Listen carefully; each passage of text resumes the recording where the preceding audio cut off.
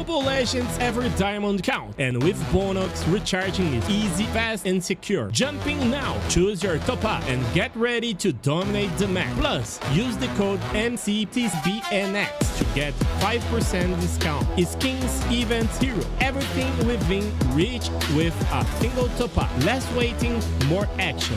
Recharge with bonus and play it at next.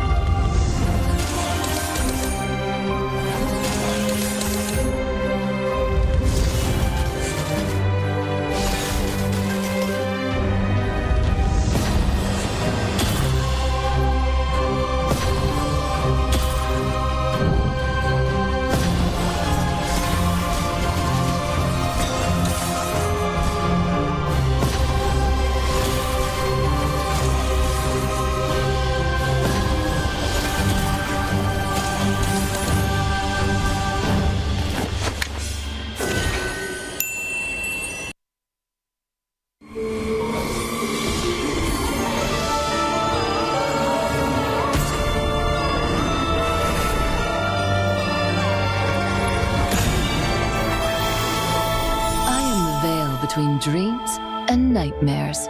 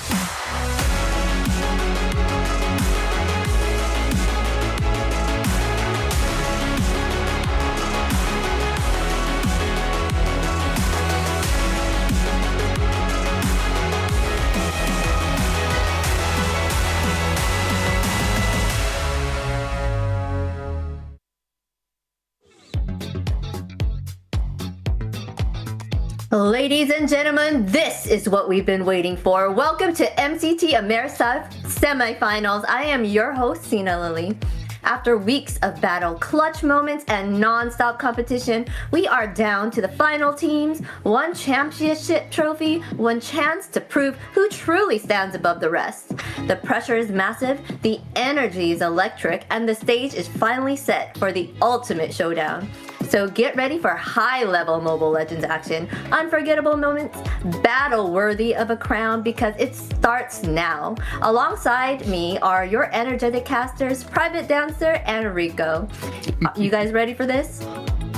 I am super ready. On one side, we have two underdog teams in Infinity and Dreammax, whose path through the playoffs can be described in one word, and that is hunger. On the other side, the Titans of the South in Alpha 7 and Entity 7, who long since have been able to refine that hunger into these weapons of mass destruction here in the South. Which side will reign supreme? Rico, I think today we're going to get our answer.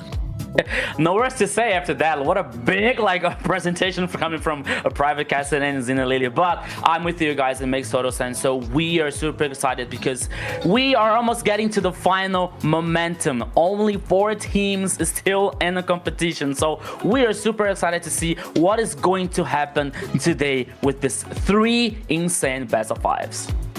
Yes, we are extremely excited for today's match. It's the semifinal. This is where it all goes down. Everyone got to put in all their efforts to see who will stand there and be on top to go against the North. Yeah, and that's going to be the big thing here. It's not just about the South. It's not just about who will reign supreme in this South. We are sending one of these champion teams to face the challenger in the North, which will prove it's pretty much a brand new thing that has been happening here as we have combined the Americas, the AMER, South America, Canada, all of South America put in there too, into one tournament here to see which one will reign supreme. Yeah, and to be honest, I'm so happy to see all this coming through because we watched almost the whole history of MLBB since from the beginning of the competition. So now we're seeing this mixing Americas getting together and facing on the grand final, which was gonna be in the future. So we are super happy to see these things happen. So today is not just another day, but a very special one because we are going to see what is going to happen from these 4 teams. Yes, we are extremely happy and excited to see this go down. But before we move on, let us give a shout out to our sponsor, runestone.gg. Make sure you go there and check out the data analytics that they have so you can up your game and possibly get on the stage for next time. Yeah, if you guys want to bring your gaming, your strategies, your thinking process for Mobile Legends to the next level, look no further than runestone.gg, who are a miraculous reason of why we are here and reason for this broadcast. Improving your game level here, checking your stats, and you have the chance to watch the best game so far here. So all thanks to Runestone. And if you have missed anything that's happened so far in the tournament, make sure you go to our social media, MLBB Esports, to check out the highlights that we may have or anything that has gone down, like the things that have who's won in the North and all of that. Yeah, anything that you might have missed, especially during the week, if you guys might have been working and missed the exciting games that happened in the North, especially that long on Thursday night as well, where there were some upsets, make sure you go no further than MLBB Esports, where you can find out all the information and what's happening in the South as well. Yeah, all of this and plus patch notes, updates, and new heroes, the content creators, everything you can know and we are supposed to hear from us on our social media. Alright guys, before we begin the final showdown, let's take one last look at the playoff format. Welcome to AMER 2026, the official league for Mobile Legends Bang Bang in the Americas. In this video, we'll walk you through the format of the competition. The league is divided into 2 regions, North America and South America. Each region features 8 teams, for a total of 16 teams competing in the ecosystem. The regions compete separately during the season before meeting in the Americas Finals. Each region begins with the Swiss stage. All 8 teams compete across multiple rounds. Teams are matched against opponents with the same win-loss record, ensuring balanced competition. Matches in this stage are played in a best-of-3 format. The playoffs are divided into 2 phases based on seeding. Lower-seeded teams begin in Phase 1, where matches are played in a single elimination format. Higher-seeded teams advance directly to Phase 2, which uses a double elimination bracket. Matches throughout the playoffs are played in a best-of-5 series. In Phase 2, teams that lose in the upper bracket move to the lower bracket for a final chance to continue. The playoffs culminate in the group's finals. The final match is played in a best-of-5 series to determine the group champion. The champions from North America and South America advance to the Americas finals. Here, they compete to determine the best team in the Americas in a best-of-7. Everything leads here. AMER 2026 starts now.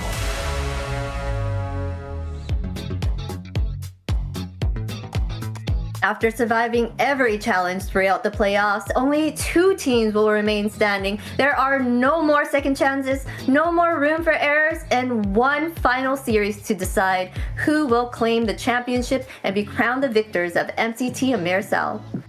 Yeah, Zena, so this is a Swiss format, right? Somebody like it, somebody's not a big fan, but it gets more dynamic here on MLBB MCT AMER North and South on Swiss format.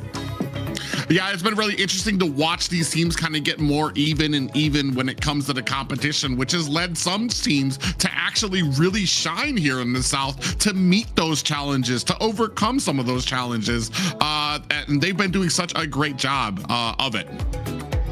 Yes, for sure. Let us know in the comments who was your favorite team throughout the South, though. I really want to know if they even made it this far, and from here on out, who do you think will win? Yeah, so cheer up your favorite team, send a like, share the broadcast here, call all your friends, because today, man, today is gonna be on fire once again. 3 best-of-5s here, the upper bracket final, then we are heading for the lower bracket and the lower bracket final, so today is gonna be very, very insane. Yeah, I'm excited. 3 best-of-5s. We're gonna have the energy packed in for you guys for all of these teams. Yes, let us check out the global bans before we go, though. Let's check it out. We'll have the global ban in MCT Americas to bring more dynamism and special strategies.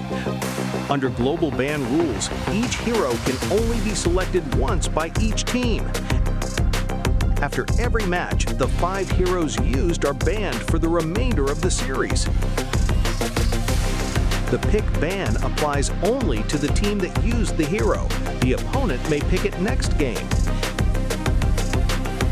In best-of-7 matches, the global ban resets for both teams if it reaches the final game. Expect new strategies, fresh picks, and much more.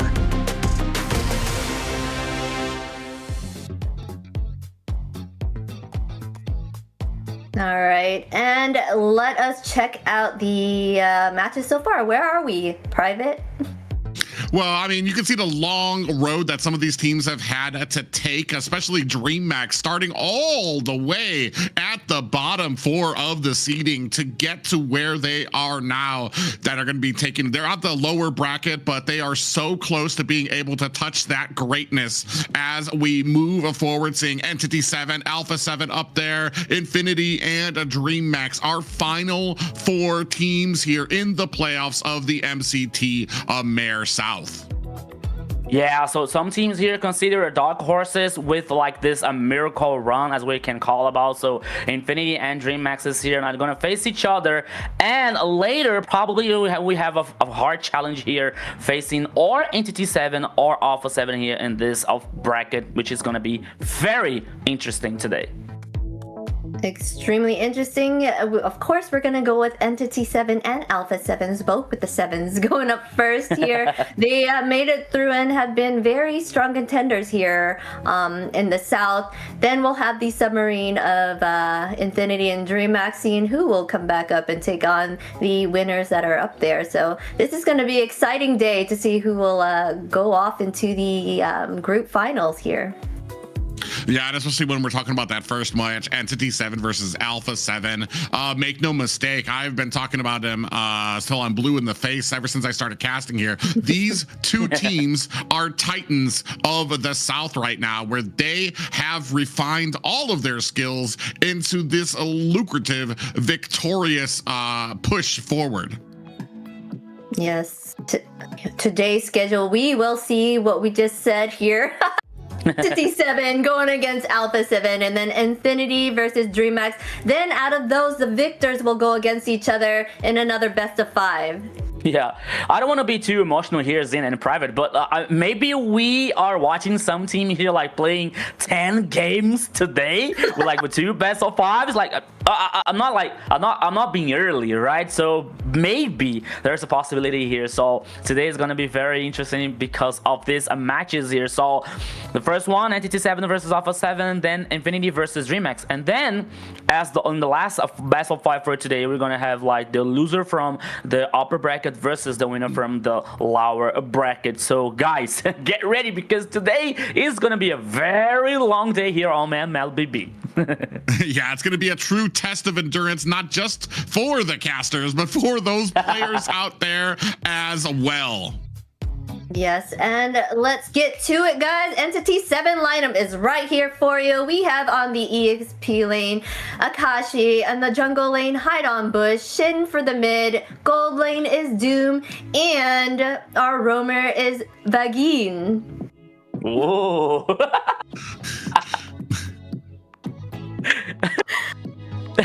Very good, very good.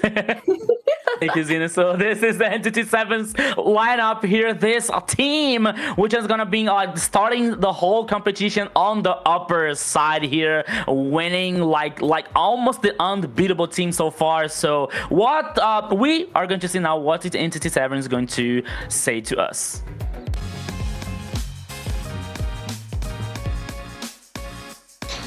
Salve, rapaziada. Eu sou o Vaguinho e eu vim gravar top 5 melhores jogadores meu, top 5, né? Minha tier list. Eu coloco o Paquito de primeiro, o Link de segundo, a Brocrace terceiro, quarto Saber, tá, e quinto Fanboy. Ficou assim meu top 5.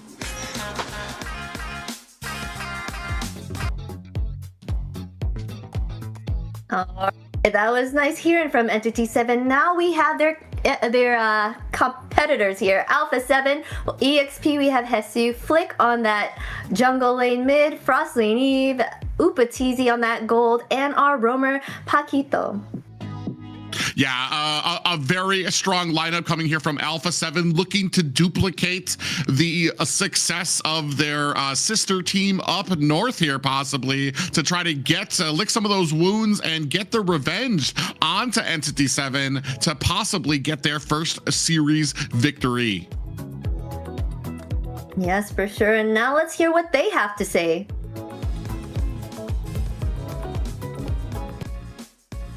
Hello, I'm Flick, jungle of Alpha 7, and I will do a quick answer. Flick, 2018. Karina, Laila, Faker, Kasu, Funny second skill, Retri, Skylark, Fredrin, Nolan, Hylos, Harley, Esu,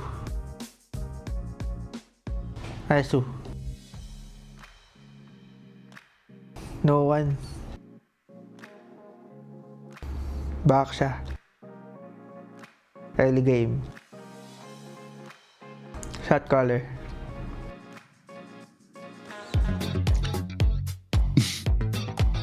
Yes, Alpha 7 here in the South have always been a ball of positivity, right? They have really great synergy, and they don't even have a coach. They are doing an amazing job on their own.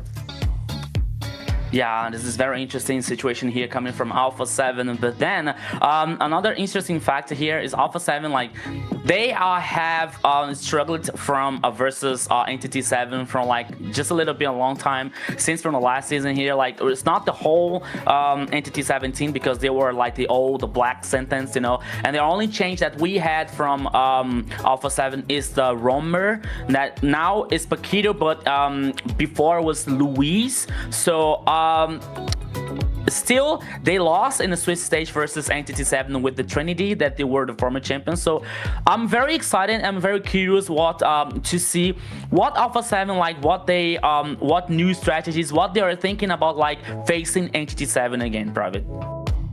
Yeah, for me, it's a matchup of just a smooth and positive vibes that we have coming out from Alpha 7, taking on probably a much more structured and coach-driven lineup from Entity 7. Will those natural picks be able to prevail from Alpha 7, or will Entity 7, like I said, is that coach enough to really be able to see the whole field?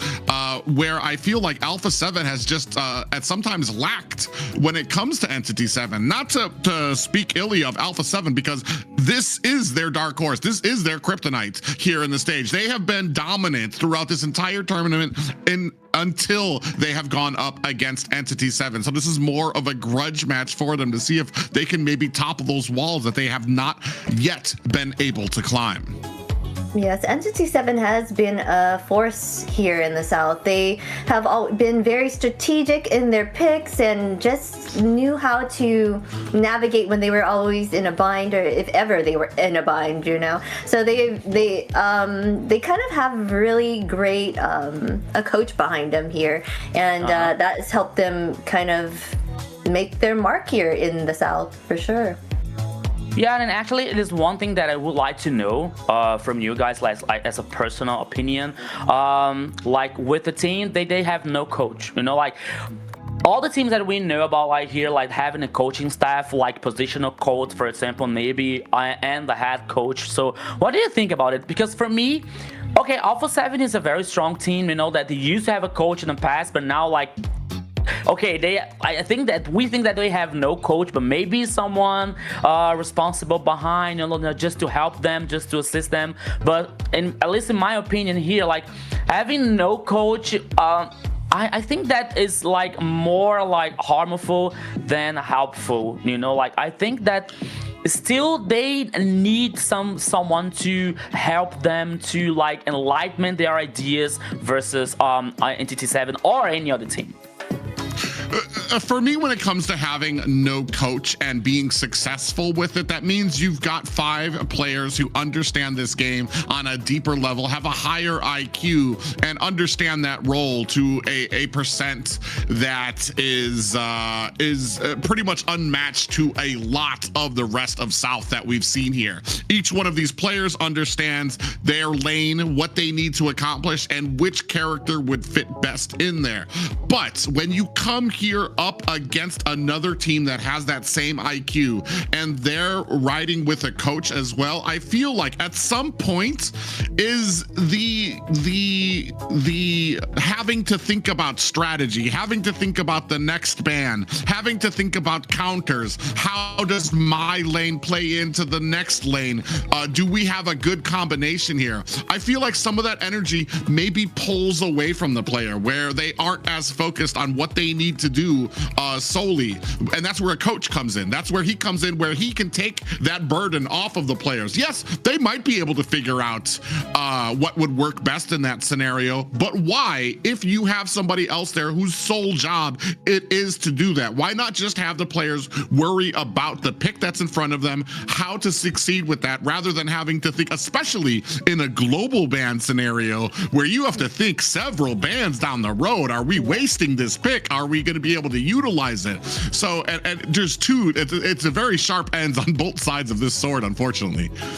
Yes, I have to agree with you on that. I feel like a coach does put a lot more, less stress on to the players here, because they could be getting tilted, right? And that effect and the emotion can kind of have something to do and kind of mess up with their strategy and thinking, versus they have this coach that can kind of help them kind of think through things here. All right, let's get into the draft here. They first ban Guinevere. Why do you say old private though?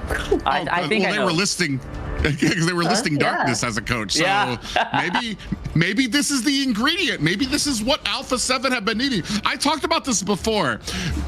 Teams that have those core structures, synergy, understanding macro and micro, how they play together, if they have that in spades, a coach will add just that little bit to bring them up higher. Whereas some teams, I feel like, unfortunately, if you fail in macro, if your team's arguing, you lose a big chunk that not even a coach will be able to save. Here, I feel like a coach will do nothing but help Alpha 7 do better than they have. So we're gonna see if that comes across here, especially with this first draft in this best of 5.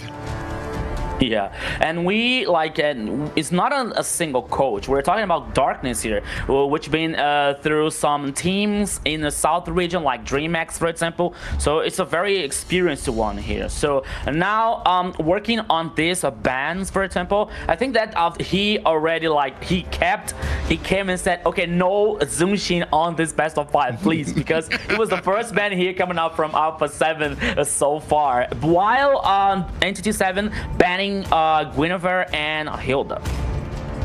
Yes, for sure, Zushin is a hard one to go against, so that is a valid ban for them. And of course, they're going to take out Freya, but we have not seen her do amazingly well. I think they've been all losses here in the South with her on the team. From what I remember, she hasn't been doing very well out there, but I guess it's because they also haven't had that time to actually shine or play with her as much here in the tournament. They went ahead and also banned out the Fanny here. Yeah, I not that it's not a good ban, especially against Alpha 7, but I feel like we're trying to leave open a lot of picks. We still have Boxia, Phoveus out there, which have been big contenders here in the South. Valentina, Marcel still out on the table as well. So they're trying to leave a lot of this open. I think both teams are trying to leave a decent amount open, especially on the side of Alpha 7, so that you can possibly be able to reply. Phoveus is out there, but we go with the Boxia pickup on Entity 7.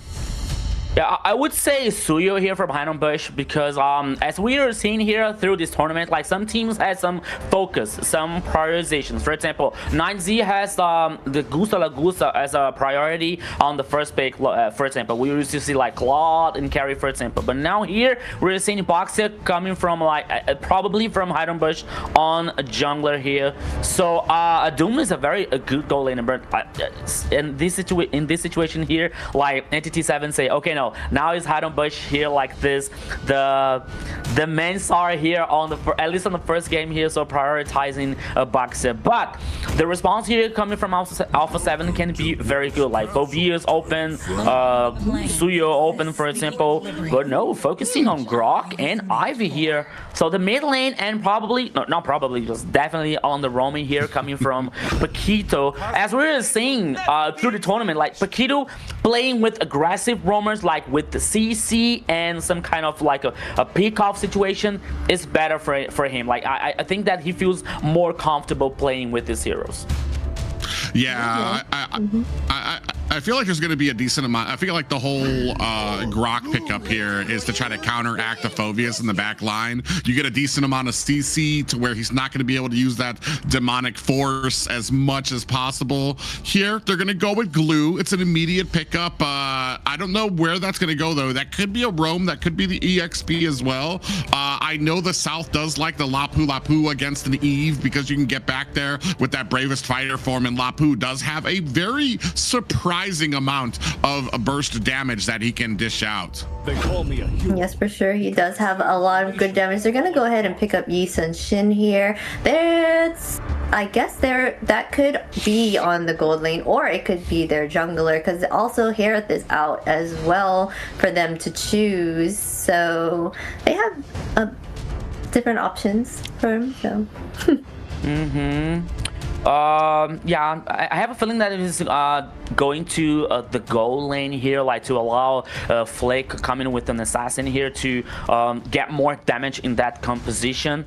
Not saying that Yi Sun-shin doesn't have this damage, or Ivy here with the magical one, but I believe that it's gonna be like they are living and this flexibility here. Like, okay, let them cook Yi Sun-shin here from the final moment.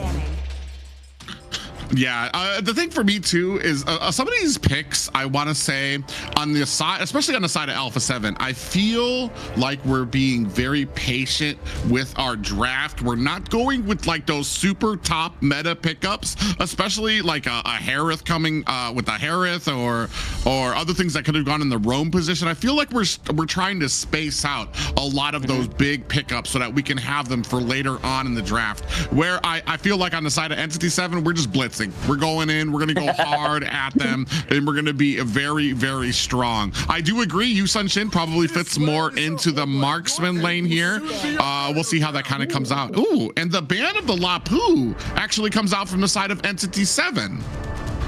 Yeah, they don't seem like they want to pick it up. I knew you were saying that Lapu would go great against a Yi here, so they have something else in mind for either that EXP lane or that roam position if Glue is going to take it. So they're making sure that they're target banning here the mid lane, since Entity 7 still needs to choose that here.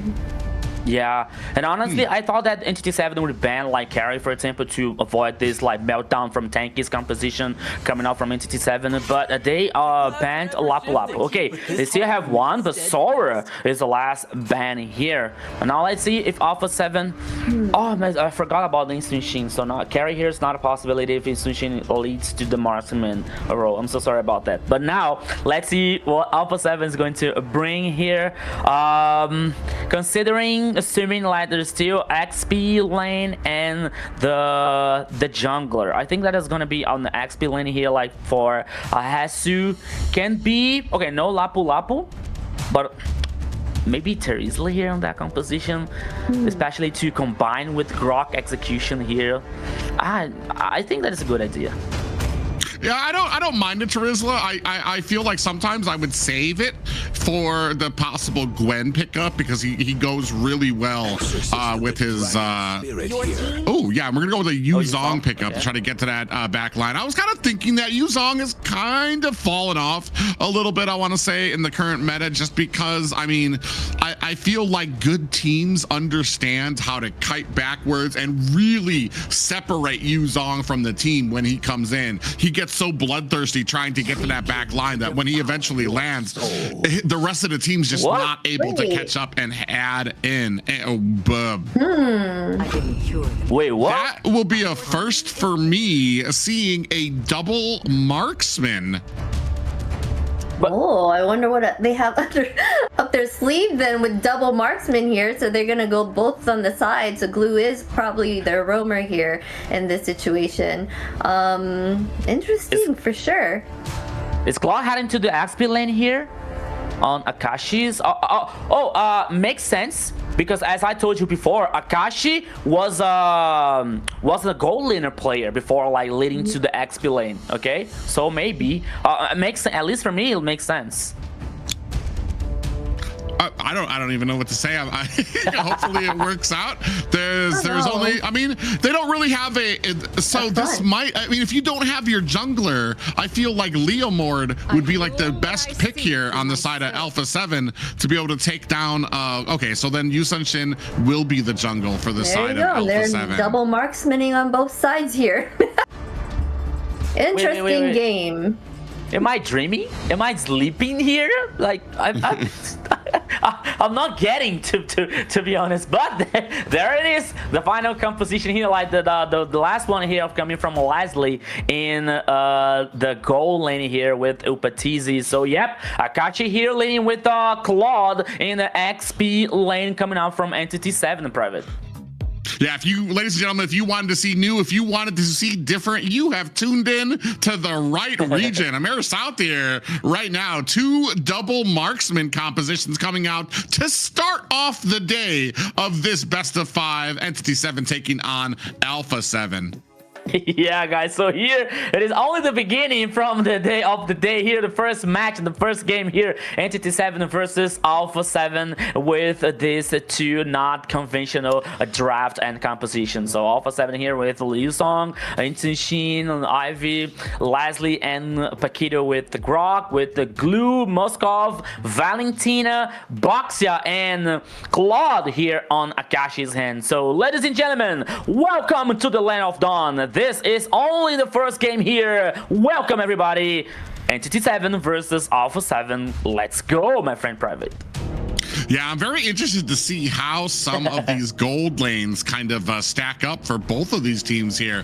Leslie does have a pretty immense amount of poke if you're not prepared to go against her. You can see Moskov already getting pushed back at the top there. Doom's going to take a little bit of damage. So, I mean, these matchups are going to be very interesting. 2 very interesting matchups where you've got the Leslie at the top and you've got Akashi on the XP lane going up against Hesu here at the bottom. And right now, I mean, Hesu getting pushed back a bit. I think that's going to happen with most fighters when it comes to going against a ranged opponent. Yeah, but now looking up on the top side here, but now, oops, so 1v1 here. It's a very interesting one, but I think that maybe on the first levels here, Private, okay, here we go. Oh, yeah, split is out there. You see the damage from Paquito onto Paquito. Hesu comes in, just narrowly misses getting that swipe on the Vagin, who's going to have to use that flicker away. So that's going to be, I want to say, that's going to be 1 spell down for the side of Entity 7 coming up on this first turtle. Yeah, so now here Vagin, I think that Vagin was trying to force some spell coming out from Alpha 7 here, but it didn't work, and it happened the opposite. So they had to, he had to use the flicker here. So it's a very important spell that Entity 7 doesn't have before the first turtle, but here they come again. Yeah, they're going to try to go on to Paquito. That might be the wrong target there. So you can see the dragon coming in. Hesu finds himself a kill. Flick, the first kill, a first blood on a hide on a bush. That's going to be a jungler down for the side of Entity 7 and possibly some wiggle room to pick up this first turtle. They do seem a little bit shy about picking it up, though. Yeah, so they got the first kill here, so we thought that naturally they're really heading up for the first turtle, but now Entity 7 started, but Alpha 7 in here, so we will have a fight back or a team fight here, Private. Oh, yeah, now you have the Black Dragon out, its main target, looking for Shin, who goes in, finds a big pop-up. It does not stop Alpha 7 from being able to pick up the first turtle. Oh, we have an SOD out here as well. Blazing Duet putting on the damage. Akashi in a very serious trouble, very low, but spins to win, finds himself an escape.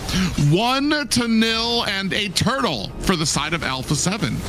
Yeah, what was that about? Like the opposite Blazing Duet here, like instead of causing damage to the enemies, like Akashi was taking damage coming out, of course, from the enemies here. But now the truth is, the first turtle heading for Alpha 7. A very interesting early game from here, from that composition. But Entity 7, at least like, okay, in the goal lead here, like letting just a little bit ahead, then 1k almost already for Alpha 7. And we saw the gold energy coming out from like the tower on the top side here, like in favor for Upatizi. So Entity 7, not the best early games here that we are used to see from them, but still they are on the game. Yeah, one interesting thing, I feel like Upatizi on the Leslie, I mean, maybe it doesn't really match up well against what a Moskov provides to the team, but I feel like every single time Moskov leaves that lane, tries to rotate, goes for an SOD, I feel like Upatizi will be able to start peeling away at the tower. You can see already, it's down to about 25% gold on it already, and we're only at about the 4-minute mark. So every single time he kind of distances himself from that lane, Upatiz is going to try to be right there to possibly make him pay for it. Ooh, they actually have a little gank up at top. Against the wall, and Shin finds himself a kill, a 3-man pick off there at the top lane. Ooh, we do have a nice little Titanic charge coming in there. Blazing Duet looking for an escape. SOD coming in from the backside. Nobody wants a piece of it except for Shin, who comes in looking for a tech charge, does not find the mark. Shin has to find himself an escape. Vagin finds a kill onto Paquito, and that will be 2 kills for the side of Entity 7. For a moment, I thought that Shin was crazy because he were heading for the rest of the players on Alpha 7, but now the second turtle here. Let's go, Private. Oh, yeah, Hesu might be in a little bit of trouble there as Vagin doing the best he can to distance Alpha 7 away from this objective. That's going to allow Entity 7 to pick up that next turtle. Yeah, I tried to hype this team fight here on the second turtle, but now it came easily. Oh, Doom. Ultimate from Leslie. Oh, okay. Yeah, a big deadly sniper coming out from Upatiz there. Ooh, even able to steal away the gold minion from Vagin there. So actually doing a really great job. Ooh, Akashi in trouble, gets picked off by Paquito there. So that's going to go ahead and even the odds here as we take a look at the top lane. I think it's 0-0-2 for Hesu, who's picking up those chastised pauldrons right now. And Akashi sitting at 0-1-1. Yeah, so once again here, like not once again, but at least in this game here, Alpha 7 focusing on Akashi's side, as like I think that the second or the third time here. So now they took down the tower on the bottom lane here. Now Akashi is in trouble. Dude, Private, we already saw like I think that Dreamax trying to use Claude in the XP lane, and we saw the result was not so well. But now seeing Entity 7 trying to do this again, I think like okay, maybe with the Yuzong here, the rank situation could be interesting. But in fact, we're seeing here that there's going to be another failure like using Claude in XP lane. Oh, even with the deadly sniper, Paquito waits a perfect amount of time, gets a tech charge in there, followed up by the real world manipulation coming up from Frost Lane E. Big wombo combo out there, takes and surprises Shin. Yeah. Oh, here they come again. Paquito. Okay, so he's able to survive, but now here on the top side, Entity 7 has to run because now the second tower in Alpha 7's favor heading out, plus the goal lead here like almost to, okay, just a little bit ahead than 1K. Another turtle coming out from Alpha 7. Here we go. Yeah, Hideout Bush from the backside is going to go ahead and find some damage. Black Dragon is out with the Petrify. Vagin is down. Entity 7 fighting themselves against the ropes right now. That will be a double kill for Flick. Alpha 7 having a great first game of this series. That's a very hard, like, early game here for Alpha 7. A very good one, like Shin trying to protect. Oh, what a tech charge coming out from Shin. Doom able to come in with damage of his own. A Blazing Duet came on from Akashi to spray down the rest of Alpha 7, who are all sitting at 50% or low. Shin has been surgical with a lot of these tech charges. Yeah, and you know what, Prophet? I think that it could be better for Entity 7 if like Claude was like farming enough to have another item, for example, not only here with Demon Hunter, maybe with the Corrosion side as the second item here, could be very good for Entity 7 because the initiation was fantastic. The tectonic charge here coming out from this execution plus the Blazing Duet could be very good for them, but the result was not like okay, they took the kill, they took the elimination, but it could be better. Yeah, I absolutely agree. I think he would be better served to try to get some farm off. He did start off with the Demon Hunter sword, so he's trying to go in to really tear down a lot of that armor. The problem is that there's not really a huge or great follow-up coming up from Entity 7 to take advantage of a lot of those Demon Hunter stacks to be able to burst down Alpha 7. Ooh, a little bit 1v3 here. Vagin's gonna go ahead and use that split to find himself and escape. 4 members crowded up at the top, really hungry hungry for that tier 2 tower of Entity 7. Yeah, so Alpha 7 here, like with the play style, like playing together, at least like in the early to a mid game, like we're seeing the Lord cam here, the first Lord on the downside of the river. It was started here like maybe from Alpha 7, but now he's on the pit again. But both teams like are heading for this important objective here, Private. Ooh, already we have Upatizi on that Leslie already trying to clamor here to get that 5 against Entity 7. I feel like they're trying to slow play on Entity 7. Ooh, pop-up lands, real manipulation. Upatizi is right there. That is an Entity 7 jungler down. Akashi in trouble, taking the full brunt, a whole Tectonic charge coming out from Paquito. Akashi trying to rain on some damage. We do have that SOD out as Shin finds a kill onto Paquito while Alpha 7 look to start up on this Lord. Yeah, so here we go again. Oh, it was like again here, like out of the position. He took so much damage, but now he's forced to get back. But Entity 7 doesn't give up.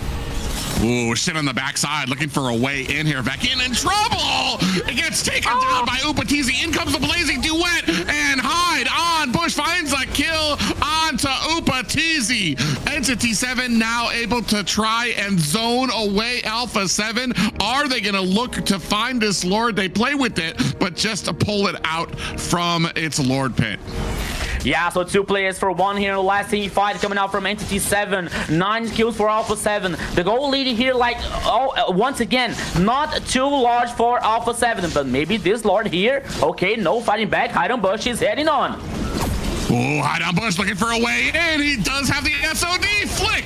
Able to find the retribution. Hide on Bush is down. Doom on the other side getting chased by a Black Dragon who turns away from trying to dive him underneath the tower. But momentum thoroughly on the side of Alpha 7. Now underneath the tower. Looks like Hesu might be in a little bit of trouble here. Gets taken down by Shin. Shin having a glorious game. 3-2-2 right now. He has been caught twice, but the damage output from him has been able to keep his team afloat in this 6-10 game. The lead in the side of Alpha 7 right now.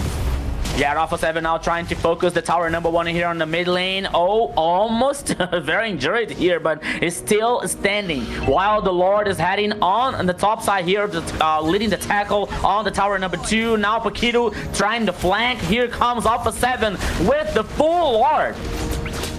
Yeah, you can see Vagan and Shin looking for a flank onto it as Akashi is going to go ahead and burst down this Lord. Alpha 7, I am kind of wondering what Entity 7 needs to do to come back from this right now, as Alpha 7, this is one of the more thorough and dominant games that I've seen from them, especially against Entity 7, who have been more than dominant against them throughout these playoffs.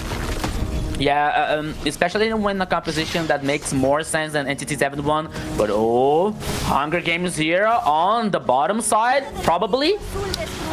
Yeah, they're going to be able to take down that tower very easily. Go ahead and disengage as well. About a 2K gold lead for the side of Alpha 7, while Entity 7 kind of stuck on the back foot, looking to turtle up, looking to protect towers. Black Dragon is out underneath the backside of Entity 7. And now Glue comes out with a Hide on Bush on the backside too. Shin almost gets taken down. Hide on Bush. Oh, the flicker coming out from Paquito to stop Hide on Bush.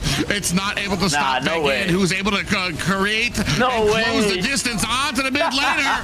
Down and down they go. Alpha 7 with just Upatizi left, who has to find an escape. This is going to give Entity 7 a huge bit of momentum. Oh, you can see them already coming in, juggling the aggro of the tower, and that's going to be the high ground tower from the side of Entity or Alpha 7, and they take down Upatizi. 6 seconds left. Can they close this out? The damage is there, and what a shock as Entity 7 turned this around.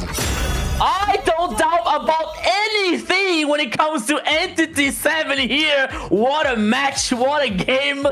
I think that impossible happens here, Zina.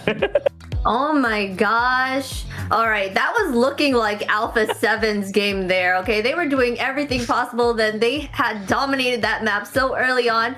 But that turnaround, just that one mess up, like where they were able to take out 4 members of Alpha 7 and push straight down the middle, gaining them the win, even with 2 marksmen on their team. They did an amazing job there. Yeah, I think Rico put it best when he was talking about the draft. Both teams kind of went a little bit outside the box. It just, when you look at it, it made more sense for Alpha 7. It was working for them. However, when it comes to the execution, I feel like Entity 7, they're just on a different level when it comes to macro, when it comes to focus, when it comes to understanding what they need to do in these team fights. And they looked for those little cracks, those little opportunities, and were able to find it here in what was mostly an Alpha 7 dominated game. Yeah, man, for me, it's unbelievable here, like what happened in this game, because we used to talk about Alpha 7's aggression, Alpha 7's domination, Alpha 7's goal lead, Alpha 7's like good and early and mid game, but then all of a sudden, okay, victory for Entity 7, but like, because here we were seeing like Alpha 7, as we were talking about, like with more sense composition with Instant Sheen. Okay, it's a marksman, but in the jungler it makes more sense, like the Claude in the XP lane, for example. But here, like, we're seeing Entity 7 not only with that kind of composition, but with the full knowledge and with the full like consciousness that what they have to do and when they have to do. So okay, they were losing towers, they were losing some team fights. Okay, I think that the players were like, okay guys, we just have to wait for Claude getting stronger, wait for Moscow getting stronger, for example, and that will happen. So a false step coming out from Alpha 7, and I couldn't even say that was a false step here, but I think that it was more like Entity 7 playstyle and powerful here in this first game, so led them to this first victory here. Besides these wonderful executions here, Private, like these initiations coming out from Alpha 7 with the tectonic charge, for example, real world manipulation, Upatizi with the sniper one, like causing damage in this follow-up of damage, but still I think that it was something lacked here for Alpha 7 to guarantee the victory in this first game. I feel like it kind of comes down to the play style and how, especially when it comes to the team fights, I feel like Entity 7 were outdrafted and they kind of messed up at the beginning, I want to say, playing like they were outdrafted as well. And as the game kind of got on, I think they understood that they're going to be behind. They need to make sure that they, like, here is where it kind of turns around for them, as they're able to kind of get, you see that well into the back line, a great blazing duet, a lot of damage coming out there until it's finally just Upatizi who's left out there. And I feel like, and this is probably the problem too, Upatizi not exactly going to be able to defend your base against men. She doesn't have a great, or that hero doesn't really have a great amount of clear, especially when all the enemies kind of bursting through the middle there as well. So a great game there played by the side of Entity 7. Yes, that was a great game played by them as well. They executed so well, but here our MVP, it only takes one player to change everything, and Doom is that player with 218 KDA, 23.4k total damage, and 712 golds per minute. He steals the show, taking MVP from the team. And it's absolutely cinema here, like when you have a player that we I will speak by myself. I didn't see Doom like with this with like a very wonderful play, for example, but he was the MVP here, well deserved one, especially like with the KDA and what he was able to do on the game, right? So but still, like I was more focused on Jesus with the Black Dragon form. I was more like focused on maybe with the tectonic charge coming from Vagine and the initiation coming out from Alpha 7. But then now we're seeing Doom as the MVP here on the first game, Private.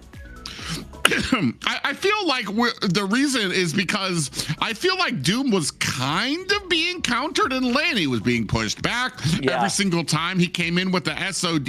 You saw that Leslie would start pushing that lane. I just feel like the added support of having Doom through a lot of these fights made sure that they didn't really turn super lopsided. So while it was different executions by two very different marksmen with different strategies on their mind, when it comes to execution of that strategy, it just felt like Doom was doing his harder, faster, longer. You know what I mean? So whereas Leslie really wasn't able to, we didn't really see I think there was maybe 1 or 2 kills I saw from Leslie as she was starting to come online, but Moskov just was always there, always a presence for his team. How are you guys thinking that Claude did against the Yuzong there, playing that EXP lane, you know, as a marksman? Do you think that made any difference to the gameplay here? I think that maybe, at least like in my point of view here, because we were seeing like, I was thinking about like maybe a Claude could be like with a very just a little bit of advantage when it comes to range situation here versus Yuzong, but after level 4 with the Black Dragon, so trying to zoom the players out, even Akashi here with Cloud, this situation could be very different, you know. But I was thinking about like Alpha 7 choosing Leslie instead of Carry, for example, that was on my mind here, at least on the first game, because Leslie here like versus not only Moskov but versus Claude with the two like very high DPS, for example, with the high movement speed and attack speed here, it was like not very easy for Upatizi to handle that situation, not only versus them but with the whole composition coming out from Entity 7. I wonder if in scrims this has been a big contest between Alpha 7 and Entity 7 when it comes to that gold lane, because had Leslie been chosen earlier, I would have immediately said, oh, the Claude switching lanes because of the Leslie, because I mean, you use that pushback and you immediately take him out of his ult and you take away 90% of his damage. However, Leslie was chosen after the Claude, after the double marksman composition came out from Entity 7. So I'm wondering if that was a read from the coach, understanding that a Leslie was due to come out because the Yushan Shin could have gone into the jungle position. It's interesting.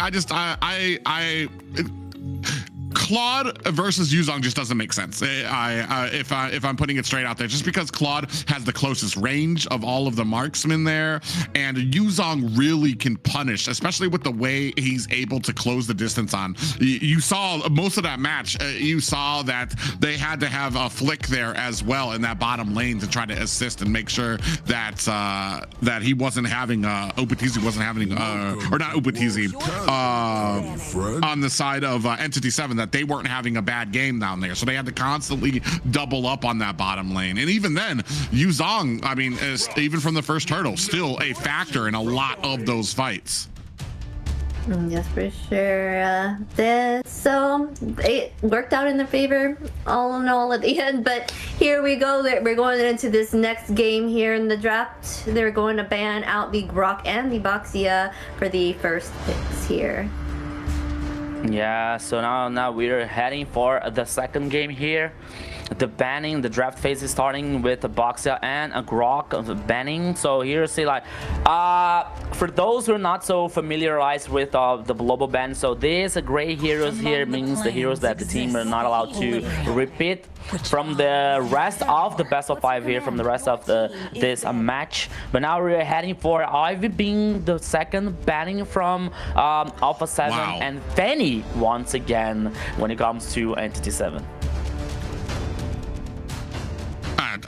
I mean, looking at this draft, I feel like everybody's off banning right now. You've still got Boxia, Phoveus, Freya's out there right now, Zushin. I feel like everybody's trying to off ban, so now everybody's just gonna get OP drafts when we come out here right now. Especially Grok. I can't even remember the last time I saw a Grok ban coming out from a team here. I would assume these last two bans, one of them is probably gonna belong to Zushin. And I just don't know where. Yeah, there we go. That's the Zushin one, and Freya is probably the next one. Yeah. Go ahead. No, go ahead. They're banning out that for sure, but it looks like they're banning out heroes that they already chosen. They don't want to go against the Eve or the Grok too, you see.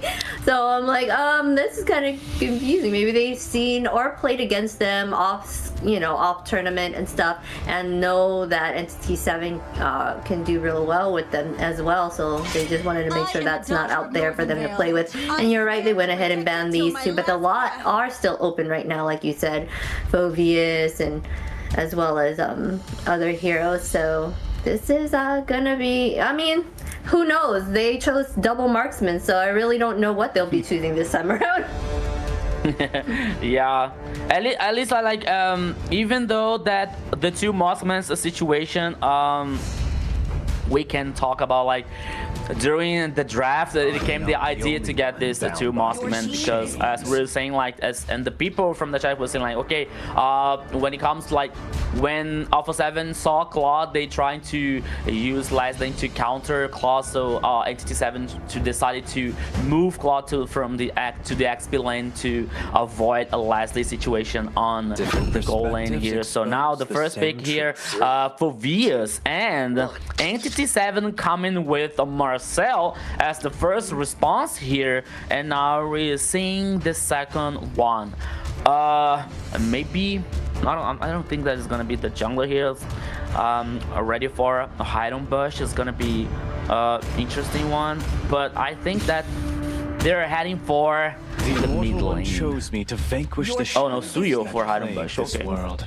Yeah. I feel like this kind of makes sense for the Grok ban to pick up the Phoveus, because he's been one of those great peelers in the back line. You can put a wall down, Tectonic Charge, you swing away. That's a lot of CC that you can put onto the Phoveus to really stop him and thwart a lot of the damage that can come out there. You mix that up with something bursty, and Phoveus is gonna be like the first one down in a lot of these fights. I am questioning if we're gonna have the Marcel out there. Are we pairing it with something?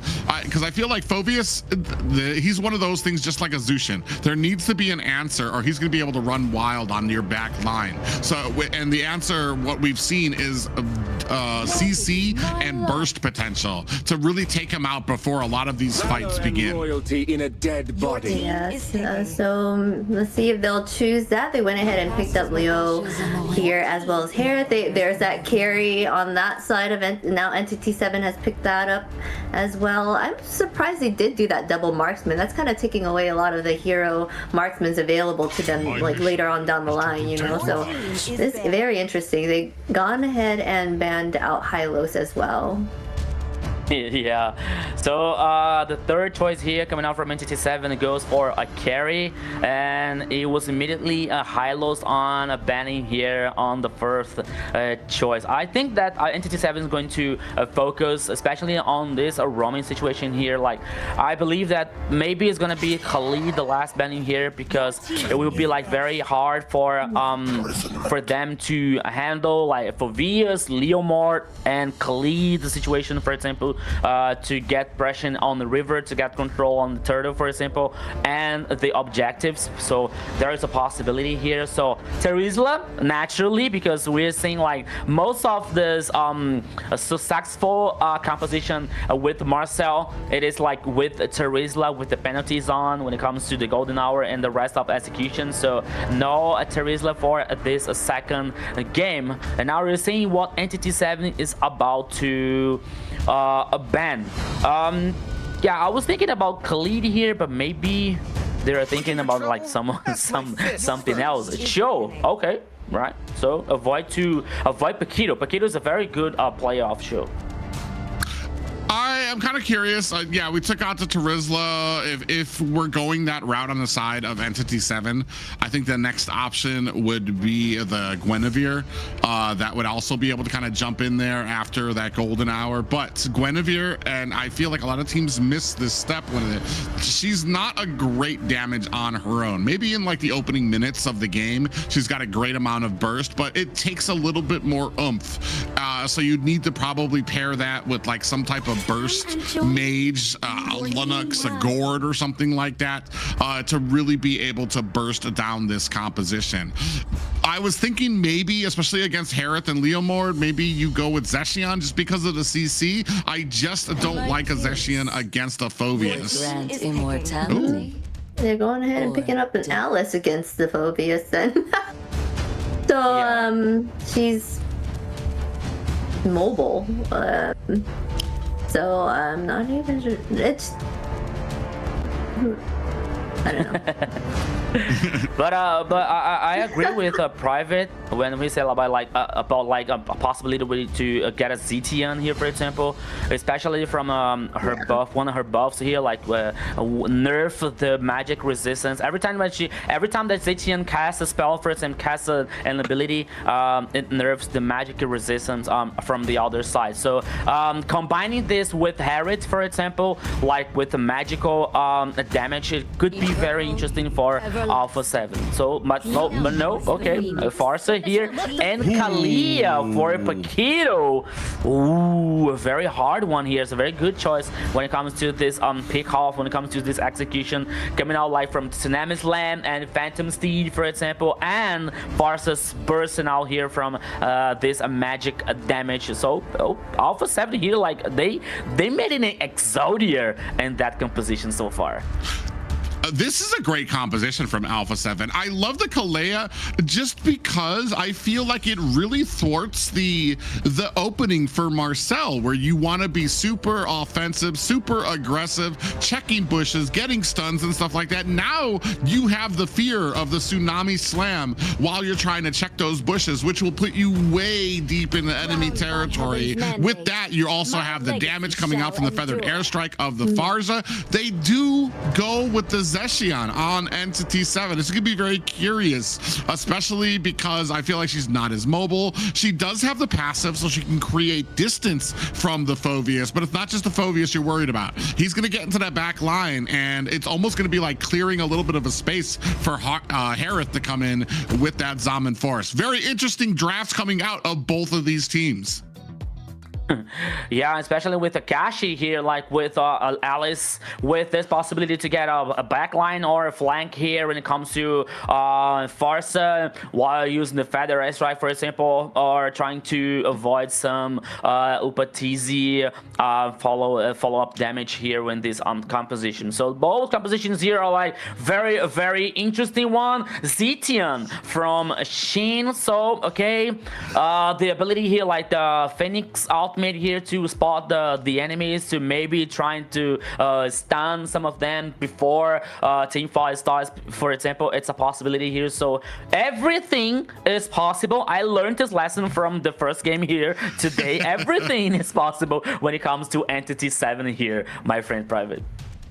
Yeah, and ladies and gentlemen, this is going to be game 2 of our first series of best of 5. Alpha 7 taking on Entity 7. Will Entity 7 be able to eke away with another surprise victory? Well, I don't even know if you can call it surprise. I do like Alpha 7's draft a little bit better here than Entity 7's. But what Entity 7 has shown me is just the amount of synergy and understanding of what they need to do throughout the game. They're looking for any type of mistake, even if the draft does not favor them. Oh my goodness, is that right? Shin had this damage at the beginning of the game? My goodness, like a magic spell here, like was like more than half from Frost Laneve's HP. So now like Entity 7 with this aggressive situation, forcing Alpha 7 only to get this farm, only to get like this these resources at the beginning of the game, to trying to reach the level 4 as faster as they can. Oh, Frost, okay. Using the body form here, like trying to get this reposition, but oops. Yeah, unfortunately, Flick, the great clear of that jungle coming out from the side of Entity 7 ensures that Flick didn't have his level 4 just then to be able to come in for that engagement. You can see here now, looking to maybe start stealing a jungle of his own. Begin right there, looking to maybe, he's just feeding that energy. Ooh, he's actually gonna go in, gets a little bit of a stun up there, pushed back, but goes back to the safety of his tower. Yeah, so we're looking for the emblem here, like, okay, for Suyo with the killing spree, okay. But Flick also choose a killing spree here with the Leomord, so maybe to cause more damage. Oh, here comes! Ooh, back in. Just trying to be a nuisance for the side of Alpha 7. He's still doing a good job being able to go in there, but I want to say you still don't have the ultimates on either side of the roam there yet, so you're not able to really punish Vagin on this Marcel just yet. Once you get that Tsunami Slam, I think that the forward crushing ability of the Marcel is going to really start costing Entity 7. Yeah, but now like you're seeing Entity 7 heading for the bottom lane. I think that Alpha 7 has this information, so has to take care about that. Oh.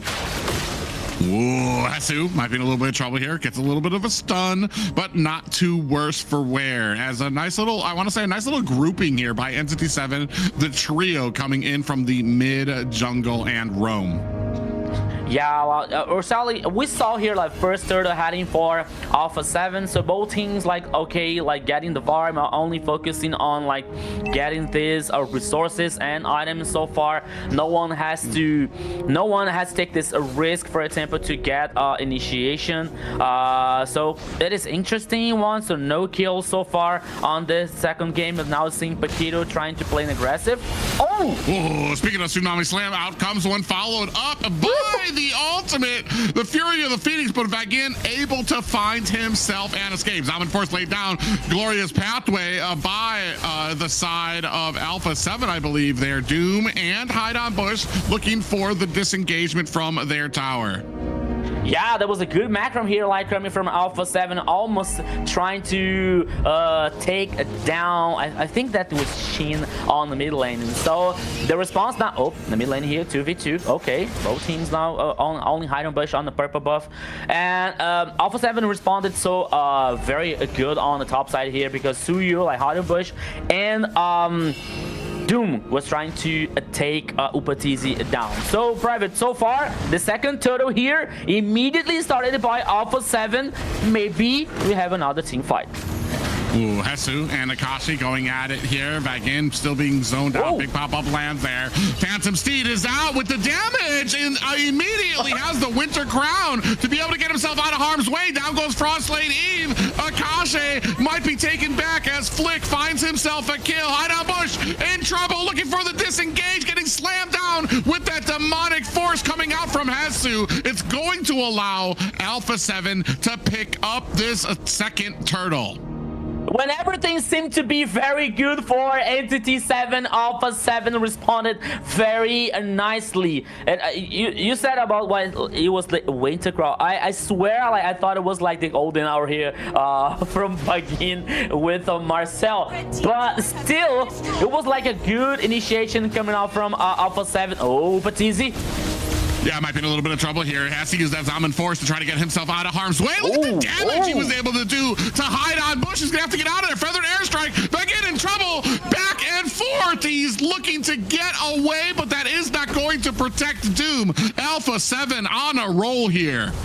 Alpha 7 is on fire on the second game, responding so well. Entity 7's initiation. Once again, like 3 players on the top side here trying to surprise Upatizi. He was like resilient to not using the I think that he didn't use the Purify so far, but still Alpha 7 with the cavalry helping him. And not only that, to get one more kill and getting this advantage. Okay, goal lead, not so far for Alpha 7, but still very important for them. Yeah, 2-1 here right now. This is not a surprising situation for Entity 7. We've seen them on their back foot before. They understand what needs to be done. They're going to be careful, and you rarely see them get frustrated and make mistakes. They usually are just able to focus down on where they need to be. The tower's not too bad for either side just yet. You see the damage and the progress starting to be made through mid so far. Yeah, and speaking about positioning here, Doom has to be very good in position. Over again. Yeah, another Tsunami Slam comes out there. Damage coming out of Vegin. Golden Hour used to freeze Paquito and Hesu.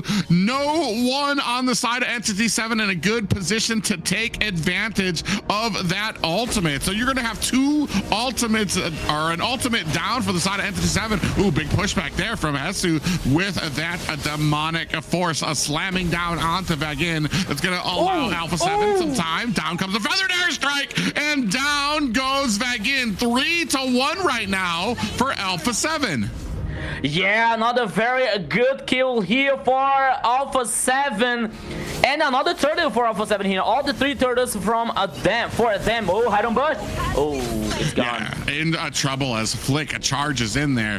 The combination right now of being able to get the Tsunami Slam out again. Damage coming out. Here comes the stun. Akashi gets taken out by Upatizi. Down comes the Feathered Airstrike to zone out the rest of Entity 7. The damage coming out. You have the Tsunami Slam coming down, and then Upatizi and Frostlane Eve on the Harith, on the Farja is just a huge amounts of damage for whoever gets caught in that Tsunami Slam. Yeah, and not only about like the Tsunami Slam situation, but Entity 7. Oh, here come again on the mid lane. Okay, again. Paquito. Oh yeah, Paquito and is going to be able to get himself out of there. But right now, 5-1. I don't know what Entity 7 can do to come back from this right now, because you've got some heroes that haven't even finished scaling yet. Yeah, and you know what, Private? Different from the first game, for example, when Vagina was like with a very no, Vagina was with Rock, right? I confused here, but now, oh, in the bottom lane. Oh yeah, Upatizi getting chased down. 3 members of Entity 7 now able to protect the tower. So they're doing a good job when it comes to macro, rotating, protecting, rotating, protecting, not trying to get into some huge fights here just yet, but about a firm 4K gold lead for the side of Alpha 7. Yeah, I remember now. On the first game, Shin was with Valentina, which we have the ability to copy the ultimate. So with the Tectonic Charge from Grok, they had some kind of a very good initiation. But now at this time, like again with Marcel, oh, here comes. No, again, almost got caught again. He uses that Purify, so he's not going to have it for this next fight coming up. But I want to say you have an ultimate and a flicker down for the side of Paquito as well. So there is possible an opportunity for you to be able to go in here from the backside. Demonic Force being slammed down, and a pop-up. Frostlane Eve going to find the damage to take down Vagin again. Yeah, so one player down here for Entity 7. Oh, here come again. So Alpha 7 is going to take advantage. Yeah, big pop-up lands onto 2 members of Entity 7. All the while, this Lord is being worked on by Alpha 7. You can see on the backside, Flick, Paquito, Hesu manning up and standing up in the front of this. Oh, onto the backside, we do have a Throne of Ruin landing on the Flick, who's looking for an escape. Feathered Airstrike followed up by the Phantom Steed is going to be able to take down Akashi, and Flick gets a Lord here for his trouble, and down goes Hide on Bush. Yeah, so one more team fight here in favor for Alpha 7. 2 players down for Entity 7 here from Entity 7. The focus now is the tower number 1 here in the mid lane. When they are taking down. Okay, so one more advantage for Alpha 7. Different from the first game here, Private. Entity 7, like the composition is not so resistant one, like not so tanky like like with Marcel, for example, or even Heidenbush with the Suyo. So it is different from the first game here. So Entity 7 has to take care much more now when it comes to Paquito's trouble here with the Tsunami Slam, for example, or Hassel with the Demonic Forest. Now Upatizin closing the Holy Crystal here, so much more magical damage in Alpha 7's composition. I don't think so, but maybe the result here can be different from the first game. Yeah, I mean, if you're looking at people that you're waiting to get farmed up, I mean, maybe Doom, but how close exactly are you going to allow Doom? He still needs to get, I think he's still 2 items shy of being able to really start popping off of that, getting that Holy Trinity, as well as the distance that he needs from the Malefic Gun as well. So there's just no real answers on the backside of Entity 7. They've been counted out before, though, so I do know that they have it in them, but I feel like they're getting, this was a well laid out trap on the side of Alpha 7, especially to give out to Marcel, who likes to be aggressive, and then pit that against the Tsunami Slam that can be catching, putting you on the backside. Great zoning ability here from Alpha 7, and Entity 7 loses another tower. Another tower here. Only the high ground tower is now left for Entity 7. As we are checking the goal lead here, almost 8k for Alpha 7, 8 kills versus only 1 for Entity 7. Alright, so they have Doom here with the carry with a very strong late game, but they also have Upatizi, like Alpha 7 Upatizi in a very strong late game here. But I think that the difference on this second game here, Private, is a Frost La Neve. You know, like Frost, like with Barca, is getting very interesting ultimates with a very good positioning. So all the times, like using the Feather Airstrike, not only to cause this damage, but to zoom out the players for Entity 7, as they don't have like this a tanky composition. So it is a very good for Frost La Neve to impact in a positive way this second game. And I just don't feel like we have any punishments unless we're going to have 2 people. Ooh, another Phantom Steed comes out, followed by the Golden Hour. Vegin very desperate there as well. Shin is going to be able to get an escape. Ooh, do we have another Tsunami Slam coming out? You can see the damage coming out from Akashi. Is it going to be enough? Vegin is down. The damage coming out from Frost Laning. Tsunami Slam lands on to Akashi as Shin finding a kill of his own. Frost Lane Eve eventually able to find the kill onto Akashi. That's going to be 2 down for the side of Entity 7, 1 down for Alpha 7. Wait, at the bottom lane, what is Hide on Bush is trying to take it home? Oh my goodness, Heidelbush here. Oh, taking down the high ground towers, but now he could be in trouble. Yeah, you can see the rest of the team very close to closing the grounds on him, looking for an engagement. Upatizi had a great mind there to keep himself in that bush just in case Hide on Bush was able to get the separation. Dude, for a second I thought that Heidelbush was supposed to escape, was supposed to survive this pick off the switch situation on the bottom lane, but now here the Lord again. Whoa, he catches them with the Golden Hour, but nobody from Entity 7 is going to be able to take advantage of it, and that's going to be a defensive Golden Hour coming out from Entity 7, and Alpha 7 going to pick themselves up another Lord of this game.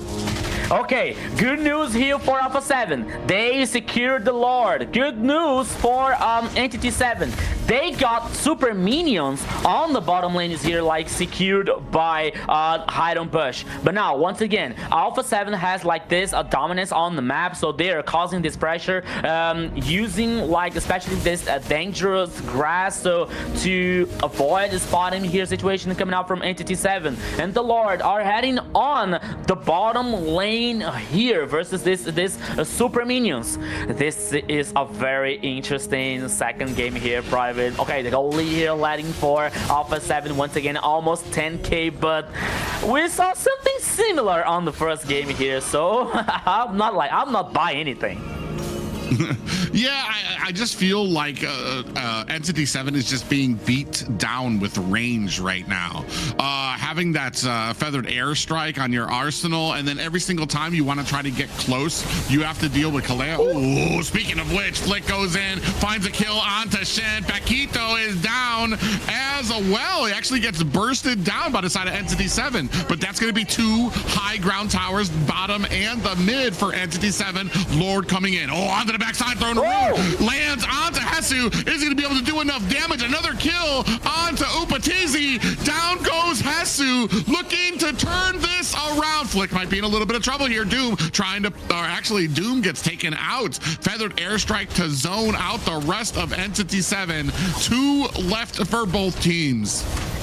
Dude, you cannot blink your eye here because you can miss everything, or just a simple thing here. Once again, Entity 7 with okay, they defended the base, but they lost the 2 high ground towers in the process here, the mid lane and the bottom lane. But it could be very worse for Alpha 7. They lost like almost 3 players. 2 players at the first moment and 1 player later. So Entity 7 leading and showing that they are able to reverse that situation here. So Alpha 7 has to take care here, be very careful to trying to finish this game as faster as they can.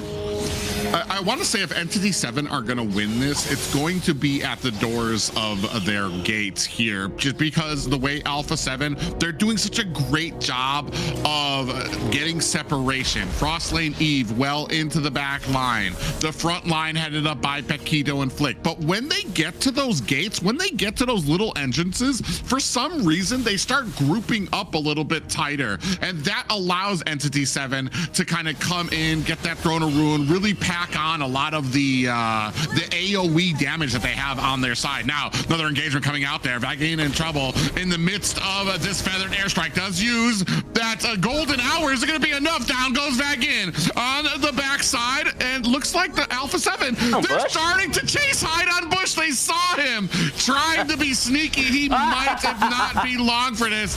Looking for a disengagement here. He's going to try to find himself all the way on the other side of the map, looking for the disengagement here. Yeah, they're trying. Oh my god, look at the damage coming out there. Hide on Bush thought he was going to be able to get away, but Frost Lane Eve comes in to finish the job. One situation here, funny for Alpha 7 once again chasing hide on Bush. It was good here for them to secure the Lord once again. Okay, so I think that as you're saying from this Alpha 7 situation, to at some point that they are starting to play together, with being very a good position for Entity 7 to get a initiation, for example. So when it comes to this situation here, especially from Alpha 7, they have to start thinking about the possibility for Entity 7 to reverse that situation so far. Not only with hide on Bush, using this macro situation to take down towers, for example, but also here to counter somehow these initiations, because as we were saying, not so hard composition, not so tanking composition from Entity 7, but yeah, they might kind of go ahead and catch them here as well. You see Immortality procced by Paquito. Still, Entity 7 trying to wear down this Lord. They have to protect all the rest of the high ground. One more high ground up at the top, so they take down the Lord, and now focusing down on these minions. Entity 7 in a bad way right now, cannot find the advantage. Yeah, but for 1 second we were seeing the flank from Alpha 7, and another second we were seeing Paquito losing the immortality. So the response here from Entity 7, it's very huge. It's very hard so far. Doom here with this carry. Almost 20 minutes on the second game. A goal lead here. I think that at this point of the game it doesn't matter, because almost everyone here is in a full build, especially the carry one, especially Harriet from Upatizi, especially Carry, for example. So both are the hopes for the team, especially when it comes to this burst damage. Per Frost Planeve with a 7-1-7 with this Farsa is another problem to Entity 7 face off. Yeah, and honestly, I feel like this is Alpha 7's game to lose right now. And like, even if you get an opening on Entity 7, if somebody steps out of line, you're praying that it's Frost Lane Eve, because that is a huge problem for your team right now. Ooh, Paquito gets a little information to his team there. Great call out there by Shin, checking all the bushes, making sure that they have all the areas clear. Vagin goes in, gets a little bit of a stun, a little bit of hello there from Vagin again. But Vagin, I mean, maybe it needs to be a little bit more careful. Sitting at 1, 5, and 4 on the roam right now. Yeah, but both teams here like trying some naughty things here on the top side. Like almost, yeah, no, only 4 players here on top side here, so Paquito has to take care about that. Upatizi as well, but Paquito is like trying to get this information. One more Lord now in the downside of the river. Alpha 7 heading immediately from for that objective, and now Entity 7 is just a little bit far. I don't think that is going to be time enough to for them to fight back this Lord.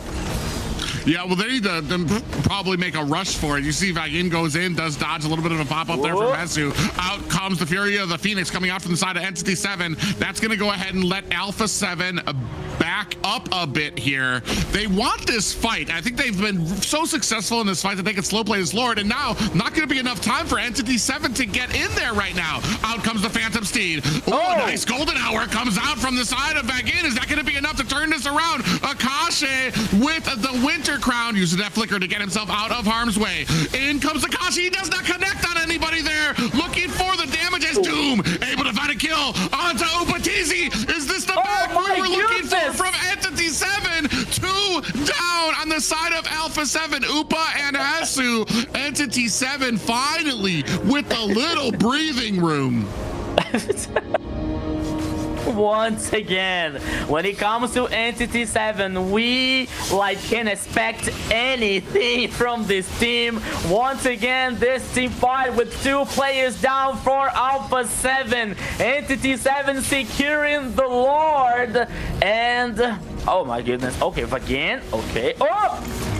Oh, he tried to go ahead and find. Oh, maybe. I don't agree with going in there. You just wasted your Purify. You could have had that for this tower engagement that's about to happen here. Now you don't have that. You have the Feathered Airstrike coming down here. You can see the damage coming out on the backside. Oh, a nice golden hour to zone out the Farza. Is that going to be enough damage? The rest of Entity 7 going to look for the disengagement.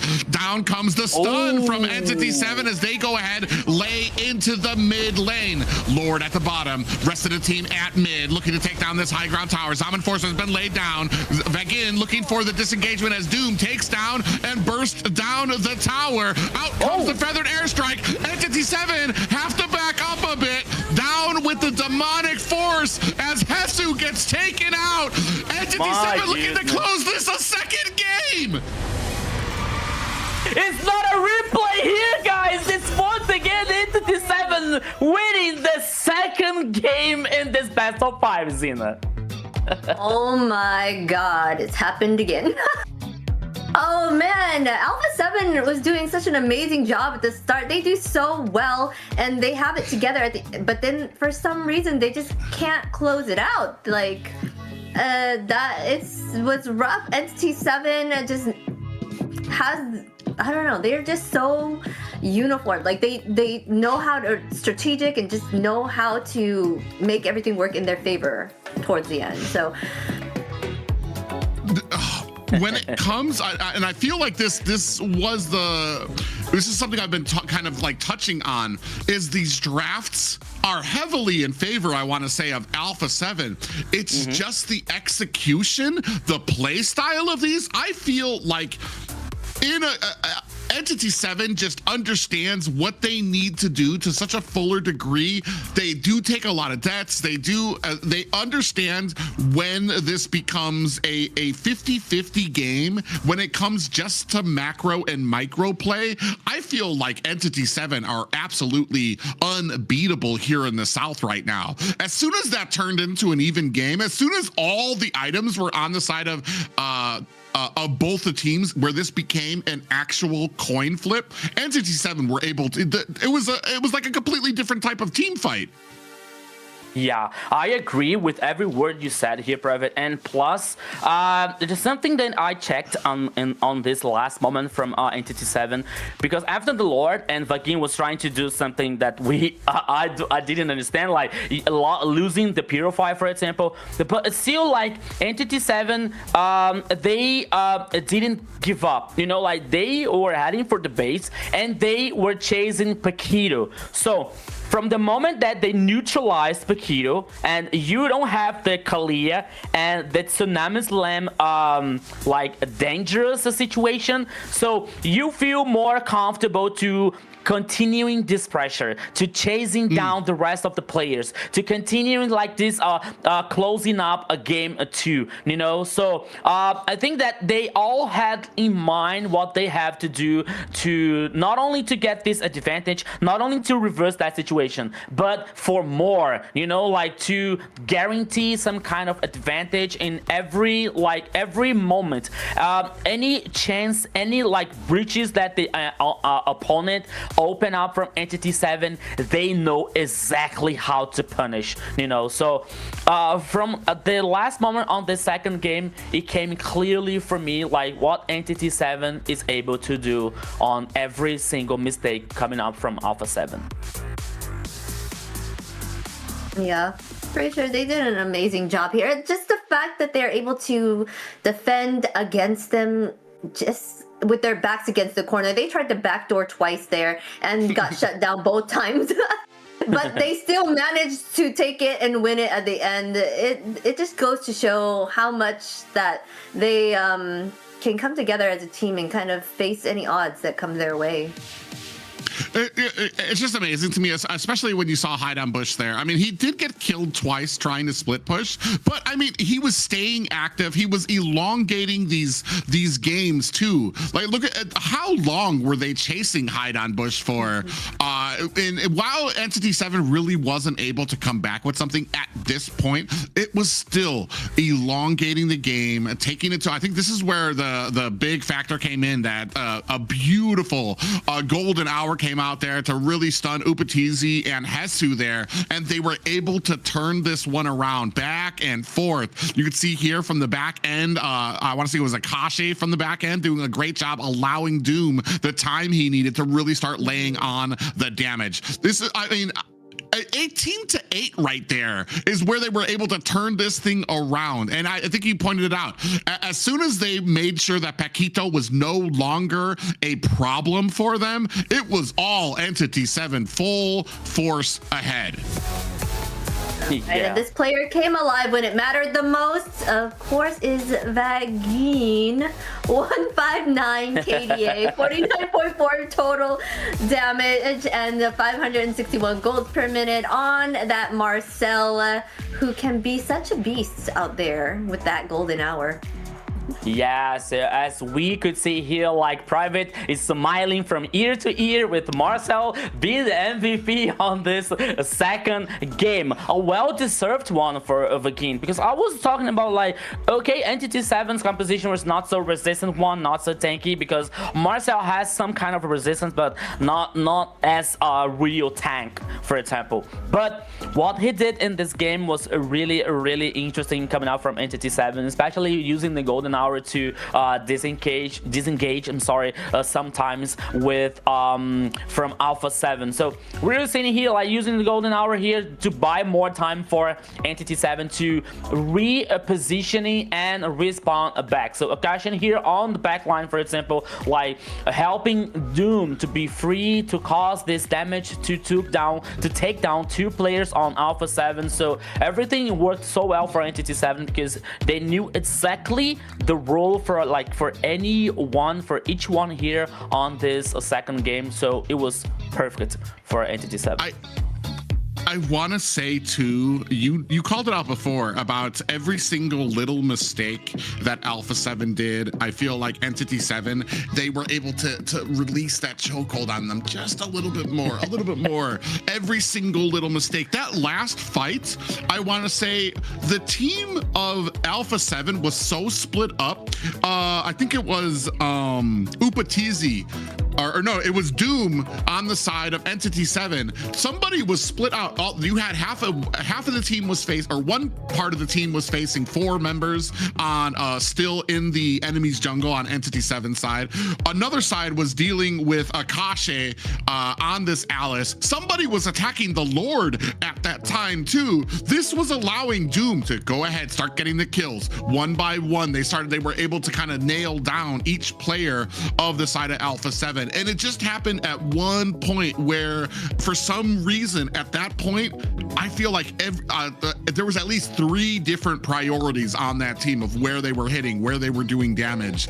And unfortunately, that is where Entity 7 was able to shine. Like I said, I feel like the discipline from this team is absolutely unmatched. Even when you see these great compositions coming out from the side of Alpha 7, eventually that discipline is going to overwhelm you if you're constantly doing great, but there's just these 2 different little mistakes that you make that allow them to always find these great cracks in the armor. Yeah, they really do a great job of finding and capitalizing on any mistakes made. And I kind of think it has to do with, having a coach backing you up, kind of give you that kind of out of, perspective help that you probably need in these type of situations, because sometimes you're really in what's going on right now. You're not really looking at the bigger picture because you're fully invested in what's happening at that moment as the players. That's why having that, which may be helpful.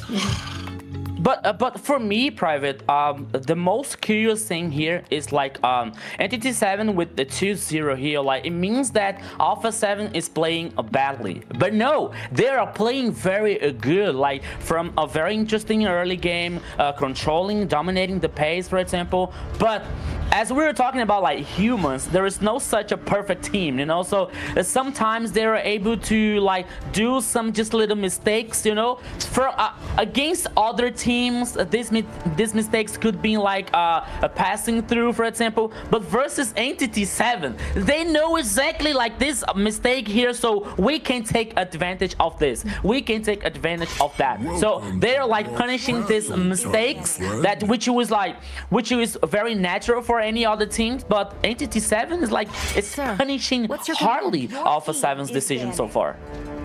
Yeah, don't get me wrong here. Alpha 7's playing some great games. They're drafting some great games. Their macro and micro is tighter than I've ever seen here in the South since we've started casting here. This is a better Alpha 7, a more crisper Alpha 7 than we have ever seen here. But Entity 7 is just on a different level here right now. This is why I'm not a pro player, because right now I'm thinking, what do we have to do to put these guys down? We have some great drafts, great early game. All they need is a moment. They need one tiny little opportunity, and they're able to turn this thing around. The last 2 games, it has been 90% Alpha 7, and Entity 7 still able, off of one victory, one good team fight, they're able to turn it around. And that just shows, like I said, I was talking before where I was saying the one thing that I hadn't seen yet was Entity 7 be tested to where they're on their back foot. Are they able to hold it together? Do they get frustrated? This right here pretty much proves that they are able to keep that together, that they are able to have that maturity and that just ironclad will to understand what they need to be doing and keep that in their head through the entirety of these games here. Man, I don't even know what to say here, especially if I'm on the side of Alpha 7. I mean, it's do better. I mean, they've been playing some great games here. They would probably, I dare say that they probably would take 90% of the North down here with the play style and the drafting that they've been doing here. But just right now, Entity 7, they just have such a great understanding and a great synergy about this team. Yes, for sure. Right now, they just know how to deal with anything that comes their way and strategically figure it out to make it in their favor. But let's go ahead and get into this draft right now. They're going to go ahead and ban out the Rock, Harith, and Harley on the side of Alpha 7, and Freya, Zushin, and Fanny on the side of Entity 7, and picking up Baxia. Solid picks, solid bans right now, and picking up that Lapu as well on the Entity 7 side. So first choice here for Alpha 7 on Baxia and Lapu here, so guarantee this XP lane here for Akashi, which is a very good one. And now the second one here is picking. Oh, Joy for Item Bush. Boy. Very nice one. And remembering that I think that last weekend we saw a Savage coming out from Flake, right, with the playing with the Joy, if I'm not wrong. I'm so curious. Yeah. I mean, you've got mobility on the side of Joy, but Baxia comes a stock with probably the most magic defense of any of the other roam / support junglers out there in the meta right now. He also has a stock anti-healing, so he's going to be able to take down a lot of the shielding that Joy provides here. I feel like this is kind of like a call out to possibly be able to take out a lot of the squishier members of the side of Alpha 7 if they so choose that. But you see, immediately they both go with two very mobile, very dashy and slippery heroes on the side of Alpha 7 to answer that, so that if Joy does get back to there with the electrifying beats, they're going to be able to disengage, they're going to be able to dash away from that. Yeah, great choices here for sure. Able to get away from Joy. This is, I can never tell anymore, like, with what they're going to choose at this point, where there's so much global bans going on, especially with cuts in life. what they can. Oh, they're going to go ahead and pick up the chip for more mobility there. Okay. Let's hear from the Okay, so chip here on Vagin's hand, immediately banning CC here on the XP lane here from Hasu. So let's see if they are continuing focusing on XP lane here. So now we're seeing what is Alpha 7 going to ban on the fourth choice. Sorry, considering, like, assuming we're still mid lane lacking here and the gold lane, so maybe they're not allowed to use Scary anymore, or Claude Moskov is on Alpha 7. Ooh, it's gonna be like, oh, there's still Harriet here for Entity 7. It is a possibility. But Bruno, body suffers. Your team is oh yeah, sorry, yeah, thank you. Man, both of these teams already started out. This is gonna, I want to say, like, I'm trying to, like, logic this down, but even at the start, what do we have at the first game? 4 marksmans out there at the same time for both of these teams. So, like, they showed right from the beginning that they're willing to go well outside of what the meta is. Not even just the meta, but what, like, we kind of consider as compositions, valid compositions for these guys, and still be successful. Here it can go anywhere. We're banning out Benedettas out there as well. I do like the chip call out though. I feel like though that could potentially give Frostlane Eve a little bit for when it comes to the teleports out there. I mean, thinking about it now, once I've had enough time, I feel like Joy maybe presents kind of the same thing that Baxia does at, like, a Lord fight, whereas Baxia lays down the Tortoise Puissance. You've got damage of that ticking down on the Lord. It allows you a good window to be able to get that retribution. Here, Joy, kind of the same thing. You get the electrifying beats. You have pulsing damage out there continually ticking down on the Lord. It'll allow you to be able to possibly get a good window to get that retribution, as well as Joy is able to really at a moment's notice in those objective fights turn and be able and go for some of the squishier members on the side of Alpha 7. So you have I want to say a few more options that you with that mobility, but you sacrifice a lot of the tankiness that Baxia is going to have on his side to just hang out in the objective, where I think you're going to have to be a lot more careful as a Joy hanging around some of those objective pits. Yeah, they're for sure taking their time here. They went ahead and picked up the Irithyll for even more mobility here, but they've gone ahead and chose Belric and Paquito on the side of Alpha 7 here. What are they looking here for this? They're looking for a mage for Entity 7. Yeah, so I think they're not going to choose an static one like Farsa, for example, like Farsa, or oops, who? What? It was Odette. What? Wait, Odette. what? Odette? It's Odette. They picked Odette, but it's showing chip. Really? You know what? Whatever. Yeah, well, this is gonna be fun. Odette needs a little bit of a haircut, a little bit, I guess. Kind of. It's been so long out of the meta, she kind of let herself go a little bit. So. Okay. Oh my goodness. Oh, that here for Entity 7. I mean, I was about to say like they were not going to choose an static mage, but they did the opposite. They took all that here. I have to be honest, I was expecting a Kimi, for example, here, or maybe a Lunox with the Brilliance, but no. All that here to finish the composition for Entity 7. So Paquito from Hasu, like to I think that they choose like to Hasu to be just a little bit of a carry here, like to cause this damage, especially with this dashing coming out from Paquito and this sequence from damage from him, and a Frostlet Nev here with Valentina to copy the ultimates coming out from Entity 7. So everything is possible when it comes to this both teams here. So everybody, once again, welcome to the Land of Dawn. This is game number 3, Entity 7 versus Alpha 7 here, Private. Let's go.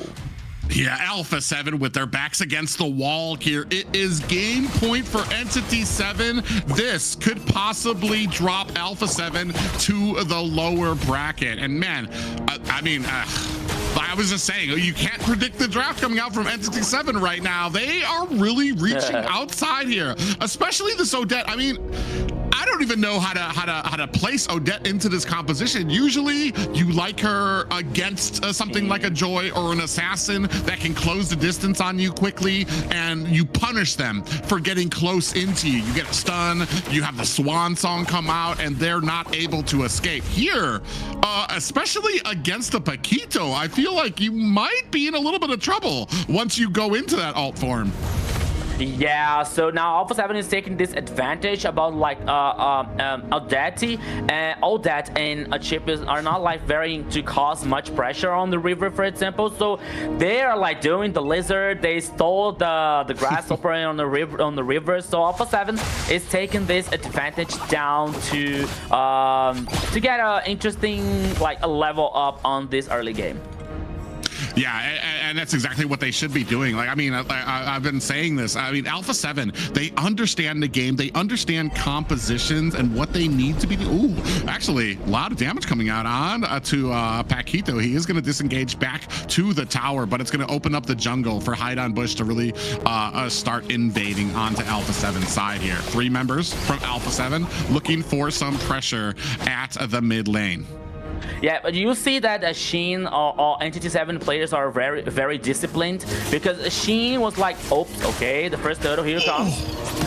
Yeah, you saw a flicker had to come out from Akashi, so he's not gonna have that. Swan Song is out. Hide on Bush, able to go ahead and pick up the first turtle. Shin running for the hills against 3 members, and even dodges an SOD coming from the top lane. Sheen turned on the turbo here and was able to get away. Oops, in the mid lane here. Oh! Oh yeah, look at the damage coming out. Vadkin using the flicker comes in. Hasu gets taken down by Akashi. On that Lapu, that's going to be a first blood for the side of Entity 7.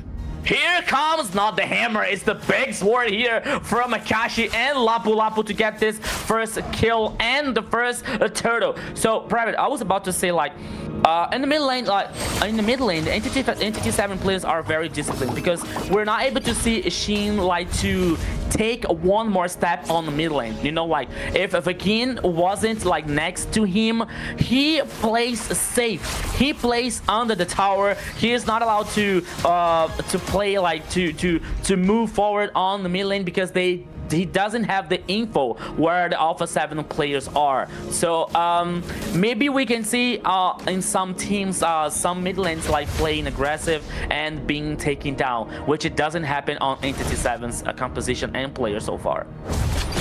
Yeah, I mean, it's crazy to see how well Entity is kind of putting this together, especially with what they lack when it comes to rotation, how slow Shin is to kind of get to these side lanes to even provide some aid. You saw the offense coming out from Alpha 7 in the beginning of this game to already start finding some of those invades there as well.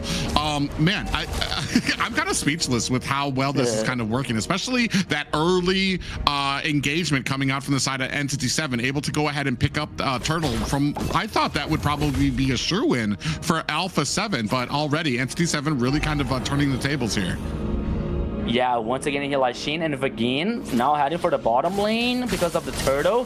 Akashi is here like with just a little bit damage taken, but now the turtle immediately started by 2 teams. Let's go. Yeah, they're both in a good position for this right now. You can see them trying to get the turtle on the backside. It does get pulled out. Vagin on the backside. Oh, trying to dive into the back line. Is this going to be enough for Alpha 7 to pull this off? Entity 7 on the backside. Shin looking for a way in. Oh, you can see out comes the Wrath of Dryad. Frostlane Eve able to find himself a kill as well. Hesu takes down Vagin. Frostlane Eve able to take down Doom. That is 4 kills for the side of Alpha 7 and a turtle in their pockets. A very fire one here now. Team fight for Alpha 7. 4 players down on Entity 7. Plus the tower #1 on the mid lane. I can say it here, it could be the best early game for Alpha 7 at this match so far, Private. I mean, yeah, they're doing a good job. 4-1 right now over Entity 7. That last fight really kind of took a lot out of Entity 7 as we take a look here at the items. Yeah, so here now the tower #1 here from mid lane taken down. You've seen the item, the Hask Loss from Edithel and the Corrosion Sight from for Moscow.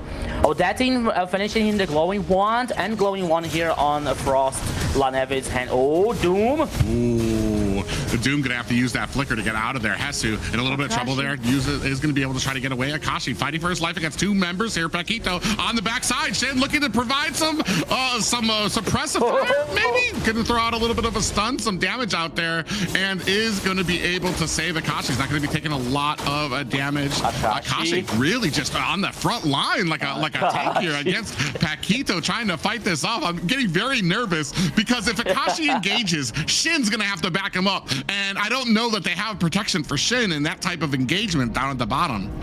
Yeah, and you know what, like here it could be worse for Alpha 7 because they try a peek off on the bottom lane, like moving 3 players, which didn't happen. But now, killing spree for Hesu.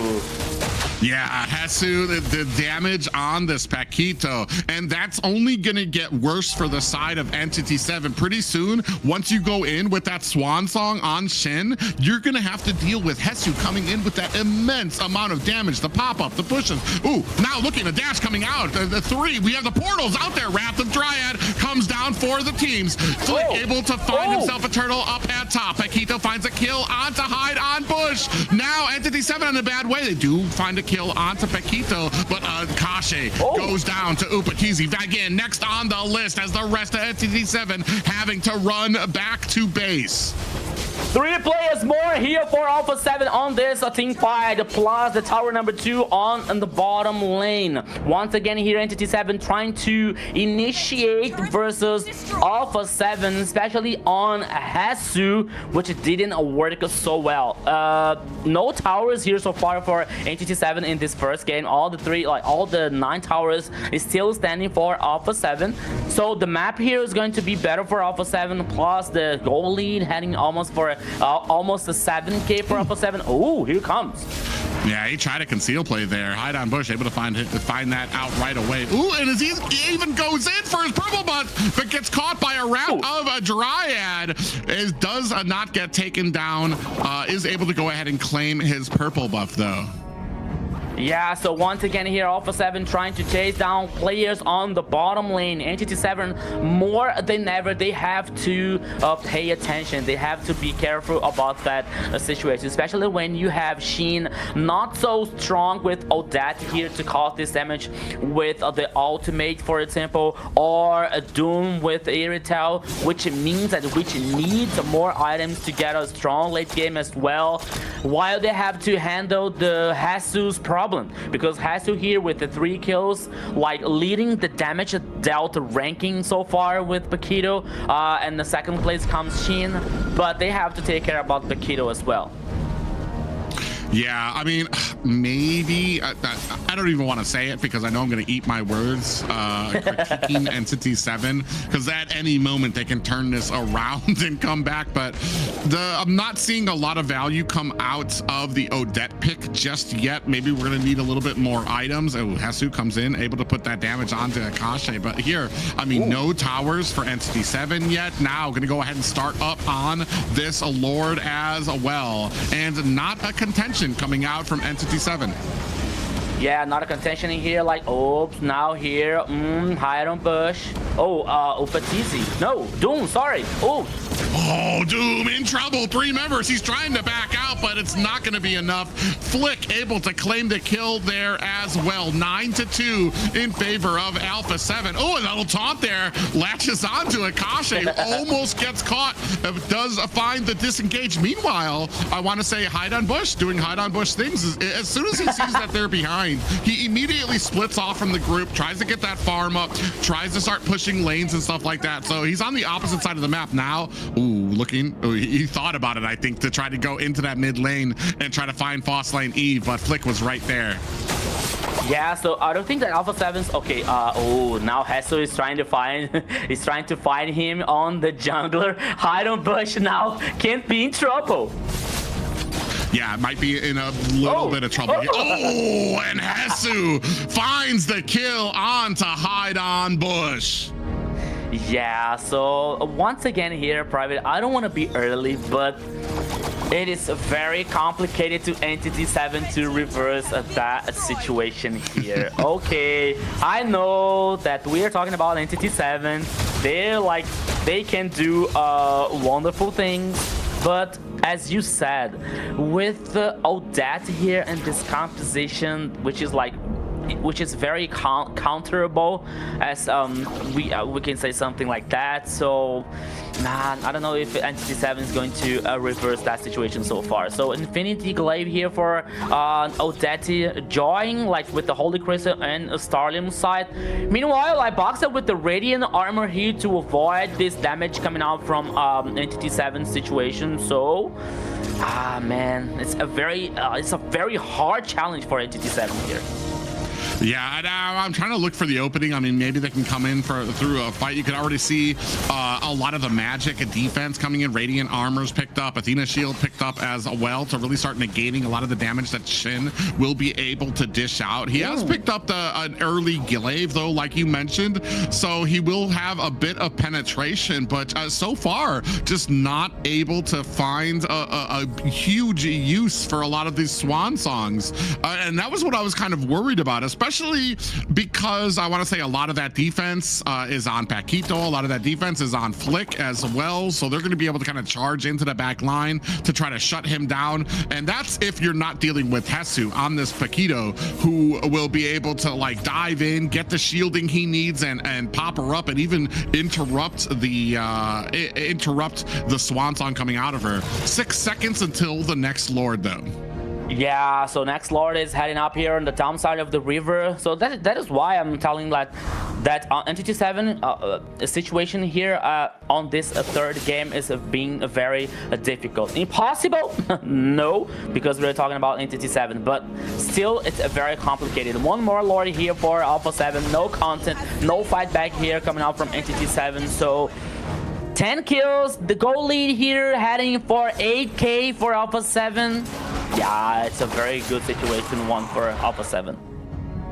Yeah, I mean, man, I'm not even sure what you do on the side of MCT 7 right now. They just continue trying to get these the layups here for inside their jungle. Continue starting to get farm. You're gonna get to a moment. I mean, I feel like at this moment you're waiting for even items again. You're waiting for like that 20-minute mark. You're waiting to make sure that everybody gets all of the items that they need maxed out again, and then you can have a 50-50 fight where I feel like it favors NCT 7. Right now though, I feel like Alpha 7 doing a good job of being able, they really took this lead that they had at the beginning and really are enforcing it. They're trying to close this down early so that they don't get to that late game, so that they don't get to that point. Well, we're in the late game, so that they don't get to that mega late game where it's more of a 50-50 shot. Oh, on the backside there, another stun goes on to hide on Bush there. Look at Vagin, look at Vagin. Find himself in a skateboard down at the bottom. Is that going to be enough? Portals are out. Wrath of Dryad coming out. Frost Lane E finds a kill on the Shin. Down goes Upatizi. Hide on. A Bush gets traded as well. 2 down for the side of Entity 7. 1 down for the side of Alpha 7. Down goes Vagin. Alpha 7 might be looking at their first win of the series. Focusing down on the core. Down goes Doom. And Alpha 7 finally able to get a win in their pockets. Finally, a happy ending here for Alpha 7 on this match. Now it's 2-1 here, Zena. Oh my god. Alpha 7 finally made their domination in the early get that win. So I think they might have found the ingredient here. This might be reverse sweep. Hopefully we'll see we'll see if they can actually take it. They are actually doing a wonderful job, and I would hate to see them losing this. The way that they're able to control and take command of the game, it was always just the end that they had struggled with, and this time around they made it. So yeah, a big difference here between the last 2 games is I feel like there wasn't any relaxation coming out from the side of Alpha 7. They continued to push. They closed this down. I think what was that, the 13-14 minutes mark there, like where a lot of these other games they kind of took their time. They were safe with it. They thought they had the lead. They thought they had the game in the books. Here they knew, they understood that the most dangerous thing you can do is make this an even game. Maintain that advantage that you have over that. Maintain the kills and the gold lead that you have, and you're not going to have a problem. The worst thing you can do for a team like Entity 7 is give them an even playing field to play with, and here they showed that and were able to keep that control and close it out early. Yeah, so giving all the credits here for Alpha 7 to win this third game.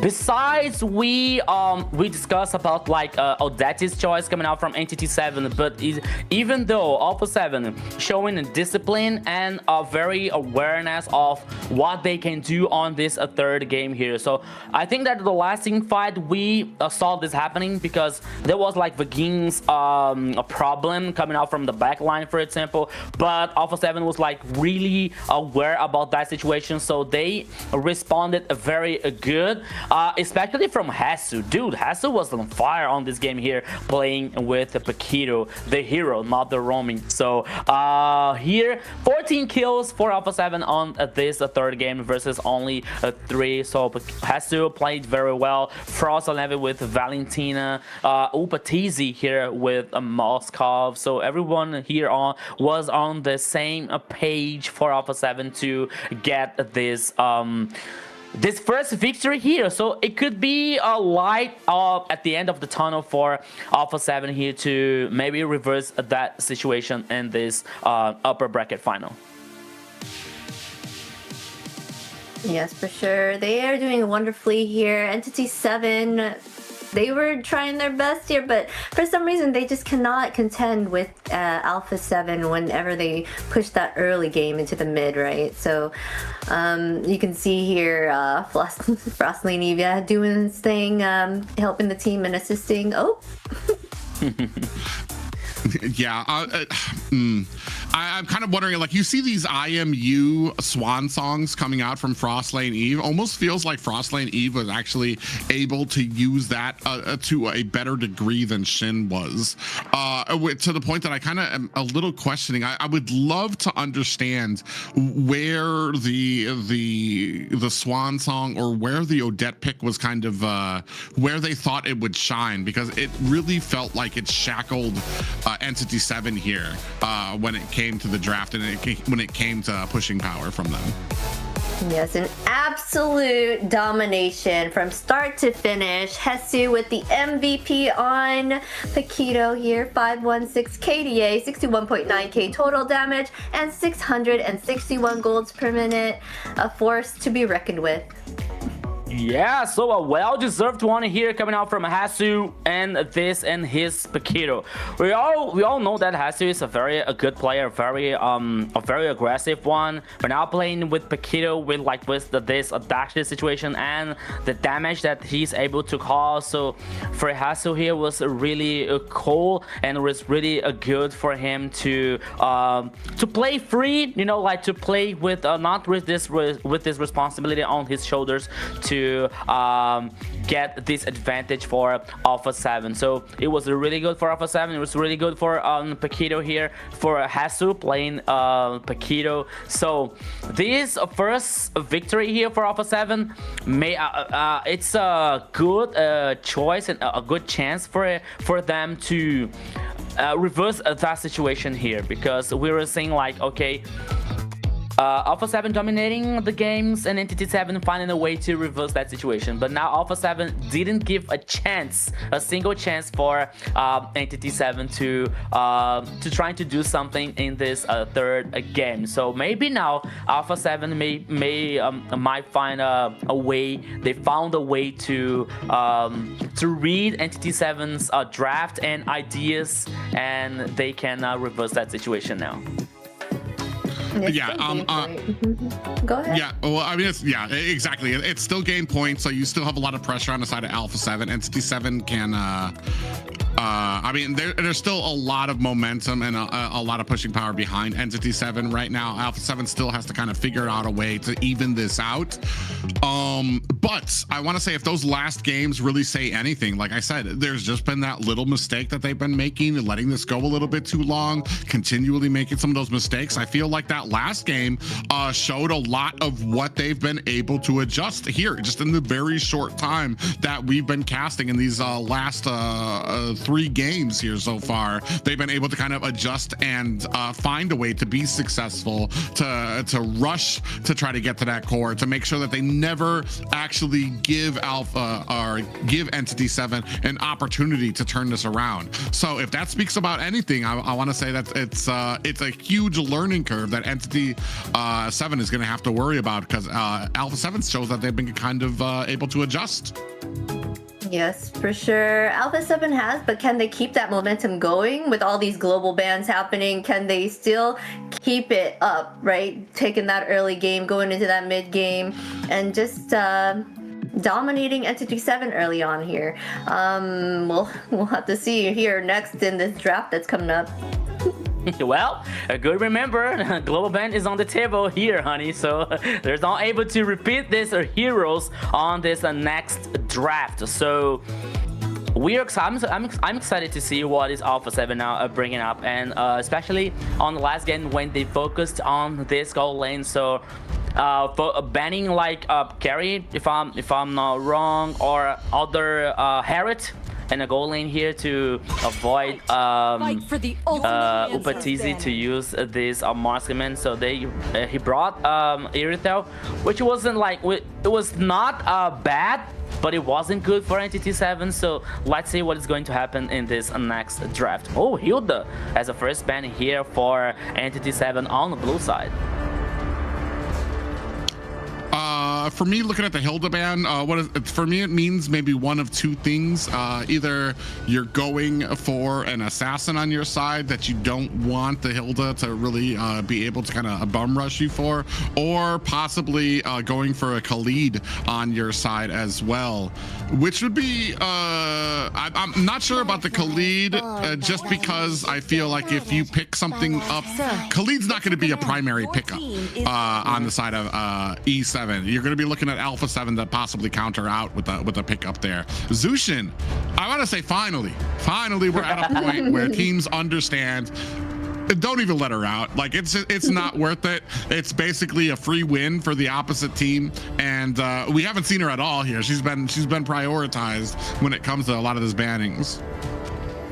Yes, for sure. She has been a priority, but it's Fanny. Everyone keeps banning Fanny, but every time we see her on the field, she has not been doing well because everyone understands that taking away her blue is kind of drops her off the map there, right? So I'm kind of, I don't know. I feel like it's kind of wasted bans at this point, but I know a lot of these players do really well on the Fanny, but in this tournament I haven't seen it. But they're going to go ahead and ban out Claude as well here, I guess taking away from any options that they may have for the side of Alpha 7 to pick up some marksmen. There is Bruno still available for them to choose, as well as Carrie, most likely. Yeah. But that's going out there as well. I'm not sure what else there is. It's kind of hard to analyze all these grays.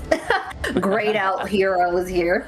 I was about to say that, like, just to blow my mind here, like with this 100 heroes in gray here, which is not supposed to use on this game. But now here once again, like Entity 7 focusing on the gold lane for Upatizi, and Harriet once again here for Alpha 7. So like it takes less options to Doom here to play, which he's not allowed to use like Moskov anymore, or Claude for example, or even Carry, because they used the two Moskmen on the first game. So Bruno, it's a solution, it's an option. For example, maybe Beatrix, maybe 1-1, who knows. Like we have to see what kind of like a Moskman is still left here on the gold lane for Entity 7. So now we're waiting for the first choice here. Maybe even the jungler here is being very difficult, but oh, Grok here for Vagin, a very good one. Yeah, so you're gonna have CC, you're gonna have some pop-ups, possibly maybe looking at a possible matchup with a Gwen, and some burst damage on the side of E7. You got a lot of CC that you can go, and then possibly like mix that up with damage like a Mystic Gush or something, to really be able to like burst down a hero. Also, Phoveus is open, where you don't need to prioritize it on the side of E7 because it's already been used by Alpha 7, so they don't even need to worry about prioritizing this just yet on the side of Entity as well. Sora still an option as well. So it's very, ooh, yeah, a good read by Alpha 7. The coach, I mean, he's earned my respect when it comes to these drafts and being able to counter some of these things out and read ahead. Yes, on Alpha 7, that's their own way of thinking, right? That's smart of them on this way to go ahead and pick up that Guinevere against the Grok, because they know they don't want to fight that. And they're going to go ahead and pick up this Yve here, but then that's kind of like a sitting duck for Harley to be able to kind of go in and take her out, right? So, yeah, maybe focusing on Yusong, for example, here for the XP lane. It's one like, oh no, Sora. Okay. It's a good respawn here, especially when it comes to this ultimate from tanky ultimate form here from Sora. So, might be a good form to neutralize this teleportation coming out from Harley, for example, or the jump from Guinevere. As I was about to talk about like this, a jump like this Guinevere here, like we saw Paquito playing Guinevere and he was very good, you know. Despite I think that it's a kind of a risky when you play with Guinevere here and trying to use this jump as well to get this control, for example, when you don't have anything left to with a very good initiation to help and to assist this jump. So let's see what it's going to take here. So Lapu Lapu is the third choice from Alpha 7 for Hasu. Yeah, I agree when it comes to, I feel like Guinevere at the beginning, especially the early engagements, Guinevere does a great job of being able to jump in, put on a lot of damage. As the game goes on, as it gets later and later, she becomes a lot weaker. She becomes almost, she becomes the opposite. She becomes a weakness for your team because you can go in, get the jump, get the Violet Requiem, but it's not going to be able to burst people down by itself. And that's just a huge target for the rest of the team to try to go in and be able to do damage. The only thing I do like is with the Violet Requiem, you're going to kind of be immune to CC, so Sora, Grok, it's going to kind of negate some of those things out. It's just, it'll be very interesting to see this. It's a great amount of CC. The side of Entity 7 has a great amount of CC, and this composition kind of is melding around the real world manipulation. You can pop them up. You can use Sora to push them back in with the shifting skies to keep them in that range and continue raining down the damage. And Shin has been a great mage, basically probably the top mage here in the South right now. So you know he's going to be able to kind of rain down a lot of that damage. Now looking for the last and final pickups to come out of both of these teams. Yes, for sure. Shin has been an amazing mage here as well. Both Shin and on Dreamax side, Shaikiche are really good mages in the South right now. So they're top tier for sure. And I feel like this composition, Grok and Sora, to protect Eve is a very smart play on their side. It's real, as long as you can keep everyone away from her, she can really do and rain down a whole bunch of damage for them on that side. They are not looking as tanky here on the side of Alpha 7. You're right about the Guinevere. All she can do later on is be a support and kind of give them that short CC to kind of help boost them up, but she does fall off there. So this is going to be fun. They took out Kimmy here as well as Leo and Yisun Shin. Yeah, so with like two marksmen focused by Entity 7, I believe that Alpha 7 is going to pick Bruno here, for example. Not allowed to use Moskov or Leslie anymore. So I think that Bruno is one of the choices left here for Alpha 7. Lunox, okay, probably on the mid lane, but I would not be surprised if she would in the gold lane. Despite, even though I think that if she goes to the gold lane here, I think that it will lack physical damage in Alpha 7's composition. I'm trying to think. I mean, Claude's available, but I'm not sure if you want him against a Grok, who can pop him up and potentially knock him out of that blazing duet as well. Bruno, I feel like is the immediate option. I feel like Entity 7 is kind of planning on. Moskov has been. Oh, I thought he was already used on the side of. Yeah, but they banned him out. Yeah. Okay. There, go ahead and pick up that Bruno, like you said. I feel like this is kind of a little call out to Alpha 7. Is oh, you played a Paquito? Let me show you how it's done, brother. Yes, for sure. So they're gonna go ahead and ban that out. Let's see what else they'll pick up here as their roamer, though. Who will be a great option here for them as a roam? Yeah. I'm lost. Is it going to be the Gwen as the roam, or is it going to be? Yeah. I think that Guinevere is going to be the roaming here. Well, I guess they're gonna go ahead and show us here in a few seconds here.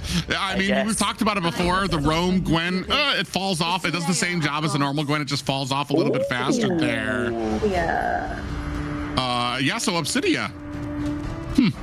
Okay. Where do we stand on her? I feel like they're very squishy here. Okay. Inside of Alpha 7, right?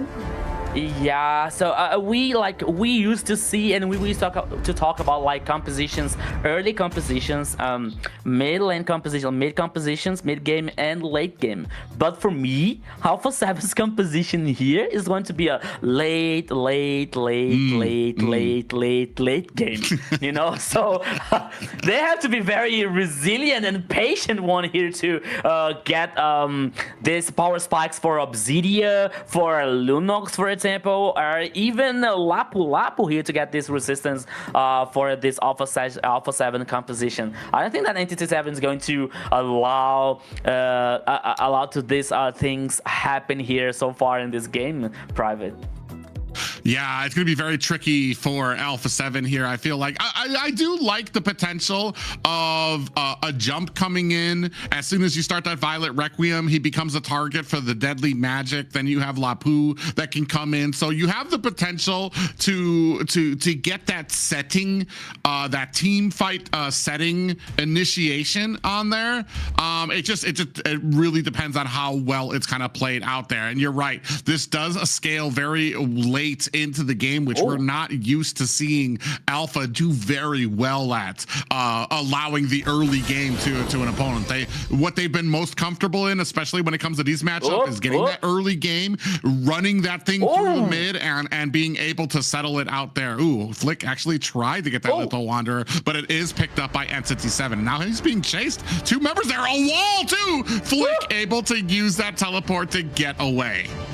Yeah, so Paquito was forced to use Flag here. Frost never was like taking so much pressure on the mid lane here. Entity 7 like is starting on fire here this fourth game. It didn't like give us time to say hello to everybody. Welcome to the Land of Dawn once again here to Alpha 7 versus Entity 7 in this upper bracket final. But now let's go, my friend Private.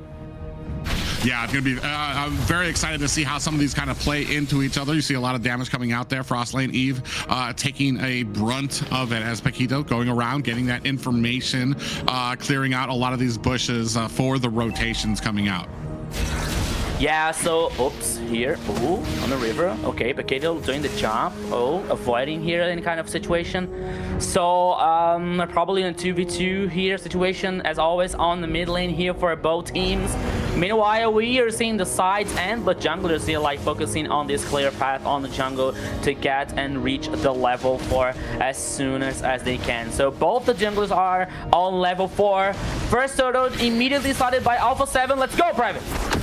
Oh, yeah, little pop-up comes out there. You see the bravest fighter form does miss. It does connect the stun on the Shin, who goes, lays down the real-world manipulation. Hide on bush, able to find a kill onto Paquito. Now running for the hills. Flick looking for a disengagement, but does not find that. Frostlane Eve able to return the favor to Akashi. 2-1 right now in favor of Entity 7.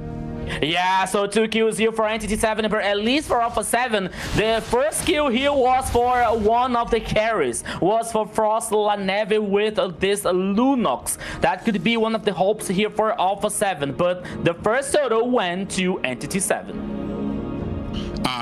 First turtle to Entity 7, and a great amount of big pop-up does land out there on to Bagin. Look at the damage going on to him, including the deadly magic. In comes Akashi looking for the kills onto Paquito, using that flicker to get away. So low, but Entity 7 unfortunately not able to answer that as they tie up the kills. Yeah. And down goes Shin, pushing forward uncharacteristically without his roam there to check the bushes, left him as a waiting duck there for Alpha 7 to go ahead, get that jump and the Violet Requiem. You said it the right words, my friend Private. Uncharacteristic. I didn't even know how to say this word, but it's not even common for Shin to stay on that position.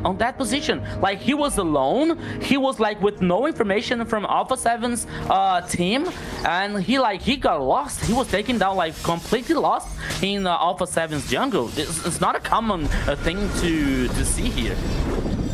Yeah, Shin gonna go ahead and shake that off in there. Vagin gonna go ahead and check that top bush right now. Haas Claws picked up for the side of Doom there for the side of Entity 7 now. 2 seconds left on this next turtle. Oh, now you can see them starting on it. Paquito puts a little bit damage out there as Frostlane Eve continually going to go ahead and put the pressure on the mid lane, trying to clear out that lane before we start off in this fight. Hasu on the backside going to get caught by Hide on Bush. On that Paquito, look at the damage that comes out of there. Akashi comes in, puts some damage on as well. Paquito finds some of their own as well. 4 members of Entity 7 jockeying around for position on this turtle. It's just Paquito there. A big gank at the bottom though, as Hide on Bush finds the kill on the turtle, but were they able to answer at the bottom? Alpha 7 not able to. Doom just gets away with just a nary amount of health, and down comes the real world manipulation, and Oopa Teasy down for the count. Yeah, so things were even worse for Alpha 7 here. They couldn't get the first turtle, the second one, sorry, and they couldn't respond on the goal lane. It happened the opposite here because Flick was almost taken down, and Shin took down here on the player of Alpha 7. But here it goes. Oh, a big flicker into a stun, able to catch Hide on a Bush. And that's going to go ahead and take the jungler down for the side of Entity 7. But in answer to that, Doom able to find himself a tower at the bottom. Yeah, so Hunter Strike here now for Paquito on Hide on Bush. Genius 1 here for a Flick to like nerf this magic resistance coming out from Entity 7's composition. Has Claws here for Bruno on the goal lane for a Doom. 3 kills here versus 4 for Alpha 7. 2 totals for Entity 7 so far. This 4th game here, it's being very tight up for both teams. Yeah, it's been very close here. The closest that we've had through any of the games through this series. Okay, you can see on the backside, Paquito going to go ahead and find some damage on the Vagin. Finds him inside that bush as well. And this is what I'm talking about. You see Vagin, very disciplined, checking out these bushes. Shin doesn't enter the fray until he knows that these things have been cleared there. He doesn't even get in range of the top bush because it hasn't been cleared out yet. So, and that's what I'm talking about. The discipline that Shin usually has, which was so uncharacteristic to see him get caught like that, and maybe just because of the timing that he and Vagin usually have, that when Vagin's kind of taken off the map, it can really set Entity 7 back because Shin is usually expecting that clear. Here, Alpha 7 gonna go ahead and start on this next turtle. Vagin finds some damage on the Paquito, swipes him away. Out comes Raven's Fighter form from Hasu. Akashi goes in for the damage. Flick still able to find the turtle. Down comes the real world manipulation. We do have a brilliant coming out from the side of Frostlane Eve. Hide on Bush finds the kill on the Frostlane Eve. Paquito in trouble as Hide on Bush comes in there with the damage of his own. Flick using that teleport, trying to get away from Hide on Bush. Ooh, he might be in trouble here on the backside of the tower for the side of Entity 7. Hide on Bush chasing him down. Look how slippery the Harley is, and this is why he's become meta out of nowhere. Hide on Bush from the backside, chasing him. Deadly magic is out there. Hide on Bush able to find the kill. Oh, but now here the sequence, Alpha 7 was responsible to take down more players, but oh, now Entity 7 with the 2 more kills. I was about to say, Private, that Flick bought so much time for Alpha 7. It gave them the chance to take 1 kill on Doom, but still Entity 7 like leading the advantage when it comes to these team fights here. When it comes especially for these big offs. 2 more kills for Entity 7 plus the tower on the top and the bottom side here, or even the mid lane here. So no, I'm sorry, it's still standing, the first tower on the mid lane, but Entity 7 here with the advantage, especially when it comes to the goal lead here, like almost 2k for Entity 7. We had talked about this a little bit before when it was I think it was Dreammax facing Entity 7 when it came to keeping up the macro. When it's an even game against a team like Entity 7, Entity 7 usually edges ahead because of how focused they are on the macro. Every kill, every decision is leading to try to take a tower down, to try to get a lord, to try to get a turtle here. And I feel like this is a big example of that. As you see, it's kind of a tie game, but you still have 2 towers on the side of Entity 7 down, where Alpha 7 only has the one that they've just gotten.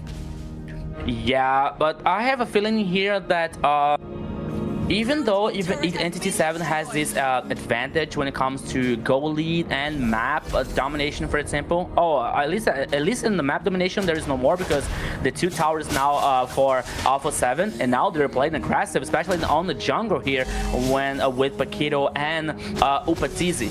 But I think that the clock is ticking against Entity 7, because we're talking about Lunox, we're talking about Obsidia on the other side on the Alpha 7's composition. Lunox is gonna melt down these tankies. Upatizi here with his Obsidia is gonna like be it's gonna have a very amount of this physical damage, you know, causing here. So for Entity 7, maybe it's not a good idea to extend it this game so much. Let's go. Yeah, you can see, oh, big tech charge lands on the 2. In comes Hesu with that bravest fight is formed. A big Violet Requiem lands on to hide on Bush. Is he still going to be able to get it? He picks up the Lord with ease. Doom finds a kill on the Paquito. Hesu returns the favor to 2 members of Entity 7. 3 down now as Alpha 7 looking to chase them down. 4 members up for Alpha 7. They're going to go ahead, try to push this down mid. Yeah, so they took down the tower number 1 here in the mid lane. It could be worse for Entity 7.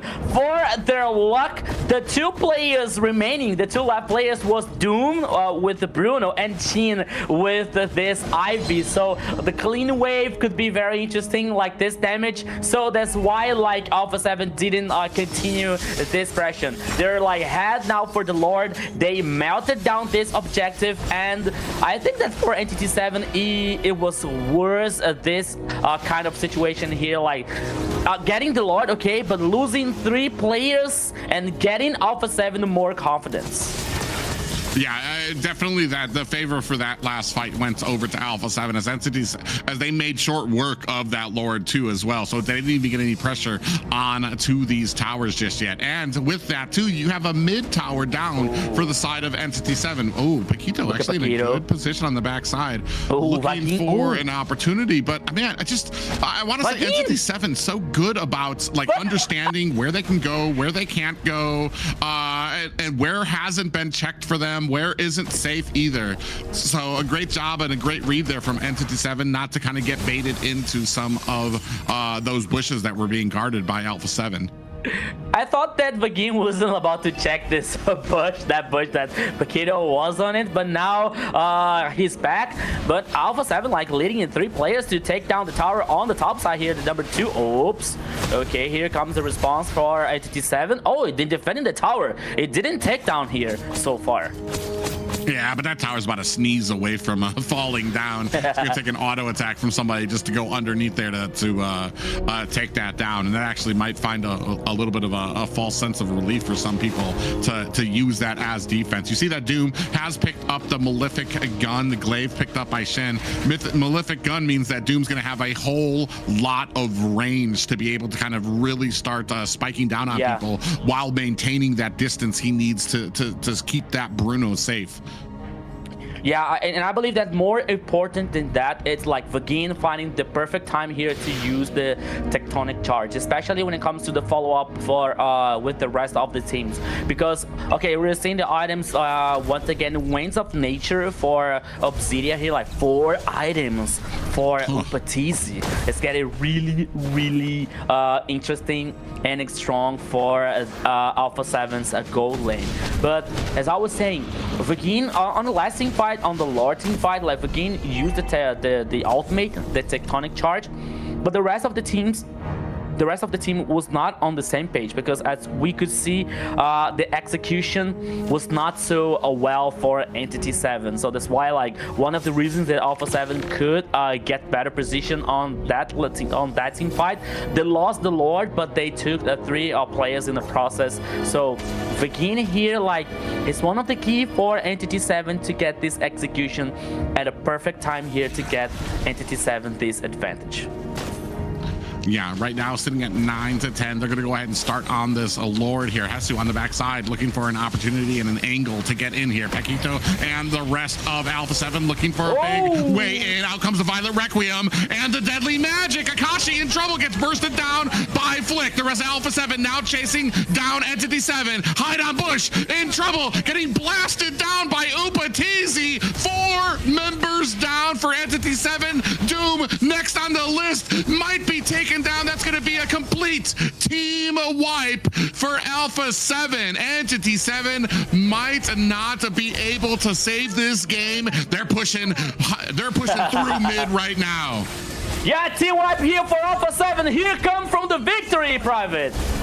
Yeah, and that is going to bring an even series for Alpha 7. Alpha 7 now getting everything tied up 2-2, and we are heading for the last game here, Xena. What a match. Oh my gosh. This time around, they kept everything even throughout the game, and they were actually putting all that pressure on. But it seems like Alpha 7 has figured it out for them to kind of get that late and come back, right? So this one can be anyone's game coming up next. This is pretty exciting to watch right now. Yeah, I was almost going to say this is exactly what Entity 7 did to them in the first game, but not so much, because I feel like this was a little bit more even for both of the teams, both of them just looking for an opportunity to basically be able to return the favor. But I mean, here, Alpha 7 really kind of putting on their big boy pants when it comes to Entity 7, being able to keep this at an even game, where I really have the favoring towards Entity 7, who usually does such a great job. A few little mistakes starting to come out from Entity 7 that I'm starting to see, and Alpha 7 doing a great job of taking advantage of those.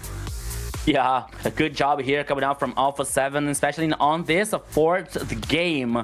15 kills here, especially when it comes to Hesu. Once again, Hesu with 6 kills with this Lapu Lapu. Upatizi with Obsidia, as we were talking, like with this late game situation. Frost La Neve once again here playing with Lunox. So they felt this confidence to bring this late game composition versus Entity 7. Because we know that Entity 7, despite their discipline, despite they're powerful, they like to control the game. They like to get everything in their hands.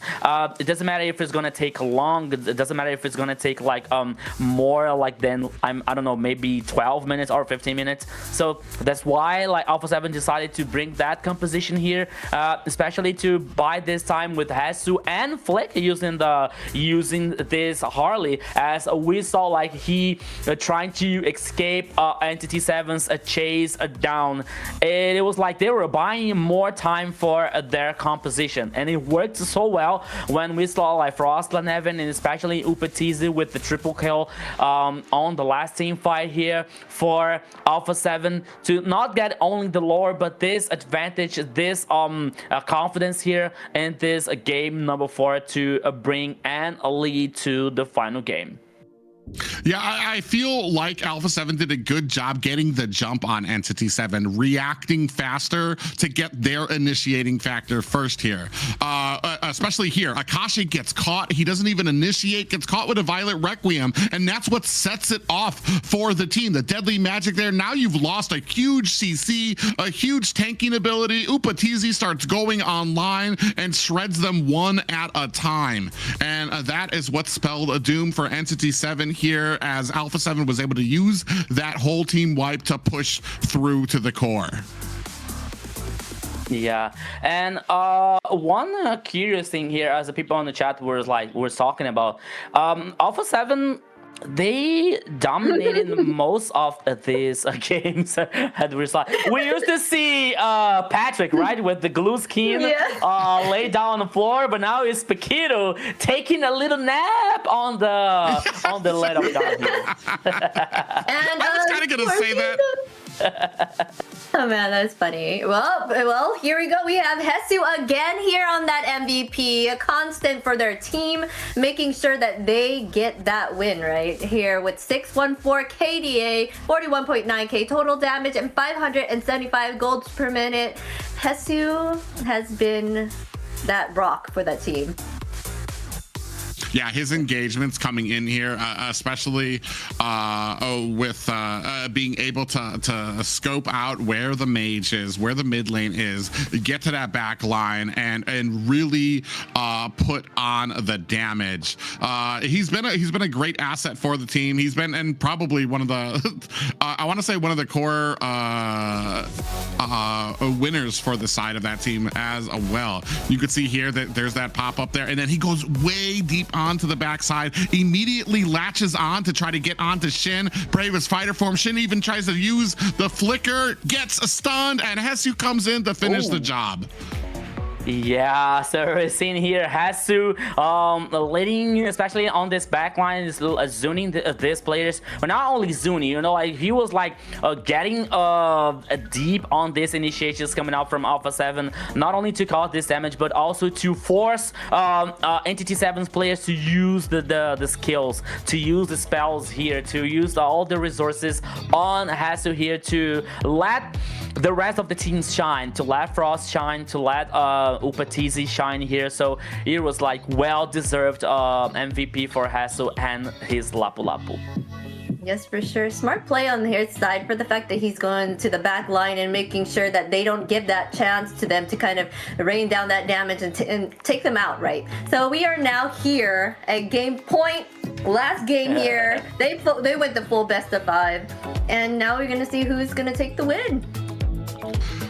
Yeah, I'd be a little worried if I was Entity 7 here. I feel like the drafts have been very sound from Alpha 7, and they were immediately in the last few games able to patch up a lot of the things that were ailing them in those first 2 games, where it comes to making mistakes or maybe slow playing a little bit too much when it came to being safe through a lot of these games. They're being quick, they're being decisive. Even that last fight, like I said, like they're able to go ahead and catch Akashi immediately, and then you have Hesu going in, diving in deep to get into the mid laner to take down Shin. They're doing a great job of understanding where they need to be on the map and who is their target to be able to take down, to really hurt the side of Entity 7 here. Even when it comes, like I said, now I think the problem it's on the side of Entity 7 to see if they can kind of find a way to adjust, especially when it comes to the draft, because I feel like that allowing Lapu out against the Eve was kind of putting that draft in favor again to Alpha 7 here. So I feel like there might be a little bit of work that we need to do when it comes to figuring out how and thinking a little bit more ahead when it comes to the draft here, because this is just not the same Alpha 7 that they have faced in the past. Yeah, so when I look at that situation here, the only thing that comes through my mind is a very famous Brazilian meme coming out from a soccer player called Ronaldinho Gaúcho. He was in a soccer field, like doing an interview. His team was losing at the first half, like 2-0, but at the end of the first half, his team was like scored 1 goal. On the interview, he was saying like, "Oh, they're giving us some dreams. They're giving us some hope. We are dangerous here, so you better not letting us to dream with this winning situation." So here now with Alpha 7 versus Entity 7, Entity 7 like leading 2-0, and now Alpha 7 like getting things tied up and leading to the final game here. Like, I think that now the mentality from Alpha 7 could be better than Entity 7. Of course, there are pro players. They have like the whole coaching staff to help them and assist them in those situations, you know. But here now, that could be just a little bit complicated situation for Entity 7. But Xena, we have good news, not only from matches, right? Yes, we do have some good news, guys.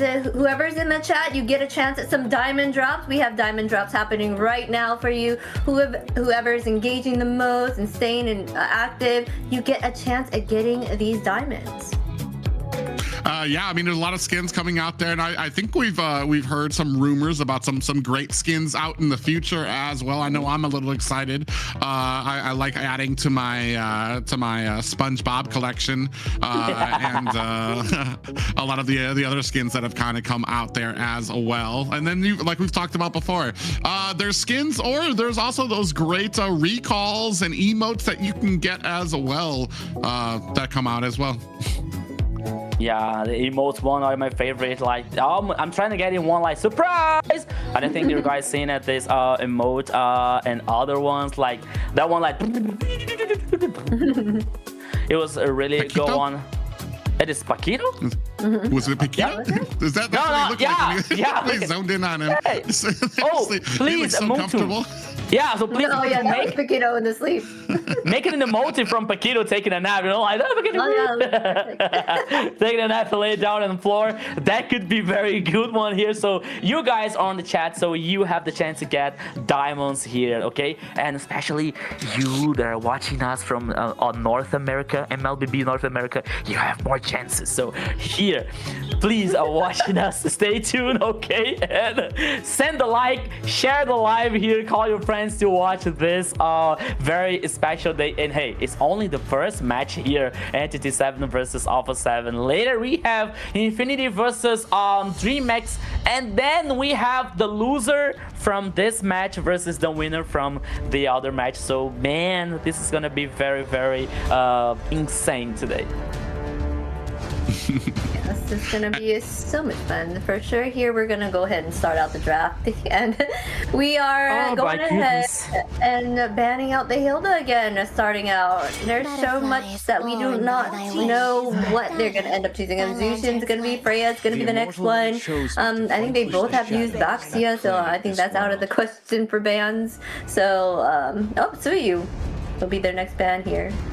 Yeah, Freya, yeah, there's a reason you call it about Freya there. I feel like Zushin's getting the Freya treatment right now. So she's going to be off of there.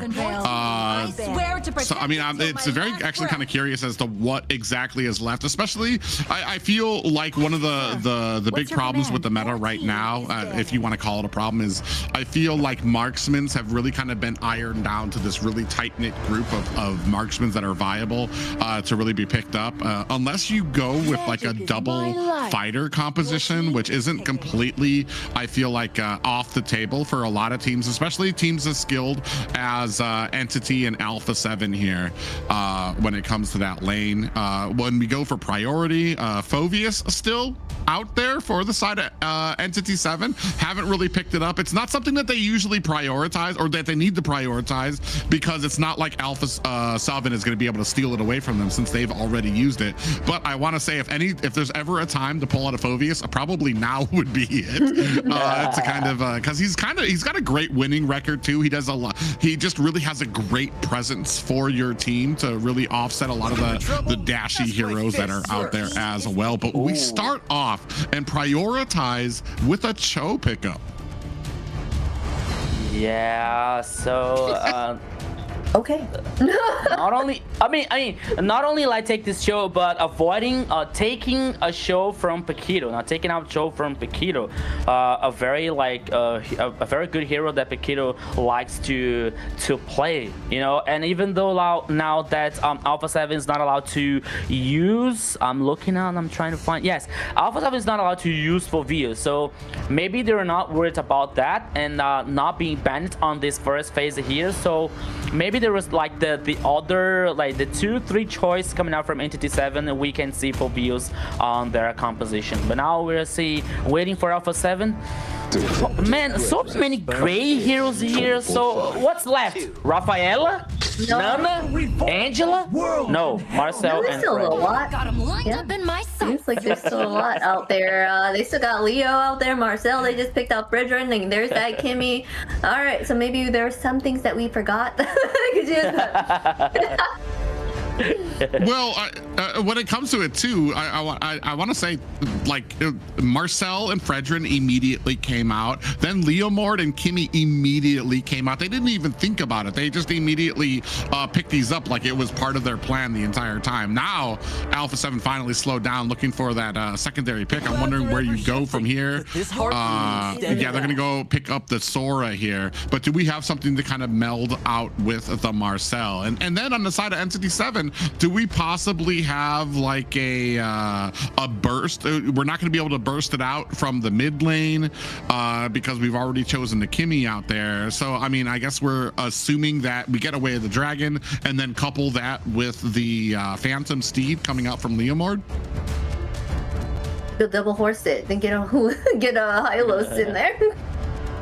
Well, but that's assuming Cho would be in the XP lane, which I don't know how much he shines in the XP lane. I feel like he does really well as that super tanky roam from the side when it comes to Entity 7 here right now. Oh, At this point, we don't know because they chose a marksman in the Crowned by heaven's man for the XP lanes. my legacy shall endure. Yeah, you're not wrong. But now here, like, looking for Zetian getting banned from Entity 7. We're not allowed to see full views on Entity 7's composition, at least on this last game so far on this match. Alright, so for Entity 7, lacking is still here for XP lane and the gold lane, probably, because we're assuming like Kimmy is heading on mid lane here for Alpha 7. A mid lane also, and the gold lane. So let's see a carry here, the last ban coming out from Entity 7. Man, what's left here in the gold lane? Maybe we're, like, we have to think about Beatrix 1-1, Editel, and maybe for Alpha 7.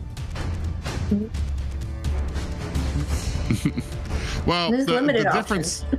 Yeah, the difference here right now, especially from that the first Marcel pickup by Entity 7, is Marcel was kind of out there alone, and they had kind of paired that up against a Tsunami Slam from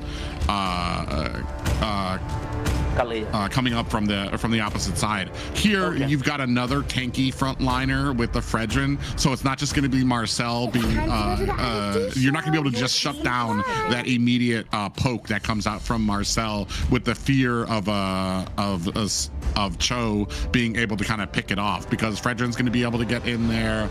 Sora is going to be able to get in there. Lilia here. Yeah, against the Leomord, yes, but I feel like the other picks here are a little too mobile for Lilia to pick out, unless you're talking about the energy eruption that comes from Fredrin to get that aggro onto everybody and drag them together. But that's going to provide you 1-2 seconds max, a few glooms that you'll be able to get off with Lily, not really a huge amount to really maximize on her damage. Imaginary world. Your team. Yes, for sure. All of them are way too mobile here on the side of Entity 7 for Lilia to catch, so she would have to rely on everybody on the team to kind of give her that CC to help her put in those burst damage. They went ahead and picked up that 1-1 and the CC on the side of Entity 7. Now we're just waiting on who they will choose for their gold laner on the Alpha 7 side. Yeah, so 1-1 here as the last choice coming out from Entity 7. Maybe with her ultimate here, like getting being vulnerable versus Sora's ultimate here, for example, or Operations Wrath. That could be a good response coming out from Entity 7. And with CC in XP lane, causing this damage here, like with a very interesting sustainability. So now we're seeing here which one is heading on the gold lane. Claude. There you go. I forgot Claude here completely for Alpha 7. Oh my goodness. Yes, we totally forgot about him. Yeah. Yeah, I feel like Claude's usefulness will depend on how well Vagin can play on this Cho, because he's going to be able to kind of get that way of the dragon onto the back line if he's able to kind of target it down and have those quick reactions. Very interesting compositions coming out from both of these guys, but ladies and gentlemen, this is game 5. Alpha 7 have managed to take it to the extreme here against Entity 7, not trying to be dropped to the lower bracket are either of these teams. Yeah, so it all comes to the final game here, Entity 7 versus Alpha 7, and taking this time here to say hello for the people in the chat. Hello to you, GM Hunter, Pinoy. Hello to Figus, Ted, Deadpool. Hello to Pinoy here once again. So everybody, thank you so much for your support. Thank you so much for your audience here. So let's go, everybody. Welcome once again to the Land of Dawn. This is the game number 5. Entity 7 versus Alpha 7. The winner is heading to the final of the MCT AMER South. The loser is heading for the lower bracket private. Yeah, right now, both these teams have managed to take this to the full best of 5 here in the upper bracket here. Like as I've called them before, the two titans of the South right now, and showing exactly why. Now, a little bit of damage coming out from Paquito, trying to slow down the invade coming out from the side of Entity 7. Hesu on the backside too as well. Flick going to go ahead, try to drag out that minion. It is not going to be enough too. Hide on Bush going to go ahead and grab himself up a secondary one. Ooh, the damage onto Paquito on the backside on that Marcel. They're not even going to give him the orange buff here as well. They're going full start ahead here. Flick in trouble, very low. Is that going to be enough? Down goes Vagin, but also the orange buff is going to go over to the side of Entity 7. Yeah, so much time, like Entity 7 dominating here the jungler, causing this trouble on Alpha 7, but the first kill here waiting for Frost Laneve versus Vagin. An interesting one from Lilia, and to get this early game is stronger and stronger for Alpha 7. But even though we're seeing how Entity 7 is going to play this last game. Oh, here we go. Oh, yeah, Vagin does find a little bit of a jump there on to Flick, but man, they are really trying to turn down the tempo of Alpha 7, refusing as much farm as they can to Flick right now. So he's not even going to have his ultimate for this first turtle. He's going to go ahead and try to pick up this minion, but I don't think that's going to be enough. Paquito going to go ahead, try to get in there, try to get that vision, but there's no contention coming out from the side of Alpha 7 for this first turtle. Yeah, first turtle here, like easily for Entity 7 with no fight back coming out from Alpha 7. While Flick here, like, is trying to reach the level number 4, getting on the purple buff. Oh, like the jungler of Alpha 7, like just a little bit. Oh! Oh, Akashi! Oh, so low! Is that gonna be enough? Hide on Bush goes in. Hesu flickers away, so they're not even able to return the favor. But I'm on, man, Akashi really threaded the needle on that, trying to get away.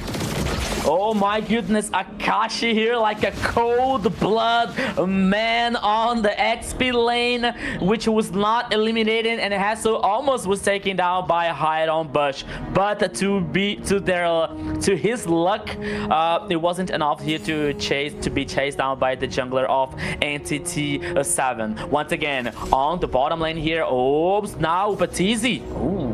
Using the Dexter hologram here to getting this reposition, while Doom with the last off at the half HP here, so he has to take care. Yeah, now started to even out that gold, and depending on where the gold is right now, I feel like Entity 7 have lost that little bit of advance that they had in the early game. Doom might be in a little bit of trouble here getting. Paquito goes in there. Out comes the Phantom Steve trying to take out Paquito. Golden Hour is down. Vagin has been frozen inside of it, but you see that Shin right there to provide that suppressive firepower onto the side of Alpha 7. Yeah, meanwhile, I hear the people on the chat like, Jorgon or Horgon. What about me, man? Oh, say hello to you guys. Roro Noah Zoro as well here. Eclipse, everybody on the chat. So thank you once again for your support. But now here, 4 minutes and 17 seconds so far. As we're seeing now the turtle cam on the second one. Both teams are aware about this goal and the dance is started. Yeah, Flick comes into the mid here. Paquito from the side. Phantom Steed is out as well. In comes Hesu trying to put on the damage. The Way of the Dragon immediately comes out there. Is it enough? Hide on bush. Finds himself a turtle. Flick in trouble. Gets take. Hesu finds himself a kill. Shin able to find a kill on the Flick. A double for Shin coming out. A triple for Shin coming out as Upatizi with the blazing duet. Not able to do enough damage. Shin, the highlight reel showing for him as Entity 7 able to dominate that team fight. Oh my goodness, the second total here for Entity 7 plus 2 more.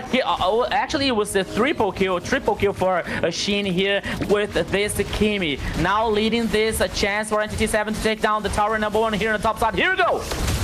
Oh, might have overstayed their welcome, and down goes Vegin, down goes Akashi and Shin. They weren't able to take down the tower fast enough. Alpha 7 make a beeline for it and find 3 kills of their own.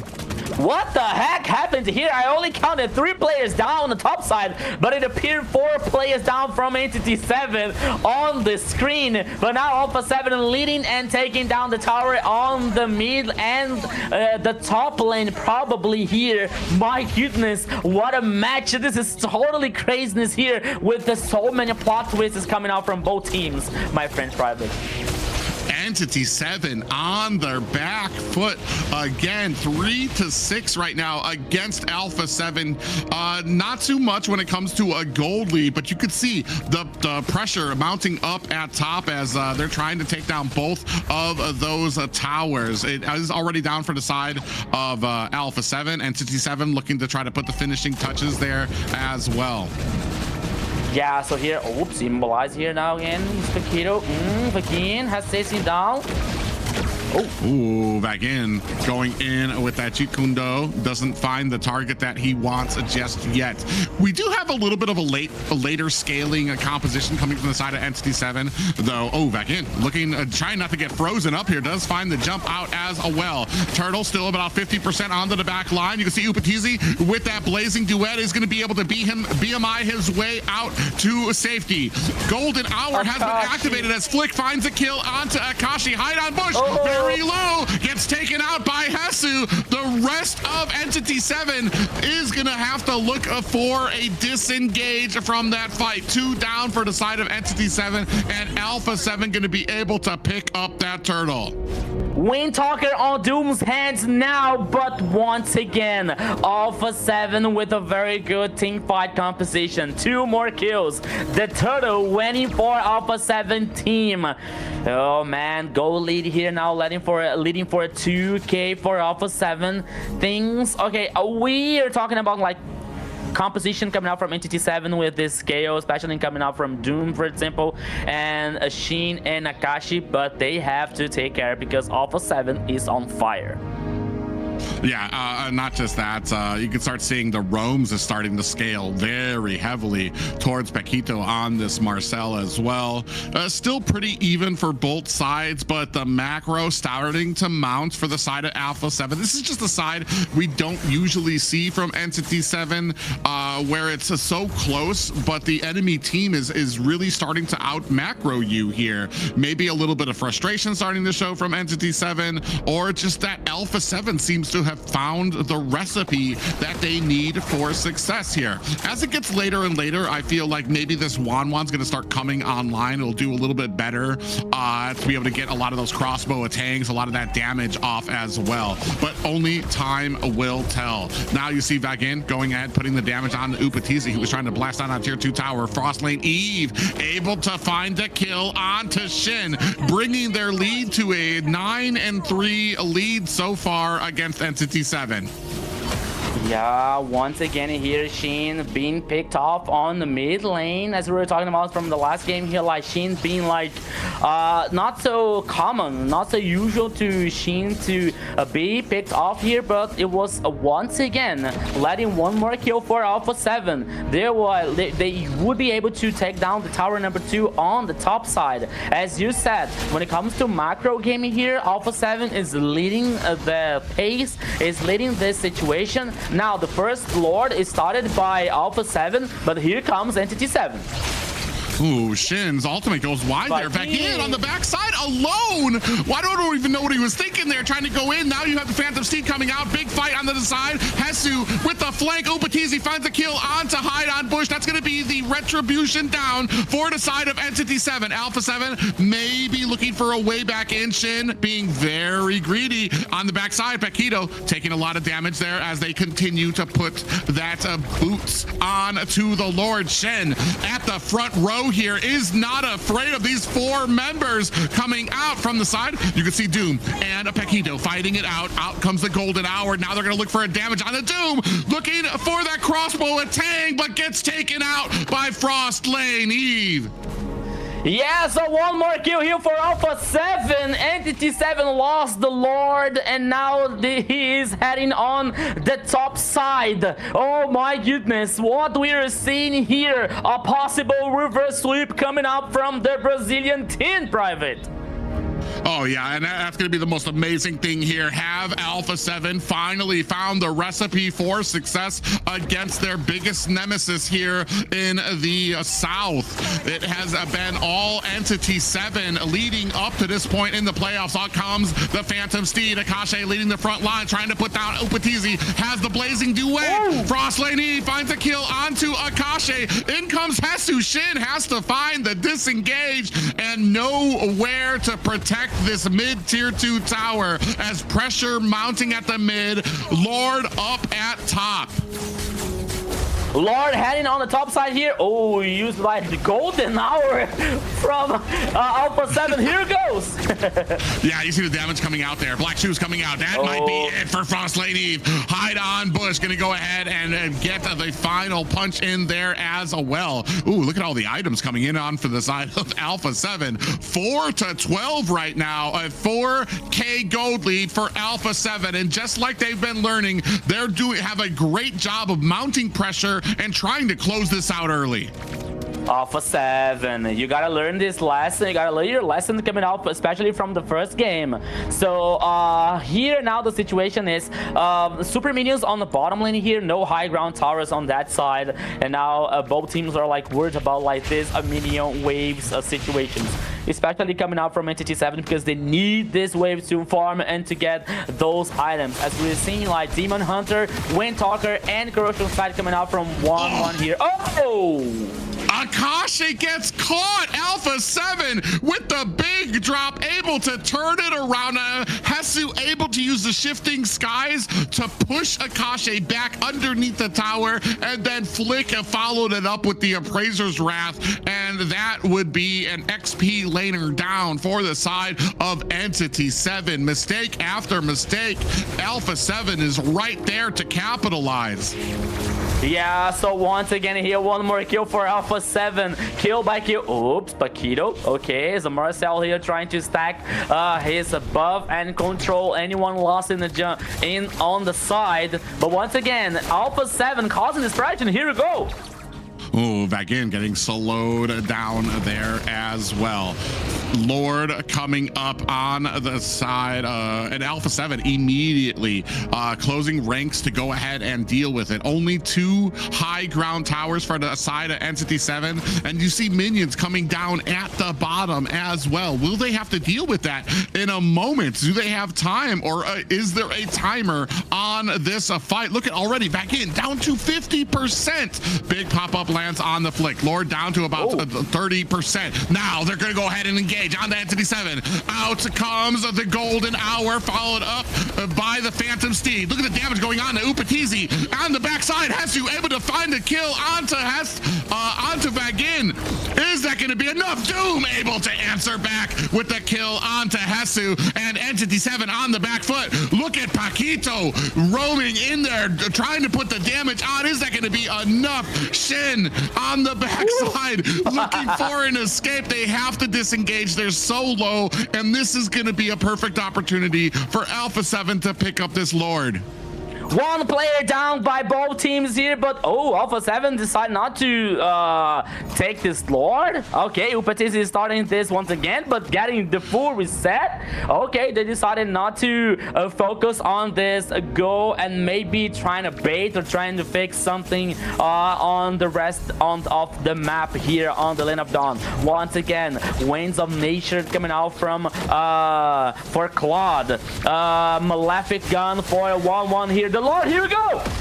Oh, a Golden Hour freezes the Lord. Are they going to be able to get this one out? Right on Bush. Finds himself a Lord for Entity 7, but Alpha 7 able to answer back. Frostlane Eve, 2 down, 3 down for Entity 7. Shin has to find a way back home. Akashi is getting caught by Alpha 7. There is only one left to defend against this push from Alpha 7.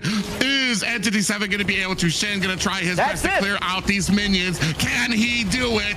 Or have Alpha 7 finally defeated their nemesis in Entity 7, who have dropped down to the lower bracket?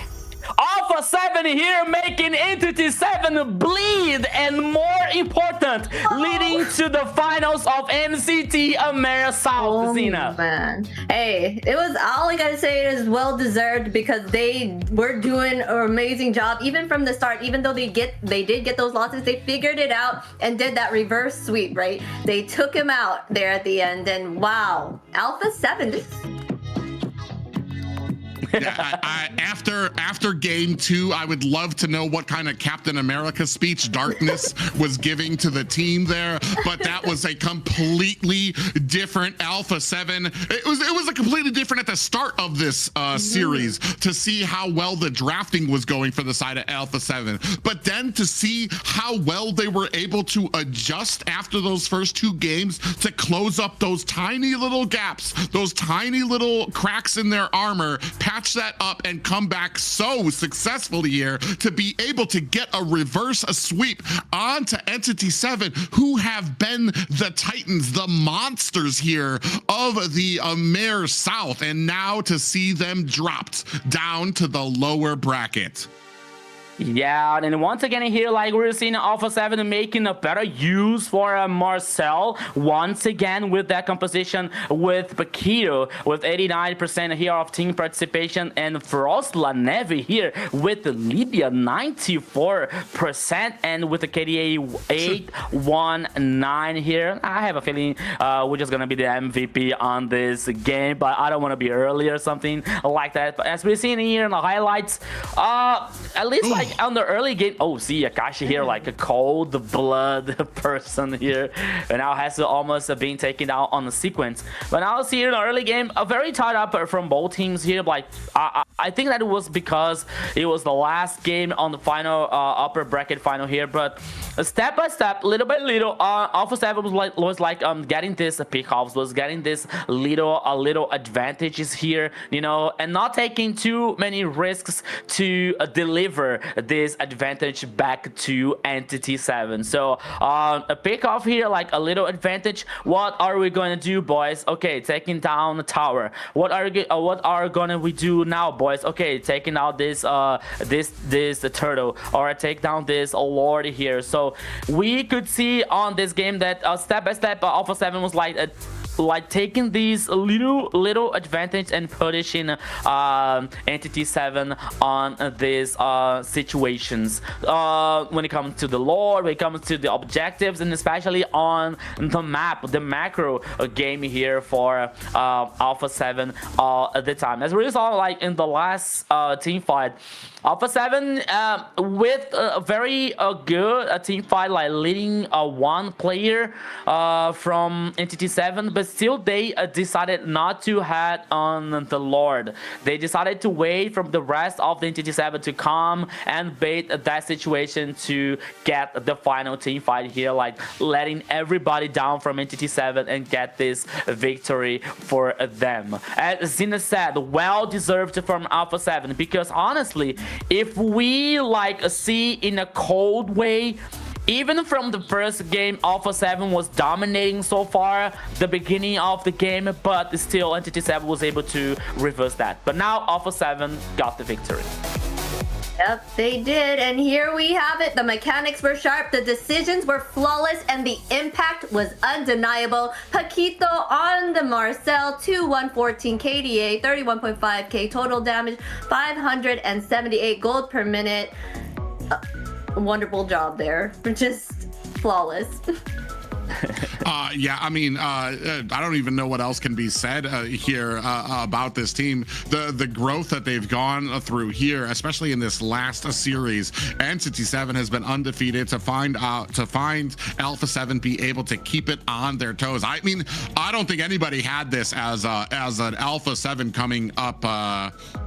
Coming ahead. I think I had it at like about a 1-3 here with Entity 7 over them, but the differences that they've made here, especially like we said, the little changes that they understood, not using the Marcel by himself, having something else to back him up there with the Fredrin out there, and especially not having the threat of the Kalea or the Tsunami Slam to really be able to isolate you out there. So a great job coming out from the side of Alpha 7, who have now guaranteed themselves a shot in the I want to say the South Finals. Yeah, it's a very good one here for Alpha 7 with this reverse sweep on this upper bracket final, leading them to this MCT AMER South final. And I believe that more important than that, not only to get to these finals, but to win versus Entity 7, like kind of a nemesis since from the last season from them, like trying and struggling with some situations. So I think that for them it means much more than a single victory. It's like making Entity 7's bleed here and getting more powerful and confidence for Alpha 7. A well-deserved victory for Alpha 7. They just coming up on top here, taking it full best of 5 against Entity 7 here. That in itself speaks volumes for their growth and gameplay, and just the way that they communicate well with each other to kind of turn the tides there. Yeah, amazing performance by both of these teams too. And I don't want to take anything away from Entity 7. I still feel like they still had a very crisp game. I feel like possibly I almost feel like they might have been surprised, but that might not be giving them enough credit when it comes to this draft. But I just feel like the drafts were just heavily in favor of Alpha 7 this time, and it kind of really showed in a lot of the gameplays as well. Yeah, for sure. Like NC7, they tried to go like hard for them right there. Like in the beginning, they went straight to their orange buff to try to see if they can kind of add that pressure. They did kind of start out that way, but after that, it all turned around and it was Alpha 7 taking it on. So it was like reversing what usually happened. They tried their hardest to see if they can get that early, and it didn't work out in their favor in the end. So they just had it all together and were able to figure it out. Yeah, so Zina, right. I think that someone is here with us, right? All right, let's see who we have to chat with. Let's have an interview right now with Alpha 7. Hello. Oh. Zoom. Do you hear me? Yeah. Yes, we hear Yes. you. Loud and clear. Okay. Do you see me? So first of all, I can hear you guys loud and clear back there. You guys are probably celebrating. Congratulations on paving your way to the finals of the MCT AMER South here. And I want to ask too. We've seen a difference. I know we've been asking you every single time that we've interviewed you. You guys have such great synergy with yourselves, and I know that there's been the possibility of you guys adding a coach. Now we do see Coach Darkness is up there. How well do you think that has had an effect on your gameplay thus far? For me, having a coach is a really important part of the team, and as I said the last time you interviewed me, it's better to add more brains, to the team. And Yes. coach is a really great help for us.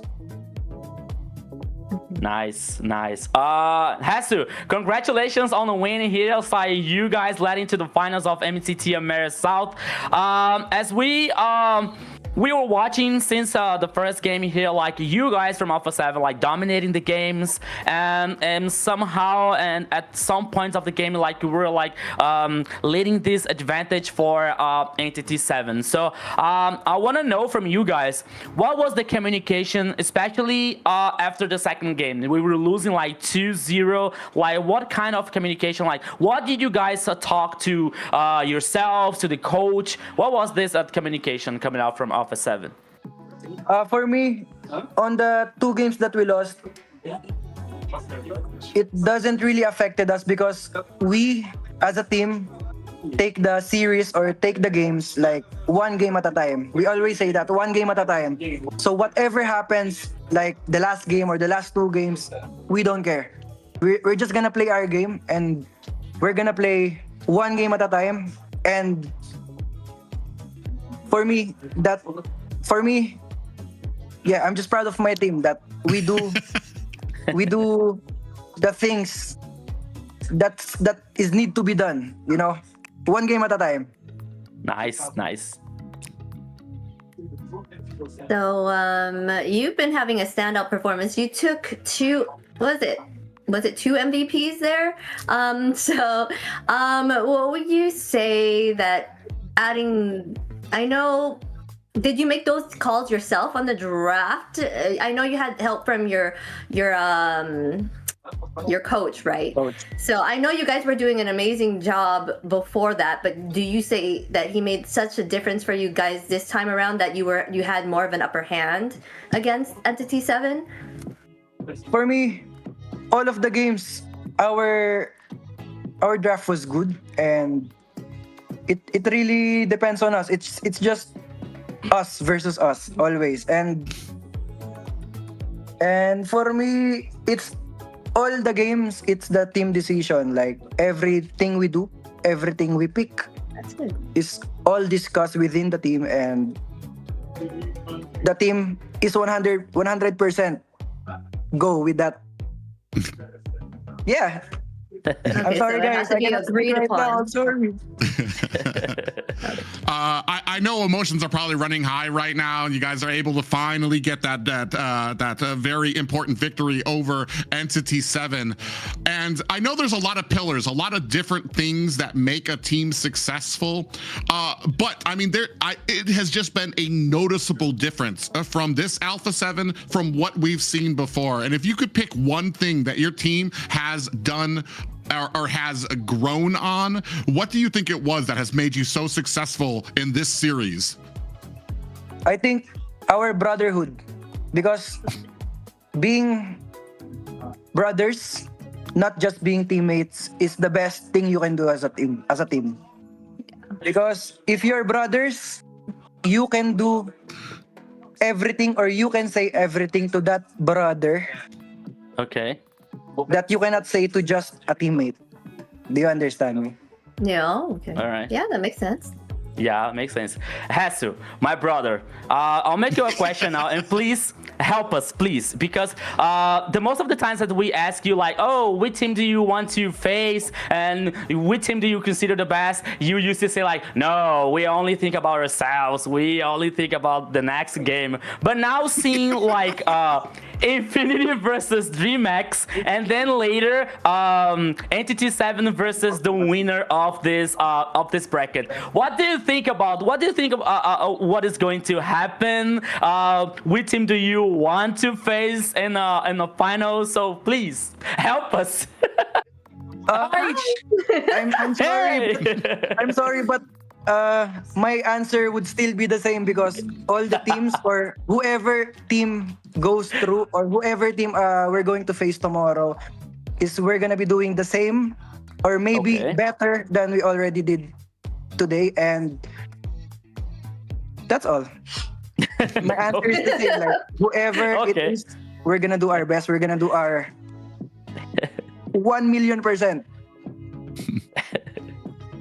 Okay, nice. I tried, guys. I tried. I'm sorry. That's my answer. Always, bro. No problem. All right. Who's the team that? No, who's the team like? No, it's okay. No, say it. No. Please say it. Please say it. Say it. No. Say it. All right. So, out of all the heroes you played today, which one was your favorite game? Like out of the ones that you played? Is it? I'm sorry. No, I'm sorry, guys, but all the hero I play are my favorite heroes. I don't have favorite hero like. Which one you had the most fun with today? How about that? Which one did you have the most fun with? Because all the heroes I played, like I enjoy using them. I enjoy every part of the game. Love it. Yeah. Mm-hmm. I'm sorry if my answer is like. No, it's fine. It's good. It's relieving to have we've always called Alpha 7 is the team that's been filled with the most positivity. So don't ever apologize about that and any of your answers there. It's just us looking for drama that is not there. You guys, congratulations. Do you have any shout outs you want to give to the fans or the viewers out there? For me, firstly, thank God for giving us the heart or giving us everything, giving us all the things we need for today. And thank you for my family, for my girlfriend, and for my team. Thank you for my team, and thank you to you guys for doing a wonderful job as always. Aww. Thank you, Hasu. Thank you, my brother. Congratulations. Thank you, my brothers. Thank you, sister. Bye. Bye. Well, we They're tried. So positive. We tried. We tried to get some drama, and it didn't happen. It's not gonna work with them. We can't crack them. Yeah. It's funny. I find it endearing, but there's a tiny little part that gets frustrated when I'm like, what part of the team composition or do you guys think you did well of? And it's like brotherhood. Of course it was brotherhood. Okay. But like I said, it's probably the really endearing, especially the team that has the most positivity. And I think there's something to be said too about him saying that there's things that you can say to your brother that you probably wouldn't be able to say to a teammate, where you could probably rib, or you can really go into him and be like, bro, what happened that last game? You know, we need to fix this, we need to fix that, and be able to take that and know that it comes from a place of love and not of a place where you're going to get upset about it, and be able to take those changes. And it shows, especially like we said, from the changes from the first two games, those little adjustments that they made throughout the to be able to get a reverse sweep. So I mean, a great game played.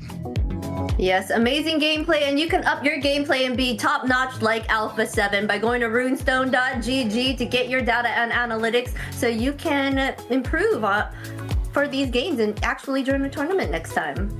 We all want to see you on stage. Yeah, you watch this amazing live best of 5 here, so you have the chance to check his status and prove your gameplay level by Runestone here, which is responsible for all this magic happening here on MCT AMER North and South as well. Yeah, like I talked about before, if you guys are looking to up the level of your gameplay, look no further than a company that takes the same amount of pride in gaming that you do. Look no further than runestone.gg. Yes, but before we move on, we're gonna take a quick break. So don't go anywhere. Just maybe grab some water, hydrate, get some snacks, and come back right here. We're gonna take a quick 3-minute break, and we shall be back in a little bit.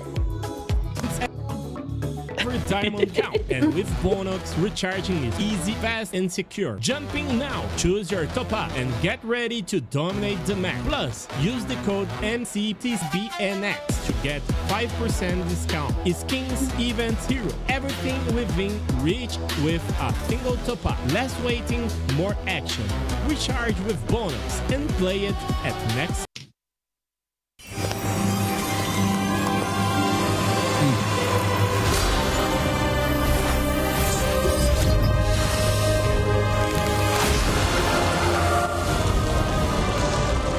Crack them, man. That's all I gotta say.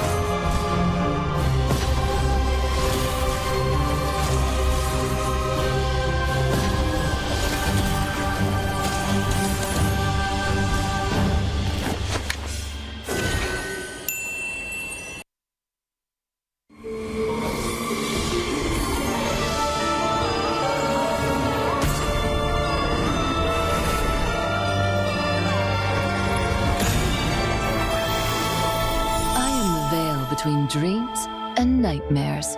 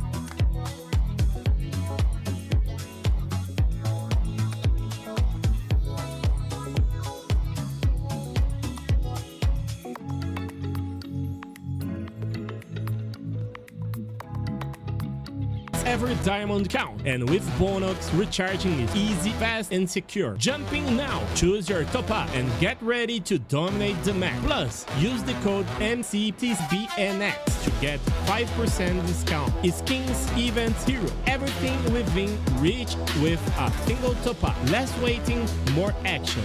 Recharge with Bonox and play it at next.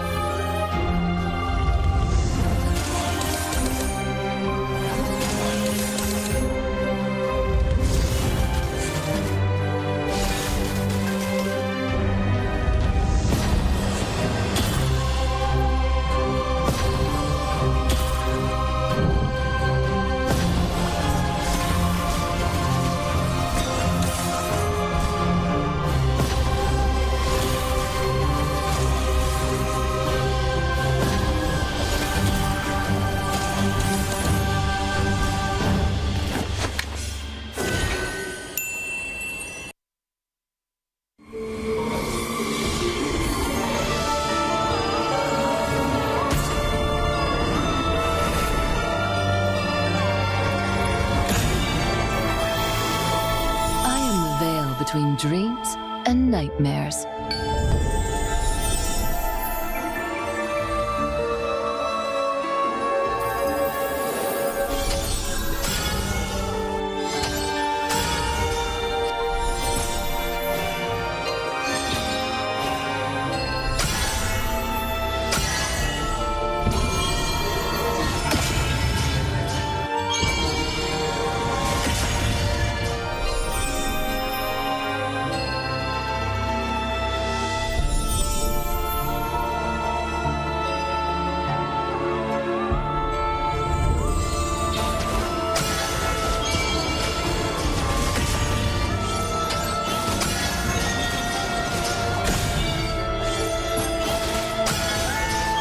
This is coming out of our 20 minutes, though. I know, right? Yeah, it's totally for sure. Yeah.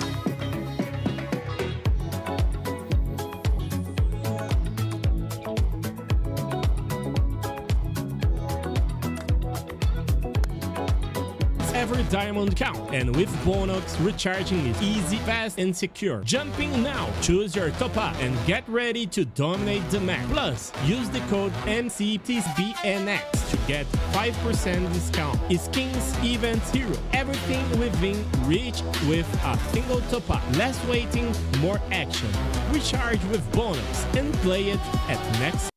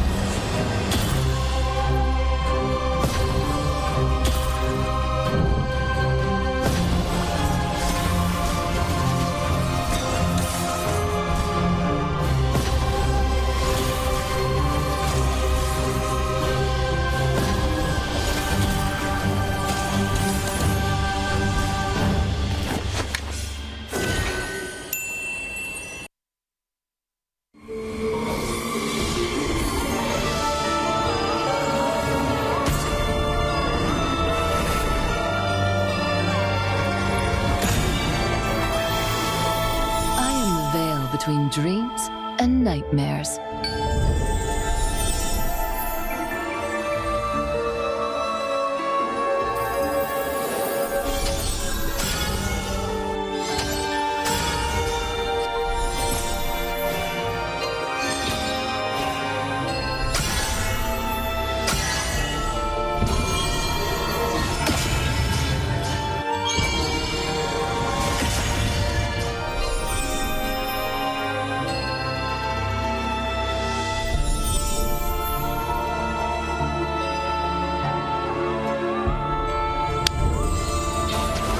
I'm gonna try that when we come back.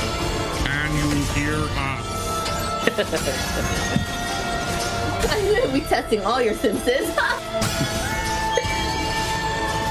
Okay, good. I'm happy you enjoyed our interpretive dance and lip reading cast. Okay.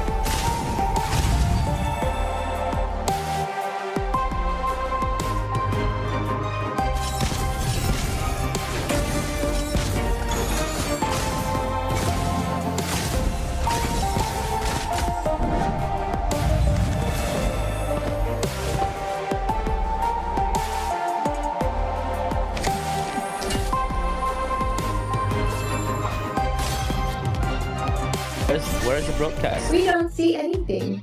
Yeah. We don't know what we're doing. Hopefully it's not showing.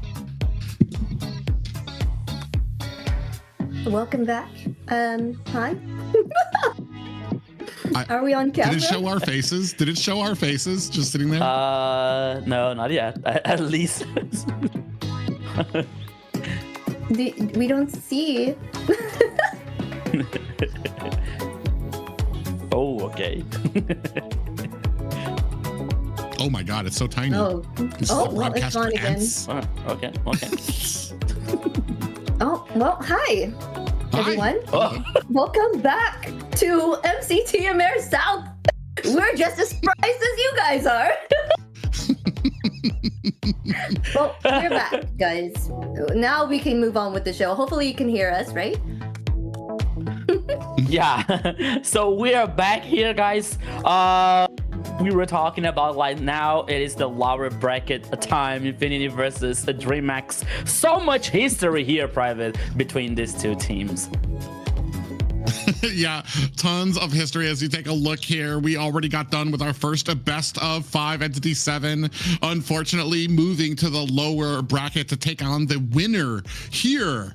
Infinity versus Dreammax, two of our dark horse teams here who have been putting in that 250% needed to try to move on here in the playoffs. But now, once again, these teams will clash. I think you've already said this is going to be the 4th series for these teams.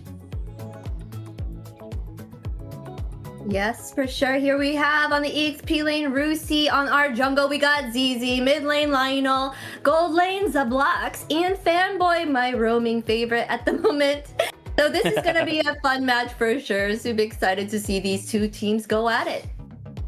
Yeah, so here Infinity is a roster so far on this tournament here, like bringing some news, bringing something out of the box here with the unusual draft, but enough to surprise the opponent, enough to surprise the enemies here to get successful in some results here so far. So let's see what Infinity is about to show us.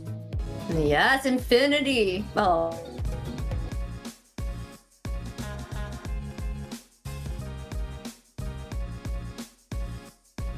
Rusi. Hace 4 años. Dairo. Fanny. Sanford. Yo mismo. La Pulapu. La Cofa de Paquito. El Saber. El Isla. Setiam. La Fanny. Fanboy. Sí. Sanford. A nadie. Urano. Early. Carly.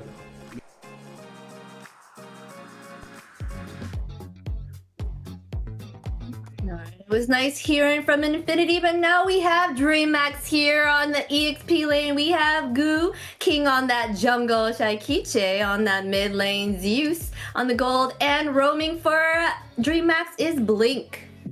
Yeah, a lot of great names there that I think a lot of people have become fans of. But let's see what Dreamax had to say before this match.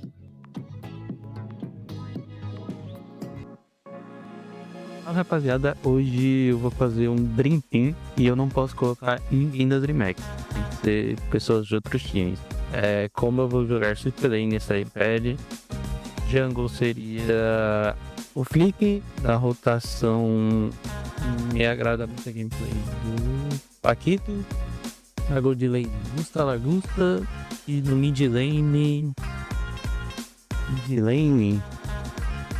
pode ser o Flash. E é isso.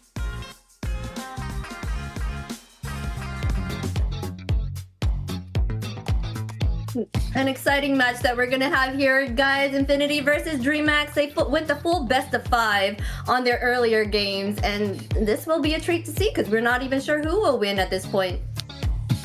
Yeah, so that is the 4th time on the MCT AMER South that these two teams are gonna face each other. So much history, so much like the wins and losses here. So now it comes to this end, because here is now or never. One team is gonna say goodbye now, and another one is gonna still survive in a competition and face Entity 7 in the lower bracket final. Yeah, it's underdog versus underdog. One of these teams will be moving forward. And ladies and gentlemen, strap in, because we are not even halfway done with the night. We have a possible another best of 5. Like we said, both of these teams have gone the distance. They understand each other. They know each other. They know their picks. So look for a lot of back and forth from these guys. Yes, for sure. On the side Infinity, we have Fanboy, who's always been different with his roam picks, right? So super fun to see him on the field. We never know what he's going to choose. He has so many out there choices, and a lot of the time the other team likes to ban out his chip, because his chip is a beast and a menace to deal with. And then on the other hand, we have Shaikiche here, who has been very great with the map awareness and just really great positioning, right? So just seeing these two teams kind of go at it, it's a treat for you guys.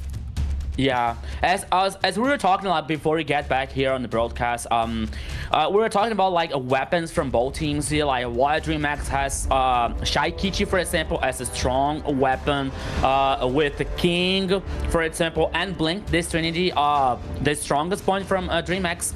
When it comes to Infinity here, like we like to say about Fanboy here, which brings some heroes sometimes out of the meta. ZZ in the jungler doing some solid performances, and even Zablox that we don't talk too much, but it's always brings some good positioning when it comes to team fights here. But now checking out the bans still on this first game here. So now Harley, it is the last ban here in the first phase coming out from Infinity, while Dreamax take out Freya. Okay, once again here, no Freya, at least at this point of the day so far when it comes to the both teams. Yeah, we've still got options for Marcel, Sora out there. I think usually from these guys, I feel like they usually like to lock down marksmans early to try to get that security on them. No, they're going to go with the Marcel pickup, so leaving that open, and we're going to see what the answer is. I assume possibly the immediate Valentina pickup. Maybe you pick that up and well, you don't have the scariness of the Phobias out there. So yeah, I think a sure win for a Valentina pickup, and especially on a player like Shaikiche. Yes, that would be a great pickup. These are solid bans for sure, starting out for them. There's so many options at this point for them to choose from. So many things out there that is a threat because the global bans have not taken effect yet. So gonna be great to see what choices they feel like is more priority here, right? It's our showtime. Oh, Claude here. Okay, and Valentina. Well said here by Private, that came from the future to tell us about like Dreamax's pick so far. But it comes to one of the responses here from Marcel on the other side. But whoa, Fredrin and no like Jabber Beatrix here coming out from Infinity. I like it so much. Yes, for sure. Yeah. That,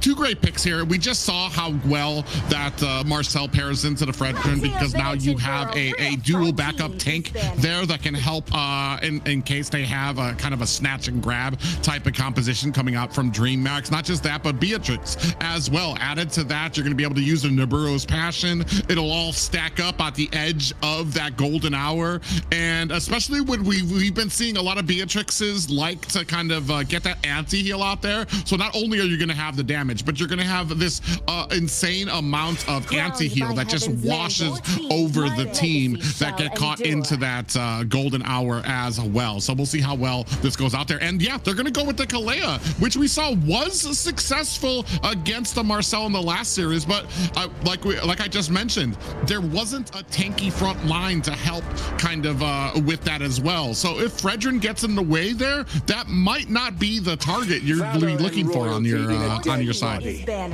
Yes, they're gonna go ahead. Well, yeah, you were saying that Kalea is a good match against Marcel there, but Fredrin will get in the way, possibly. But they're gonna go ahead and ban out the Leo here, Eudora, and Zetian. Okay. Wait. Am I seeing right? Banning out Eudora here. Are they bringing a Fanny for? Yeah, I was just about to say, is that gonna be a Fanny coming out? But okay, but I saw yesterday. It was yesterday or the day before yesterday. On MCT AMER North, they brought a Fanny, and the response was a Ruby. You know, and it worked really well on the match. You know, so maybe it's a possibility here. A Ruby in the gold lane, which is an important stat, and dare I say that it was a best of 7, and that was the final, the fourth and final match where I feel like the Fanny was kind of a desperation play by the team here, possibly starting out, or maybe they're psyching us out. Maybe they're trying to say, hey, we're about to pick up Fanny, try to counter that, and they don't even go with it. Yeah, that's true. That could be a strategic play here for sure. They went ahead and picked up Lapu Lapu here on the side of Dreamax to get that tankiness. Lapu Lapu has been very strong here in the tournament, so that is a great choice there for them. What are they going to choose here on the side of Infinity? They still need the EXP laner and their mage.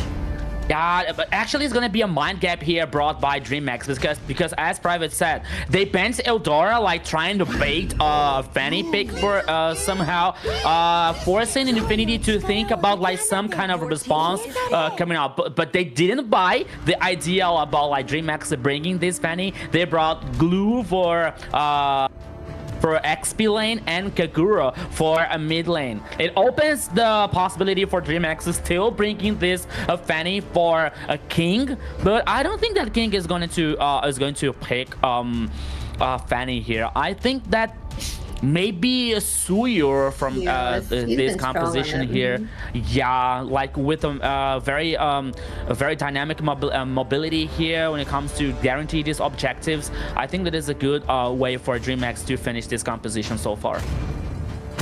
Yeah, it'll be interesting to see where we go. Suyo, definitely a decent pickup here too. Kagura coming out there, yeah. So a little bit of a bait out there coming from the side of Dreamax, but I don't really think there was too much of a bite coming out from the side of Infinity. I do like the combination here though, but like I said, I'm just a little questioning on whether Kalea is going to be able to get the target that she wants for them to be able to burst down, especially because we don't really have a lot of burst on our team either. Yeah, when it comes to burst here, like both teams like are really surprising on that composition. When it comes to Dreamax here, we have to pay attention, especially on Goose performance. And Zeus, you know, like that we not saying that they are not good players, no, but when it comes to performance and synergy, I think that there are new players on Dreamax's lineup so far, so they have to be on the same page, so they have to guarantee this performance for Dreamax here to get this victory on the first game. But ladies and gentlemen, welcome to the Land of Dawn, because this is the first game, Infinity versus Dreamax. It's a now or never for one of these teams. So let's go, Private. Yeah, I feel like we've watched both of these teams go from the crawling stage to the walking stage to the running stage that they're at right now. And it feels like watching your kids compete in a tournament right now, since we've been able to watch both of these teams kind of grow. So it's going to be very heartbreaking for one and very exhilarating to watch one go forward. As we see, a lot of damage goes on the Rusi. Going to use that flicker to get himself out of harm's way. Fanboy on the backside there too as well. Doesn't want to go in. Ooh, a little bit of a jump there onto two members. Is that going to be? Look at the damage going on to Lionel and ZZ already. Blink heading up the front there, trying to kind of keep that damage sustained for the side of Dreamax. Yeah, and one thing that I didn't look out better here, like it's how Infinity is going to take this back line to try to neutralize Shaikichi, for example, because we know as well that Shaikichi with a very good positioning here, it's like a very solid mid game, is one of the pillars from Dreamax so far. So somehow Infinity has to find a way to neutralize this mid lane coming up from Dreamax to have a better chance to win this victory. Okay, almost 2 minutes here. Like both teams are concerning to getting this farm to reach the level 4 as faster as they can, because the first turtle heading now. 3 seconds left on the downside of the river. Oh, in the mid lane. Okay. Yeah, a little bit of stuns going out there from the side of Infinity. That's going to allow a little bit of a slow play from Dreamax, and that's going to allow ZZ to kind of get around here so that he can get to the turtle in time before it's actually taken. Actually, no, he's not even going to go for it. So it looks like Dreamax might actually have themselves a little bit of a free turtle. You see Shaikichi coming at the bottom to spray some damage onto Fanboy. He's going to find himself a quick recall home. And nobody home from the side of Infinity to go ahead and contest this turtle. Rusi takes a lot of damage there. Blink overshot that flicker and the jump. Oh, looking for the tsunami slam, but does not find it. Yeah, Hunger Games here from Dreamax trying to take down Rusi on the XP lane, but not successful here. But now, oh, Fanboy, okay, stacking here, suppressing Blink, but no follow-up, no like big surprise from Infinity this far. Yeah, so we have a free turtle going over to the side of a Dreamax. That's going to be one thing too. You're getting the gold from the turtle, and you have that incredible farming ability that comes out of a Suyo as well. When you just stack up Suyo and a Fredrin, Suyo begins to outscale him very massively. He's got a great amount of mobility, a great amount of damage to be able to clear out a lot of these jungle camps as well. So I want to say, like, you want to be able to kind of staunch that gold bleeding that you're going to be suffering on the side of Infinity if you guys can kind of read that out. Yeah, so we are kind of had a little pause here from this first game when it comes to Infinity versus a Dreamax. As we saw here, the first turtle was for Dreamax easily, no fight back from Infinity, especially because Fredrin ZZ was in a purple buff during this first turtle, and plus Fanboy was like he was taking so much damage by Shaikichi. That's one of the situations that I was talking about. Like they have to find a way to get into this back line to get to Shaikichi as faster as they can, because Shaikichi here is one of the pillars from Dreamax to not only to cause this damage, but to still handle that situation, to still avoid more problems for Dreamax. But now, first turtle heads for Dreamax so far. Yeah, not just that, but there's also certain weaknesses on the side of Dreamax. I think when it comes to it, some of the newer members there, Goo has had a little bit of trouble in the XP lane, where we've seen if you can exert a decent amount of pressure into that XP lane, it can leave Dreamax open sometimes there. Here, I want to say the only issue for me is I feel like Marcel kind of locks down Fanboy into just a very stereotypical type of roam, where he really shines in a lot of these different types of roams that you can have out there. So let's go ahead and get back into it, ladies and gentlemen. A little pressure kind of mounting here at the mid lane as Shaikichi clears out her lane. Yeah, especially now when it comes to the goalie here, no big deal for a Dreamax so far. Just like 300 for the Dragon Boys. Now Infinity like leading of 3 and 4 players on this top side here. Oops. Yeah, Fanboy going in, looking for the root and freeze onto Zeus, who very wisely reads that out. Is going to use the BMI to get himself out of harm's way. Still 27 seconds left on this. Still a tie game, just narrowly starting to see that farm edge to the side of Dreamax. Yeah, so here in the mid lane, they try to surprise Shaikichi, but it's Shaikichi, so it's not that easy to get on this mid lane here from Dreamax. But oops, here he comes, 3 players. Oh, Hunger Games! Oh! Yeah, they're going to go ahead and charge at the bottom, but I don't feel like we have the burst potential to really take advantage of a Kalea. Ooh, we have a yin yang overturn. Goes lands on the king, who's going to be able to use that flicker to get out of the way, but he's going to have to create some distance for himself. On the backside, Blink has been latched onto, and Lionel's going to be able to find the kill there as well. Goo on the backside, looking to come in, and ZZ still able to secure the Lord with a retribution. Unfortunate for the side of Dreamax, who got zoned out after the kill onto Blink. Yeah, they found a way. It is not to neutralize Daikichi, but at least King to zoom out to the jungler for Dreamax and guarantee this first turtle. But it was like a really nice combo here when it comes to coming out from Lionel and Kagura and Fanboy here to stack this stun from Marcel. It was really, really good. Plus Rusi with the glue and the ultimate here, bringing Blink to get this first kill for Infinity. Oh, look at the golden hour coming out, followed by the ultimate coming out from Zabloch, and that is going to be more than enough damage. Blink getting caught again on the side of a Dreamax. Fanboy comes in, finds a stun onto Zeus. Is that going to be some damage coming out from Zabloch? They do not find a kill there, though. But man, one thing I wanted to mention out, ooh, Blazing Duet on the backside, and you see that Fanboy going to have to use that flicker to get away. Yeah, so both players here from Infinity with a low HP, but now Fanboy now forced to head back in the base. You know, from the Blink pick off here, like the situation was so bad for Blink that Shaikiti didn't move a finger on the mid lane. So no, I'm sorry, my friend. But I'm not trying to help you on this pick off here. But jokes aside, as we're seeing the damage dealt ranking so far, like Lionel in this Kagura and Zablox are playing with Beatrix.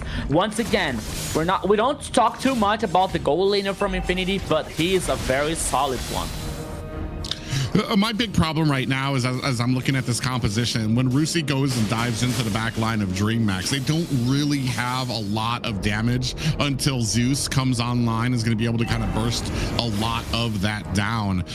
Shaikichi is trying her best, but I mean, even as you looked at those damage charts, I want to say top two spots kind of belonging to Infinity, and they're very comfortable taking or getting position on this next Lord. You see King already zoned out back to the mid tower. He's going to have to rotate around, as this is going to be another turtle for the side of Infinity. Fanboy here, but now here comes the cavalry from Infinity trying to defend the tower on the top side, and it is still standing. Yeah.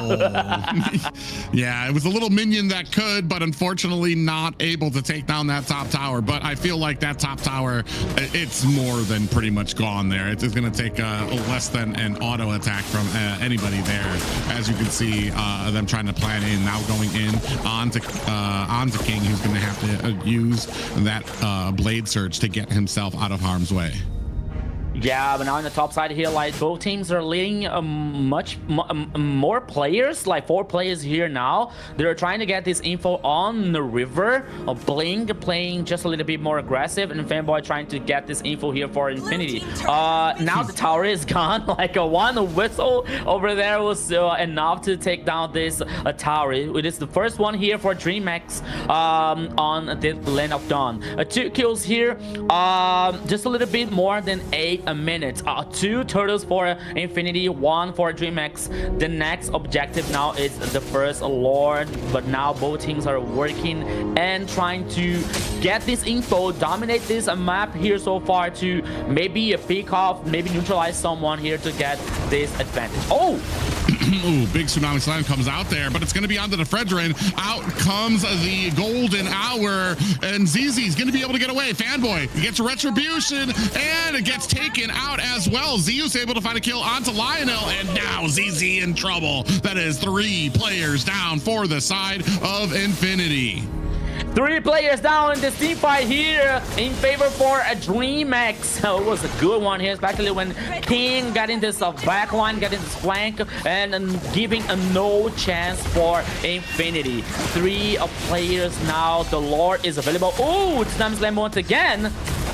Oh, Rusi gonna use that flicker, but King still catches him, finishing the job. That's gonna be 4 kills in the last minute for the side of Dreamax. Now they're gonna go ahead and start on this Lord. Goo on the backside trying to zone out Fanboy. Goes in, finds himself possibly a stun, does not.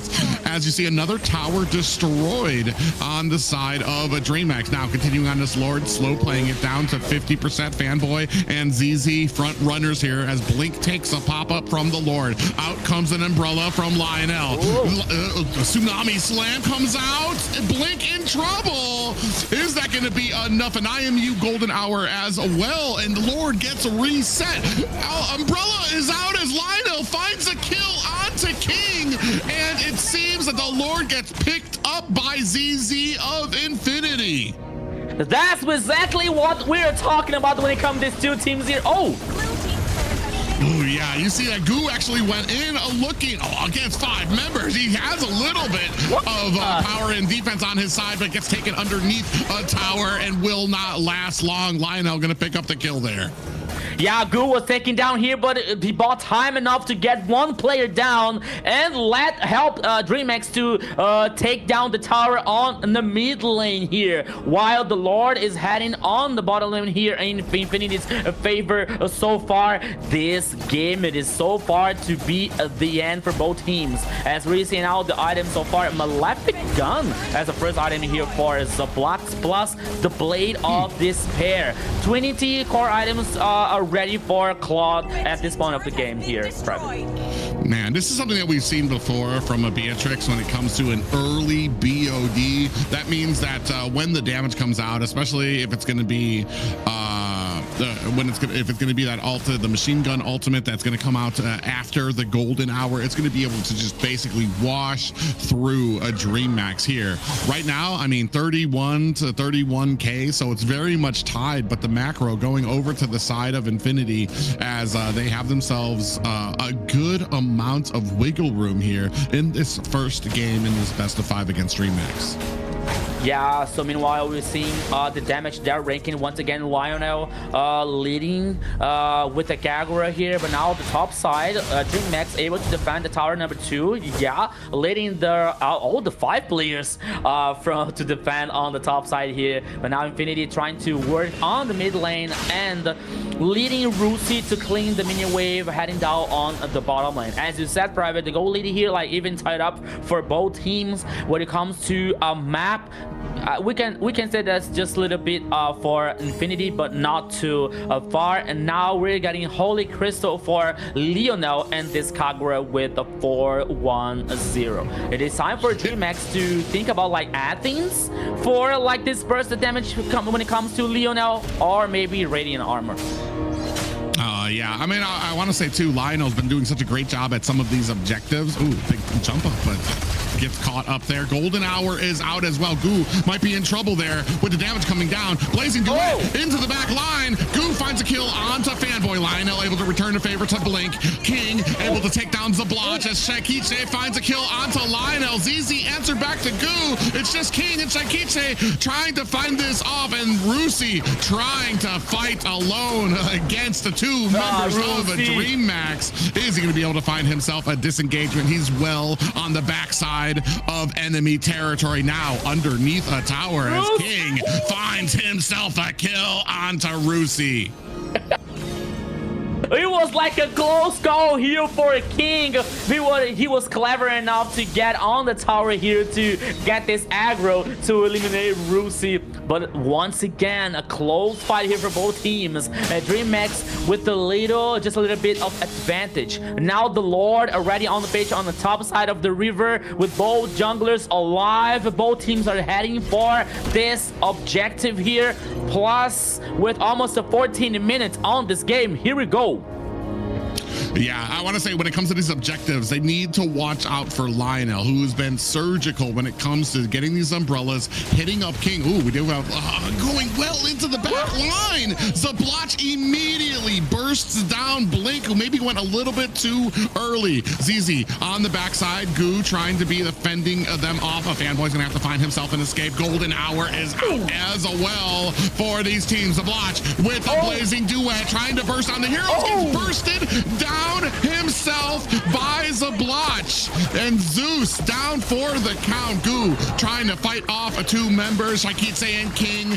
3 members here now going to be able to possibly take down Rusi. Waiting, being patient. Rusi tries to find the disengagement and is actually going to be able to find the comfort of his tier 2 tower to escape from Dreammax. A clutchable player here. Rusi versus 3. Oh, here it comes, the Lord. Oh yeah, Goo goes in with the bravest fighter form, trying to keep away the Infinity Jungler. King able to go ahead and find a kill onto Rusi. King finding himself a double. That's going to be a complete team wipeout for the side of Infinity. Fanboy is up now, but I don't think he wants any part of this team at the Lord currently. A bloody first game here with so many team fights, so many kills when it comes to both teams. But now another Lord, and this time we head for Dreamax. Once again, a build here. Oh, we got like more than 3k, almost 4k on the goal lead in the jungle for King. My goodness, already full build here with Malefic, Roar, War Axe, Skypiece, Hunter Strike. My goodness. When it comes to the goal lead here, and in general, almost 4k for Dreamax, and the Lord is heading on the bottom lane. Yeah, it's going to go ahead and push at the bottom. That's only high grounds left for the side of Infinity, as Dreamax are looking to kind of continue this push here. Taking a look at some of the scores, King sitting at 7-1 right now, doing a great job, and probably has a ton of stacks on that Sky Piercer as well. A little bit slower to the punch here. Shakitse is down to about 2-0-8 right now. Hasn't really had great opportunities when it comes to getting a lot of damage. Has been great when it comes to some of the assists as well. Big pressure being mounted onto all of these towers. Ooh, and at the bottom, Zeus gonna go ahead and get away with that battle mirror image. Yeah, once again here, like we're talking about Shakitse's performance, no death so far for Dreamax mid lane, and now the Dragon Boys like leading this pressure once again. Only the high ground towers here, like the mid lane and the bottom lane with much damage, very injured here, the towers. And now Infinity like playing more like safely here, not to being surprised by the enemy, while the Lord like, okay, it's been just a little bit while for the Lord appear once again on the downside of the river. Meanwhile, Infinity is trying to farm what they can on the map, but still, it's not a good situation for Infinity so far. Yeah, I just saw an Athena's shield picked up by ZZ.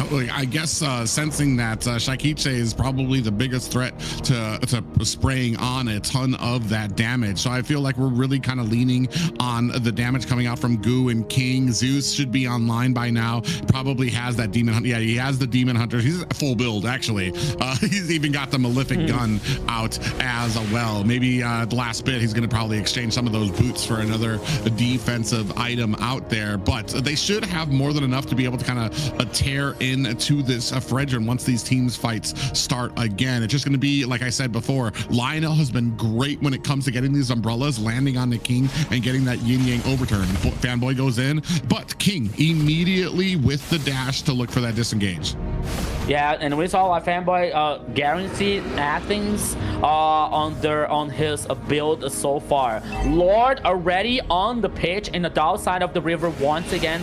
This Lord is like heading with like 100k or something. No, 56k of HP here. It's a very tanky one, but now immediately started by Infinity, and we are going to see Dreamax. Oh, look at Blink and Shakitse trying to flank. Yeah. Looking for that flank too. That's really interesting. Now the rest of Dreamax trying to slow play at this Lord, make them think that they're all right there. Fanboy does see the flank coming in from the 2 members of Dreamax. Are they going to be able to turn around onto Infinity? Goo taking a lot of damage, is going to have to find a disengage. Trying to latch onto Lionel, misses the stun.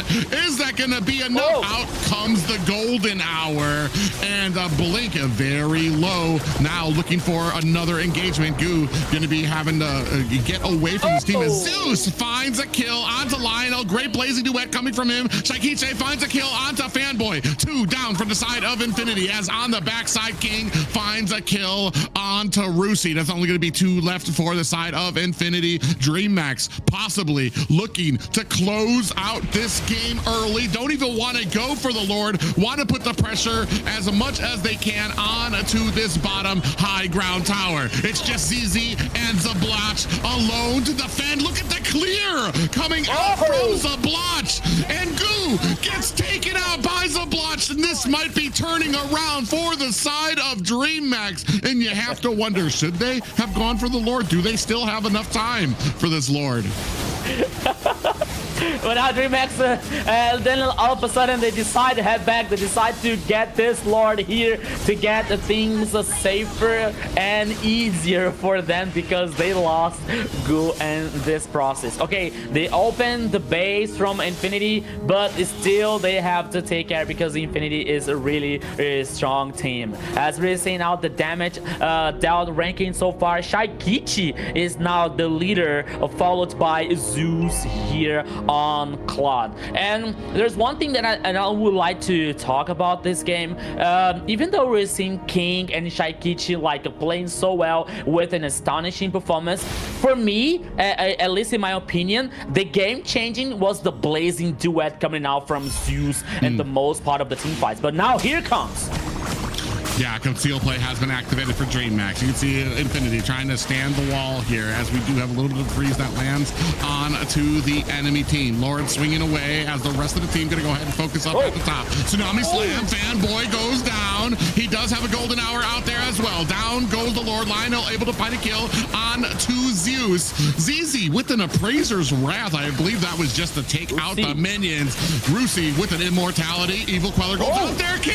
You're going to have to use that Blade Surge to get himself out of harm's way. Almost got taken out there. 11-19 here in favor of Dreammax, and they're still standing at the wall wondering, do they go in? Do they try to get this last bit of HP off of this core? Infinity trying to has themselves a very strong defense here. King on the backside goes in. Tsunami Slam. Down goes the blotch. So that's going to be a lot of damage. It's just Rusi and ZZ alone to try to defend this core. Now Shaikichi on the backside. This, ladies and gentlemen, is going to be game 1 going to Dreammax. Yeah, the Dragon Boys here to start this match with the 1-0 here so far, Zena. All right, the early was looking in favor of Infinity here, but Dreammax took control and dominated the field there, and to the point where they put so much pressure on Infinity up to the inhibitors, and there was no coming back from that. And they went ahead and took that first game. I want to say something that I had noticed too is I had talked about Lionel in the first 2 objectives, had a great job kind of hanging around into that pit, the turtle pit, and immediately getting those umbrellas and the yin yang overturns on to King. What ended up changing there is I feel like somebody probably like Goo, we need you to like isolate her out. And while he wasn't getting these great scores, and he was basically chasing her into the enemy line, he was doing his job. He was getting after her, getting after Lionel, who had to disengage way into enemy territory. Goo would end up going down, but he was chasing away the main source of frustration for the side of Dreammax. Yeah, so here checking out the stats from this first game, 21 minutes here. It's a very little long game here from 2 teams, and plus this Leonel situation here with Kagura and Goo now neutralizing all this burst coming out from this mid lane. That is different. For example, when it comes to Kimi with a very fast DPS, or that Farso, for example, Kagura depends so much on this umbrella and this burst when it comes to magical damage. But now Goo here leading this situation, neutralizing not only a Goo here, but as I was saying during the game, for me Zeus, okay, the KDA here would not be the best one, could not be the best, but for me some team fights with the things we're getting tired for both teams, that we didn't know which team was gonna win the team team fight. When Zeus coming up with the blazing duet, like being a game change to cause this damage, to not zoning the players from Infinity, but also to lead the Dreamax to get those kills for them. So here we're seeing here in the highlights, ZZ, okay, another kill for a Dreamax. And for me, like Zeus had an important role here on this first game so far. Yeah, I mean, you were seeing a lot of those fights. A great job by them once they kind of figured out the game plan of being able to kind of shut down Lionel. You see there, even there, able to find the kill onto King, which was the main source of heartache for the side of Dreamax. Zeus did a great job being able to kind of, I feel like that's what the goo was going in, trying to chase out Lionel, and then from the backside, Zeus would be able to get back there with the blazing duet and catch them on the back to really be able to dish out a ton of that damage. Yeah, and plus here, like, Dreamax having this resilience to, like, even in a chaotic game, when it comes to these both teams here, like, always like Shaikichi with a very good positioning on the team fights here, and with a very strong Lapu Lapu. Dreamax, they were not like taking too many risks here to finish this game. So they lost one player when they're trying to get in the base. So okay, so we head back and secure the Lord. On the second one, okay, so we have to wait Blink here to get this ultimate and to execute with the Tsunami Slam. So they had the things setting up here for Dreamax to finish this first game, and they did very well, at least to get this confidence by far. Yeah, great job by Dreamax to find themselves this first victory, and it started with a great front line there. Shaikichi didn't really get a lot of the kills, but the suppressive fire that she was able to dish out was a huge amount. You saw as we went on to the later games, Shaikichi was at the top of the damage charts, absolutely just blowing away Infinity as kind of helping to guide them to this first victory for them. Yes, for sure. But now we're gonna highlight our superstar of the match. Our MVP is Shaikichi. Even though she didn't get most of the kills, she did have massive assists there. 3013 KDA, 99.4k total damage, 605 gold per minute. She was making sure that she was in a lot of those team fights, and that had made a difference. The queen of MVPs on MCT AMER South here with almost 100k of total damage is Shaikichi and Valentina here. No deaths, immortal, at least on this first game, as we were talking about that before this match starts. Shaikichi is one of the pillars from Dreamax here to get this brilliant performance with the whole team to secure the victory and maybe get to the finals of MCT AMER South, especially with Valentina here, not only with the dashes and with the backup ability here to copy the ultimates to bring the most damage here when it comes to this team fight. So it helped a lot the Dreamax to coming out from some situations, and it was like really good for the Dragon Boys here. So Shaikichi, well deserved MVP so far. Yeah, you can't catch her. You can't kill her. Most you can hope to do is contain her. And here you saw through a lot of those fights, just a great positioning, being able to kind of spray on a lot of that damage with the Valentina. And I think somebody pointed out earlier, when it comes to these drafts, there needs to possibly be an answer for Shaikichi. Even if it's not like a hero like a Zushin, there needs to be something to be able to kind of get to that back line to be able to shut her down. Yes, we noticed that people have to focus her to kind of get more of the upper hand in these wins, because she does shine a lot for the team, as well as King. He does an amazing job on that in the jungle as well. Blink is a great supporter for sure. I mean, they're a well-rounded team, and that whole match I saw like all of their scores, and they all did it like wonderfully in their role there. So yeah, but Shaikichi for sure is hard to catch, and if you focus her, I think that would be like the best strategy to win over Dreamax. Yeah, and especially when it comes to the Dreamax performance as a team, as well as we were talking about, like this Trinity, Shaikichi, King, and Blink, bringing Goo and Zeus on the same page, that leads Dreamax to a high level here of this competition. You know, if a Dreamax are trying to, because we're talking about the two rookies, Goo and Zeus, they're a very good one, but they have to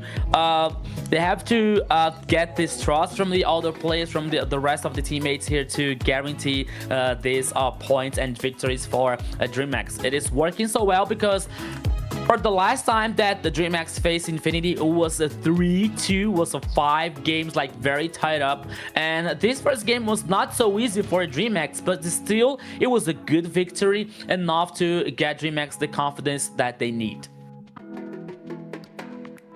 I mean, yeah, I couldn't agree with you more. When it comes to this matchup, I'm kind of wondering where we go from here. Now that we don't have the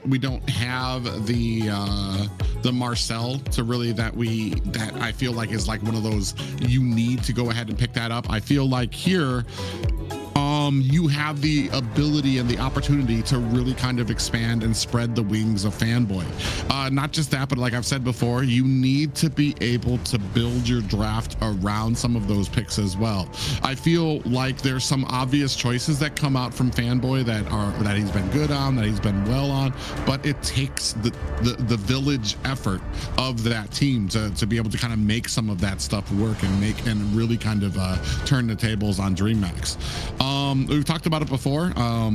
You've talked about Zeus being a little bit new, Goo as well being new. It's taking I want to say a little bit of time to really kind of hone in on what his objective was for that match. So what we've noticed before, once the ball kind of gets rolling, that's when it becomes a lot easier for Dreamax. Once Goo understands where he should be doing, where he should be, once you get him on something comfortable, I feel like Dreamax has much easier games. Same thing for Infinity when it comes to getting those off roams, but you have the draft to support some of those roams as well. Here, we're going to start things off with the chip ban and the Zeus. And I was going to say, I was a little worried that we had kind of just thrown chip to the wayside, especially Fanboy's chip to the wayside, but still a priority for Dreamax here. Yes, they're taking away a roamer that he's good on, and now they're making sure. I guess it's because they have like a whole bunch of roams open and other meta heroes that they didn't prioritize chip during that last round. So they're making sure that this time they're going ahead and banning out the Boxia Uranus. So maybe they're somehow planning to pick up Harley, but there's Freya ban and Zushin as well. Yeah, so I believe Infinity is gonna ban full views here at the first phase of banning here, letting Dreamax with I don't know, like I don't know if King is gonna be comfortable playing with Harley. He played with Harley before, but maybe, you know, it's not like a King style. He likes Assassin's one like this. With this damage, like the solid damage, Harley has this damage, you know, but he is more like okay, so now it opens for views here for Dreamax. But once again, like for King, Harley has the teleportation situation, like this mobility one, but when it comes to like this damage, this continuous damage, you know, he needs this cooldown from these kills, you know, like to get in and get out. So maybe for King, he knows how to play it, but maybe he's not comfortable. But let's forget about that, because Dreamax this year first choice is on Harriet. Well, I want to say Uranus has also been a counter for Fredrin as well. Here, starting off with the Harith, maybe looking more for a bursty composition on the side of Dreamax, something heavier. I know I've seen people talking about banning out Shaikiche, which is, I know on paper, a lot of people think that makes sense, but Bro, I mean, we've seen her play what Eudora and Gord. And, like to success is like you dare. I feel like these meta picks are the only thing that's protecting us from like a Shaikiche Nana that would walk all over Infinity out of nowhere. Here, I want to say Infinity very wisely going to go ahead and pick up the Phoveus and the Claude coming out, which is very interesting. Because you pick up the Harith knowing that the Phoveus is out there and can be used to potentially counter you. So obviously Dreamax has something in store or in hand that they feel like they're going to be able to be very successful with here. My main concern, as I've talked about before, securing some good pick for Goo so that he can have a comfortable game. I feel like that's gonna have your team be as successful as it needs to be. A little bit of a late composition coming. A little bit of a late composition coming out from the side of Infinity, and Marcel and Leomore picked up for the side of Dreammax.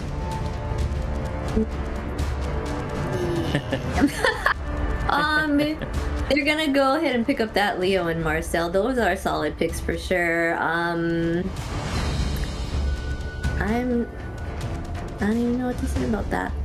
Marcel, yeah, for sure, he's good. He can help with the golden hour. Does that stop Phoveus from his movements to kind of help him stop getting Harris? The immortal one chose me to vanquish the shadows that plague this world. Yeah, let's see what is Blink, how is Blink is gonna play with Marcel, because Blink, as we know, he's a very aggressive one. As we were saying, like he playing with Kali, I think that he died 5 or 6 times, you know. So with Marcel, it's not the same thing, so he has to be like more resilient and patient. And when it comes to this execution from Dreamax, and now we're seeing Suyo here for ZZ, a very good one, with a very jungler which likes to get in these assassins, for example, and having this early mid game very solid one to Infinity. But now seeing Glue as the 4th banning for Infinity, assuming that the Dreamax is going to work with some kind of a wombo combo execution when it comes to Marcel. Valentina, it is the 4th ban for Dreamax, but no, Infinity banning Alice here in the XP lane. Very interesting one. Yeah, I mean, looking at this draft, I'm trying to consider like what we do, what the threats are, what are we pairing with Marcel to kind of make use of this roam, and then on the other side, what are we going to do against the Phoveus? I feel like the best thing is like usually CC, continuous CC to be able to hold him down so that you guys can do a decent amount of damage onto him to try to burst him down. So I'm wondering if we have any. Yeah, a big, like we said, respect paid there to Fanboy. 2 of these bans coming out against some of his picks, but he's going to go ahead, scoop up Hylos immediately for the side of Infinity. Yeah, I'm thinking then they might pull out that Eve. Like, right, they're trying to get Eve on that side, can help with the Hylos like you usually say here. They do well paired together. Here, they still need a mage as well as their EXP for Dreamax, and Infinity still needing that mage as well. So, see if they get it. Yeah, especially now because Dreamax has to like think about like what mage are they gonna bring for Shaikichi, because we have Phoveus on Infinity's side here, like which is easier to get in this backline, which is easier using the demonic force here to try and somehow neutralize Shaikichi. Yeah, so she brings here a Kimi, a very mobile one, so it's not going to be a very easy as well, especially when Infinity Infinity brings this Hylos with the glorious path here with like to buff all the rest of the compositions to trying to chase down these players from a Dreamax. So that was a good choice here from Shaikichi. Yeah, I feel like that's a great like anti-engage type of mage pickup there. I was a little worried because I feel like I was like usually Shaikichi shines on those mobile heroes so that she can kind of stay out of the way, and with the Phoveus out there it really kind of hunkers down on a lot of those dashy type heroes. But here, especially with the glorious pathway, Kimmy does a great job of really disengaging from a lot and being able to kite from a lot of those compositions. Yeah, so both compositions here are finished. Dreamax leading with the CC, Leomord, Kimi, Harriet, and Marcel, while Infinity brings the Phoveus, Suyo, Lunox on Lionel's hands here. Zablox with the Claude and Fanboy with Hylos. It's going to be very exciting to see what is going to happen in this second game. But now, taking the time and taking this opportunity to say hello once again to the people on the chat. Hello to the Gold Magic, hello to the GM Hunter, Lin Dyak, hello to Pinoy once again, Shinigami, Evander. Thank you so much for your audience, guys. Don't forget to send the like, don't forget to share the live and call your friends to watch this insane match. Infinity versus Dreamax. It is 1-0 for Dreamax so far, but here, welcome to the Land of Dawn and get ready for more action on the second game here, Private. Yeah, already Shaikichi kind of bursting in through the mid lane. Gonna go ahead and cover Blink while they go ahead and try to get some damage on to this jungle buff. Fanboy there right up in the front. You see a little bit Blink trying to find that stun out there as well. Fanboy, a little bit of trouble there, is gonna have to use that Revitalize to get away. With a cold blood here situation once again versus Shaikichi, but he is able to get alive. He's able to not to get in the base. He was trying to like help on the purple buff. Meanwhile, Dreamax is leading 4 players on the top side to try to surprise Rusi, but now they're moving away. 40 seconds left to the first turtle. Yeah, as we go on, there's about 34 seconds left for the turtle there. Oh, King takes a little bit. Oh, look at the combination coming out from a Dreamax. Actually burst Infinity very low, and Fanboy no longer has that Revitalize yet. What is Shaikichi made of? She was like really alone versus 2 players. Oh, no, okay. Okay, she was really alone versus 2 players and she didn't care. She was like only hitting with the basic attack. Well, yeah, because I feel, well, first of all, just Kimmy, Shaikichi, I feel like is pretty much a pro on Kimmy. It's probably one of her favorite heroes. It's the one that she's played the most and had the most success on, at least here in AMER South. But also with Kimmy, you have that disengage tool.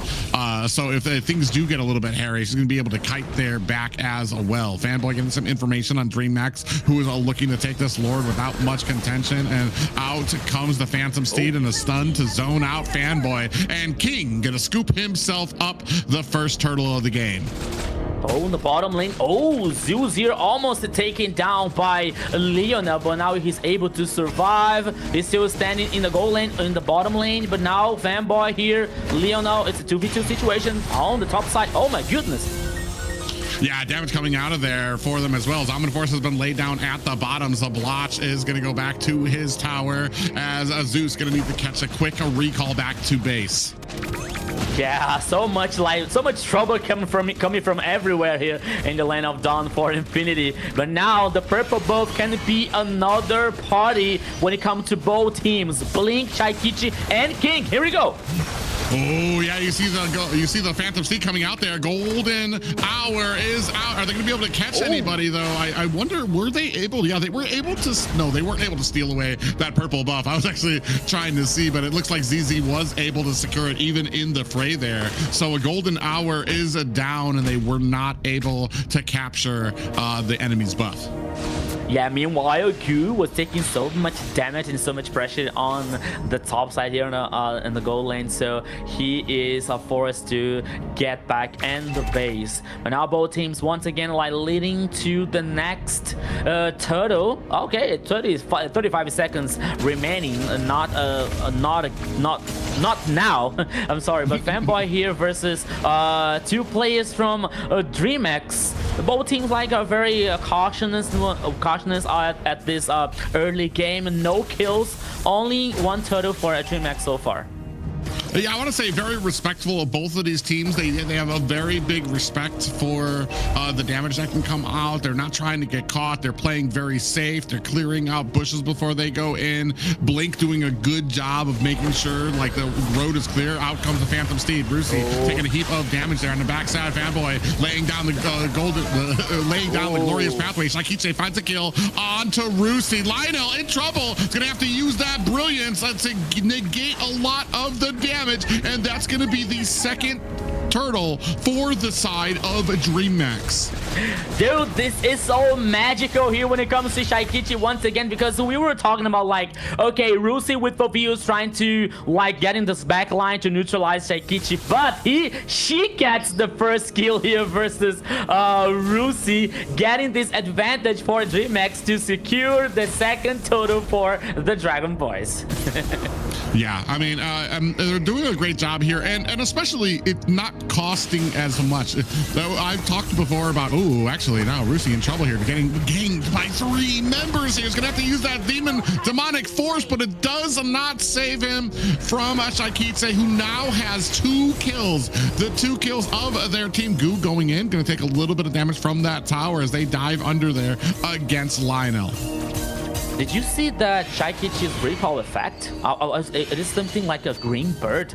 That's something new. I've never seen that before. But now on the river, oops.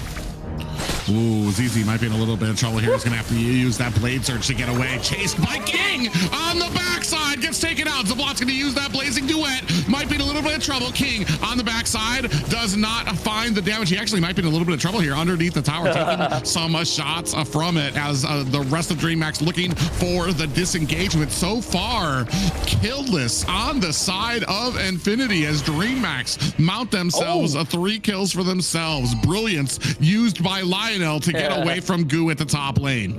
My goodness, Gu here now with an astonishing performance so far with the CC breaking out Lionel to get back in the face once again. Now doing just a little bit of proxy on after the first tower, but here it comes. Yeah, not even able to lay down the glorious pathway. It's not enough to save him. Even all of that healing. King able to come back with the kill to start off this next and final turtle for the side of Dreamax. 4 kills unanswered by the side of Infinity. Yeah, 2 kills for King too. They don't stop here. Yeah, they were able to steal that purple buff away. Meanwhile, a fight up at the top. Guko laying down yo-yos in the face of Arusi. Meanwhile, down goes Lionel here. 5-0 for Dreamax as they mount the pressure in the mid lane. Yeah, so things are working so well for Dreamax so far. 5 kills for them. The tower #1 on the mid lane, and now leading 3 players on the bottom lane here. Hunger Games probably, but it's a 3v2. Here we go. They bait out ZZ, who gets caught, stunned, and Shaikiche finds herself another kill. 4 so far for this game at the 7:30-minute mark. Surprise! You were baited! 1 more kill here for Dreamax, and they don't stop! Oh, yeah, they're going to keep on going in there. A lot of damage coming out. Zablata in trouble there. Shaikiche around. A Fanboy still laying on that suppressive fire on the front, but both members of the side of Dreamax going to find themselves a recall, or at least Zeus going to go ahead and find himself a recall before returning to the top lane.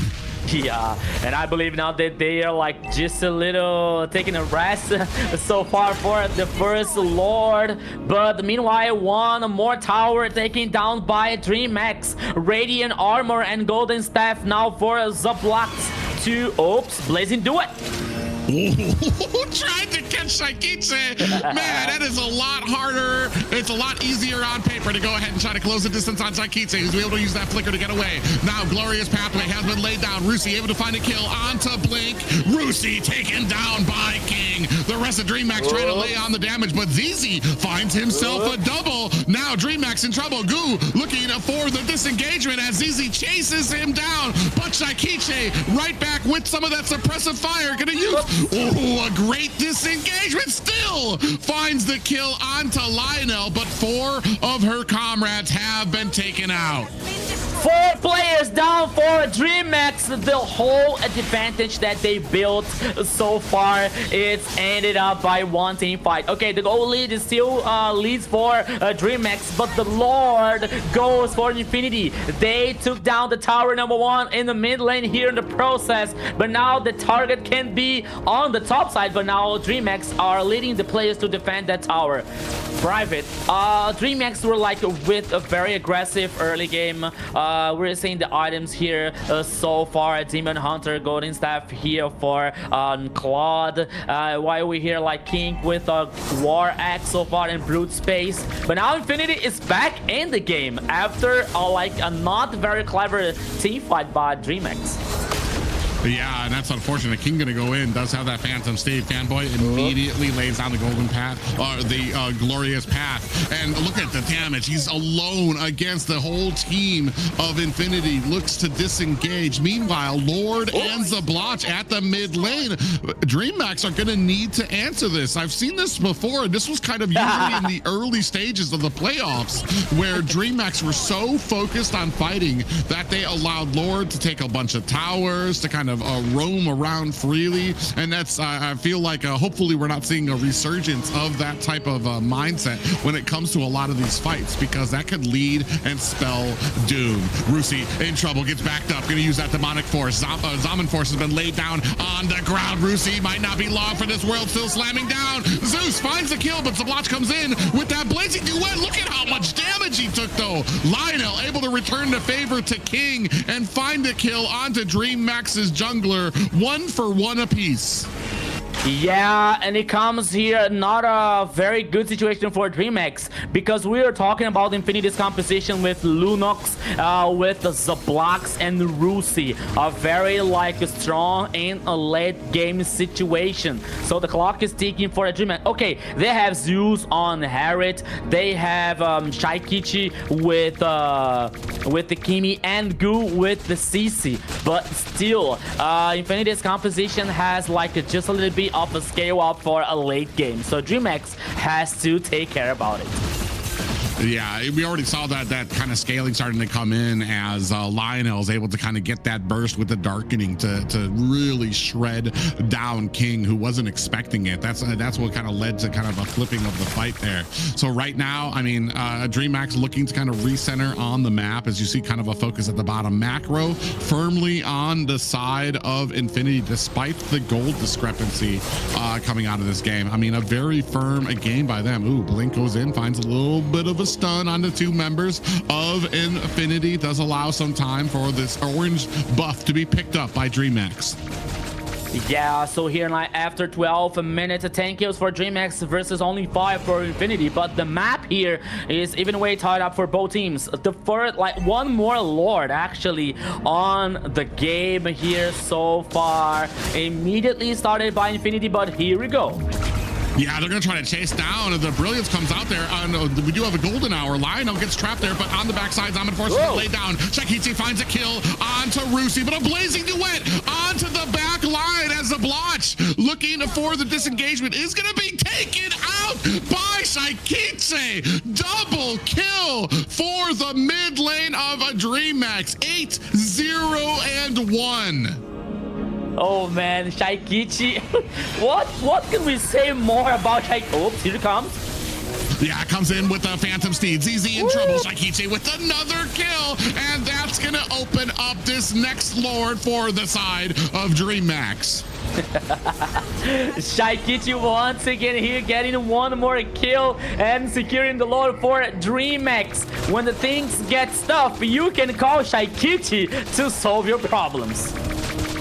Oh, Oh yeah, I mean, she slices, she dices, she does your homework for you. The amount of range that she has on all of these mages here, especially on this Kimmy, is just an answer has been such a huge answer for Dreamax when it comes to a lot of these compositions. You're taking a look at some of these items here too, as well. She's already full build, already has the Wind Talker as well, and has the Sky Piercer, which is usually that early item that I don't usually like to see on mages. But with the Shaikiche, who always has such a great job, I mean, 9-0-1, you know she has a ton of stacks. Ooh, up at the top lane, you could see ZZ getting chased down by King. Is that going to be enough? Oh my God, we're just going to focus on the tower there? Is that a fight up there? Are we going to look at it? No? Okay, that's cool too. And King gonna get taken out by Lionel, returned up at the top. Meanwhile, here at the mid lane, Lord clashing there, Blink in a little bit of trouble. Blazing Duet is out as well. Goo takes the brunt of the force, does have the Vengeance out, so it did put a lot of damage onto Zabloch as the rest of Dreamax looking for the disengage. Yeah, so now Dreamax read that situation. Without King here, they're not able to respond to this team fight, so they decide to head back and get safer. But once again, King like being getting killed on the top side. I think that is not it was not on Dreamax's plan here to get more advantage by using this Lord. But here, 15 minutes on the second game, the game is even like tied up for both teams. It's a coin flip here. It's not like we don't have a winner from this for this second game so far. Private. Yeah, we're gonna find out. I mean, right now 9-0-1 for Shaikiche. Blink doing a great job too. 0-1-10. He's been doing a great job disengaging. Ooh, speaking of which, as I say that, he gets grouped up on by like 4 people there. I was about to say a little bit of a cast curse there, but yeah, still doing a great job for his team, going in, getting a lot of those stuns. A great amount of these golden hours been placed down there to help Dreamax reposition on the map and be able to kind of find a lot of those weak spots here. What we're seeing is ZZ trying to get the split push there, but it's being read out by King, who's getting onto some of those separate lanes as well to make sure to kind of keep those lanes matched up as much as ZZ is trying his best to try to get out there, push them, and then get back here for some of that macro. Now looking for another fight is the side of Dreamax.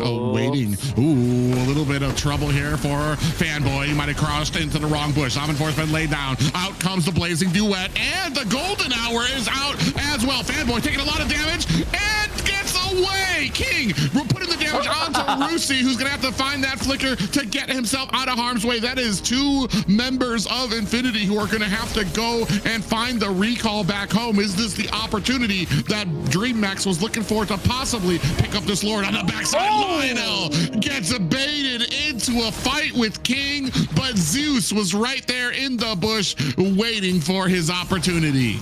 Yeah, so now Infinity tastes just a little bit of their own poison when they got down King on the top side just a few minutes before. But now the Lord here started by Dreamax. They have ZZ, the jungler, with the retribution on, so they have to take care about like this pick-off situation here when it comes to Dreamax. But now the Lord once again is started. Here we go.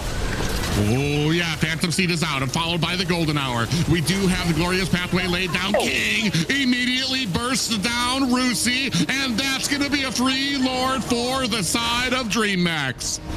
Yeah, and another Lord here now for Dreamax. So, okay, now it is the time to not to get lost on the side here to get surprised by Infinity. So they now decided to wait. Maybe they are waiting for the next Lord, like freezing these minion waves to deny farm for Infinity, and trying to synchronize these waves now on the 3 sides. So I think that this is what is going to happen now. Shaikichi is heading back on the base. No, she changed her mind. Oh, Goo! Goo. Almost checked the wrong bush there. Is going to find the disengagement. Meanwhile, Infinity need to brace up as the Lord going ahead and crossing through to the mid lane. At the bottom, ZZ trying his best to kind of get the split push rush in while his team looking for the defense. Golden Hour is out on to the mid-high ground tower. Shakiche finds a kill onto Zablotch. Brilliance is out for Lionel as the Lord swings away at the core. Now just the top and bottom high ground tower left for the side of Infinity. And looks like Dreamax still wants a couple of pieces here of these high ground towers. Zeus goes in. You can see the damage coming out. Goo on the front end as well. They're bursting it down. Zama's force laid down. Out comes the Phantom Steed that's going to clear out the rest of these minions as well. King almost found himself trapped against the wall there. Brilliance coming out for Lionel there. And 4 members of Infinity only have one more high ground tower left. The whole of Dreamax. Down comes the glorious pathway. Might be a little bit of trouble there for Goo on the back end as well. Zaman Force laid down onto the ground. Are they going to be able to put the pressure onto this high ground tower? Blazing Duet deep onto the back line, but Shakiche dusts him into the nowhere like he wasn't even there. As soon as the Blazing Duet started, immediately gets tossed into the dirt. Shakiche, please teach me, because I don't believe that turbo kill on the last team fighter. Here comes Dreamax. Yeah, Brilliance is out there. Fanboy on the front end trying to block this. Blink goes down at the hands of ZZ. Now Zaman Force laid down. Zeus finds a kill. Shakiche finds another one on the Fanboy. Ladies and gentlemen, this might be game 2 for the side of Dreamax. Dreamax here with another brilliant performance, is guaranteed 2-0 so far in this match, Zina. What a dominating match there for Dreamax. They were conquering the beginning of the game, but like you said, they kind of started to focus too much on the kills, and so they were losing momentum. But Shakiche brought that back around. If she does not get MVP, I'm just saying. I mean, I've said it before, Shakiche probably one of the best mages, maybe not probably, is one of the best mages, not female mid laners, but best mid laner in the South right now.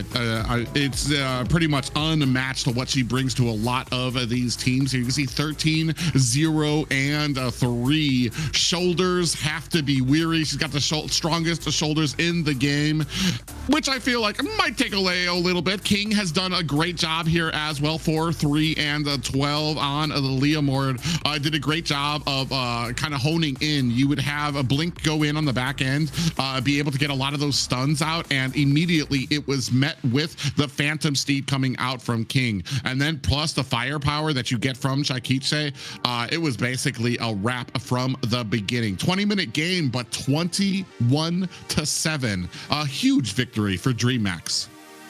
Yeah, so here, and I go further on this. I can say here, I'll take a risk and say that Shakiche is the best mid lane that we got on South region at this moment. Because, okay, we have Sheen from Entity 7, but we saw like Sheen today with some unusual movements and unusual like pickoffs. Frostland Neve, for example, with Alpha 7, which is a very good one, but not being like, not to getting pushed like Shakiche on Dreamax, you know, to be not only the best, one of the best players, but to be one of the pillars on Dreamax here to carry them to the victory. So for me, Shakiche, like, it is the best mid laner on the South region here. Plus, we're seeing like Dreamax with a very good synergy here, especially when it comes to Goo and Zeus, the rookie ones that we are talked about that before this match,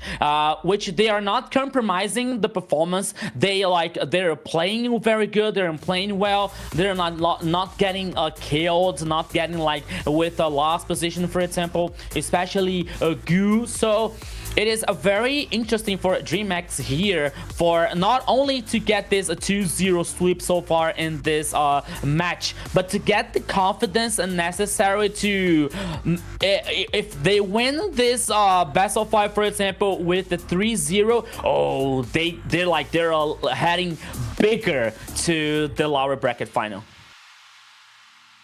Yes, for sure. They just did an amazing job, and I feel like they found their synergy. Right, they have been in the fights together and just doing so well as a team. Like their communication has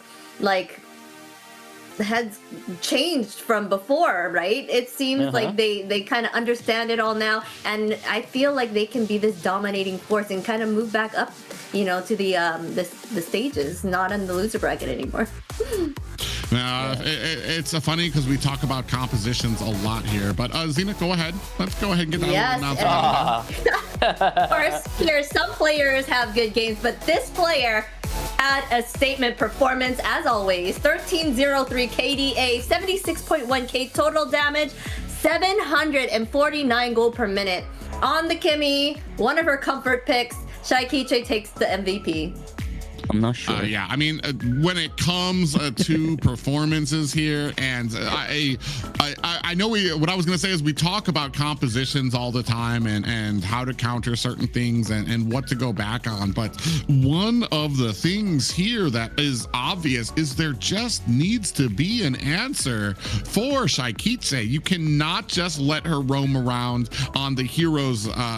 She just becomes such a huge menace on the team. You need to treat that like a Zushin, like you're going up against a Zushin. There needs to be an answer. You guys need to be able to take her down before you can get to that mid and late game where she's just going to be dishing out so much damage. Yeah, so we're seeing the MVP highlights here, like on the last team fight. Oh my goodness, like the Blast were like trying to do the blazing duet, but he was like completely deleted by Shaikiche in the middle of the ultimate. It was like amazing coming out from Dreamax's mid lane here. But now 2-0 for Dreamax. We could say that is not unusual when it comes to both teams through the history so far on the MCT AMER South, but it is a very good situation now for Dreamax. One more game and they close it up and they go like very confident for facing Entity 7 still today.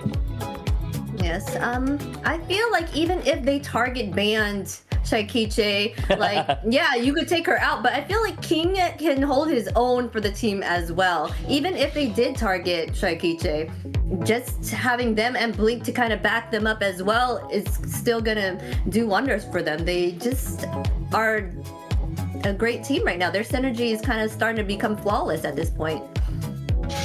Yeah, I know we get a lot of talk about Shaikiche because she gets a lot of the MVPs, but not enough can be said about King as well, who made that transition from the XP laner. He still does have that history as a jungler, so he brought that with him here into this position and has done nothing but shine for the side of Dreamax in that position as well, which I want to say is part of what has helped Shaikiche be able to kind of shine there too, because I mean, you're worried about that Leomord, you're worried about the damage up front and the Phantom Steed coming on. Meanwhile, from the back line, you still have to worry about Shaikiche. I joke a lot when I say like you need to have an answer for Shaikiche because there's other options out there for the side of Dreamax, and unfortunately at this point I feel like there are just more options for Dreamax to be able to succeed here than Infinity right now, who is starting to fall at the wayside here, even with some of these unique roams that can possibly come out. And maybe that's where we're kind of faltering, where we're kind of sticking to the meta, sticking to what's strong and what we understand as strong, when at our very core as a team, Infinity shines when they can reach outside the box and really develop a consistent composition around a roam that isn't really something you would see every day. Yeah, and we might have someone saying, hey, Dreamax is not the only one-player team.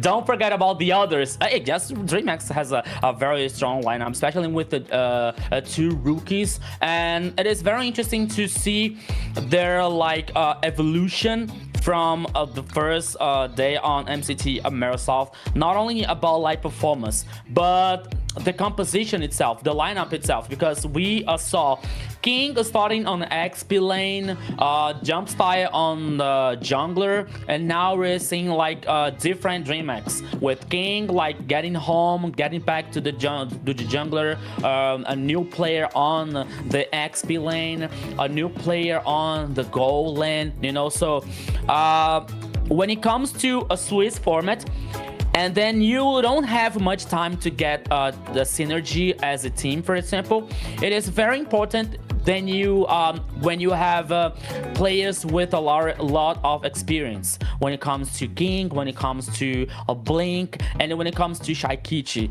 you know. So not only that, but when you have the trust on your teammates, when you have this trust to, okay, I can play as I like to play, as I used to play, because I have a good mid lane, I have a very good roamer, a very good XP lane. So that brings Dreamax some points that can help them. They help them to get on this performance so far, to get this 2-0 sweep on Infinity. And not only that, maybe like targeting to the horizon to face possibility Entity 7 in the lower bracket finals. I'm born with talent. I feel like Private was saying, if they were to go ahead and pick up those oddball roams that Fanboy has, maybe they might have a different chance here, because maybe Dreamax understands going against the meta. So if they were to pick up that oddball roam that Fanboy specializes in, that might throw them off again. You know, that was possibly the reason why they were having a harder time, and usually go the full best of 5 against them. I'm not so sure it's a throw off as much as it feels like Infinity shines more with that, because I feel like throwing off would assume that Dreamax isn't prepared or that they didn't study. Like, everybody knows that Infinity's got a lot of these other pickups that they can go with, but I feel like that's because that's where they do best. That's where they feel more comfortable with a lot of those old school Kufra we saw, which was banned out as well. So, and that might come down to draft as well. Maybe they are looking for some of these good options with but it keeps on getting banned out. You saw the chip was banned out, Kufra was banned out in the last game, so they might be getting countered in the draft as well. But one thing I do know is they need to be able to find the ingredient to be able to find these wins over Dreamax, especially because we're sitting at game point right now, and Infinity looking at possibly a disappointing ride home if they find themselves on the losers end of another game here. And a Freya out, but I want to say Freya's probably what, 0% win rate here in the South right now, right? Phobius is still open for the side of Dreamax. Oh, who? So sorry? That's Phobius, right? Oh, okay, yeah. So that's the big counter against Freya, and it's open here for the side of Dreamax to pick up. Yeah, I'm with Private here, like when it comes to Freya, you know, like I'm not really excited as well. Like, yeah, Freya, okay, 0% win rate here, coming out from Infinity. But everything is possible here because she is still strong on like in the gold lane. So if Infinity finds a composition that can fit well with the Freya performance here, it might be a very good for them. But now when it comes to Dreamax here, okay, Insunshin and Terizla, okay, definitely heading for the XP lane, but Insunshin, some kind of a flexibility here, or in the jungle or in the gold lane. Oh, Minotaur from Fanboy. Like it. All right, that's what I'm talking about. A little bit of flexibility coming out from Dreamax, and then Fanboy on the Minotaur. I hiss a little bit just because Akaja has been a sore spot for me when it comes to these isolating type of roams that can the ones that can take a hero and pull them aside from the team. I feel like Kaja of the Kaleas, of the Chos, even Atlas I feel like Kaja does it the weakest. As Yeah. far as, trying to flicker in, get that divine judgment, and get back, which is going to be very interesting here. Maybe this is something that we can use to stop the Minotaur, or especially the Freya too. I do like the Yusun Shin here, because it has been a great counter in that, not actually a counter, but it's been able to withstand the Freya in the gold lane, because his dash allows him to get away, create that distance that is such a hindrance for any type of Freya player to try to close the distance on somebody who can get away from you like that. So, and this opens it up to be a lot more flexible. Oh, and then the gourd pickup from Dreamax. So definitely leaning on these divine judgments from the Kaja pickup. Yeah, they're heavily relying on the protection, because Gord is the sitting duck when he does his ultimate, so Freya can totally jump on him and kind of rain damage on him. They're going to go ahead and pick up the Eve to kind of get that zone and slow into the mix as well. This is going to be a fun match for sure. You know, and they're going to go ahead and pick up that Harith. I feel like the Phobius would have did wonders here against that. There's Freya, there's Harith, but yeah, but okay. Once again, not being like I don't know, like a fan, for example, but we're talking about Shaikichi here in the mid lane with a very solid performance, but with this Gord here and Kaja, I don't feel like there's gonna be like appealing enough for this Gord here, because I think that Blink likes to play an aggressive one, not like a protecting, and not like Terizla, and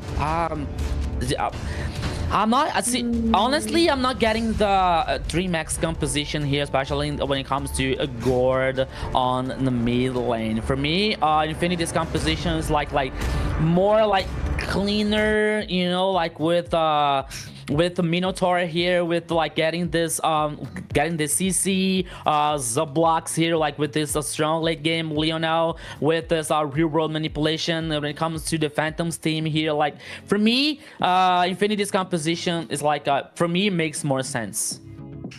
I know we were talking about how unkillable Shaikichi is, but we still need to protect her, Dreamax. Yeah. So that's so maybe it's going to be very interesting to see how well they can find that disengage here, because there's a lot of tools to be able to get back there and be able to surprise them. I think they're really banking on the early game, being able to get the CC, being able to get that burst down and settle this very early for their team with that damage. Hey, yeah, so let's go. Let's see what's going to happen here on game number 3. It's a game point for Dreamax in this lower bracket, the best of 5. The winner here is going to face Entity 7 on the lower bracket of finals still today. So welcome to the land of dawn, and let's go, Private. Yeah, we're gonna go ahead and start things off here. Ooh, Blink taking a lot of damage already, and ZZ finds the kill. I was gonna say this is why I don't like Kaja, but that's a little just over aggression coming out from the side of Blink. And now King gonna have to go ahead. Oh, look at the damage already that King is taking, and especially with your roamer down, not able to clear out a lot of those bushes either. I mean, like Blink heading on the purple buff from the enemy with not the level 2 to get on the dash open.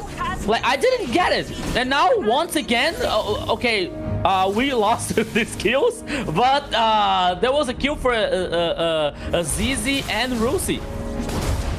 Oh yeah, crazy. I was actually, I was so confused for a second, because my immediately I computed Rusi in the gold lane, and I'm like, wait a minute, here's the gold lane. Everything looks fine here. So very interesting here. So good rotations coming out from the side of Infinity, who are able to go ahead and find already 2 kills on the board there. Rusi going to go ahead and a challenge here against a Goo as well. So very interesting. I feel like the Infinity still a little bit more confident here in this game, doing a good job of being able to harass and still gets a lot of those kills already. And King sitting at a death already on his mark. Yeah, so okay, we know that it's too early here, like only the 2 minutes on this game, but as we were talking about like the Kaja here and his potential, but now like checking Rusi on the top side here with the Freya. Oops. Oh, Zablotch gets taken out there. King gonna go ahead and get that finishing job, but that's gonna signal to Infinity that they're gonna have to go ahead and rush onto this turtle before Dreamax is gonna be able to kind of collaborate and get back up here. So that's gonna be a free turtle for the side of Infinity. Rusi goes in, gets pulled by the Divine Judgment, and the Mystic Gush gonna be able to do the finishing touches there. Goo, a little bit of trouble there. ZZ taking some damage there, gets caught by a stun from Shaikichi on his way out. Yeah, so Shaikichi here with the Mystic Gush getting a 1 kill here for Gord. Oh my goodness, once again it's stunning from Gord here. That comes this the situation for a Dreamax. The turtle was for Infinity, but Dreamax is finding some ways here to neutralize some Infinity's initiation. It is working so far with this advantage, especially when it comes to the goal lead. It's not a big deal, but it's very important for Dreamax to still like managing the pace on the game. Yeah, right now I feel like we still have a good job going on as we take a look at some of the items. A little bit of an advantage there for King as he's working his way. Looks like a hunter strike for him. Yep, he's going to be a hunter strike for King. But I mean, in the early game, as we're still in the laning phase where you can't really group up as fast and you're not going to have these huge team fights, I feel like that does favor Shaikichi and Blink with that Divine Judgment. But as we get more into these team fights, I feel like you're going to have a heck of a time with ZZ, with Fanboy trying to get to that back line, even getting trapped by Lionel. Oh, another Divine Judgment comes out with a Mystic Gush. Just kidding, forget what I'm saying, because look at these Mystic Gushes coming out there. Little bit of a recall coming out from Shaikichi as well as they burst down ZZ. Meanwhile though, Rusi just taking it to this tower at the top. Yeah, so as we were talking about like Kaja's potential here and not like being able to see their ability to pick off Infinity's composition, but somehow I have a feeling that Infinity is just a little kind of a loss here with some players because you getting killed on the mid lane here, like no facing check the bush when there is a possibility of Kaja. Oh, here it comes. Rusi actually tried to go in onto King there onto the backside there. Mystic Gush out as well, takes down Fanboy. Rusi in trouble too as well, is trying to keep on this damage as the rest of Dreamax looking for the disengagement. Goo in trouble, gets taken out by a ZZ. Meanwhile, I mean, 1 down for the side of Dreamax, 1 down for the side of Infinity. Yeah, 1 down, and the second turret went for Infinity as well here, while like Rusi was like taking almost the tower on the top side here down with a very much damage. But now here Zeus in the gold lane as well here, now cleaning up this minion waves. Almost 6 minutes here. Goal lead is not a there is no Oh yeah, Zaman Force laid down. He's gonna dive onto King, but Goo comes in on the backside, so he sacrifices that 1 for 1 there for Infinity. Yeah, the kill was for Goo here. They responded very interested well here on the gold lane. But once again, goal lead here, no goal lead when it comes to this second game, but now Rusi, oops. Okay, Fanboy is leading. You see a lot of damage going up there, but I do want to say Shaikichi sitting at 3 kills already on this Gord, and that Mystic Gush is only going to be more powerful. Blink flickers in, immediately finds a target and comes back with the Divine Judgment. A great read by Blink to go. That surprised even me. I got a little scared there. I thought he was coming for me the way he flickered in there. I don't think they had any vision there. He just knew that if he found somebody, he's going to find that Divine Judgment, pull him back to help Shaikichi find some more damage on. Yeah, but now here in the bottom lane, Zablox has to take care because it's 2 players on Dreamax. Oh, they're chasing down. No, only doing the proxy here. But one thing that we have to consider here, Private, is Rusi, and oh, here it comes. Yeah, another Divine Judgment lands on with the Mystic Gush on the Fanboy. Rusi coming in, trying to put the damage on there, is going to look for a little bit of that separation, but a lot of Infinity very low for this fight. They are still going to be able to pick up this Eternal for their side. 4-7 right now in favor of Dreammax. Yeah, so here like the third heading for Infinity here. Sky Pierce on Shaikiti's hands now. Not in the first item here, but once again, well, I have to agree with these items. But Infinity here like having Rusi in Freya at this split push situation. Oh, here we go. Yeah, we do. Look at the damage going on. The blink there. Goo dives onto the backside there. Might have bit off a little bit more than he could chew. King trying to put on some damage. Kiazizi. Oh, big penalty zone lands onto 2 members, but he immediately met with the Minoan Fury coming out from Fanboy. Mystic Gush is out. Bursting down heroes left and right. Lionel able to find a kill on the blink. Down comes the real world manipulation. Down goes Goo. Zeus looking for the disengagement for his team. 2 down for the side of Dreamax in that engagement. Meanwhile, we have Rusi with Freya. Oh my goodness. It's like a machine. And that's why she's so sought after, is the amount of shielding she gets. She probably could have dove underneath the tower for that kill, but didn't want to risk it just yet and so early.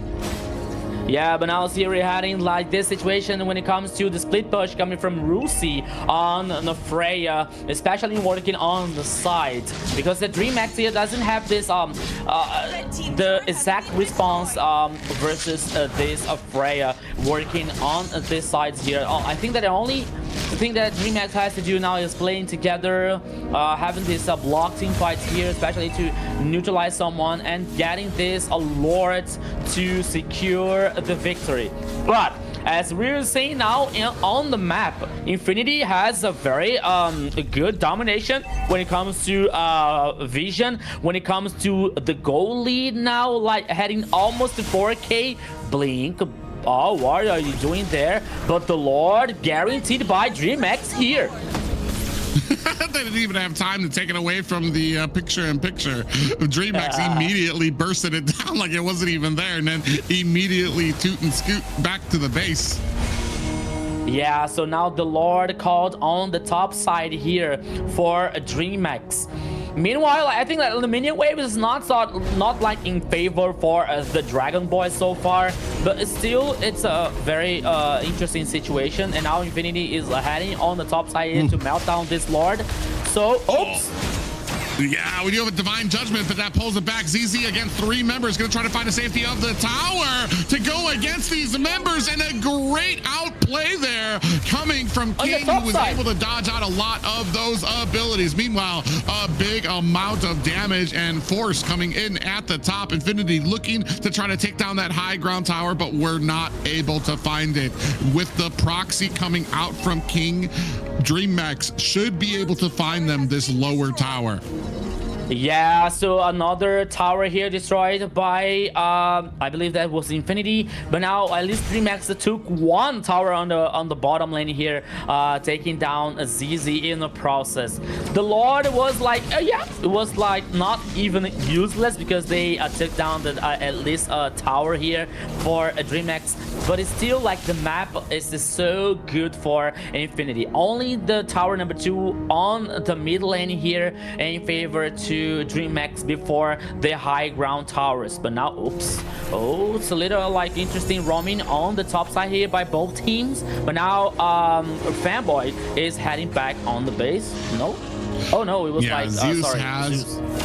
Yeah, Zeus has gone ahead and picked up that Demon Hunter sword, so he's going to be able to kind of shred down into a lot of these pickups. It's just though right now Infinity seems to be having a leg up here, and this is especially when it comes to, like I said, Shaikitse not dying, but it's still not in great positions. They are really leaning on their ability to catch out a lot of people here, not really team fight centric engagements here. They're looking to get the surprise, get the drop on Infinity, and be able to finish them down with a Mystic Gush. I don't feel like this composition really shines when it comes to some of those team fights, and at least not as much as Infinity's does, where you've got a great layer of CC and the real world manipulation to come out, and a lot of AoE damage to come out.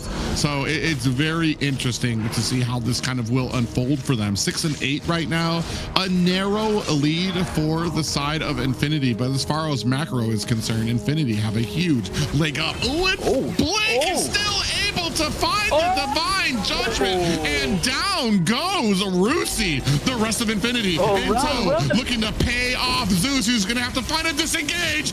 Oh, ZZ in trouble, bit off more than he could chew and ends up getting taken out. Down goes King. That's gonna be the jungler down for the side of Dreamax. Shaikiche on the back end. Did she flicker into them?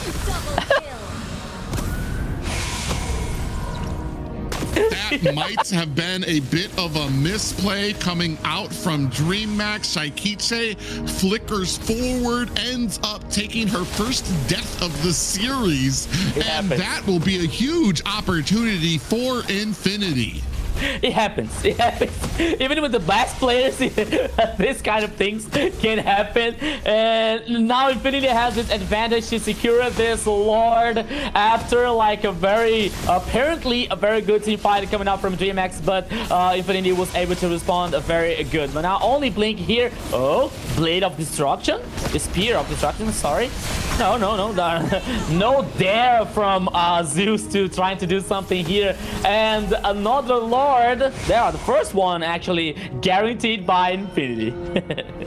Yeah, great game coming out from there. And that should be a lesson to all the viewers there, even the great players. Find some mess ups. Concealed play is out there. Divine Judgment comes out. Big damage coming out. Are they going to be able to mount in with that Minoan Fury? You see the pop up. Zeus able to find a kill onto Rusi. Out it comes the Phantom Steed, trying to put the damage on. Zablotch trying to chase down Dreamax, looking for the disengagement underneath their tier 2 tower. Yeah, but now see the Lord is heading on the top side here for Infinity. 4 players now landing for the top side here to try and defend this Lord, but Dreamax is getting like melted down here. Lord not even able to reach the high ground towers. King finishing the Blade of Despair for Insushin. Oh, here it comes. Yeah, they try to go in and try to find the engagement, but do not find it. Infinity going to be able to find the disengage for themselves. A 9-11 right now, just narrowly over a 1K gold lead for the side of Infinity. As we take a look here at the items, 2K up is Rusi on this Freya. Yeah, Gu had this info here about Infinity's players on the mid lane on the bush, but now like Dreamax is getting safer. The halberd now for Rusi here. They stop healing on Freya's hands. Oh my goodness, Corrosion Side War X endless battle, and now the halberd here. It's a very strong Freya, and I think that for maybe for Dreamax it would be a very interesting idea to let Zeus doing the split push here. But I think that they're really concerned about Freya like picking off Moskov on the sides here. But good, okay. And now they're leaning back. Dreamax now is thinking about something, but Infinity is playing together, like facing check, getting these bushes here to not be surprised by Dreamax. I'm just sitting here thinking about Shaikiche's first death. Her own worst enemy is herself. with that missed a flicker that put her into harm's way. Right now, Dreamax, all of them are looking to find themselves a little bit of a disengagement here, getting ready to set up the Lord coming up in 30 seconds. Ooh, that was an interesting Phantom Steed coming out from ZZ there into a bush where nobody was at.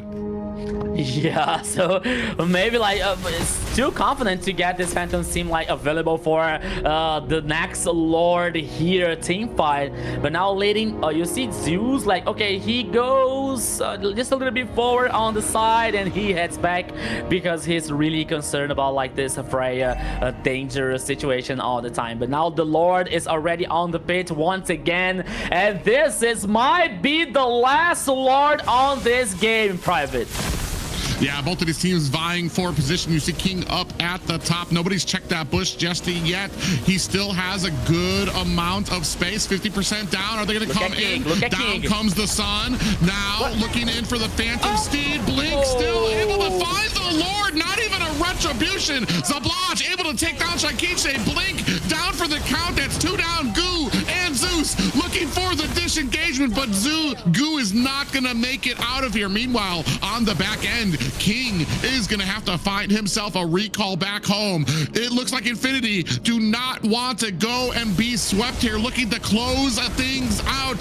Zeus and King alone here. The pop-up finding Fanboy. Are they going to be able to clear out these minions? Out comes the Phantom Steed. King now down goes Zeus. Out comes the Mountain Shocker. Is it going to be enough? And no, it is not. Infinity. Oh, they're still trying to what? tower. What? Okay. And they are going to be able to answer back with their first victory of the series. It is not over yet. Here, Zina. Infinity leads to the first victory in this best of 5. Yes, they made sure they were not going to be swept this time around. Infinity had a dominating game. They took most of the objectives and had total map control starting out. But I think Shaikichi's little misplay there kind of made it might have messed them up there a little bit, but you know, they already got 2 wins, so you know, one mishap, maybe they might come back from this one. But Infinity did amazingly there, and it showed right there in the match. Yeah, I mean, I feel like, I mean, we do glaze Shakiche a lot with her performance here, and I feel like that little misstep actually kind of cost them a little bit when it came to they might have probably been able to find the kill there if not for that little mishap. But that just kind of shows you how close both of these teams are.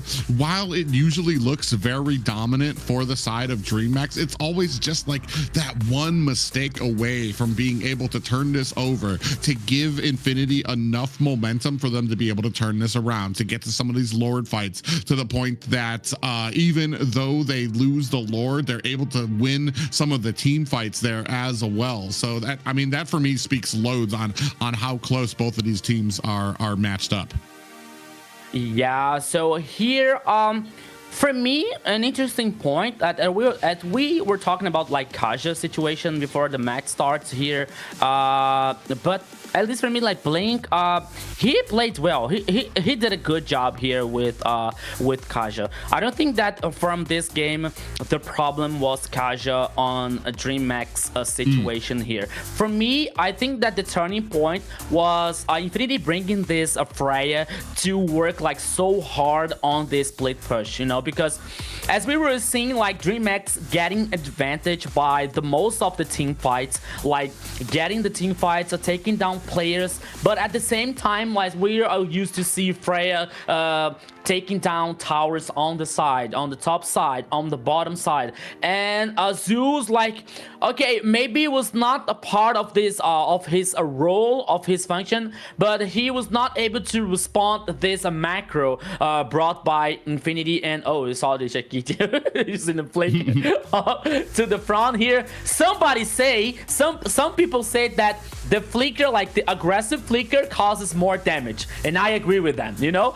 But in this case here, like Shakichi was surprised, and as I was talking about, like for me, Freya doing this split push job here, like it caused Dreamax so much trouble, because at some point we used to see that the map was like almost open for Infinity, and Dreamax was trying to be careful, pay attention on the visibility situation, and Goo was not able to respawn on this side. So it was really a good situation for Infinity to take this victory so far. Yeah, it's almost kind of like a double-edged sword, but I think we're going to go ahead and look at the MVP first. Yeah. Yes, this player took every opportunity and turned it into an advantage. It is Zablox here with the MVP, 525 KDA, 57.3k total damage, and 711 golds per minute. Yeah, he did it. I want to say that last fight, what we saw was the entirety of Infinity going to the upper right-hand corner of the Lord pit to engage onto Shaikiche.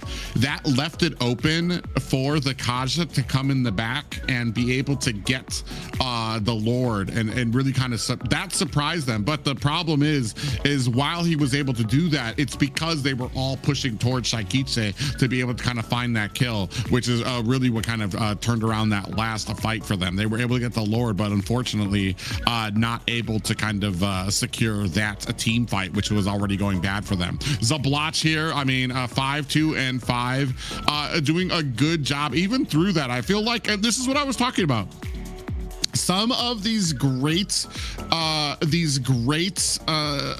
compositions enabled by having a Minoan Fury fast and ready by Fanboy there. It affects such a wide amount of area out there, and it allows the Blotch to really kind of get in there. Okay, we're gonna take a look at the corner there.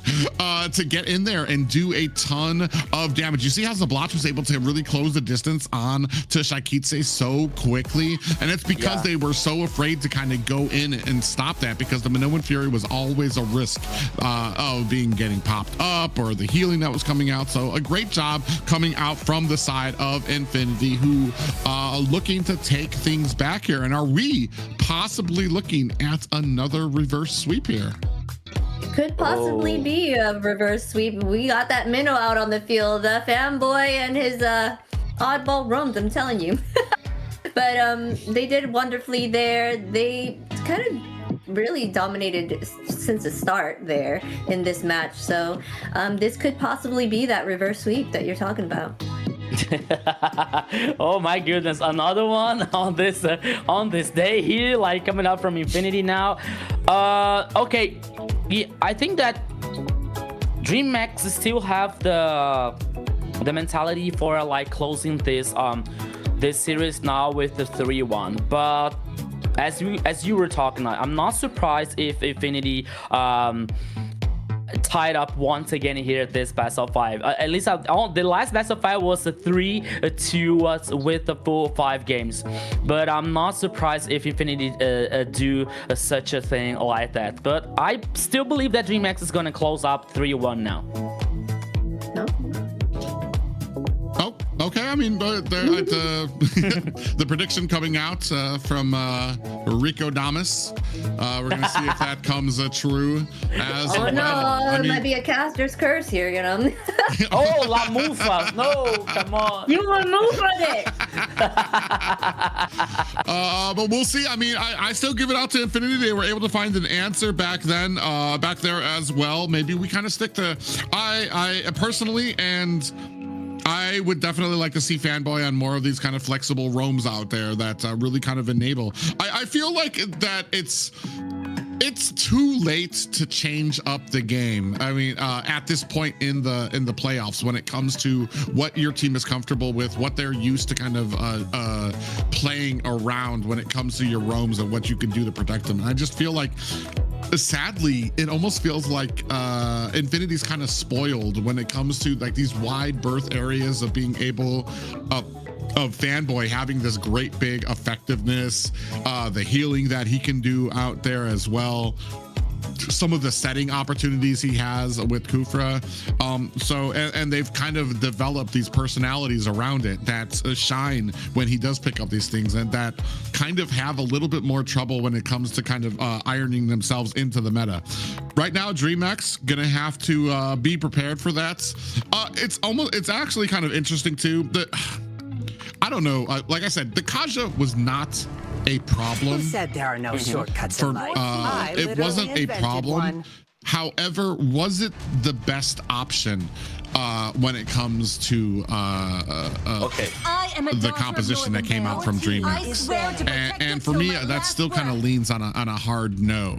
He wasn't that game.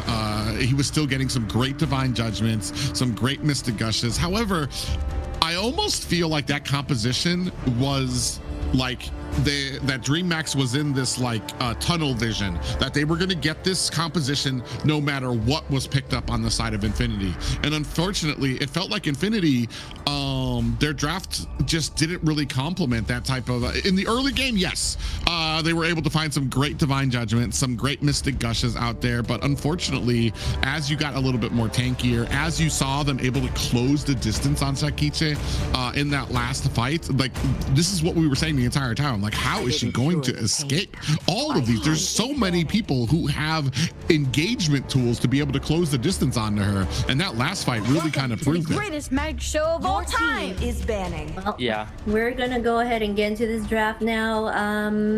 They went ahead and banned out the chip. Valentina, maybe they're trying to bank for a Sora on the side of Infinity with Valentina being banned out. I know they can't go for that Marcel because he's been taken out. They went ahead and banned out Harley and Freya as well here. Yeah, but I'm seeing something here that I don't want to believe coming out from Infinity, because Dreamax here has no this pressure, but let's see what is Dreamax is going to ban on this third choice here, and Infinity has to ban Zunshin so far, which didn't appear here. So I think that Dreamax now is like leaving the responsibility on Infinity's shoulder, and they have to be because I wouldn't believe that if they leave the Zunshin open at this point of the match, but Dreamax comes with the Boxer here on the first pick on this game number 4. Yeah, that's what I was thinking. I was thinking that there's no way that Dreamax is going to ban out the Zushin. They're going to leave that on the side of Infinity, which will leave open the Boxia. And yes, Phoveus is open. For some reason, I feel like Phoveus has kind of been an afterthought today when it comes to a lot of these drafts. And Kai. I mean, I would kind of put money on that going to Fanboy, but I mean, you never know with this, and I do like the opportunity. This is Kai is a good factor when it comes to a lot of these tankier jungles. He can use that heavy spin, pin them against the wall while you're trying to get the retribution. So it does have its uses out there. It's just I feel like he's very he has to be used in a very particular way, just because that heavy spin can really stop a lot of like initiation that you guys have, because it's throwing people everywhere. So you really want to make sure that you're pinning them against the wall. Oh, and with that, 2 members that will be immune to the heavy spin with certain abilities on the side of Dreamax. This is gonna be a fun one then, for sure. You're saying that they got that immunity to kind of Akai's heavy spin, Boxia with his mobility. They have Guinevere here to possibly get the Eve somehow, since she's like back there, right? She's stationary whenever she... But then she can't be... Can she even be hit? I can't remember. Yeah. In her ult, I don't think Eve can be put up into the air, which would stop the Violet Requiem, I believe. I'd have to check on that again. I mean, the big thing too is I didn't even think of that. There's a little bit of combo that you have with Akai. When he does the little dash towards you, he gets a little bit of a pop-up that he puts you under, which would probably help Gwen to be able to get that Violet Requiem out as well. So it's another tool, another engagement tool potentially for the side of Infinity. Is banning. Yeah, first of all here, I was wondering like which is gonna win, the Heavy Spin from Akai or the Beyblade coming out from Baxia. And the second thing here, like, how is Dreamax like? Okay, the first two choices here coming out from Infinity is Akai and Carry, and the Dreamax also takes Grok here on that composition. Two tankies on the Dreamax's composition versus Carry, who can melt down here. Even though like they even though they work on a bruiser a situation here, like to get items to get more like HP, but it doesn't matter for Carry, you know, like in a strong late game. So okay, maybe the wombo combo can be very interesting, but still they have to take care about like the gold laner situation here so far. Yeah, for sure. They still need to pick up that gold laner here on the side of Dreamax. They're gonna go ahead and pick up that Yuzong, which will kind of help as well with getting into that back line. So what else do they need here for the side? They need their EXP laner on the side of Dreamax, as well as the gold, and then for here we need their mage for Infinity. I always find some of these picks a little bit curious too. I wonder if Rusi is just more comfortable on Yuzong because Lapu Lapu was still available, and I feel like he's had a much better time when it comes to jumping onto Eve and actually having a threatening amount of damage that can come out there to be able to kind of back off Eve, whereas Yuzong really depends more on the mix of his damage and CC that he can put out there. And it's Damas coming out for the side of Dreamax, which will be very interesting to see. I mean, I guess as soon as the Violet Requiem comes out, Thamus can jump on to be able to kind of try to burst down the Guinevere as well. So a very interesting, very heavy and tanky line coming out from the side of a Dreamax, which will be interesting because we already said we have the carry and now the Lilia outside there, which should have a pretty good time. A very great pick here for the mid lane for Infinity. Yeah, especially when it comes to this early game situation from for Infinity with this Lilia. I think that for me, like Dreamax is gonna have some kind of struggling here. Especially when it comes to Granger versus this carry on the goal lane, because this is going to be a very interesting matchup here. But when it comes to Granger, it depends so much on the skill shots here from Zeus.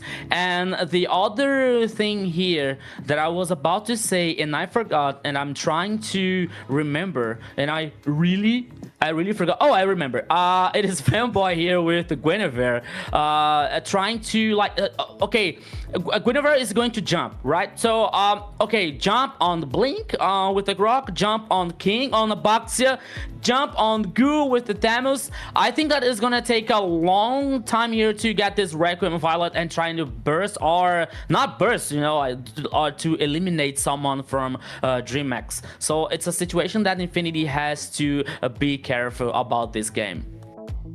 Yeah, well, but the problem is that it's not just the Violet Requiem that you're worried about. It's that once they get controlled, Lionel will just spitting out gloom bombs underneath you while this is going on. And then you have the potential of Rusi being able to kind of stack on with a little bit of a pop-up, petrify, things like that, to be able to get some damage out there as well. So I kind of like this because it's something that I've been saying. When you have a Gwen out there, we can't entirely lean on that Violet Requiem. There needs to be some other type of burst damage. I feel like Dreamax measured that out. They understood what was happening here because they banned out the Gourd to make sure that there wasn't going to be that Mystic Gush combination. But here with the Lilia, I almost feel like Lilia is the better option here as well, especially against kind of this slow composition coming out from Dreamax when it comes to like melee heroes here, which is where a Lilia will shine. Yeah, so well said here, Private. So in a few moments, we are heading for the Land of Dawn to game number 4, Dreamax versus Infinity. Always reminding you guys, that is not the final match of the day. After here, we have Entity 7 versus the winner of this match here. It could be Dreamax, it could be Infinity. So let's go, everybody, because welcome once again to the Land of Dawn. Dreamax versus Infinity here on the lower bracket playoff. And now we are getting back here once again. Beautiful, handsome, pretty here. Yeah. Okay, welcome back. I know you guys just want to talk more about Dreamax and Infinity before we move on to this, right? Well, it is a game point for Dreamax still, but this is not a position that we've not been in before, especially today, where we've had teams that were able to kind of get that reverse sweep in. And maybe it's kind of like a mental thing too. Once that armor has been cracked and you realize, oh my God, am I bleeding? Like, I am mortal. Maybe that's something that kind of comes into play here, especially against a team like that Entity 7 was able to get knocked down to the lower bracket. Dreamax had some great games here, but maybe starting to feel that mortality creep in more and more and more. We'll see as this next game goes on, especially with, I feel like there's some decent ability for them to kind of get to that back line. Will Shaikiche still be able to kind of maintain that space and distance that she needs for her team? She's got a heck of a tanky peeling coming from her composition too. So yeah. At the very least, they should be able to keep her safe. My problem is when these people get caught with that Violet Requiem, will that be it? Are we going to be able to answer that when it comes to these team fights? Yeah, it's a very interesting situation here when it comes to both teams on this game number 4. At least when we're talking about like Lilia's situation here, at least especially in this early game when it comes to Dreamax's composition and against Ivy on the mid lane, against Boxel, for example, or even Grok. But we're talking about like a tanky composition coming out from Dreamax. So maybe in the early game here, Lilia has this advantage, but I think that Infinity has to rush this early game here to get some kind of advantage, not only to like neutralize the heroes from Dreamax, like maybe with some late game potential, but also to help carry to get stronger in this late game here to help Infinity to win this game and get things tied up here in this best of 5. Yes, for sure. If they get to that late, Carry can shred on all those tanky melee heroes that's on the side of Dreamax and can kind of really help them win the game. Lilia's a great choices for them as well. Those black boots of her is able for her to escape and get her life back and kind of help dish those burst damage down onto him as well. So this one could be anyone's game, depends on how it's played, how they play and how well they do working together. So we'll see. You brought up the early game, Rico, and now that I think about it, when you're talking about a Grok and an Eve, I feel like they're going to have a pretty dominant early game. You got a good amount of clear that comes from them. They're both going to be able to kind of traverse the map very, very quickly to get to those side lanes. So that's something that Infinity is going to have on their mind. Despite, I want to say, great team fight synergy with this composition, that rotation from them is going to need to be on their mind. As we move into the game, that you can see a jump does land on the Shaikiche. Look at the damage already. Shaikiche down to about 20%, 10% now. Lionel thought about going in there and thinks twice. Yeah, I was talking about like fanboy jumping on tankies, but I didn't like, I forgot about Shaikiche's here situation that he can jump. Oh, Zeus. First blood. Off screen, Lionel gets picked off there. Blink might not be long for this world as well. Lionel trying to find the other pieces of the puzzle for that kill, but can not put them together. Meanwhile, Shaikiche alone here in the mid lane as Fanboy diving underneath the tower. Very aggressive early game coming out of Infinity right now. Yeah, and now we're seeing like Blink with a very low HP, now getting forced to get back on the base. Once again, like Fanboy here with Lionel like causing this pressure on the mid lane. Shaikichi now like cleaning the minion waves here, but with this pressure, Affinity is working like in some high tempo from Dreamax here, especially when it comes to the first turtle with the 10 seconds left to appear on the top side of the river. Yeah, this is going to be very interesting here. I mean, we're talking about the jumps that can come out from Fanboy, but there's a decent amount of targets, but a decent amount of negating ability from the side of Dreamax. Ooh, a little bit of engagement up at top. They're going to try to get onto Rusi, who's able to fend them off. Lionel, Fanboy coming in. Big pop-up does land. Is King in trouble? Gets taken out as Lionel with the finishing touches. Black Dragon is out. That's going to be able to help aid Infinity with the zoning out, and that's going to be a first turtle for the side of Infinity. Down comes the real manipulation. Rusi is able to find himself an escape. Violet Requiem is out. Goo in trouble, diving up against them as ZZ finds the kill onto Goo. 3-0 for Infinity. The gold lead now exactly 2k for them. First turtle.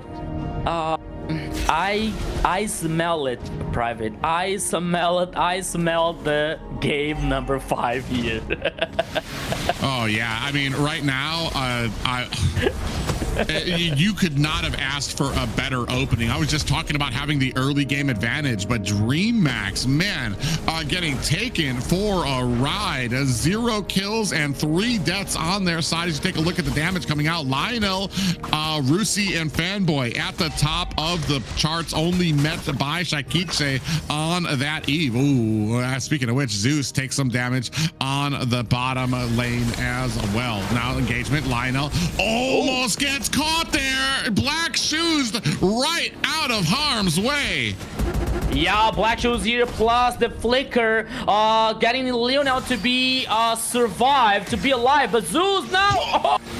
What a great engagement coming out from Infinity. Has the speedy light wheel underneath the tower. Zeus then is met by a pop-up and a Violet Requiem. Fanboy gets out of harm's way before the towers do him in, and then Zabloch able to juggle back that tower aggro and find the kill. Yeah, but now Rusi here can be 1v2, but King, yeah, like he turned on the turbo, but he didn't go. Yeah, right here, man. Dreamax having some difficulties, and maybe it's just the momentum coming out from Infinity right now. Have a great opportunity here to be able to turn the tides here. Next, a turtle up, and Infinity has a great positioning on it, and no contention coming out from the side of Dreamax. Yeah, so we were talking about like this early game, like be in favor for Infinity, but not only that, because when you got this early game like in favor for Infinity, like even getting stronger with Lilia, for example. Oh, here comes. Ooh, Shaikichi being chased down by Fanboy on the backside as the rest of Infinity putting some pressure onto the bottom lane there. On the top 3 side. members of Dreamax able to fend off and find this defense. And still 9. Ooh, up at the top. Goo in trouble against Yuzo. Black Dragon is out. I'm not sure if Goo's going to be able to find himself and escape. Ooh, he able to dodge a lot of the damage coming out, but now dealing with the upgraded Black Dragon coming out from Rusi, who now picks himself up a demon hunter, a hunter's strike for his efforts. Dominating here now. This dragon on the top side from Infinity. 5 kills for them on after 5 minutes on this game so far. Goal lead here, leading for 3k for Infinity. Once again, the top side. Yeah, Shaikichi comes in there to try to aid, but it's just not enough. Rusi is getting very, very strong. And when this next objective happens, I think they need to be worried about that Black Dragon swooping in as well. You see Shaikichi doing the best. Ooh, now have a little bit of a fight. You see the damage from the Gloom Bombs coming onto the King there. Big pop-up lands. Zeus gonna look for the disengagement, but is not doing really enough damage. And I'm wondering if this is gonna kind of continue. Zabloch does pick up that golden staff, while up at the top, Dreamax able to find their first tower of the game. Yeah, but now the situation here, like, it's Dreamax are leading to... Oh, here comes! Yeah, Violet Requiem is out there, lands out on the onto Blink. Black Dragon is out, looking for Shaikichi. Can they find it? Goo finds a kill onto Lionel. Out comes the real world manipulation, trying to burst the damage onto Infinity, and they are not able to find another kill just yet. Lionel goes down early in that team fight, but Infinity still able to find a good source onto this next turtle. Yeah, so you don't want to give kills here for Dreamax, but still it was good for Infinity because they took down the third turtle here. As I was about to talk here, like, while Dreamax was leading 2 players on the top side here to not only to neutralize Rusi, but to take down the first tower on the top side. But at least, like, meanwhile, Zaplox was alone. Oops. Oh, yeah, and talk about the damage there. That was a Grok. That was their tank. So not just worrying about the Violet Requiem, but the Gloom Bombs coming out from Lionel has been a huge combo for the side of Infinity. Now coming in, Goo's gonna have to dive underneath the tower. From the backside, Fanboy finds a pop-up on the 2 members while they're trying to continue. You can see King taking on a lot of this damage. Down comes the real world manipulation. It's going to allow King to find his escape. Yeah, so maybe now Infinity were too just a little bit deep on the... Oops, King. King here now was in trouble, but now Goo here is here to protect the jungle from Dreamax. Now we're seeing Rusi versus Goo here. But once again, now Infinity trying to rush this things up, especially on the mid lane. Almost like could be worse for them. So they have to be patient. They have to be just a little bit resilient. For Dreamax here, it's like at least like Shaikichi is have their like her full potential on Ivy here to cause this damage on the mid and late game. So the game is not done yet, but the way Infinity is playing, it's gonna be very difficult for Dreamax. Yeah, they're just having an amazing game thus far. About a 4K gold lead, as you see Lightning Truncheon and Demon Hunter picked up for the side of Infinity. Ooh, pop-up does land. Violet Requiem is out. Fanboy taking a heap of damage as they weren't in a position. A big pop-up lands on the 2 members. Down goes Blink, able to find that kill onto Zablotch with a huge tech charge. Shaikichi finds a kill onto Lionel, but Rusi answers back, taking down a double kill here in the form of Blink and Zeus. King able to answer back to Rusi. Heavy spin, pins Goo against the wall. King looking for the damage. Might have bit off a little bit more than he could chew. Shaikichi and King now disengaging back to their jungle. 4-9 right now in favor of Infinity. Yeah, Dreamax is not over yet. He's not dead yet in this game. Shaikichi, no mana, Shaikichi, you have to get back in the base now. Okay, but now it opens a chance to Infinity trying to get this lore, but Dreamax is heading for. We have a fight back here. Yeah, but we have full members in the form of Infinity right now. Another tower, I believe that was a blue tower that goes down on the side of Dreamax again.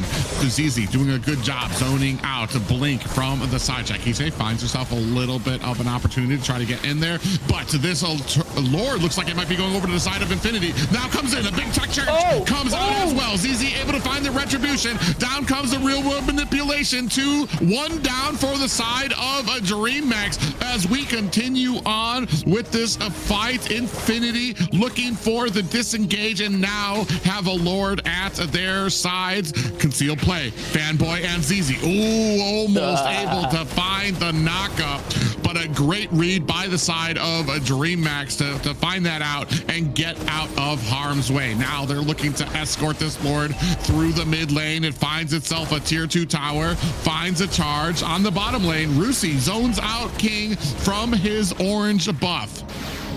Yeah, so now Lord here is getting melted by on the mid lane, but even though, oops, here comes Fanboy. Ooh, Fanboy almost in a little bit of trouble. Gonna get chased down by King. That actually might be it, as Zeus finds the firepower to be able to bring down the roam of Infinity. Meanwhile, Black Dragon is out, coming for the flank, looking for Shaikichi. Down goes Shaikichi, and that is is a huge amount of damage down for the side of Dreamax. Infinity looking to continue on with the pressure, trying to take down this mid lane. Yeah, so now here things is just getting just a little bit complicated for Dreamax. Only the high ground tower is left for the Dragon Boys. As we're seeing here, the items Hunter Strike, Sky Pierce, and the Malefic Roar for a Granger. Meanwhile, carry here, Corrosion Sight, Golden Staff, Demon Hunter, Malefic Gun, Infinity Glaive for Lilian now, another like glowing wand. Infinity here like with the goal lead heading almost to 780k. My goodness, I think that for Dreamax to reverse that situation here, I think that Infinity has to make some mistakes, to be honest. Yeah, I mean, and especially the one thing though, I mean, you have a Sky Piercer on Granger as your second item, and you're sitting at 1 and 2 right now. And I feel like another item probably would have done a little bit better, especially because you're about 2k behind Zablotch right now. So you're not exactly having the great game. Even Shaikiche, queen of the Sky Piercer early mid laner, hasn't gone with Sky Piercer this game because I feel like she's not confident in her ability to really get the stacks that she wants onto it right now. 5 and 11 right now, a game firmly, a 6k gold lead for the side of Infinity. Yeah, so it's like you're watching a fanboy like just getting like just kidding and joking on the recall effect. One more item here on Shaikichi, so Dreamax has this hope here on the mid lane's hand, but it's not that easy because Infinity is playing very good, especially on this blocking fight, especially together with Leonel, Rosie, with Yusong here. Another Lord immediately started by Infinity, but here comes Dreamax.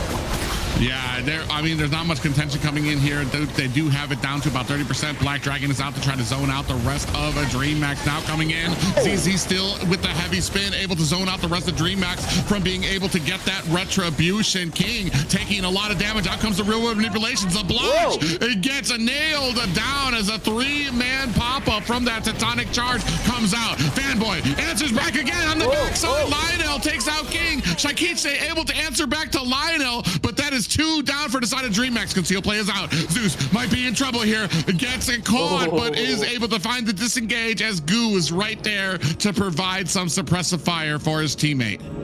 2 players down from both teams, but the Lord is from Infinity, and he is heading on the mid lane. Here we go.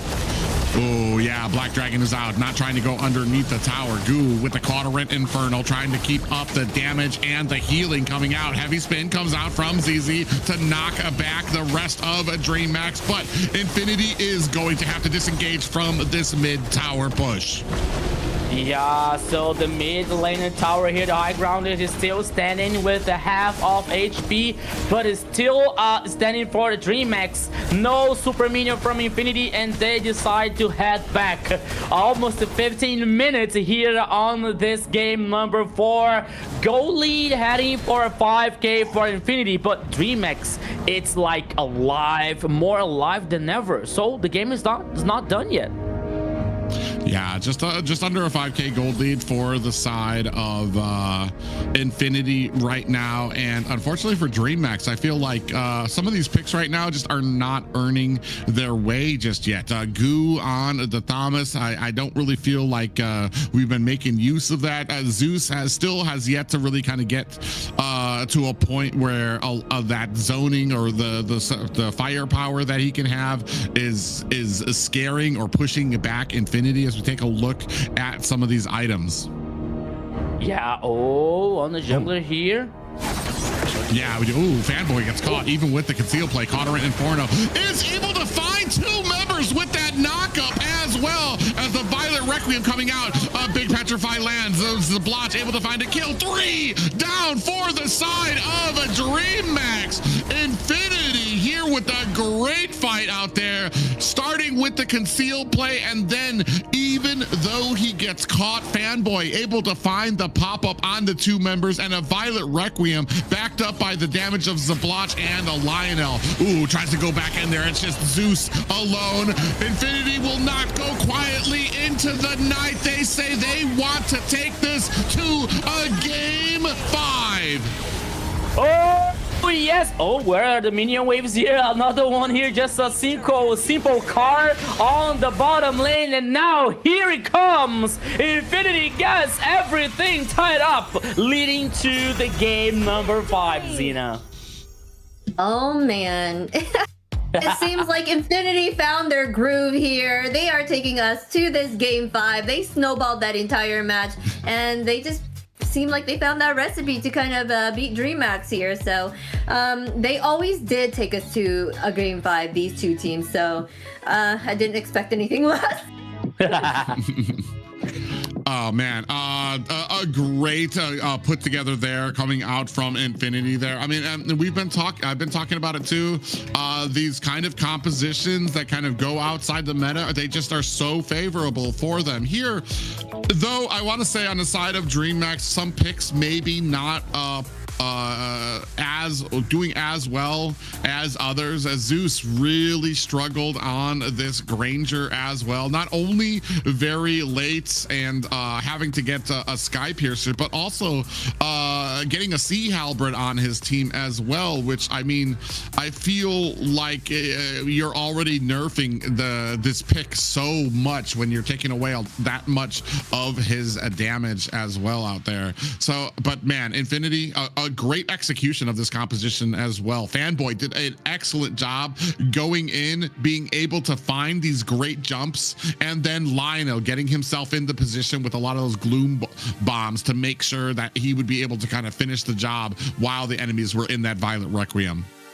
Yeah, I was just about to say like about Fanboy's performance here, because when it comes to Guinevere, we used to say that to help Guinevere and the jump here and the combo with the Requiem Violet, sometimes she needs some assistance, like it could be some kind of a CC, it could be the penalty zone from Terizla, for example, or the tectonic charge from Grok, to help Guinevere to allow this jump to cause damage and the CC with the Requiem Violet.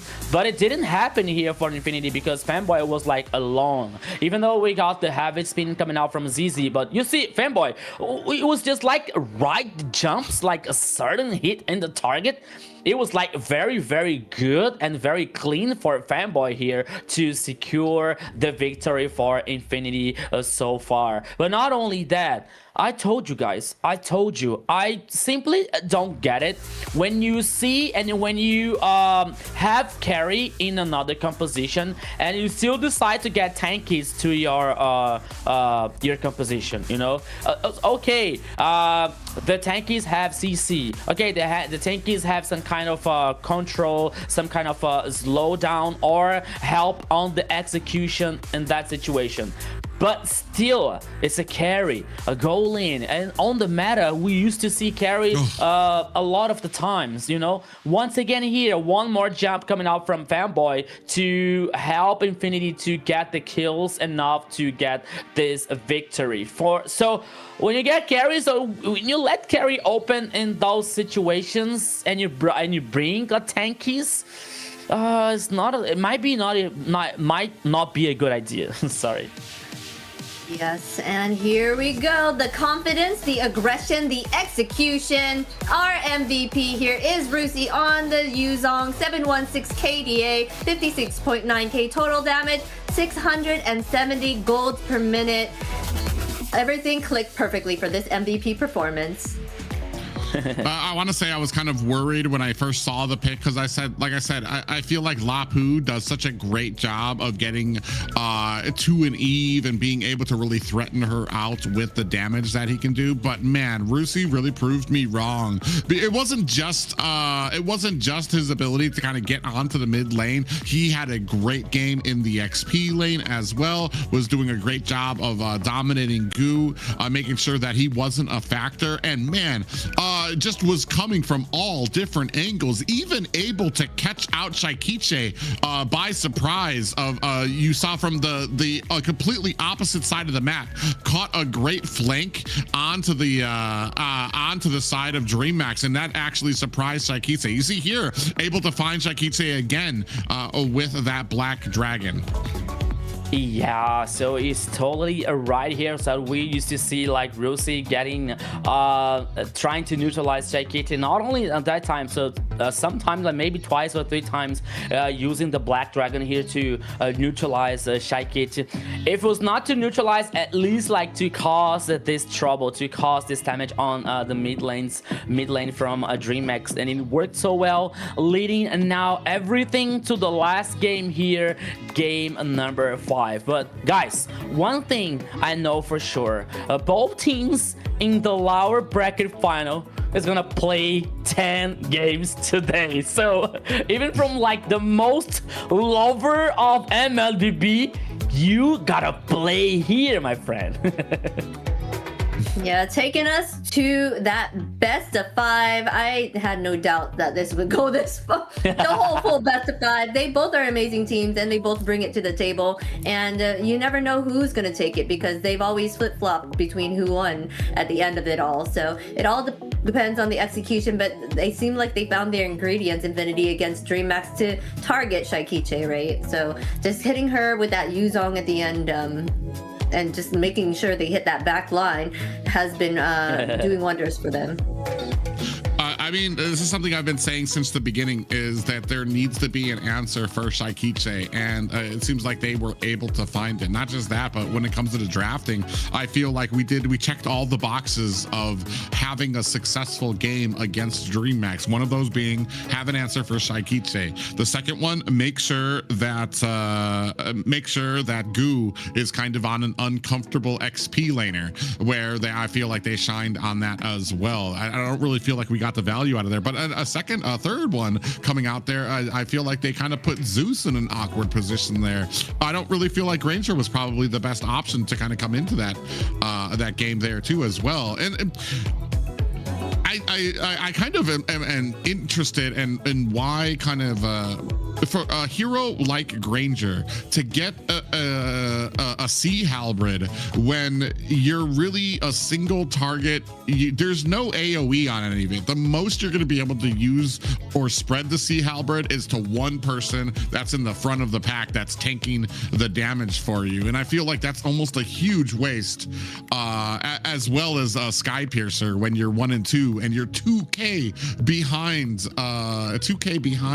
the carry on the other side, which already tells you that you're going to have kind of a rough game trying to make use of that. And that's one of the things I think a lot of people overlook when it comes to an item like the Sky Piercer, is it by itself, it provides a little bit of help for your team, but to really get the value out of it, you need to be able to get the stacks on it as well. And unfortunately, the Zeus was not able to accomplish that on the Granger. But boys and girls, ladies and gentlemen, Rico and Zena, we are at that famed game 5. As you see here, 2 rows completely filled up with heroes that are unavailable for both of these teams.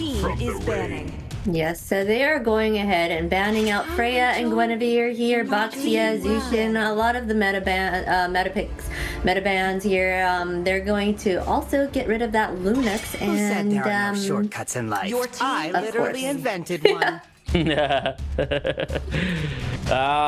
Yeah, so Chip here, Harley is open. Maybe ZZ is going to try to play with this hero in the jungle. Yeah, so here it comes, Harley from ZZ here, which is usual for him, especially now at this point of the match, like in the game number 5, with not so many choices left from both teams. So Harley here is a very interesting pick for Infinity. So now let's see what is the Dreamax is going to respawn here.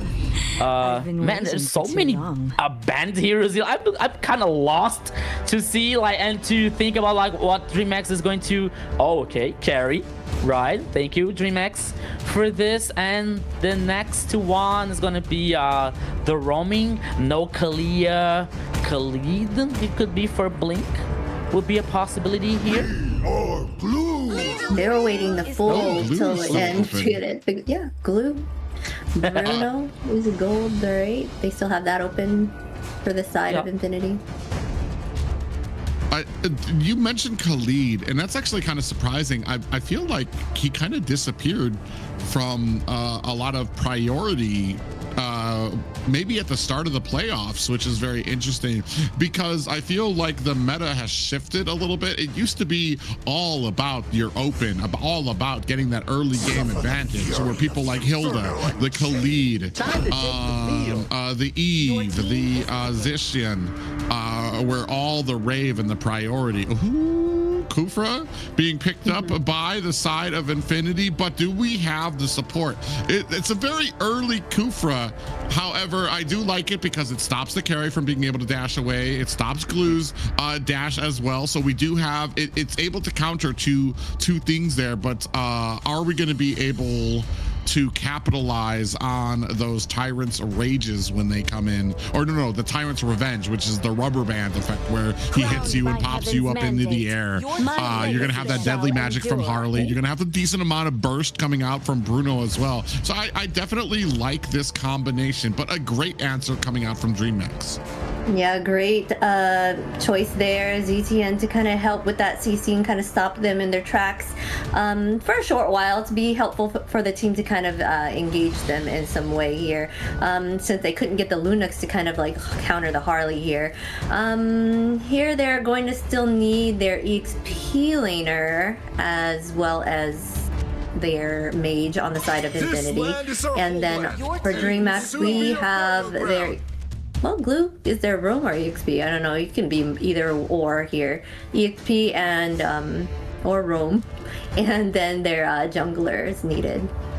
Yeah, I was wondering here, like when I saw like Kufra from Fanboy here, I was thinking about Shaikichi's choice here because this Kufra can lead and can get easily on the back line, for example. So if Shaikichi brought some static mage here, that could be a problem for Dreamax. I have to be honest with you guys, I was expecting some mobile mid lane here, even though we don't have Kimi, even though we don't have Lunox, for example. I was expecting a Kadita, for example, here for Shaikichi to avoid this Tyrant's Wrath coming out from a Fanboy.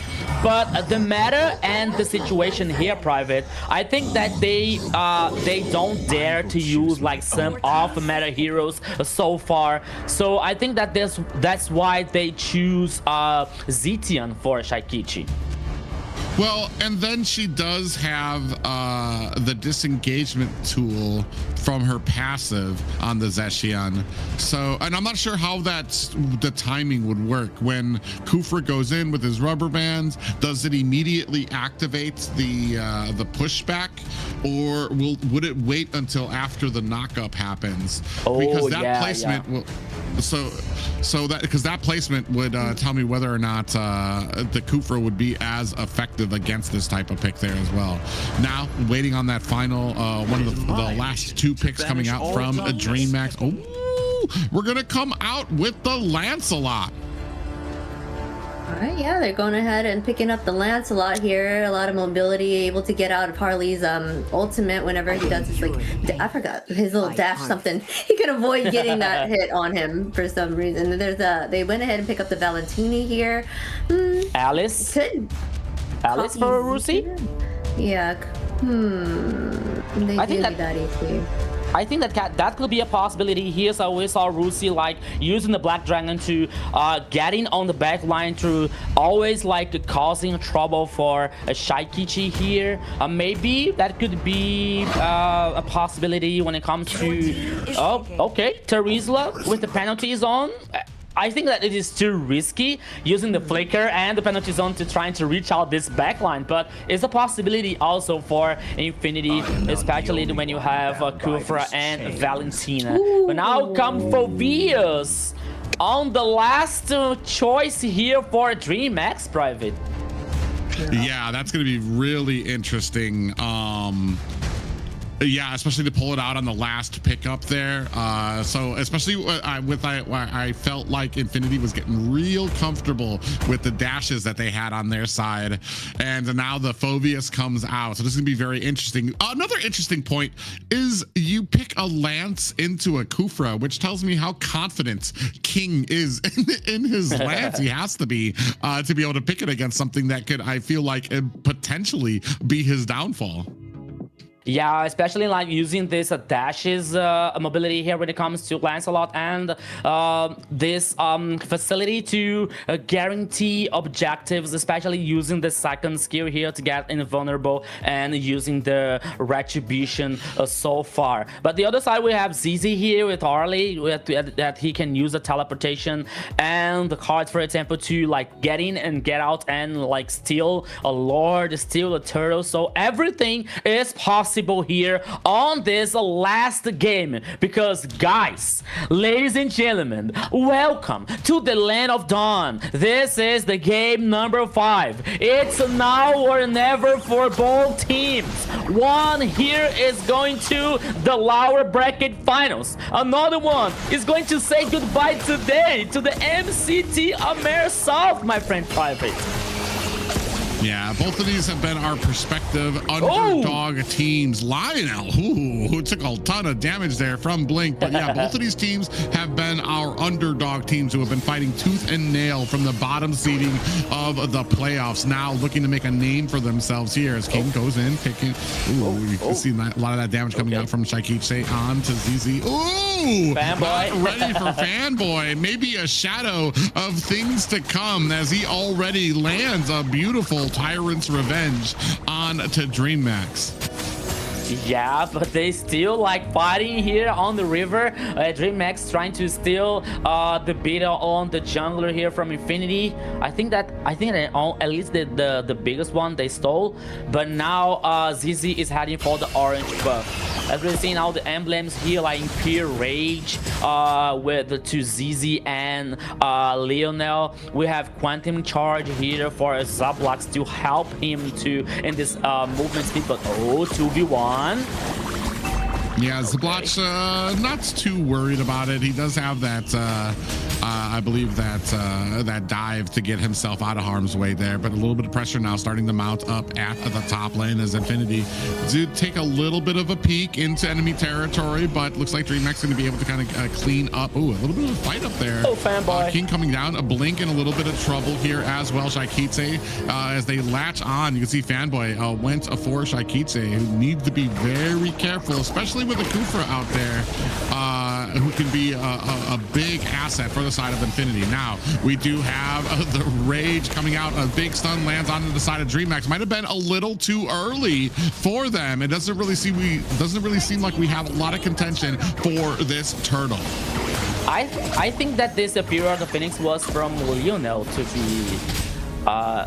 be honest. I guess, I'm not sure, because as we're seeing, like, okay, at least for both mid laners, the ultimate is still open, so yeah, that's actually kind of weird. How that has to be a very quick ultimate that both of them still have their ultimates up for themselves here.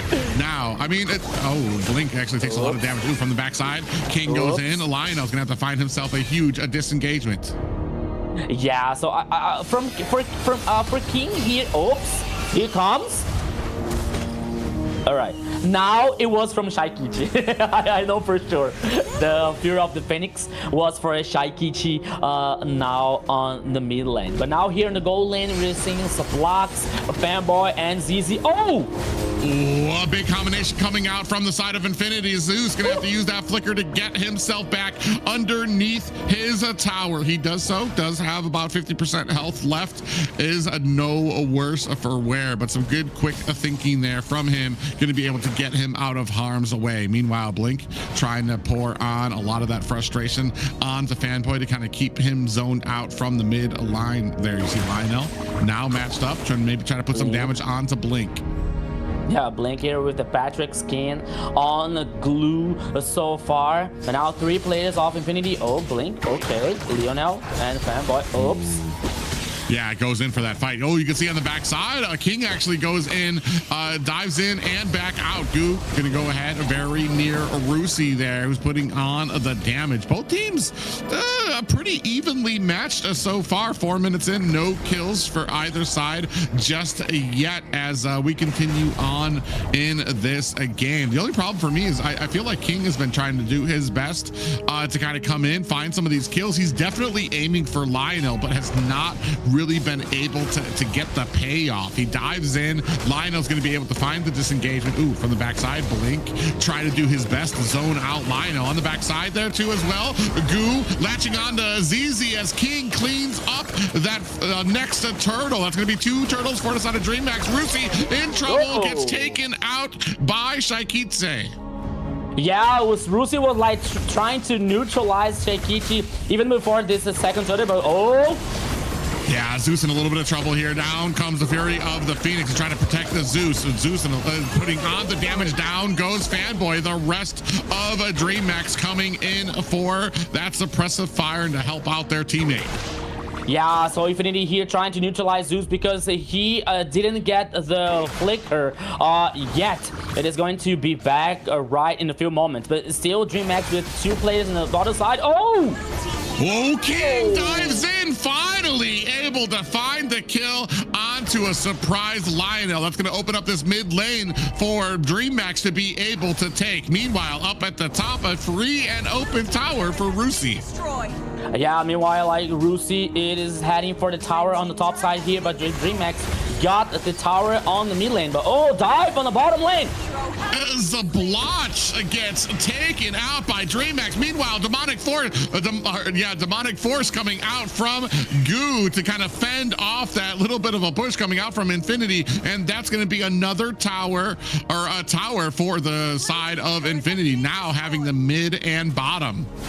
Yeah, so Dreamax here now turning on the turbo, getting 2 towers on the mid lane and the bottom lane here. 1 kill for Zeus and this carry. 1 kill for King and Shaikichi.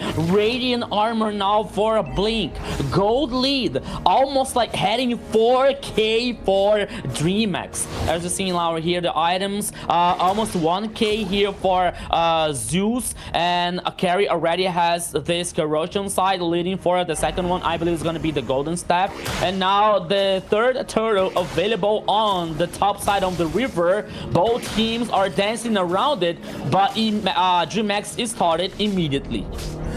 Yeah, and I feel like we're just not finding the opportunities for this Kufra and those Tyrant's Revenges to really be able to combo into this. Another clean pickup of the turtle for the side of Dreamax, and a very macro-intensive game for them so far. 7 minutes in, only 4 kills on the board, but 2 towers down. Yeah, Shaikichi was in the bush on the jungle by oops. Oh, Zablotch gets taken out. King coming in. Oh, but Goo might be in a little bit of trouble. Using that demonic force, King trying to get his stacks up, looking to see if he needs to join Goo up at the mid lane. He does not, as Goo kind of intimidates both of them away. Yeah, so now leading this for views open to Goo might not be the best of the ideas for Infinity here to face Dreamax in this game number 5. Goo! Oh yeah, Goo in a little bit of goes in on to the blotch, and man, this has been an all Dreamax game. So quick, we're already down to the high ground towers at the bottom lane as well. Bending that shielding coming out from the bottom as Shakiche goes ahead, tries to put down the suppressive fire. The rest of Dreamax working on the tier 2 tower. Zeus finds the tower, now going in with the demonic force. King looking to put on the damage. Down goes the blotch. On the other side, ZZ able to find a kill onto Goo as Shakiche finds one onto Rusi. Yeah, so double kill here. Now ZZ trying to find someone lost, but Dreamax is still on the pressure. Yeah, King with the Thorned Rose and a dash out of harm's way immediately. Ooh, Shakiche almost got caught sleeping there. Was looking for a recall home and almost got caught by the deadly magic of ZZ. Yeah, so Resenia Islands once again glowing one and genius. So one here from for Shaikichi and the Zetian so far. Lord Cam here, one more Lord. No, it's the first Lord actually, sorry. For on the game. It started by Dreamax, and apparently we have no fight back coming out from Infinity here. Only the Dragon Boys causing this trouble. Let's go. Yeah, and I mean, that Fury of the Phoenix came out from Shaikitse, and that really kind of told Dreamax that they had a wide open ability to be able to pick up that Lord, because I want to say the rest of Infinity was kind of spread out on the map and in no position to really counteract that pickup. But this is going to be the first Lord and might be a huge push for the side of Dreamax, who are already down to high ground towers at the mid and bottom lane. So I'm expecting them to put on a lot of pressure up at the top to try to take that down. And I think Infinity are expecting it too, as you see 3 men mounting up at that mid lane or at that top tier 2 tower. In goes King. We can see up if we get to take a look at the action instead of following the Lord around at the mid lane. We do have the pressure starting to mount as minions coming in. The rest of Dreamax looking for a way in. Rusi coming in with some damage. Meanwhile, Zeus and almost catches King, who is just so slippery on that lance. ZZ goes in with the deadly magic. It's going to take Zeus down to about half health, but he's going to be able to get that health right back. Goo goes in with the demonic force onto the backside with the Fury of the Phoenix lining up. Goo finds a kill on to the marksman. Down goes Goo as well. 1 down for each team. Lord crashing into the base. Dreamax, are they looking to close this one out? As Lionel spraying on the damage. They might be in trouble. ZZ with the kill there. Blink is down. 3 down for the side of Dreamax. King might be in a little bit of trouble here. Zeus and King on the backside as well. They lose 3 members for that, but they have taken down all of the high grounds of Infinity. Dude, the fanboy like using the flicker to try to chase down King. I think that was unnecessary here, but that's okay. It was just to celebrate Infinity defense here on the base. Private, we were talking about MCT AMER South. Everything is possible here. We used to see so many situations. Yeah, Rusi in trouble, gets caught by the pop-up there. Is going to have to use that penalty zone defensively. Out comes the Fury of the Phoenix. Demonic Force still chasing down Rusi. He goes down to the damage of Zeus. Now minions at the mid tower still get taken down with a successful defense by Infinity. Do Dreamax dare go to find this pressure? Now the minions at the mid high ground tower. We do see King gets hit by the deadly magic. Goo able to find the kill. Zeus able to take down the tower. Now laying into the core. Ladies and gentlemen, Dreamax move forward to the semifinals of the MCT AMER South. Here comes the Dragon Boys to the lower bracket finals versus Entity 7, Zena. Dreamax domination at the end there. They're like, all right, that's enough. We're not going to have this. No reverse sweep. We're going to take this game and we're going to add that pressure, suppress you guys, even though they did kind of almost got wiped out at that Lord. They regrouped and were able to come back and end it. They had I want to say a little bit of an overestimation when they were at the core. They lost 3 people, but they were able to do their job, take down the high ground towers of Infinity. And man, what a dominating game coming out from the side of Dreammax there. As we take a look at the stats here, you can see the 3, 1, and 6 on Shaikiche, 302 on Zeus. King still did a great job, 2, 0, and a 6. Not the highest killing game thus far, but super effective for the side of Dreammax.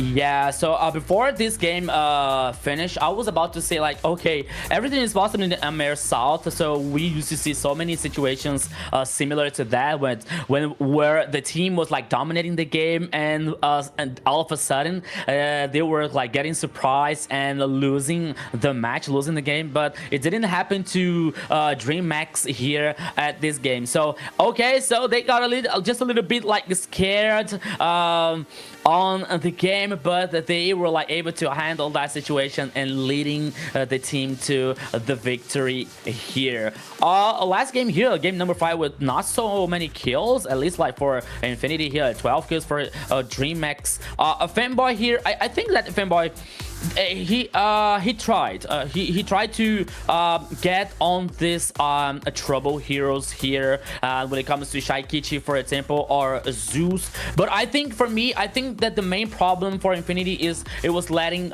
views open for Goo, because we were talking about like, okay, Dreamax has to give some comfort zone for Goo here to let him to be strong, let him to be confident on this game. So Fovius is one of these heroes that can guarantee this comfort zone for Goo, and he was able to not only to get not compromise in a bad way for a Dreamax, but he was able to use the demonic force to get in this back line, to get in this flank all the time here, like ZZ, as we are seeing now in this team fight here, to allow Dreamax to get another turtle. But not only that, but even in like in the dangerous, apparently dangerous situations for a Dreamax, Goo was there with the Fovius to get this stacks and try not only to neutralize these enemies, but to protect even the carries from Dreamax, even Shaikiche, for example, even Zeus. So Goo here was like a very crucial. He was very important for Dreamax, using this Fovius so good here on this game number 5. Yes, for sure. They did a wonderful job here. The way they executed everything was flawless. They put that pressure and made sure there was no room for Infinity to come back in any way here. And that is the synergy I'm talking about. Even though they did fumble, they did go to a best of 5 at first, but they found their groove at the end and came back strong.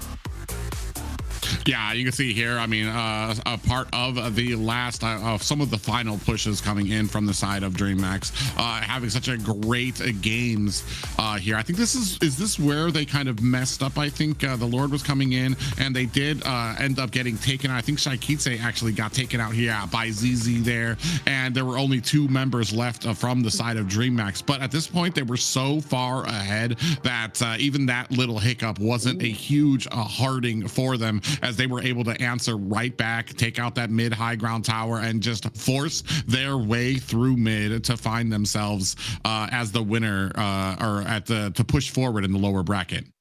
Yes, and here we have it. This was pure impact from beginning to end. Here's the player leading the charge. We have our MVP King, who we thought Kufra was going to handle. I mean, he said, hey, I don't care if there's a Kufra on the board. I'm going to take this win. 206 KDA, 34.K total damage, 803 gold per minute.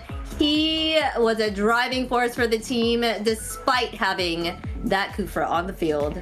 Yeah, as I always says, once a king, you never lose the crown. So here the MVP to the king of kings here with this Lancelot. I was about to say, like, before this game started, like, Lancelot is one of the signatures here from Blink so far, since from the beginning of the competition, at least for a king here. So when it comes to the assassins, Kings has this knowledge and this comfort comfort zone so far. Of course, he is a versatile. He can play with some tankies, but the assassins is like it's like his passion. It's like his where he shines all the time here, especially with Dreamax. So well-deserved MVP here for King on this game.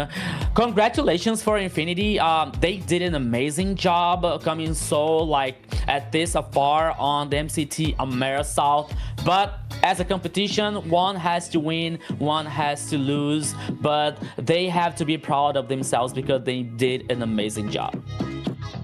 Yeah, an amazing job for both of these underdog teams to get this far. Like you said, unfortunately, one will be going home and one has to go forward, and that's going to be Dreammax.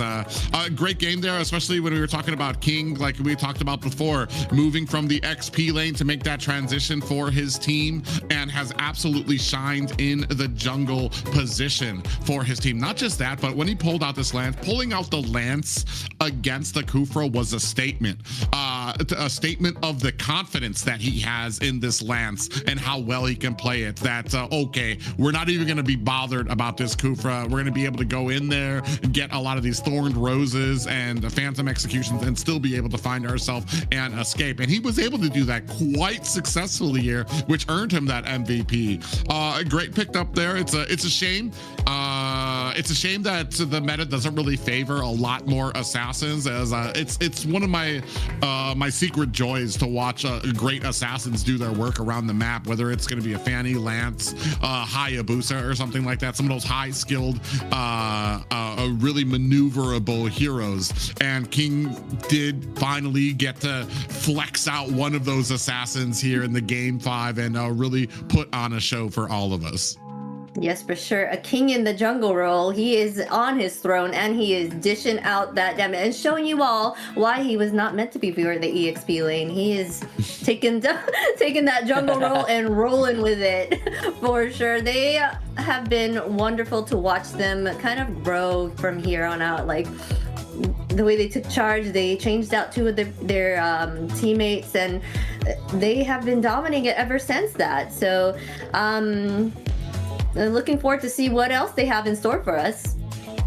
Yeah, and I think that, at least in my point of view, in my opinion, it is very interesting to see a King playing with an assassins, as Private was saying. Like, even though the meta was like not benefiting, not with a great benefit on the assassins, but I think that when King chooses these assassins to play like Lancelot, for example, or Suyo, it keeps his signature and his personality to play as he wish. You know, I believe that they have some inspirations abroad, the other regions, like Kartizi, like Kairi, for example, who likes to play with assassins, and I think that he thinks, okay, I can play with the assassins even though like the meta doesn't help me so much.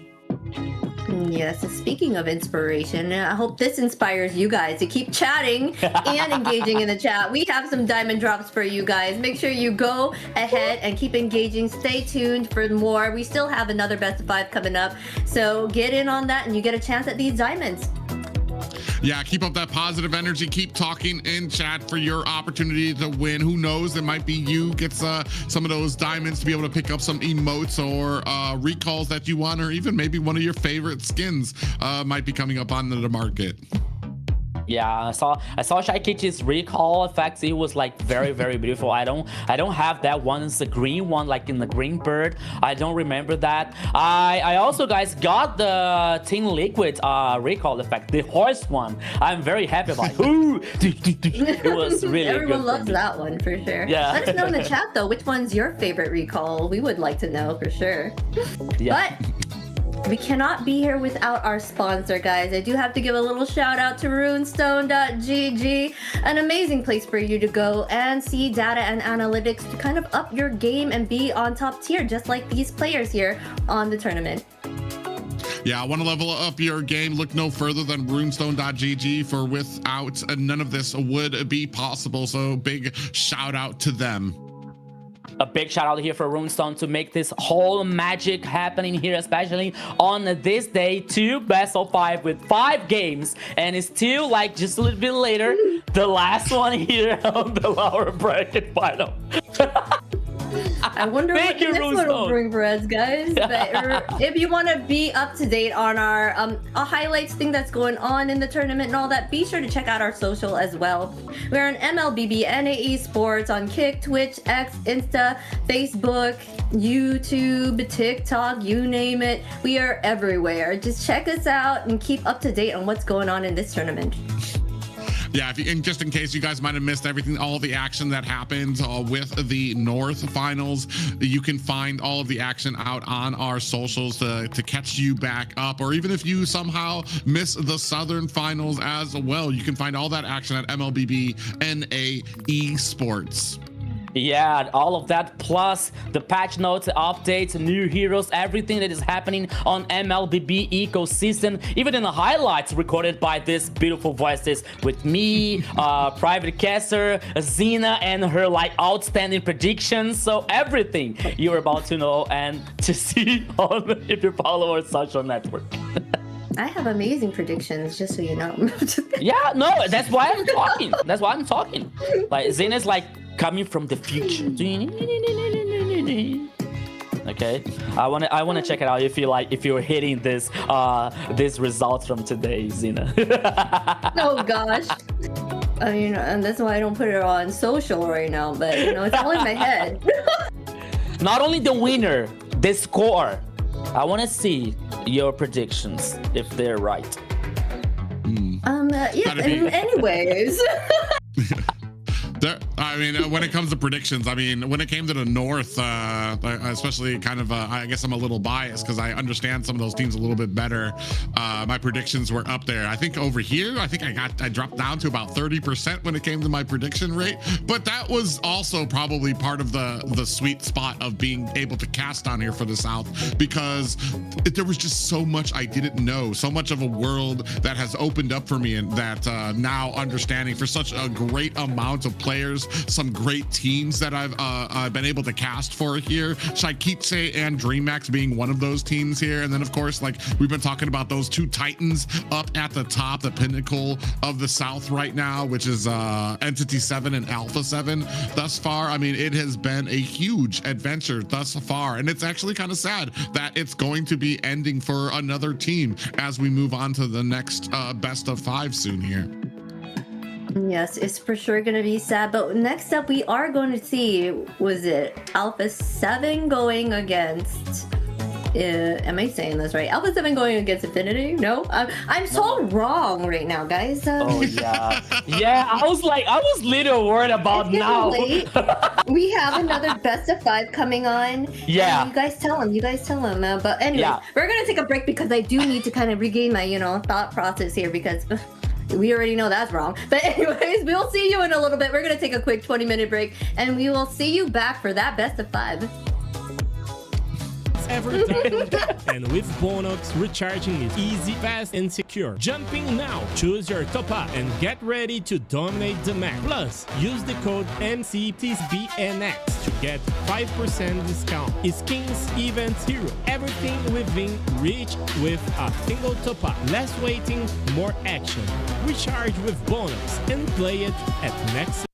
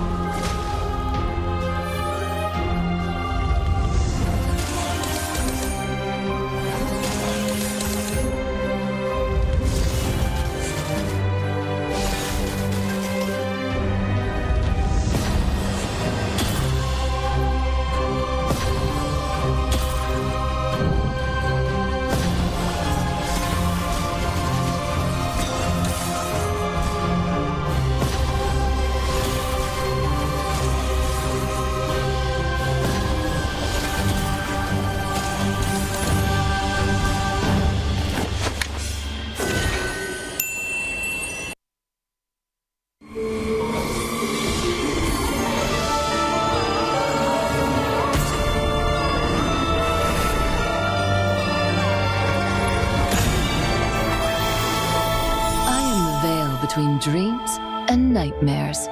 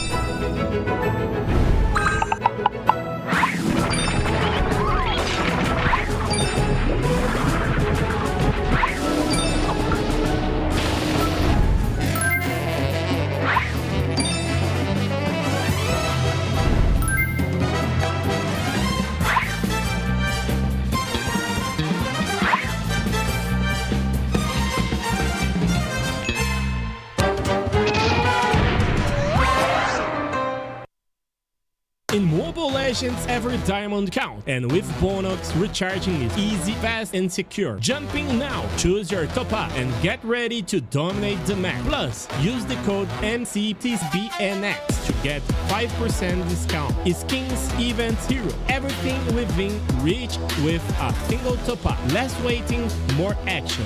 Recharge with Bonox and play it at next.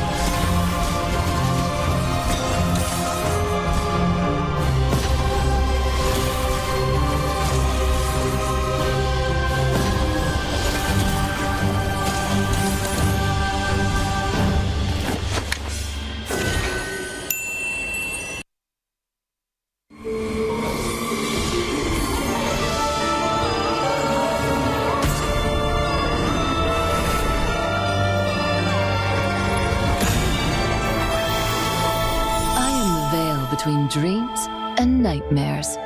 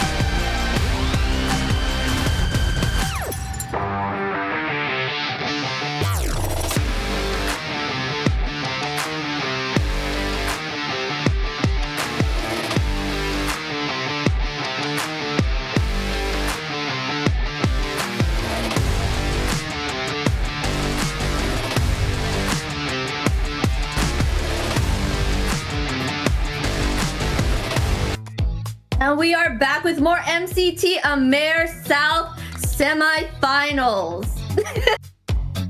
Come back, guys. That's right, ladies.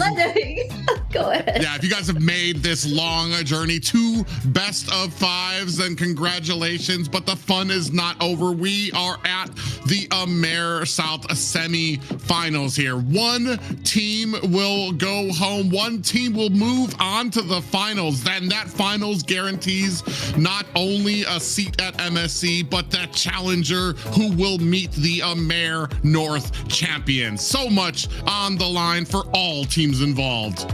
Yes. So you thought it would be the end? No. Just one more best of 5 here. It is the lower bracket final. So we gave you time enough to get a large coffee, to get the chicken wings, popcorn, to get this meal, to watch one more insane best of 5 here, Zena. Yes, let's get your brain on straight like I did. I reset my brain and now I'm ready. We are ready, and let's check out the rest of today's schedule. Who is gonna take on each other here? We have...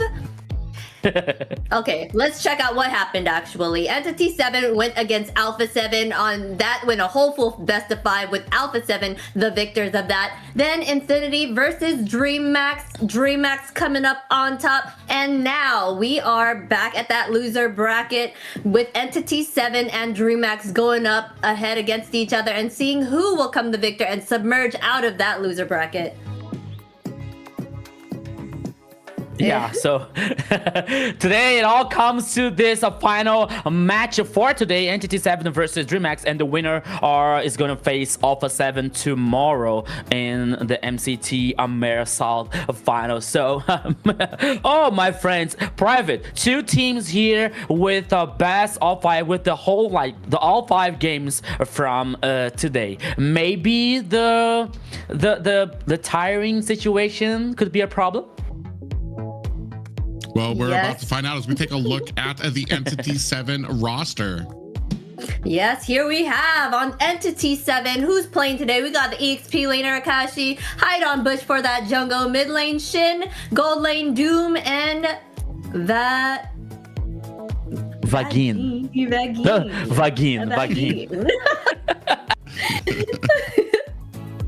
But yeah, ladies and gentlemen, let's go ahead and take a look at what Entity 7 had to say ahead of this matchup.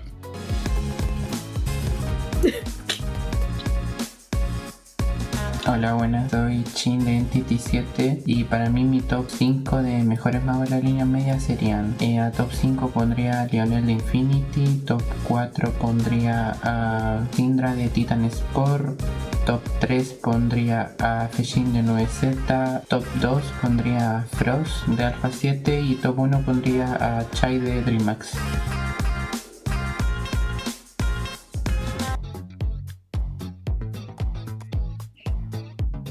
Oh man, he's recognizing Shaikiche here. On Dreamax side, we have Goo, King for that jungle, mid lane Shaikiche, gold lane Zeus, and Blink for that roam position. Yeah, so when it comes to Dreamax here, the team that faced Infinity just like a few minutes ago. So with 5 games and guaranteed the spot to the lower bracket finals to face Entity 7. It's going to be a hard challenge, but they showed us that they are going to do very well. Let's see the video.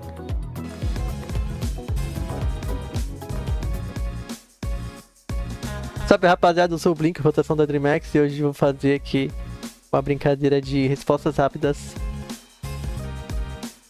Blink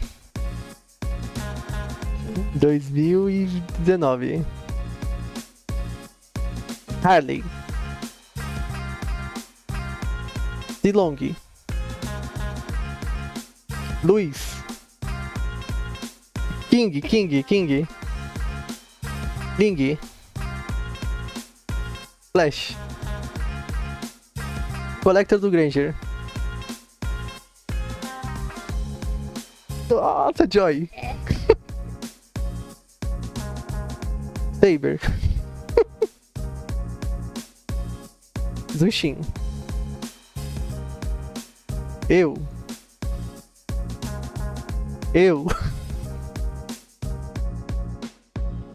Eu. Resu. Gulu. Early game. Touch color.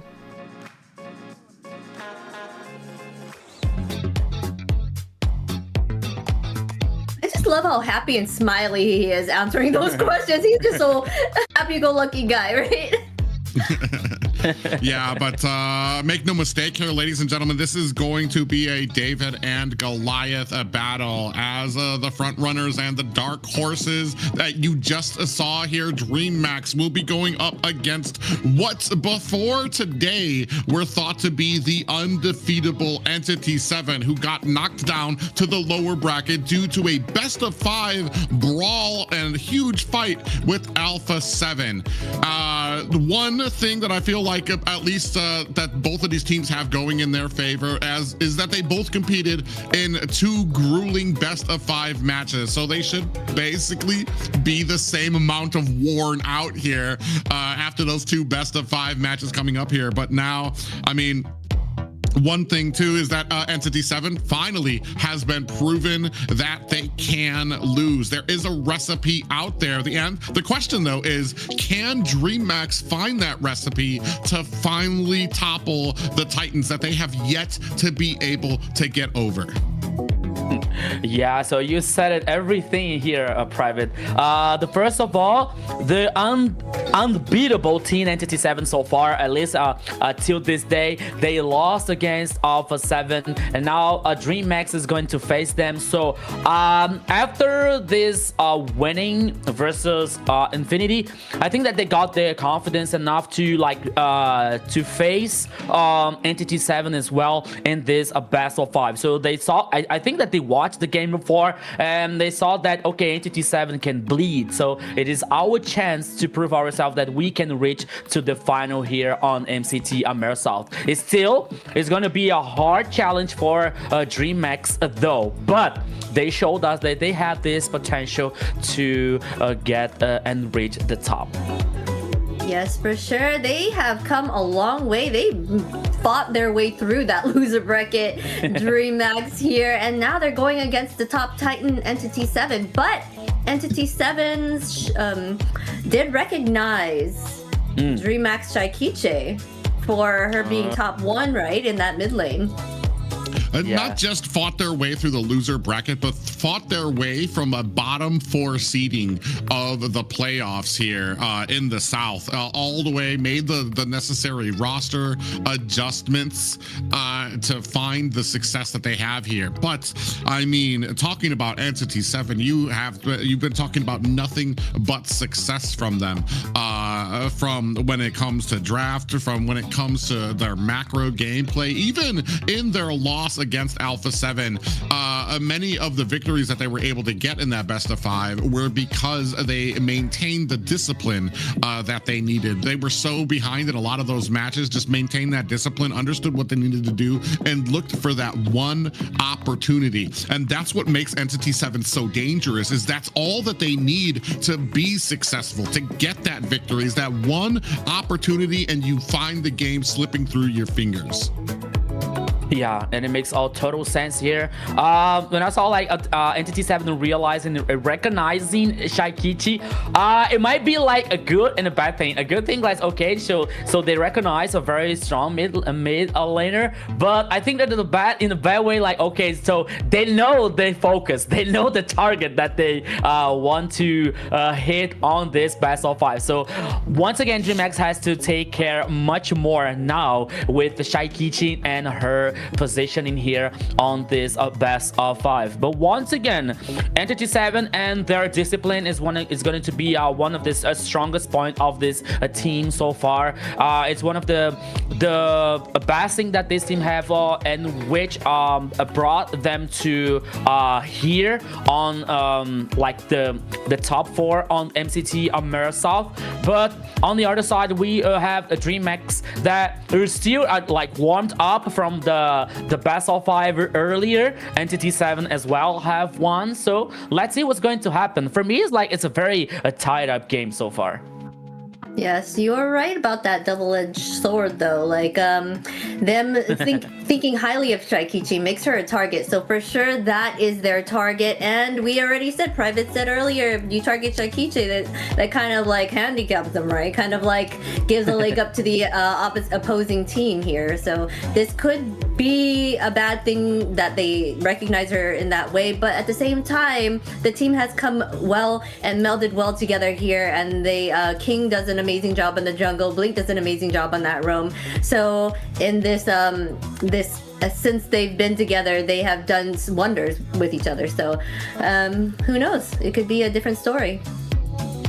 Yeah, I feel like the success points for Dreamax are because we've already seen this matchup before. Entity 7, they did lean into Shaikichi to be able to kind of shut her down with some of her favorite pickups out there, but that was before Goo had really stepped up on the team of Dreamax. And I feel like if Dreamax are going to be successful, the entirety of your success cannot be bent on the shoulders of King and Shaikichi. The rest of the team is going to need to be able to step up to kind of have that focus, to have that confidence, because King and Shaikichi are not going to be able to do this themselves, especially when you're talking about a team from Entity 7 who have so many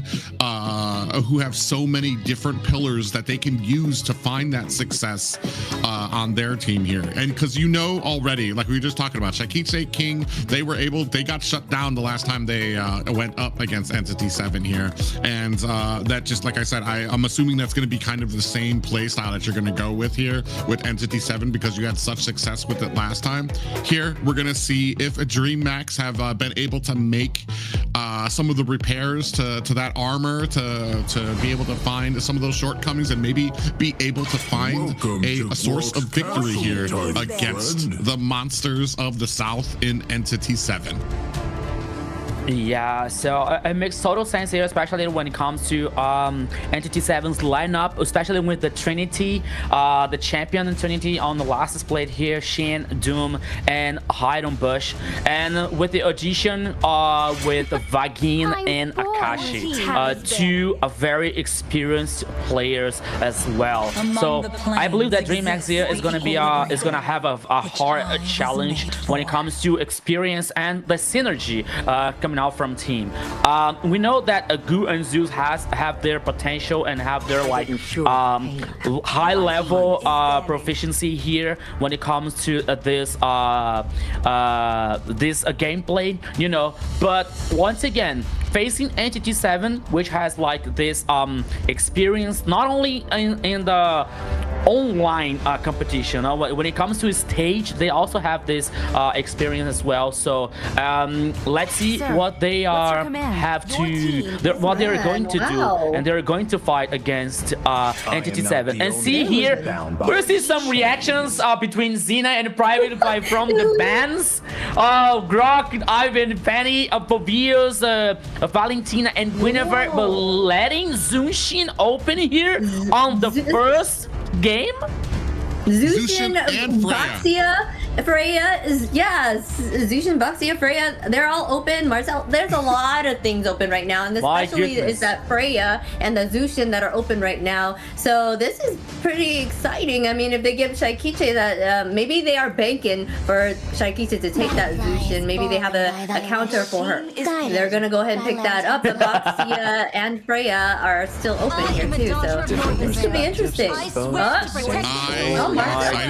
Marcel with the Freya pickup here. So I'm expecting to see the Yusun Shin come out for the side of Dreamax as well, because it's been such a great fit into that gold lane, something that Freya's not going to be able to dominate so easily in there. You're going to have that dash to be able to kind of create that distance. Not just that, but you have a Zushin on your team as well to kind of really head off on that offense here. So do we go with the Baxia pickup so quickly, or do we maybe save that for a different match here and not kind of go with the entire meta so early here for the side of Dreamax? They're going to go ahead, scoop up the carry as a first pickup, something that hopefully in that mid to late game is going to be able to burst down like as a quick in the gold lane. I mean, you have to be pretty confident with Carrie in the first place. She's got a dash, but it's not a dash that stops her from getting into harm's way. I feel like, oh, man, there's just, I don't even know what to expect anymore. So Freya's not going into the gold lane. Freya's going into the XP lane. I was thinking about that. Yeah, I was thinking about, like, as we were talking about, saying, okay, we might have this possibility to get Freya on XP lane, as we saw today. I believe it was on the first match, right? Like Entity 7 versus Alpha 7. I'm not sure, but we saw a Freya on the XP lane here, and it happens again. But now with Entity 7's turn, it's gonna be very interesting here, because now we're getting Harriet on the gold lane. Sora is the fourth choice of ban here. Like, this first draft is so chaotic in my mind, but I'm still trying to find some options for both teams here, especially when it comes to, for example, mid lane here for Dreamax is already set. It's Zunshin. But when it comes to Entity 7, Lilia is out, Ivy is out. We still have Barca, but we have to think this, it is going to be a good idea to Entity 7. Harley, now it is the last ban here from Entity 7. So, Zitia. Okay. Now, I think that, I don't know if Farsa here could be a very interesting mid lane from Entity 7 with Kalia and Zunshin, especially on the mid lane here, causing this pressure. Maybe they're bringing a Kimmy on the mid lane here, but now with Leomord Marcel to get this pressure on the river, I don't think this is going to be the best one, but still it's a strong lane phase here for Entity 7. There's a whole lot of interesting picks here. I wonder what they are going to pick up to kind of like shut down the Freya here at this point. I know you did say like Yi and Shin's good against a Freya. You think that they would pick that up here? Or a jungler on the side? Oh, not a Suyu. I had a feeling that they would choose the Suyu because he's very comfortable king on that Suyu. And Esme. Okay. I don't hate the Esme here. This is something that we've seen King do very, very well on. This is where he kind of started his hero arc when he was coming up and being a great pillar for the victories that Dreamax have had here, especially against the shielding that Freya's going to have, the shielding that Harith is going to be able to have out there as well. The only problem for me is that it makes it kind of a huge target for Marcel to be able to kind of shut you down with that golden hour as well. And I'm not a big fan of Carrie versus Freya in the early game because Carrie's range is so short and Freya has a pretty big jumping distance. Entity 7 gonna go ahead and round out their composition with that final Kimmy pickup on Shin. Yeah, but Freya is gonna be versus Harriet, right? Not Freya. I think this Esmeralda is gonna take over Freya. Yeah. And okay, Kimmy here on the last choice for Entity 7. Yeah. So this is really interesting here because on one side here, so you have this XP lane with Esmeralda who's gonna take advantage on this shield coming out from Entity 7. But even though with Freya, with Harriet, with Leomord, this is strong composition coming out from Entity 7 as well, Private. I did want to comment though that Goo did really well on that Esme before, so him being on that Goo might be a comfort pick. I mean, on the Esme might be a comfort pick for him. So this could be a match that it's really good to watch here for sure. Yeah. One thing I get a little bit worried about is Goo getting a little overconfident on the Esmeralda. I think a lot of people on Esmeralda can start seeing that shield get a little confident, especially when you're talking about a team game where ganks are going to be the name of the game, especially in that XP lane to make sure that Freya can shine, especially in that XP lane where it's going to be that first objective is basically on your back to see which one of these XP laners can become a part of the fight first. Are you going to have the flight of the Valkyrie come down, or is it going to be the falling star moon from Goo? We're about to find out. Yeah, so when it comes to these compositions, I think that the most of the things are gonna be shown from this first levels, because from one side you have the Kalia, which until level 4 she doesn't have like this like the peak off situation with the Tsunami Slam, but she has also the knock-up situation. And when it comes to Marcel, if he works very well like stacking with this buff, he can do the CC as well here. But now, ladies and gentlemen, everybody here, thank you so much to stay with us at this point of this tournament. Let's go. Welcome to the Land of Dawn. This is the best of 5, the last of the day. Entity 7 versus Dreamax. Let's go, my friend Private. You can already see the offensive ability of that Zushin pick coming into play, as I already dropped back in very low. A little bit of a freeze going on there on the Shaikitse, but I mean the offensive ability really coming through immediately for Dreammax. And now that we have a pause in there, we have a moment to talk about both of these compositions kind of coming out here. Both of these teams fighting for their survival in the playoffs. We're at the semifinals, and unfortunately one of them will be going home. And now, I mean, when it comes to this kind of matchup here, I'm very curious as to how at what point are we going to be able to shut down the Freya? I've played the Freya in a lane against an Esmeralda, and I want to say the Esmeralda, it's usually pretty neck and neck, but Freya can be able to get over the Esmeralda, mostly because of the jumps that she does that really like pop up the Esmeralda and can really stall a lot of your combos that you want to get out there. So it can be very interesting. If this XP lane does not go in favor of a Dreammax, I feel like this is going to be a very hard game for them. Yeah, agree. Totally agree, Zina. Yeah, wise words. As always, wise words, Zina. I said I feel that having Zushin on the in Shaikichi's hands might be a huge factor in having them have kind of like an upper hand here. So even though they did pick up that Freya, if she's in fact able to kind of like CC her out there in some way and kind of like keep her at bay, that might be helpful to the team, and then maybe that they can kind of come back from that. As well as they have Suyu here. King's very comfortable with him, and we've seen him do a lot on him as well. So this will be a fun match to watch them for the fact that they left a lot of these meta heroes open, and to see that happen. Yes, you know, I agree with you, especially when it comes to Chaikichi is going to be definitely one of the pillars from Dreamax on this first game. As was Private was saying, like this Esmeralda versus Freya situation, I believe that this lane phase that could go like as even from both sides, but I believe that at some point of the game, Freya is going to take some advantage on like this split push situation. So it is something that we can talk later, Zina.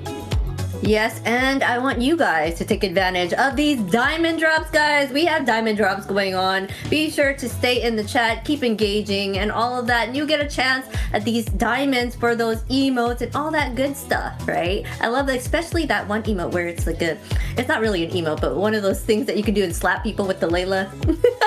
The Layla slap during the matches. Those are fun. Yeah, with some diamonds, you guys have an opportunity to go ahead and get yourself a Starlight, emotes, skins, whatever your heart desires. And who knows, maybe one of your favorite skins is upcoming in Mobile Legends as well. Yeah, when it comes to these interactions, I prefer the cat one, you know, like and it's okay, yeah. Everybody likes to, they're only like on the game, like, oh my god, you just scaring me like with this cat here, but that's okay. But now here we are back here, Private, with this first game, Dreamax versus Entity 7. Let's go. As I'm looking at this composition coming out from the side of Dreammax, another thing that's really going to be super important for Dreammax is the cohesion and the synergy coming out from this. You're going to be able to get that Tsunami Slam, but you really need Gu and King to be able to dish out that damage to really drop them down. Shaikitse will be able to get another CC onto them, but that's going to take a little bit of a time as well. So it's going to be very interesting to see if Dreammax can really kind of fit that synergy find that cohesion that they need to be successful to put that damage after a tsunami slam. Yeah, oh, in the mid lane here, let's go. Yeah, speaking of which, we do have the Phantom Steed coming out there, who in a little bit of trouble there as a well down King in trouble, looking for an escape. And he's going to be able to use that Blade Surge to get himself out of harm's way, but Blink goes down. Goo able to find himself an escape, and not as bad as it could have been, but still, one goes down to set up the first turtle for Entity 7. Yeah, and I can say here it was cheap. It was cheap for Dreamax. It could be very worse because King and Shaikichi. No, I think that Goo was able to survive in this first team fight here on the mid lane. So Entity 7 got the first kill, got the first turtle. Yeah, it's a very interesting early game here for Entity 7 Private. Yeah, not just that, but a great early rotation coming out from the side of Dreamax. Unfortunately, Entity 7 was prepared for it. Oh, look at, they're already looking to possibly find an invade into there, but do not go into the jungle. But I want to say Goo, it speaks well for Goo, or for the side of Dreamax, because Goo was able to actually find his way into this fight at the mid side as well already, before Akashi was able to kind of join them. So it speaks well on Goo being able to use this this Esmeralda to be an intimidating factor, to be able to rotate a little bit faster and potentially help out Dreamax in the future. Yeah, I believe it when it comes to this lane phase situation, Goo is gonna have some kind of advantage. But at the same time, I believe that this Frey is gonna be a pain in the neck where if Goo like tries to help the rest of the teams here in team fights, in objective ones, because this Frey can simply ignore on the side, for example, and force the split push. As we know that Freya has like this high potential to get the towers, to get this map dominance at the most of the time. So, oops, again, okay, on Shaikichi. Yeah, he was looking like he was trying to get a little stun to set up something on to Shaikichi there. Ooh, we have 3 down on the bottom. Does Goo know about it, or is he going to try to get baited into this fight against Akashi? Very smartly going to hang out into his bush there. Ooh, coming in with the Tsunami Slam, followed up by the Falling Star Moon. Is that going to be enough? Down goes Akishi. A great combination, but here comes the rest of Entity 7 trying to put the damage on to Shaikichi, and they find the kill. Meanwhile, Goo might be in trouble, getting chased by the whole of Entity 7. Back in trouble. Is that going to be enough to pop up there? Goo with the kill, able to even things up on Entity 7. 2 and 2 apiece for Dreamax and Entity 7. A chaotic battle here on the goal lane. On the bottom lane, sorry, on XP lane here, but with 2 players down for Entity 7, but it's still Entity 7 like trying to guarantee this second turtle with no fight back coming out from Dreamax, while like King is on the topper side making the lizard. But now here again, and Doom, Zeus, Okay. Yeah, Zeus took a little bit of damage there, but he was able to secure the gold minion. Now you can see Entity 7 continually forcing their way into the jungle at the bottom lane. Really, looking at it as like the weak end for Goo, who had to rotate back, and now they actually might be met up with a duo. Ooh, I think Goo tried to go in with a Falling Star Moon, did go just a little bit wide. 2 and 2 apiece here, just a narrow gold lead for the side of Entity 7. But I want to say, what I've noticed a little bit better from the side of Dreamax. Ooh, a little bit of a fight here, a little tapping coming out. Blink does not land with his jump just yet. So a little bit of hellos, a little bit of poking coming out from the side of Dreamax. Goo goes in with the Falling Star Moon. It does miss wide, so he doesn't connect with anybody at the mid lane. Now he's gonna have to go ahead and take that long road back to his lane.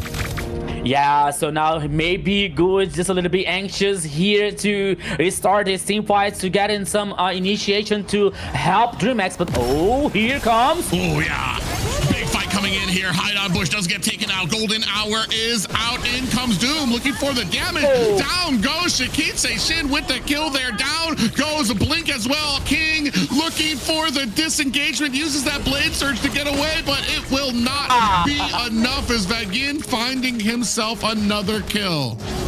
Oh my goodness.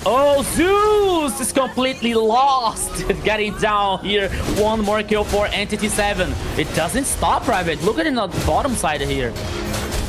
Yeah, Gu and Akashi duking it out here. Akashi has no fear, even taking solo. Gu had to try to chase after him and is not going to be able to find the kill on him, unfortunately. Meanwhile, up at the top, Entity 7 makes short work of the top tower. And right now, Dreamax finding a very hard job of keeping up with the pace. Meanwhile, as I say that, Shakiche comes in from the top. Shin in a little bit of trouble there as they put some damage out. Is that going to be enough? Shakiche finds the kill onto Shen. Vagin thought he would be able to come in from the top, but gets halted by the rest of Dreamax. Now starting up on this turtle, Vagin goes in. You can see the big Valkyrie's descent coming in onto the side of Dreamax. Hide on bush, able to get the turtle, while the Freya swinging away at the rest of Dreamax. Down goes King. Vagin able to find a kill onto Zeus. Blink wanted to answer back so desperately, but is not going to be able to find the damage. Finds a pop-up. Oh, and he is not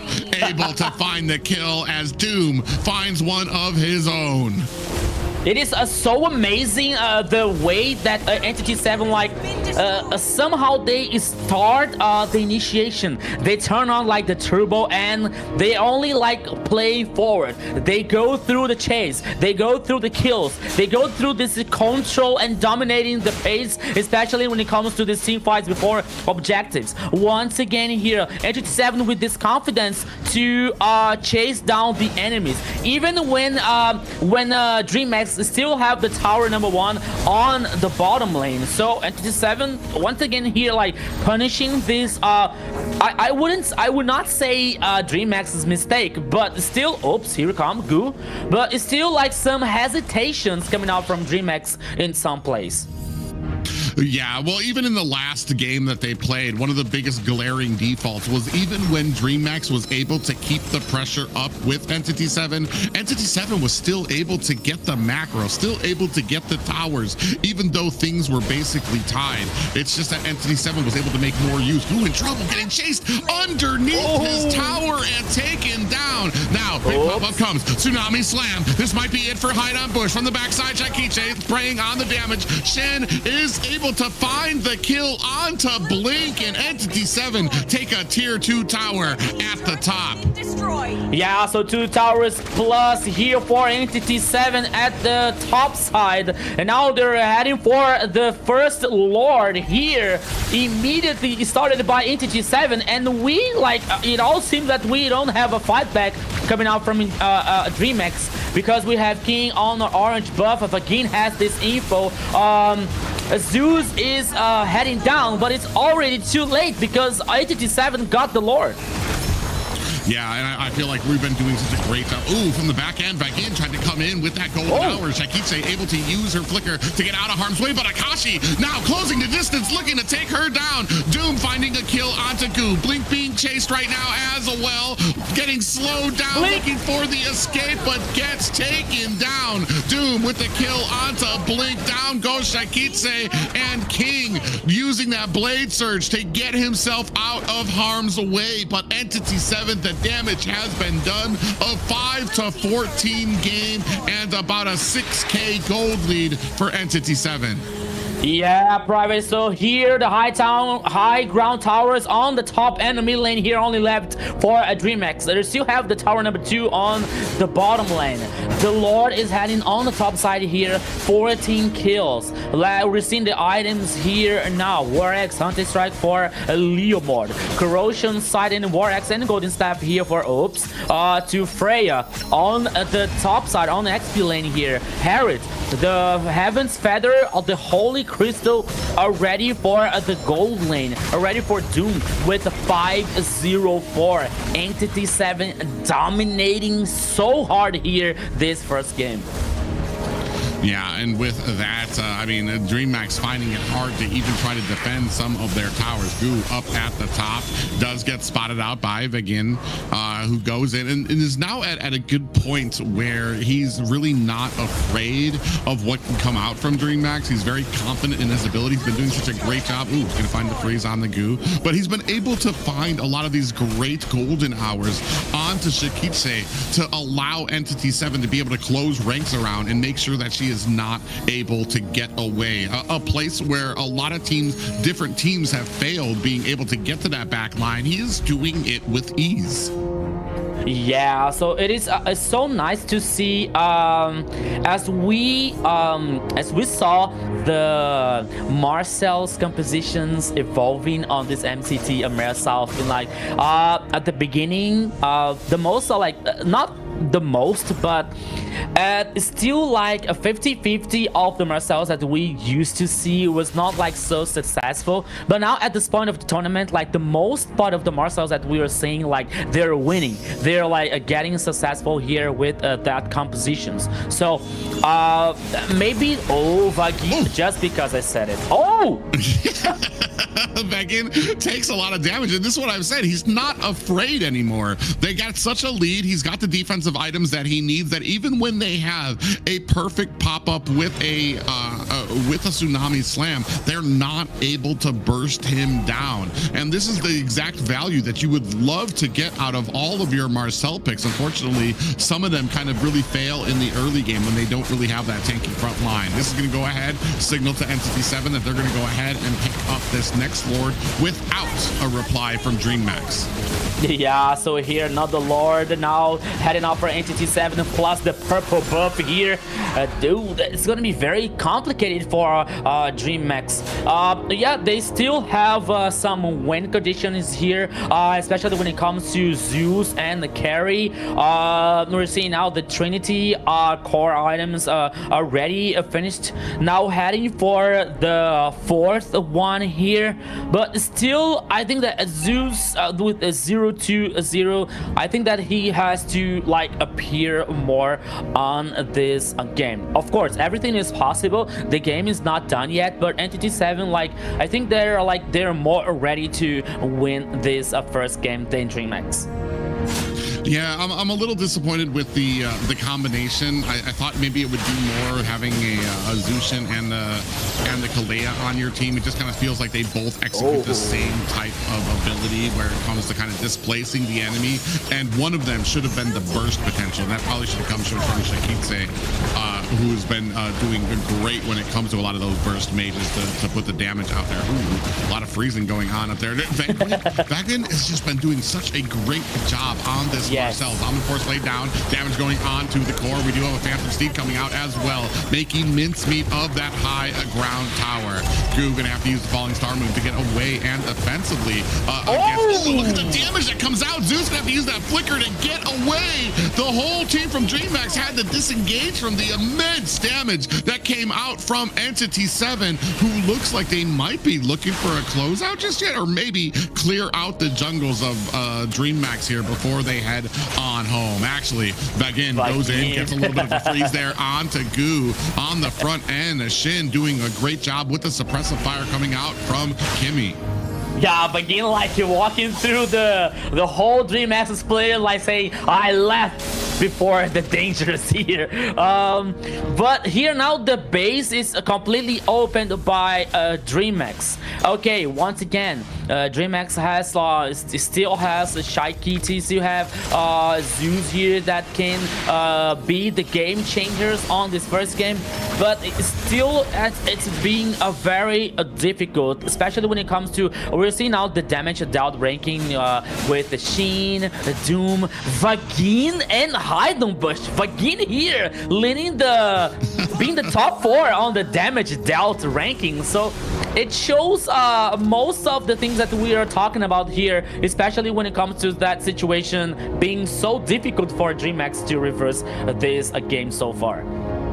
Yeah, well, I want to say a lot of that damage probably coming from the belt that Vagin has. So he's probably gotten enough stacks to be able to do a decent amount of damage, especially when he's going in, getting the freezes on there as well. So every single time he goes in, he gets those stacks. Meanwhile here, Entity 7 going to make another short work of this Lord as Dreamax can feel this noose getting tighter and tighter around them. No high ground left and still have to aim for a defense against this next Lord. Yeah, so NTT7 now waiting for this Lord Vagin. Oh, Vagin here once again, like working on this stacks here to freeze some people from the Dreamax. But now the Lord heading on the mid lane here. Here comes with another super minion waves. That could be the final push here on the first game, Private. Yeah, you can see the great synergy, all the lanes beginning to sync up here. Out comes the Phantom. Steve King's gonna have to use that blade surge to get away. The golden hour does not connect on anybody but Blinks on the back end. Goo taking a lot of damage. The damage onto the core. Game one going to Entity 7. First game here, full dominance for Entity 7. 1-0, Zena. Yes, Entity 7 was showing their dominance for sure here. They had equal aggression starting out, but Entity 7 took it all. The map, the objectives, the kills, they just claimed it all, and they were just backing Dreamax into a wall. There was no way for them to escape out of there. So that's kind of like they wasted that Zushin pickup, right? So the Entity 7 kind of knew how to deal with it, and so now they don't have that under their belt. So we're gonna see how they're gonna come out from this. Yeah, I want to say there, especially when it came to answering with the Marcel, the speed he has, and I want to say Vagin had a great amount of sets because he would come from the side and the back to be able to find a lot of those golden hours onto Shikitse for the rest of Entity 7 to be able to close in and take her down, making her basically a non-factor. Not just a non-factor, but a non-factor on a Zushin pickup here, which says a lot for Entity 7 and their dominance and how prepared they are for not just, like I said, not just one of what most consider probably one of the stronger players of a Dreamax, but also one of the strongest heroes in the current meta. Yeah, so we found that here on this first game, as we're seeing now the highlights. I think that we, at least for me, I think that I missed just a little bit like Blink to trying to use this Tsunami Slam to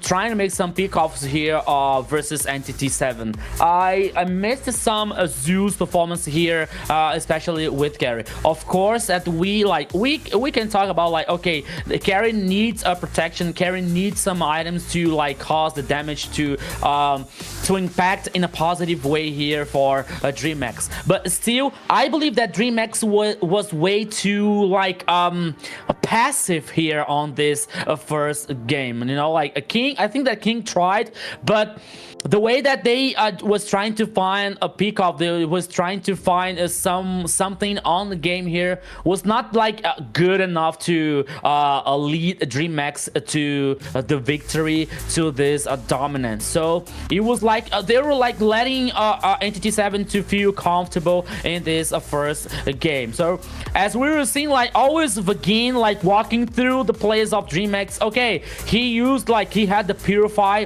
any kind of like CC or control, he could use the Purify here and get repositioning. But still, I think that Entity 7 like felt comfortable here on this first game because the Dreamax was way too passive, especially when it comes like we were talking about Goo with this Marauder versus Freya. On the early game, like he was trying to cause some damage and cause some trouble, but it was like that's it, okay, nothing more than that. And then like Akashi was like free to help the teams, free to help with the team fights here, trying to get this flank, trying to get this backline here, especially to neutralize the Shaikichi, which is worked very well for Entity 7 in this first game. Let's see, this player stepped onto the stage ready to dominate and absolutely delivered here. We have Vagin on the Marcel here, 319 KDA, 42k total damage, 648 gold per minute. Did an outstanding job for the team there. Look at his mad face. Yeah, and Especially when it comes to using a roam on your team. A lot of those kills, 3 of those kills going over to Vagin there, who was just being so aggressive for his team to the point that, and a great itemization by him too as well, to be able to get a lot of the items he needed to, even when he got caught by the tsunami slam and the entire team leaped onto him, he was still able to find himself and escape. And I feel like this was the perfect answer, not just the perfect answer to giving away the Zushin, but then they were also able to think ahead to be the last ban to use their ban of the first banning phase to ban out the Phobius, so there wasn't a counter for the Freya out there as well. A great put together accomplishment for the side of Entity 7, led by Vagin's efforts here. Yeah, so we're seeing the Vagin's highlights with Marcel, as we were talking about here, like walking through the Dreamax's players with the Purify, so always like working on this stacks with the control from Marcel. So it was like really a pain in the neck for a Dreamax in this first game. So 1-0 for Entity 7 so far. All right, but it's not over yet, okay, guys? We do still have Entity 7 they are forced to deal with, but Dreamax usually can find their way out of it. We shall see how this goes, but amazing first match here. We got to see a lot of the meta heroes being played. A lot of meta heroes are now taken off the board for each side of the team here. So we'll see what they come up with next. Yeah, a very interesting draft kind of coming out there. And then finally, a successful game with Freya that we actually haven't seen here in the South, despite how dominant it has been through a lot of the meta. I feel like the difference of switching it back up into the XP, especially when you have a Phobius taken off of the board, really kind of helps facilitate. And that's why Freya is so feared in this current meta. Heck, this is why Entity 7 is kind of the boogie monster of the South right now. Is just in every facet, just a complete team, whether it comes to their draft or the discipline that you see out there during the matches as well, to be able to kind of keep that in living pace up for the side of Dreamax, and then be so successful with it as well. Yeah, and for me, I think that it comes to with a red alert for Dreamax, because on the first game here, like Dreamax using Zushin, Kalia, for example, with this high potential for a pick off, for example, using this Tsunami Slam, Suyo and Carry, it didn't work out for Dreamax. You know, still like we can talk about Freya's performance on the first game as. By the time that we can say that Freya is like a boogie monster on AMER South on the meta, but on the first game here, Freya was not even the main reason to why Entity 7 won the first game. You know, like, okay, Akashi helped, the team helped with the team fights, but it was like by far is not where, like, it was not even close the main reason for Entity 7. So for me now, it brings like what Dreamax has to do here on this second game to somehow beat Entity 7 and getting like bring a composition that can work as even on the second game versus Entity 7. Yes, for sure. They're not making the same mistake twice here. They're gonna go ahead and ban that Freya out and the Zushin here. They don't want to see either side of the opposite opposing team choosing this time. They were going ahead and going to ban out the Glue, the Chip, Baxia, and a Fanny. So they're leaving open Phobius here for sure, as well as Marcel for the other side.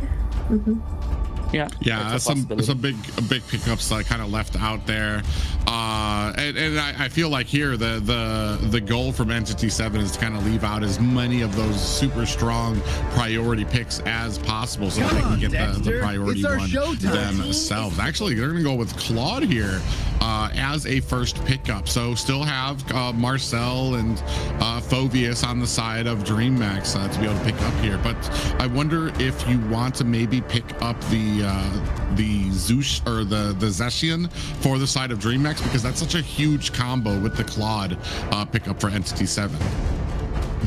Yeah, but it has to be Marcel and Phoveus here for Dreamax. Come on, guys, because this is still open. It is still like a very good response here. You're cooking too much to bring these heroes here, Dreamax. Come on, on this composition. Of course, they're like thinking about like other strategies when it comes to Claude, for example, and that Entity 7's composition. But okay. Half. It was a half here of our agreement. Marcel and Harriet on the gold lane. The immortal one. Yes, they're going ahead and picking up that Marcel here. They're gonna pick up the Phoveus here with the Suyu on the side of Entity 7. I don't know, man. They left that open. That Phoveus here is good counter against the Harith on the side of Dreamax. So I wonder what they're gonna do here now. Well, and I feel like that's exactly the reason that Rico was saying to pick up the Phoveus and the Harith, because you pick up Harith and you pick up the potential counter that he might have out there as well. I mean, at this point, you might as well pick up Valentina on the side of Dreamax if you're gonna try to overwhelm Phoveus with some dashes or something. Marcel. Well, we're gonna have to see how this kind of mixes in here. Phoveus on their side. This is a very, very strong pick, especially in the hands of Entity 7. And we're gonna have to be. I want to see very carefully where Goo's gonna go here on the side of Dreamax. Like I said, I feel like a lot of the success from Dreamax has been on making sure that the rest of the team can pick up the slack when the entirety of the focus from Entity 7 is to shut down King, to shut down Shakitse as well, and I feel like they did a good job of that in the last game. Yeah, them themselves, Dreamax, kind of took out the Valentina. Yeah. Got him lined up in so okay, last banning here for Kimi from Entity 7. I believe that Goo is gonna bring Yuzong here on XP lane.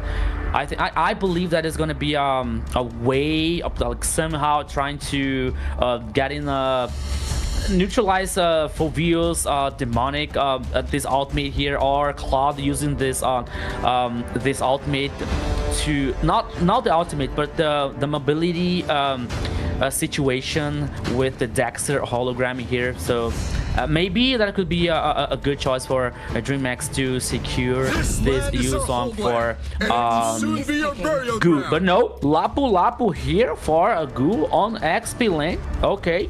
So maybe it is like still some way to getting this like a back line, but I think that is gonna be not gonna be easy because Claude has an ability, Phoveus has like this ultimate, Suyu has an ability. Okay, maybe for Farsa, but Hylos is there to protect, so I mean, I do like the combination coming out here, and especially having the Lapu. It kind of, I feel like it was an answer to the potential Farza, the potential Eve coming out from Entity 7, one of those heroes that kind of sits still, that will allow him to kind of get the jump on them, to get back there with the Bravest Fighter form. Hylos is more of an engagement territory, so I feel like this is really on Goo to be able to kind of find those flanking positions for the side of a Dreamax, so that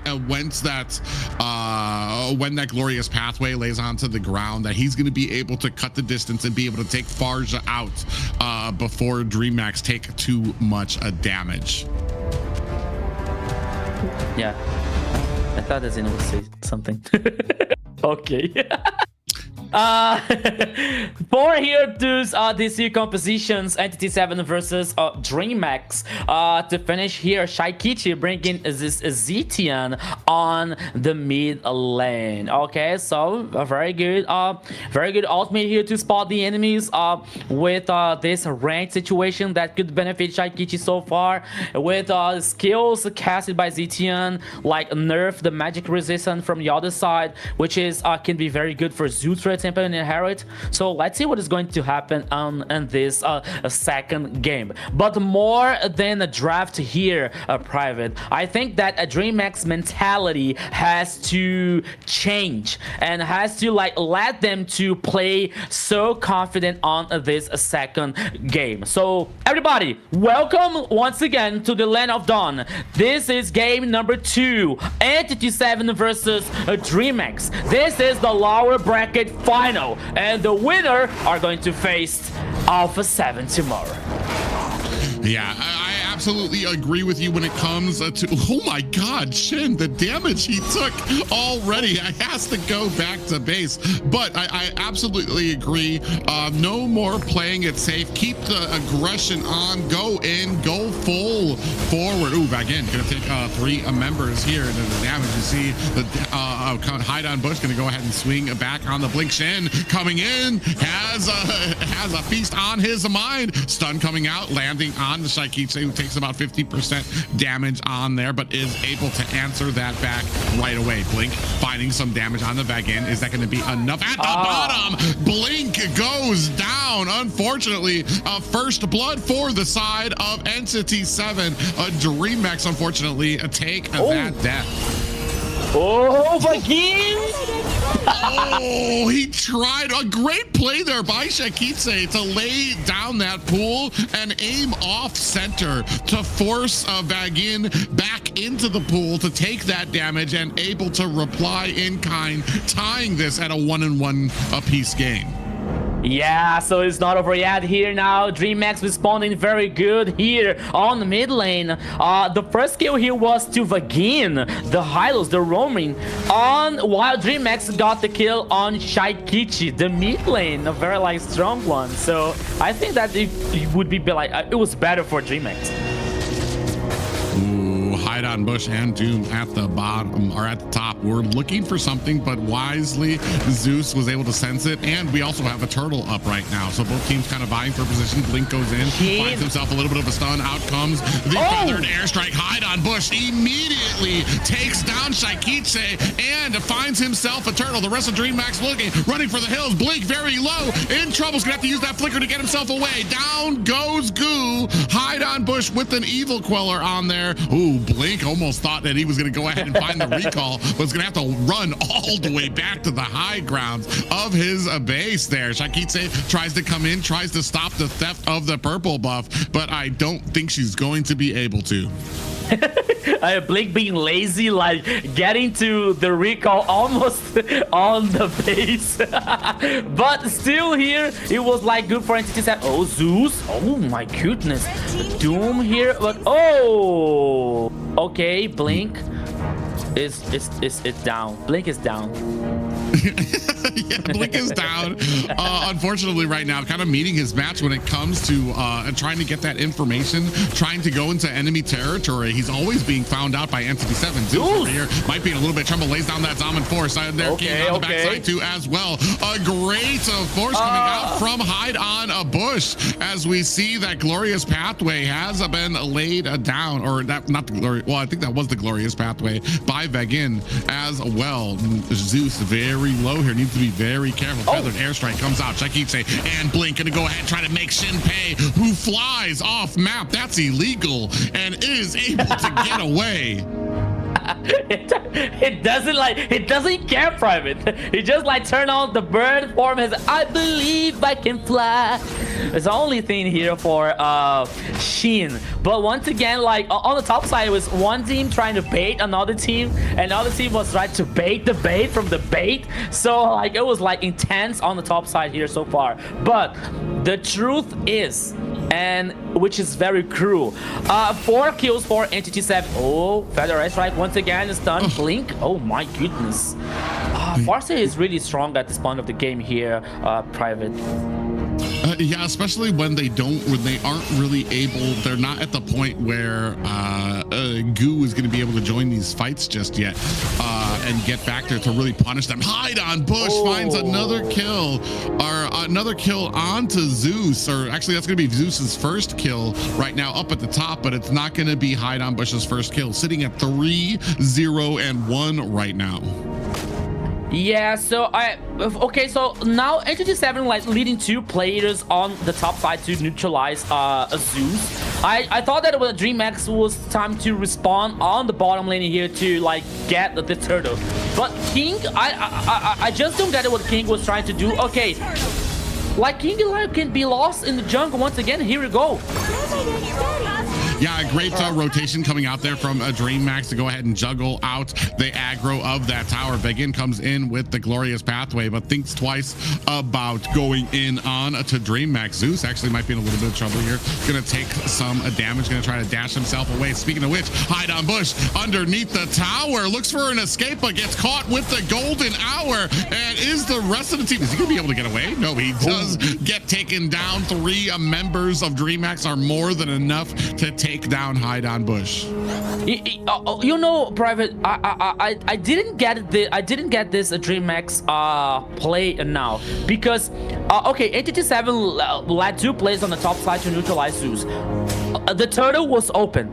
I thought that Dreamax was like able to respond at getting the turtle, but they went through the top side like with 3 players. They got the kill, but they lost the second turtle, and now they lost the tower on the mid lane here. Like the macro from Dreamax, I think like it's not like on the full synergy here for Dreamax so far, because Entity 7, even losing the players, even like getting killed on the map, they still taking down towers. Let's go.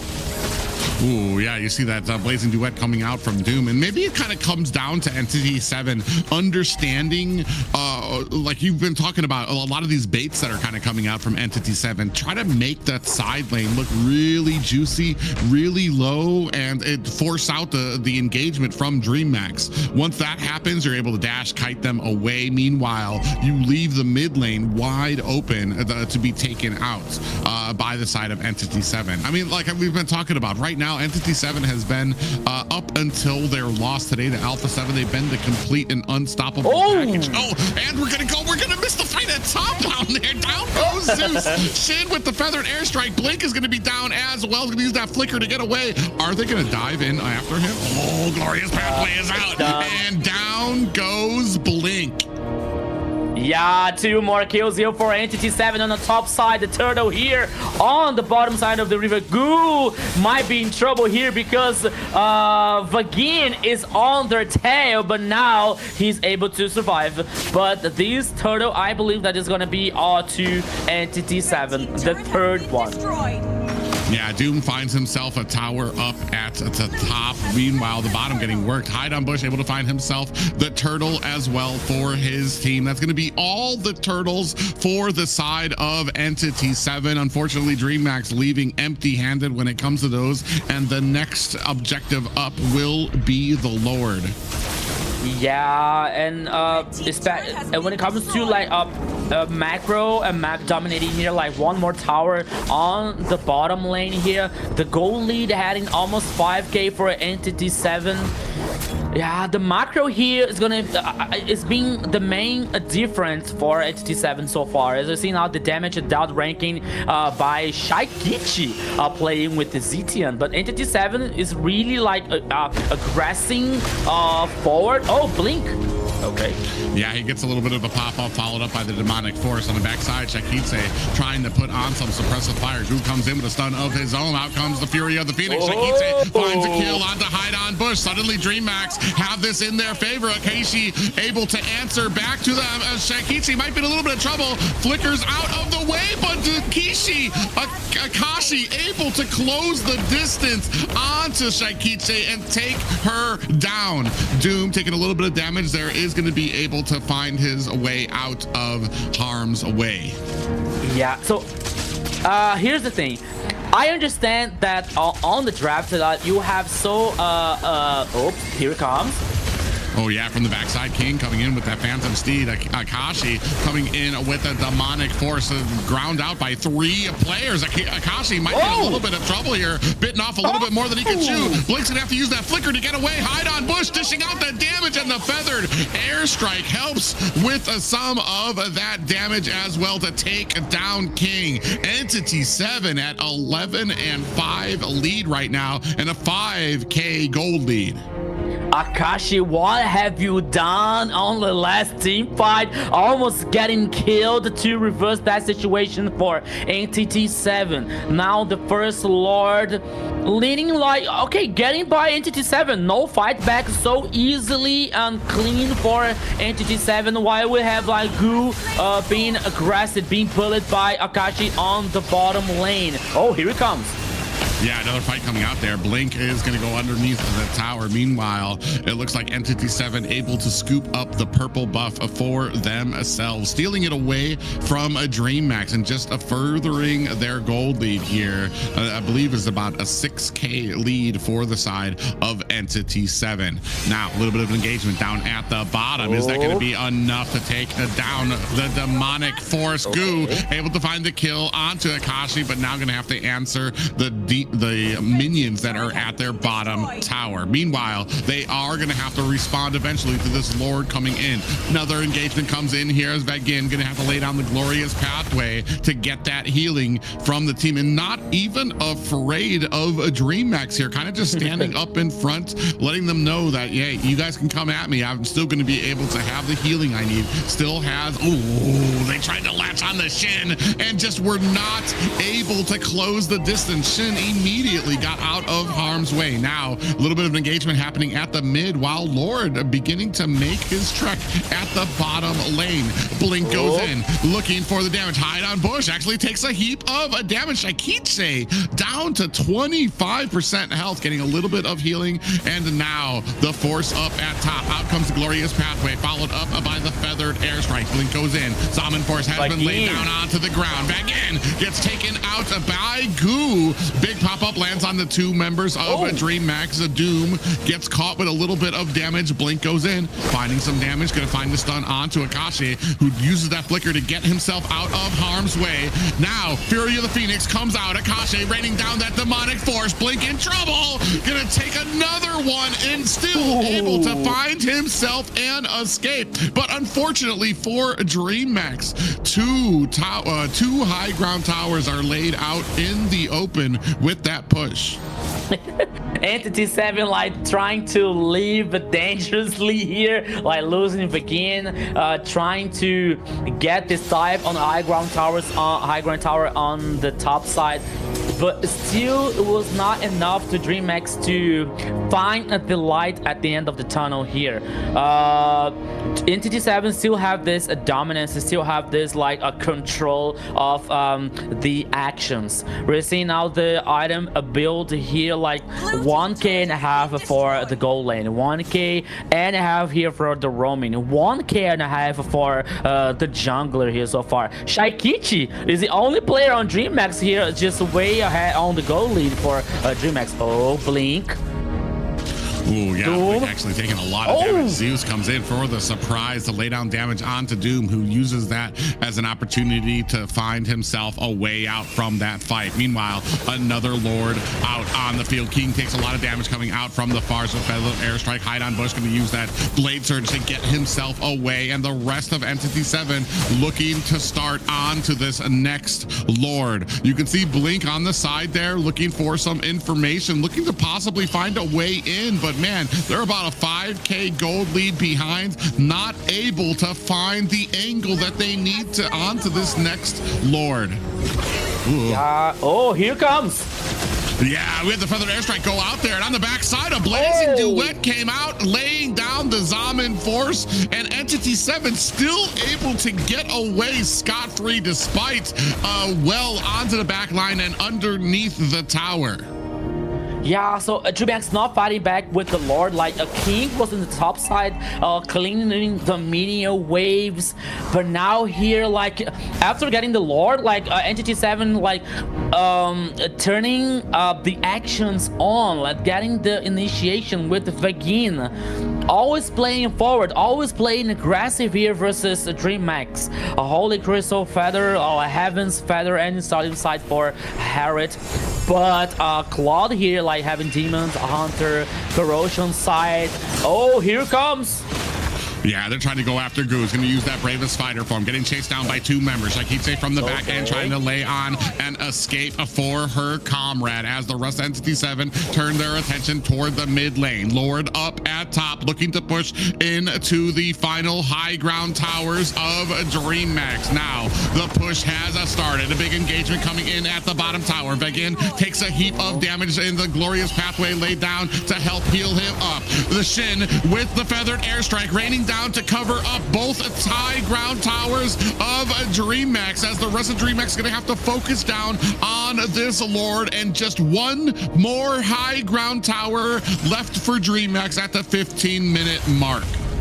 Yeah, Akashi Light here being stunned by would it be the Dreamax here chasing down, but Blink? Oh, bro, Blink? Okay.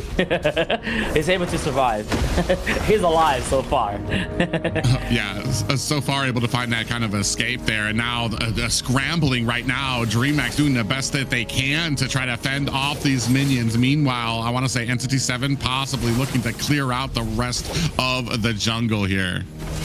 Yeah, so, but I have a feeling here, like, I think there is something similar to the first game is going to happen on the second one here, because on the first game we just saw like a Dreamax watching Entity 7 playing, getting the Lord, opening the high ground towers, getting the Lord, hitting the base, getting the Lord, winning the game. You know, like I think that is something similar happening on this second game so far, because Entity 7 getting the Lord, no fighting back coming out from Dreamax, while we have King on the top side cleaning minion waves, you know. So Entity 7 is just like pushing forward to win the second game. Yeah, I have to agree too. I mean, there comes a certain point where, I mean, yes, it's not a good fight for you. It's going to be a bad fight, but do you continue to just allow them to get these Lords, or do we just go for a Hail Mary, go in there, see if we can kind of maybe get the jump on them, find a little bit of surprise like we're about to do now. Again, on the front line, sees the rest of Dreammax here, but Entity 7 very wisely disengaging from the Lord. They want to have the Lord on their side when they go ahead and fight them, to maybe find it, go in with a Papa. In fact, there was Papa, followed by the feathered airstrike. A big dive onto the back line to try to get a Shin down.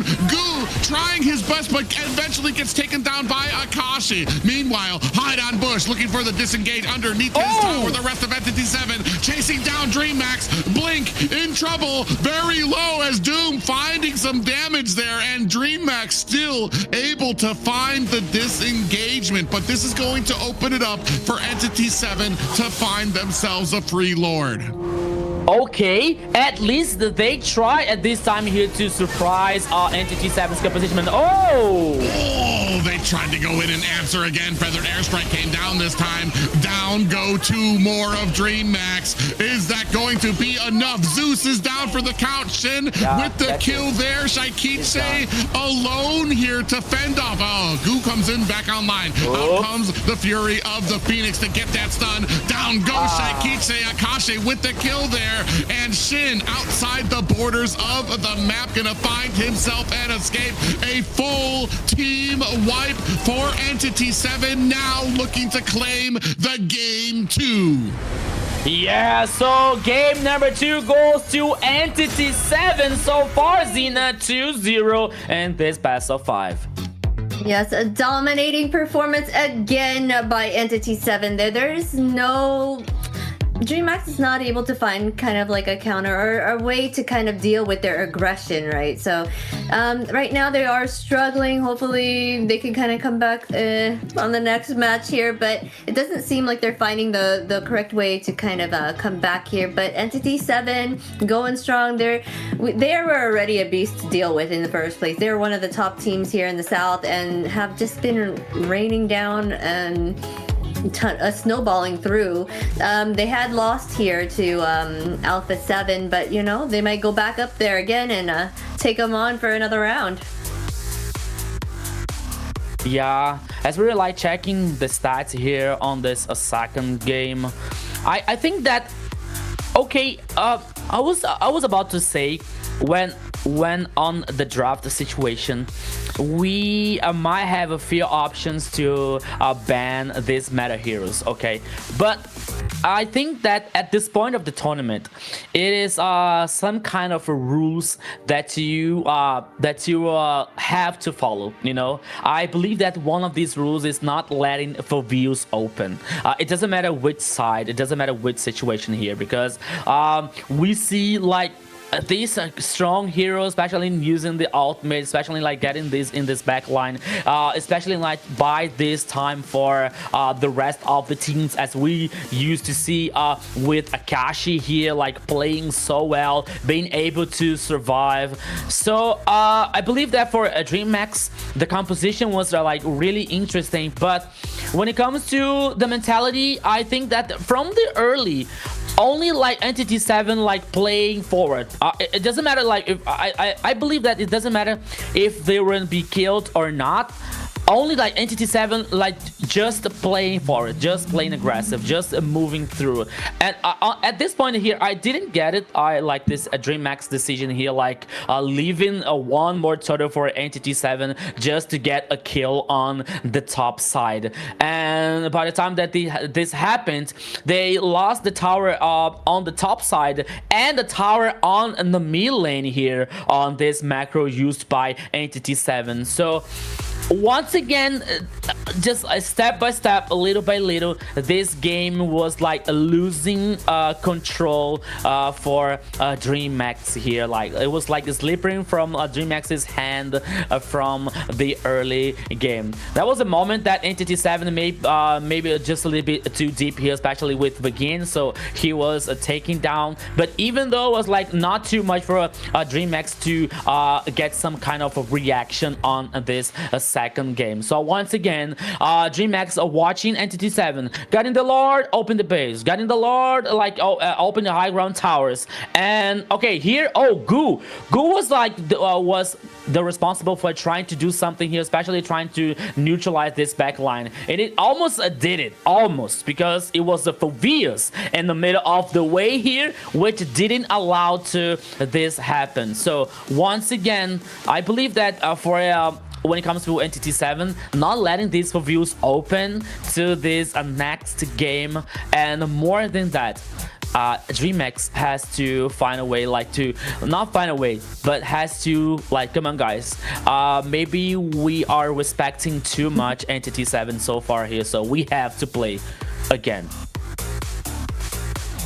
Yes, for sure. But all right, let's go ahead and highlight our MVP right now. This player didn't just win fights, they took over the entire map. Your MVP here is Vagin on the 2213 KDA. 25.3k total damage, 609 gold per minute on the high lows here. Taking it again.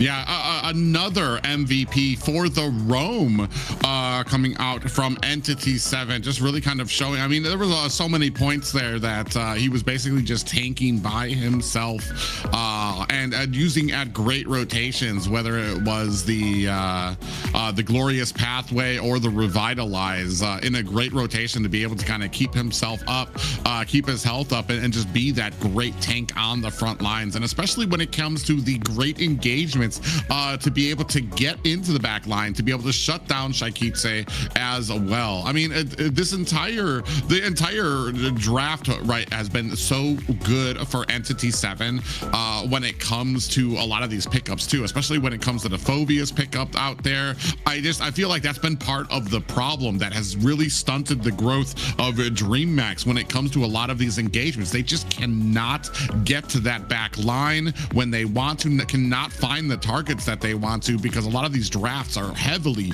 in favor of Entity 7, which causes Dreamax to just not want to pick any of these fights. They are always constantly on their back foot, constantly replying to Entity 7 instead of enforcing their own types of ganks onto them, which has been the story of these games, and that has been super unfortunate for Dreamax, who found themselves right now possibly at game point. Yeah, especially like leading like Vagin playing with Hylos here with the Glorious Path. Like this is buff from movement speed, allowing like the rest of the teams to playing aggressive, to playing forward as we used to see in the second game. So it was well deserved once again for Vagin. Even though I thought it was Akashi would be the MVP on this second game, but it was well deserved as well. So okay, just a little bit now for the draft from this the third game, and the question is how Dreamax is gonna find a way to I mean, not on the draft, you know. I don't think that the draft it is the main problem here for Dreamax, but I think that the way they're playing, you know, like it's not like the same Dreamax that we used to see versus Infinity, like with Blink, like playing forward. You mean like trying to find the speak-offs, trying to find these angles to neutralize the players, you know, and like in the sequence, the Shaikichi like was able to cause this damage and being in a good position. I'm not seeing this Dreamax to be honest, only like Entity 7 like playing forward. I feel like I've seen Shaikichi only been playing nothing like major damaging, right? She's been on ZTN, she's been on Zushin right now. There's nothing that has that where it's in favor of her doing the damage or in favor of her being that damage dealer that they need. So maybe if she were to pick up something like a damage dealer, like a Lunix or Kimmy, something like that can help them come back from this maybe in some way. But like more like her picking up ZTN and Zushin is more of helping control for the team to kind of do something, but it doesn't seem like that's helping them at this point right now. I kind of disagree when it comes down to whether it is the draft. I feel like Dreamax are getting baited into a lot of pickups that they don't need to go for. The last draft that we had, the first two pickups by the side of Dreamax, one of them was Marcel. They didn't need to prioritize Marcel because it had already been picked up by Entity 7.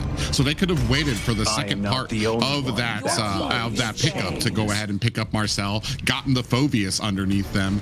Something that also, first of all, it's a Phobius, so it's going to do very, very well. Two, it's going to get Goo on something that he's confident on, that's strong, that he can help support up the team. And yeah, so I mean, and I feel like unfortunately Dreamax are kind of falling into these little traps that Entity 7 is kind of laying out there. It's like, yes, you see the Marcel out there, you want to pick it up though, even though like we've already picked it, so there's no way for us to pick it up or take it away from you in this first draft. And they went ahead and they picked it up.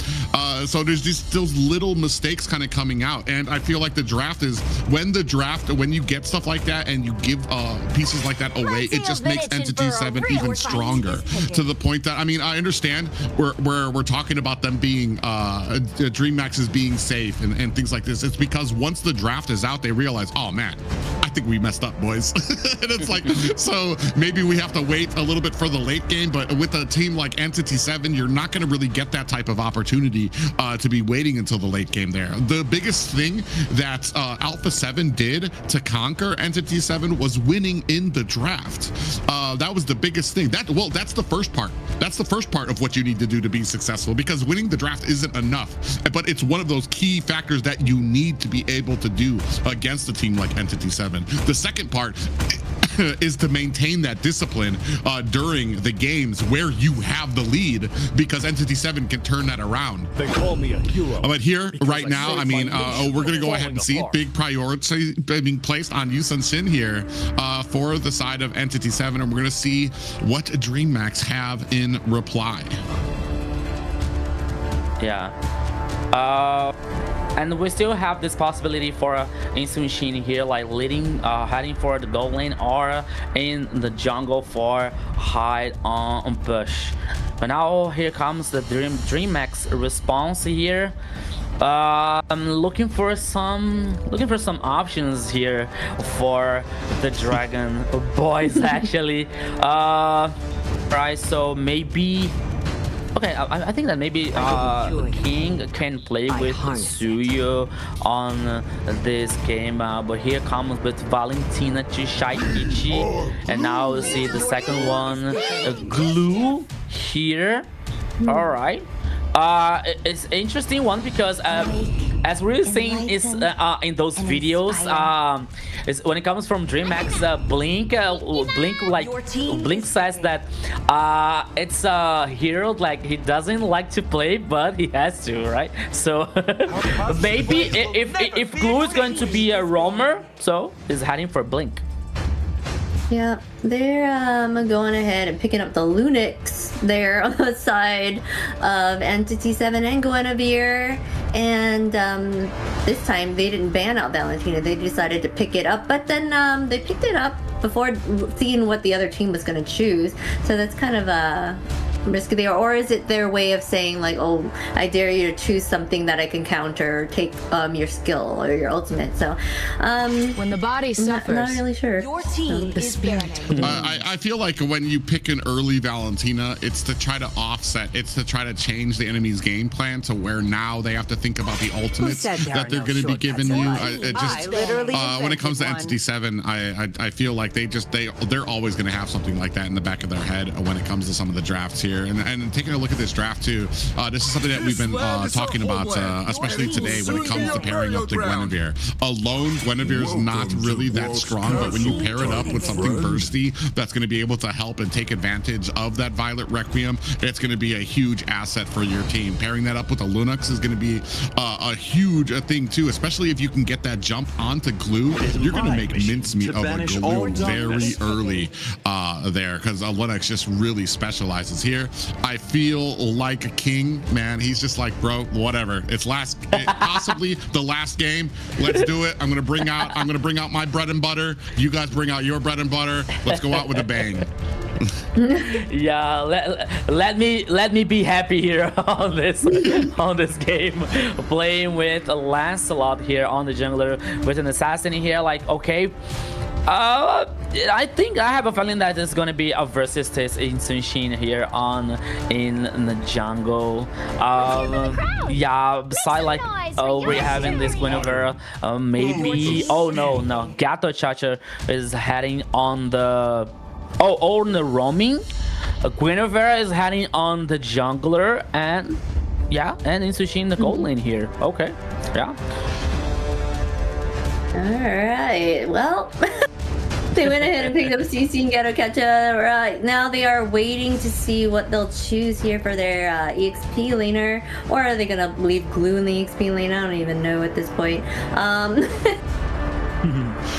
This is something that I think I was talking about off cast a little bit with you guys when it comes to these super intentional drafts that you can automatically see where they synergize for the South. Guinevere, not only do you have the backup from the Linux, but now you have the Gatakacha who can come in with the Avatar of the Guardian, pop up it can pop up a group of enemies, and that will allow Guinevere to come in and get that Violet Requiem. It's just the way some of these combinations synergize with each other is just huge, especially here for the side of Entity 7. Dreamax is going to have to be very thorough about where they're going, what bushes that they're checking, because I feel like even if you're the tankiest tank, if you, especially like I said, Blink is going to have a hard time here if he gets caught by hide on bush. Yeah, so Hide on Bush here with the Guinevere has this potential to jump and isolate someone here, and not only to execute the Requiem Violet, but it's still to have this follow-up of damage when it comes to Doom with Inshin, when it comes to Shin here playing with the Lunox, especially with this outscale here on late game. So things are going to be very interesting on this third game. So we're seeing Gu playing with the Yuzong, a hero that I was expecting on the last game, but now playing here, it could be that would be interesting, but I don't think that like maybe this Yuzong like is zoning out the players when it comes to Hide on Bush. Like for example, that he has the jump, Shin that he has the brilliance here to escape, you know, Akashi like CC which has this sustain. So I want to see what is going to happen on this third game as well here, bro.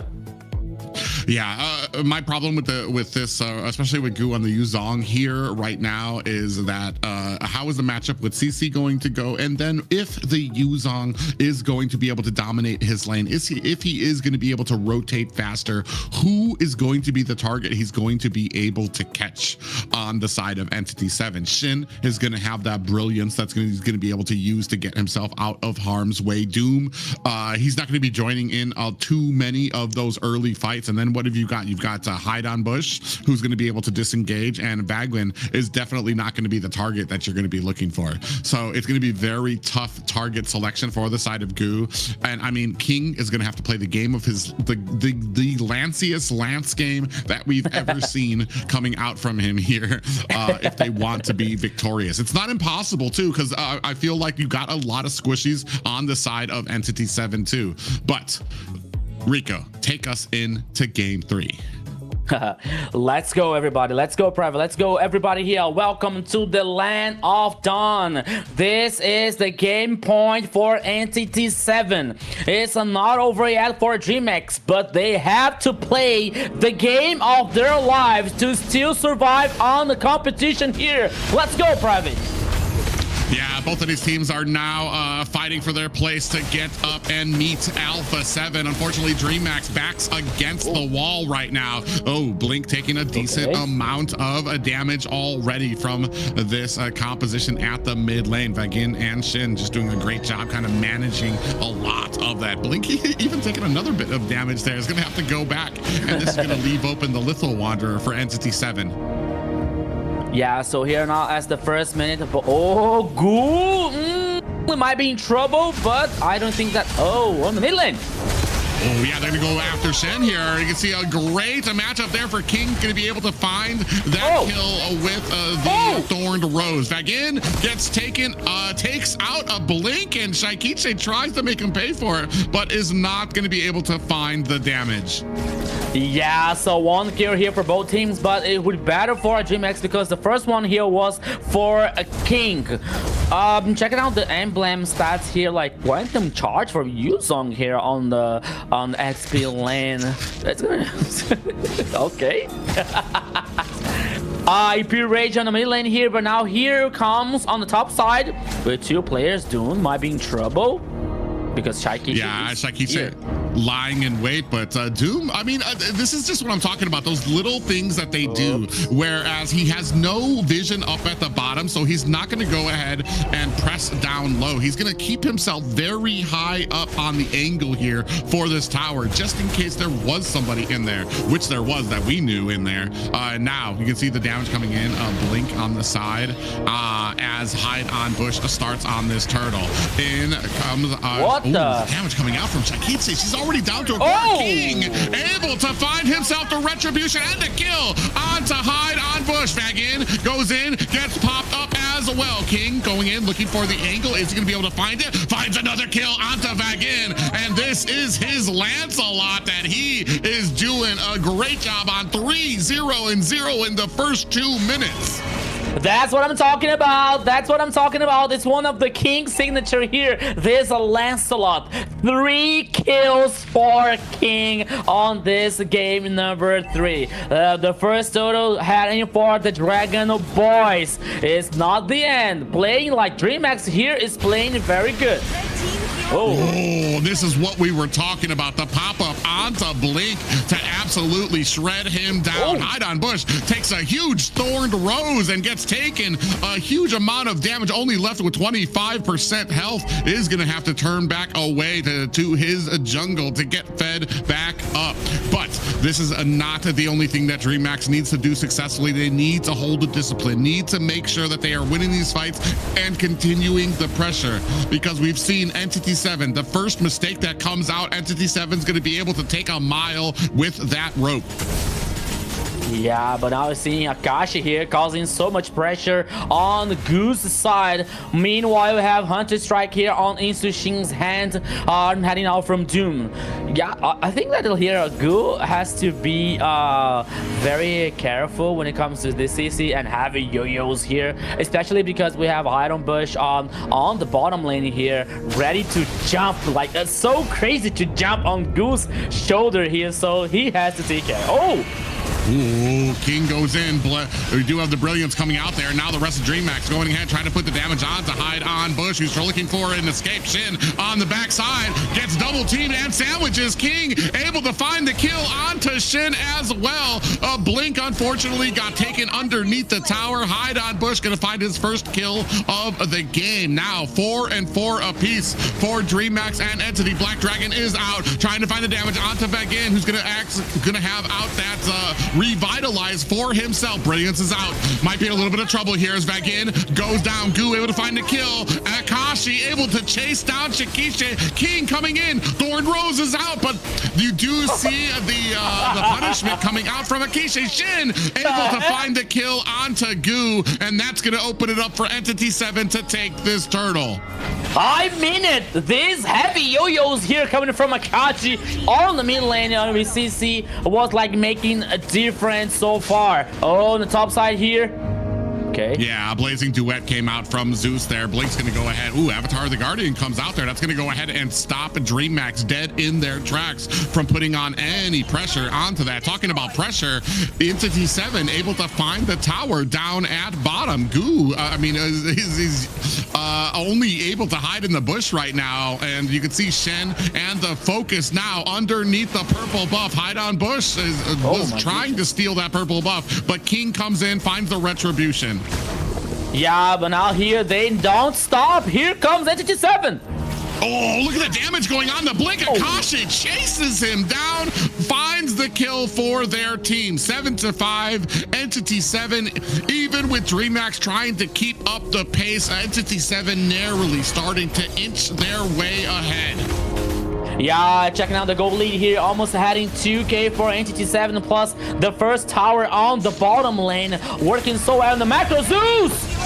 And down goes Zeus, a huge wombo combo. It doesn't even matter. You would think that the Avatar of the Guardian was a little bit extra, but they just wanted to make sure that he went down. Thorned Rose onto Akashi, who's already starting to get a pretty beefy there. Even the Thorned Rose barely did any damage down to him.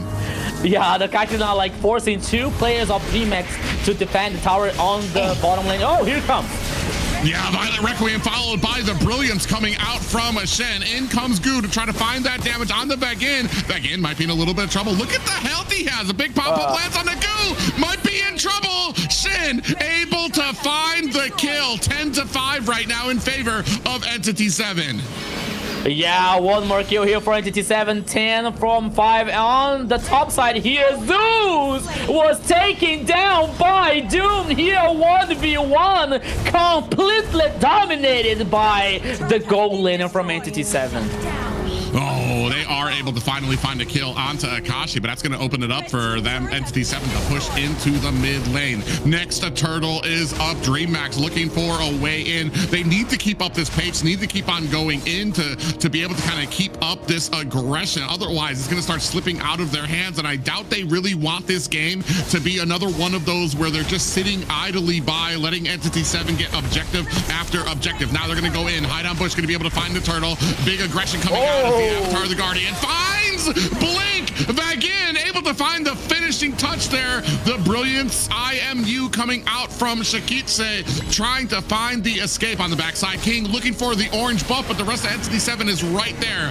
Out comes the Thorned Rose. Black Dragon is out too to find some damage. Are they going to be able to find it onto Vagin again? The big focus going on as the Thorned Rose. King is able to find the kill. Doom comes in, finds a kill onto Goo as the pressure begins to mount at the mid lane.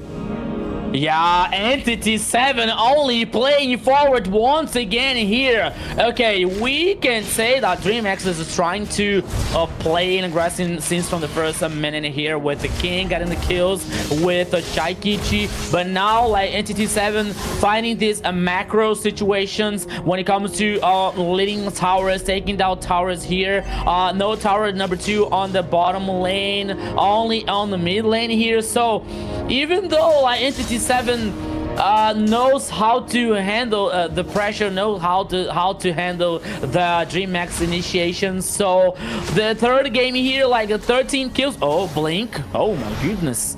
Okay, so he's able to survive. But the goal lead here, like heading almost to 6k for Entity 7. Once again, things are getting tough for Dreamax. Yeah, it's getting tough, but King's having the game of his life on this Lance right now, sitting at 6-0-0 despite the gold deficit for his team on Dreamax. He's still able to kind of find a lot of those punctures, to get to the back line, to find hide on bush, to find Doom, to be able to find a lot of these kills here. Not finding Doom, but to be able to get into Shin. He's been having a decent game. It's just now we're starting to edge into that territory where a lot of these fights are not going to go into Dreamax's favor. A good setup here for the side of Dreamax as Entity 7 going to go ahead and start on this Lord. Shakite gets caught as Vagin goes ahead, finds a little bit of a dash there. Now pushing away Avatar to the Guardian, catches Shakite into the back line. Out comes the Black Dragon, and now a great peeling ability coming out from the side of a Dreamax to try to protect Shakite. Doom able to find a kill. Akashe finds one onto Shakite, and Akashe with the disengage. Unable to reply is Dreamax. 2 more kills for Entity 7 in here, plus the Lord. More pressure, more goal lead here, more map domination, more everything for Entity 7 so far. Yeah, and I mean, 15-7 right now. Dreamax trying as best as they can. A long road to get here. You can see the Blazing Duet coming out as well. King tries to go in. Doom actually able to sidestep. I believe that was the Phantom Execution coming out from him. Down goes Zeus. Hide on Bush able to find the kill there as well. A pop-up. Hide on Bush going in, trying to find the dash onto Goo, who disengages back underneath their high ground tower. Yeah, so now only high ground towers on the mid and the bottom lane here, while the Lord is heading on the bottom side for Entity 7. 11 minutes here, 8k in the goal lead. Oh, here comes. Oh, yeah, coming out with a few punctures to find himself an escape. Another Violent Requiem, this time onto Goo, and the suppression coming on from Shin. The immense amount of damage, the combination of this Linux, of this Guinevere, really coming in to pay for itself in dividends. Doom able to take down the bottom tower. Lord now cruising its way to the core as the rest of Dreamax trying to burst it down. Entity 7 now going to focus up at the top. Avatar the Guardian comes out. It doesn't catch King. It is not able to. And now the tower damage actually coming out onto the side of Entity 7, who might be taking a little bit too much damage. Black Dragon is out as well. Brilliance coming out from the side of Shen, looking for the escape. Big pop-up lands. Is this going to be enough? Goo gets taken out by Hide on Bush. Akashi is down via Zeus, but Shakiche gets taken out by Doom, and finding himself a double 3 down for the side of Dreamax. Oh, one more kill here. Triple kill for Doom for Entity 7. Oh my goodness. 21 kills here on game number 3. Oh my. Oh, are they going to finish the game here on the bottom lane? Doom and Shin? King. Man, King is just so smooth on this Lancelot. Unfortunately, there are not 4 other Kings on this team right now to be able to kind of carry it as King. I mean, 6-0-1 right now. He's able to get in, able to find the kills. I want to say, though, he has kind of been shut down in the last 5 minutes of this game. He's able to kind of find those punctures, but he's not able to find the damage anymore to find some of those kills. And right now, Entity 7 has taken huge advantage of that. 21 right now to 9, and almost, I want to say, about a 7k gold lead for Entity 7. Yeah, on the top side, the party is going on once again. Oh. Okay. Now they're heading for the next lore. 2 seconds remaining here. Goal lead. Oh, almost 10. No, almost AK here for here for Entity 7. The Lord, he's on the pit once again. Dreamax has to find a way. I don't think that they're going to fight back this Lord here, because the domination, especially when it comes to this minion waves, are like crashing so much to Entity 7. So they have to wait on the base, and they have to defend to still believe into the reverse sweep on this best of 5. Yeah, and a Dreamax right now fighting tooth and nail for their survival here in the playoffs right now. Vagin gonna go ahead. Oh, they just missed the jump up onto Blink, who might be in a little bit of trouble here. You see the damage coming out from them as well. They are able to find the disengagement for Blink. It is a Dreamax. Yeah, so here after Entity 7's initiation, it was a failure. So Dreamax is able to get this whole 5 players still on the game. But the Lord, this one is heading on the bottom lane. Look at Shaikichi. Look at Shaikichi. Shaiki is up to something.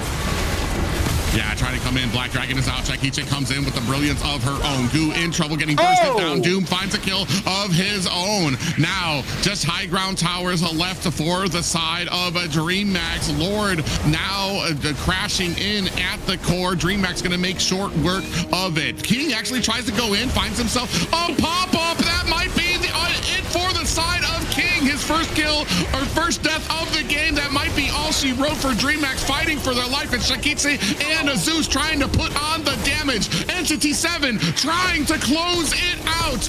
Will Dreamax be able to find a stop to this? The damage onto the core. Entity 7 will be going to the Group South Finals.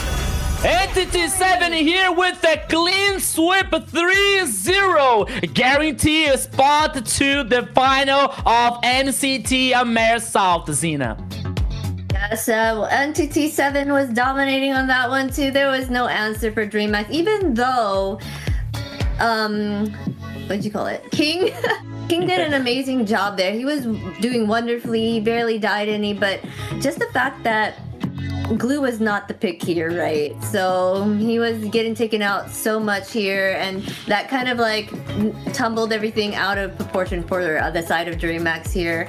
So we're gonna have to say goodbye to Dreamax. Sad to say bye to them, but Entity 7 gets another chance to go against Alpha 7, the top 2 contenders here in the South.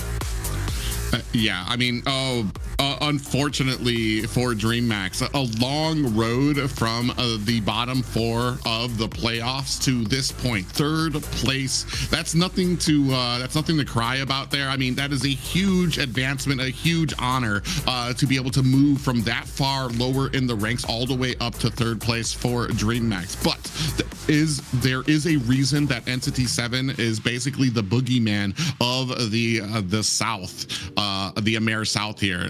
They are just so dominant, and sometimes I mean, I would consider them basically the complete package when it comes to draft, when it comes to discipline, when it comes to synergy with your teammates here. And they showed that through this series, able to absolutely get a flawless victory, series victory over Dreamax. Yeah, so and here's an unusual thing that we're not used to see so much is Shaikichi with like 0-4. I forgot like the assistance, but it's not like a very common thing that we see here from Dreamax's mid laner. But once again, like I think that Dreamax did an amazing job here, like reaching the top 3. Of course, they wanted to be the champions. They wanted to get this far. But as a competition, once again, one team has to win, one has to lose, and this time was for Entity 7 once again. Honestly, I was expecting like a more tied up best of 5 here, like with more games, with more Dreamax on action here. but Entity 7 like knew how to read Dreamax's situation and to bait and some drafts, as Private was saying about on this last game here. But I think that for a Dreamax, this kind of a glue pick or a goo here on the Yuzong, like not knowing the targets that they that he was supposed to track, that he was supposed to neutralize, for example, not only like using the Black Dragon to fly away and trying to zoom players, but they have to be they have to have a purpose here with this composition. As we were talking about, like it's like it's almost like an unfair for King here, like playing so well as a Lancelot, but still like losing this game because of Entity 7's performance. But once again here, we see here Goo, yeah, so he used the Black Dragon and he was like pop up immediately by Guinevere, so he was not like allowed to do much on this fight. So the response here for Entity 7 was so well, even though like Claw trying to do something here with Zeus, but it wasn't enough for Dreamax here to stand and win this last game. 3-0 here for Entity 7 with another full dominance here on the map, playing very good on this macro and these ideas of execution on composition as well. So Entity 7 here doing a great job, winning a 3-0 and are going to face Alpha 7 tomorrow in our MCT AMER South final. Yes, for sure. They're getting their chance to shine again to see if they can come back and get that revenge match and take it away from Alpha 7 here for sure. But let us highlight our MVP of the night for Entity 7. Every big moment seemed to have started with this player right here, right at the center. Doom on the gold. 807 KDA, 61k total damage, 824 golds per minute. He did not even die. Wonderful job there. Yeah, not a single death, and able to kind of farm his way up there to be able to put on a ton of damage. I feel like, unfortunate for Dreamax, Entity 7 lost the upper bracket in the worst possible way for Dreamax, and that was due to draft. So what Dreamax were facing here was an Entity 7 who had cleaned up the draft, who realized that they had shortcomings in the draft, because I feel like a lot of these drafts were absolutely flawless coming from Entity 7. Not just that, but especially Doom. Great to see that he's able to get an MVP, especially with the damage and the combination of that Gwen and the Lunox that was just doing huge amounts of damage, and really was, I want to say, a big part of their success. So to see Doom be able to stand out even behind the combination like that is huge. And Entity 7, man, like I said, that was just super unfortunate for Dreamax. I feel like that was like the worst possible scenario, is that a team gets dropped here, either Alpha 7 or Entity 7, because they were out drafted in the upper bracket. So that meant you were dealing with somebody down here that were all about the draft. They were all focused on making sure that the draft went their way. And unfortunately for Dreamax, man, like I've never seen them out drafted so hard, and to the point like that Rico made. I've never seen Shikitse take so many deaths in the game, and that was a great thing too. They had a great amount of focus to be able to take down Shikitse, to shut down Goo as well, make sure that he wasn't on anything comfortable as well, and then the drafts basically spoke for themselves. Yeah, and especially when it comes like this from this draft situation, it was very interesting, especially on the last game here, because by the time that Shaikichi choose Valentina, and then we were talking about, okay, maybe now Entity 7 is like thinking about like of the rest of the composition to not let so many strong ultimates letting for Dreamax, and it happens because at some point, like Shaikichi was using the Blazing Duet from this all team to trying to cause some impact on the game. It wasn't like she tried, it wasn't enough. So that means it tells us just a little bit what happened on the draft here to be on Entity 7's favor.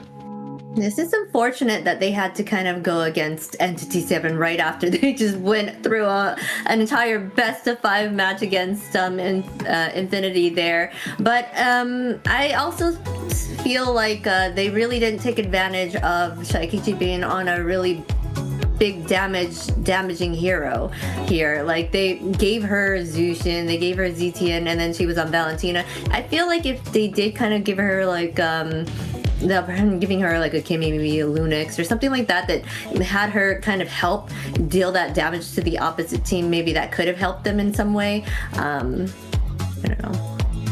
Well, for me, it's just kind of like, when would that opportunity have come? You left the Zushin open. Is Shaikichi just supposed to say, no, I'm going to go ahead and get me a damage dealer, guys. Thank you very much, but no thank you. I'll let you guys have the Zushin.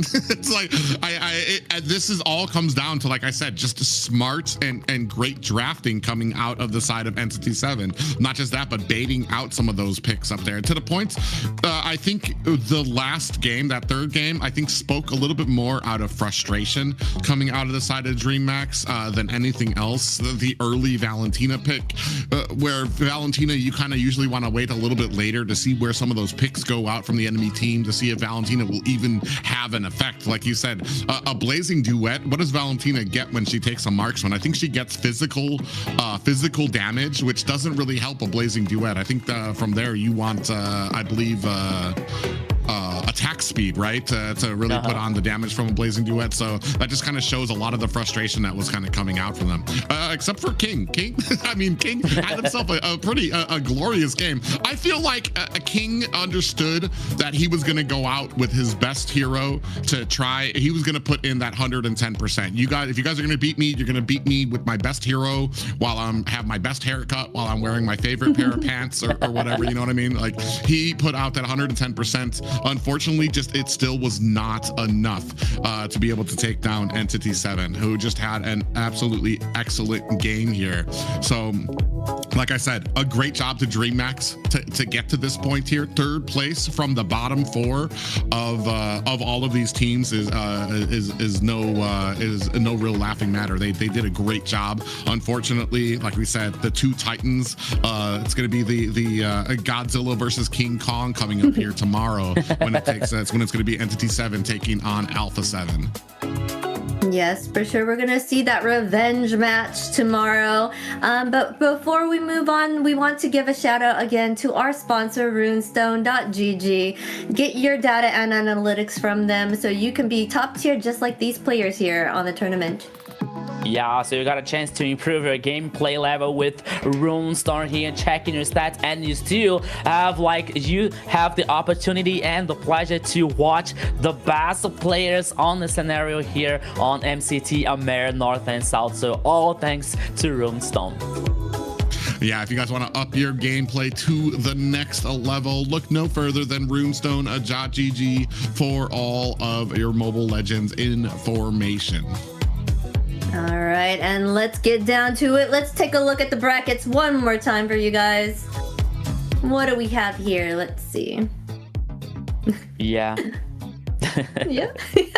Well, we had Entity 7 going against Alpha 7, and then Alpha 7 coming up the victors here, taking that spot for that top tier. And now going into the loser bracket, we had Infinity going against Dreammax. Dreamax coming up on top. Then they went against Entity 7. Then there was a sweep there. Entity 7 is going to go back up against Alpha 7 tomorrow for this group final. Yeah, so always reminding you guys that tomorrow we are going to have the MCT AMER South finals. It's not the grand finals, okay? Only the MCT AMER South finals. And whoever is going to be the champion on tomorrow is going to face Alpha 7 North on the grand final, live from MCT AMER South versus MCT AMER North. So tomorrow, sorry, right? It's gonna be very, very wild between these two teams once again. Yeah, it has been a long road. You can see there at the beginning, Dreammax there defeating a Black Sentence to push their way through all the way to the lower bracket semifinals, or to the lower bracket finals.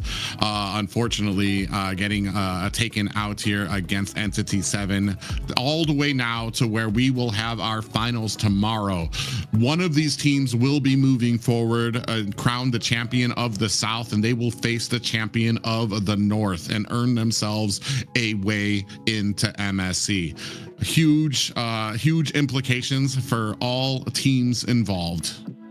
All right, and let's take a look at tomorrow's schedule here. Of course, we have that best of 7 against Alpha 7 versus Entity 7. This will be that revenge match that they need. The top 2 teams right now in the South are going to go head to head tomorrow here. Yeah, Zena, it all comes to an end, and the end is going to start tomorrow with this best of 5, the finals here of MCT AMER South, Alpha 7 versus Entity 7. So many 7s, so much history between these 2 teams here, Private. It's gonna be very awesome.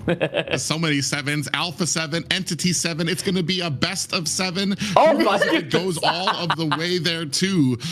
To that best of 7, and if today was any implication of how that's going to be, we might see ourselves our first full best of 7 series, and who knows what picks you might see when you go the distance there.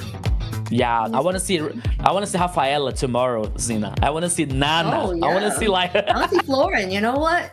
Oh yeah, Kennedy. Florin. That's it. I want to see like everyone tomorrow. Yes, but all right, guys, make sure you stay on tip-top shape and like pay attention to our social medias here, MLBB Esports, so you can be in the know and know what's going on in this tournament. We're on Kick, Twitch, X, Instagram, Facebook, YouTube, and TikTok. Fumbling my words there. Too many social channels. Yeah, ladies and gentlemen, if you didn't stick with us the entire night, I don't blame you. It was a very, very long night. If you missed anything, you can find out everything that happened and find all the recaps and highlights on MLBB Esports. Yeah, so you can check everything. You can check everything on our social media. The updates, new heroes, the memes, funny memes like this one here on the chat. Like Mega Best was saying, the secret to winning the MCT AMER is to have 7 on the team name. Exactly, right? Let's wait to see tomorrow what is going to happen, but it might be a good idea. Yes, and with that, that's going to wrap up the semifinals, the group semifinals here at the South. We're getting closer and closer to the defining moments of this tournament, and the competition is only going to get tougher from here on out. So thank you guys for watching, and do not miss what's coming tomorrow, because the road through MCT AMER South continues. Peace.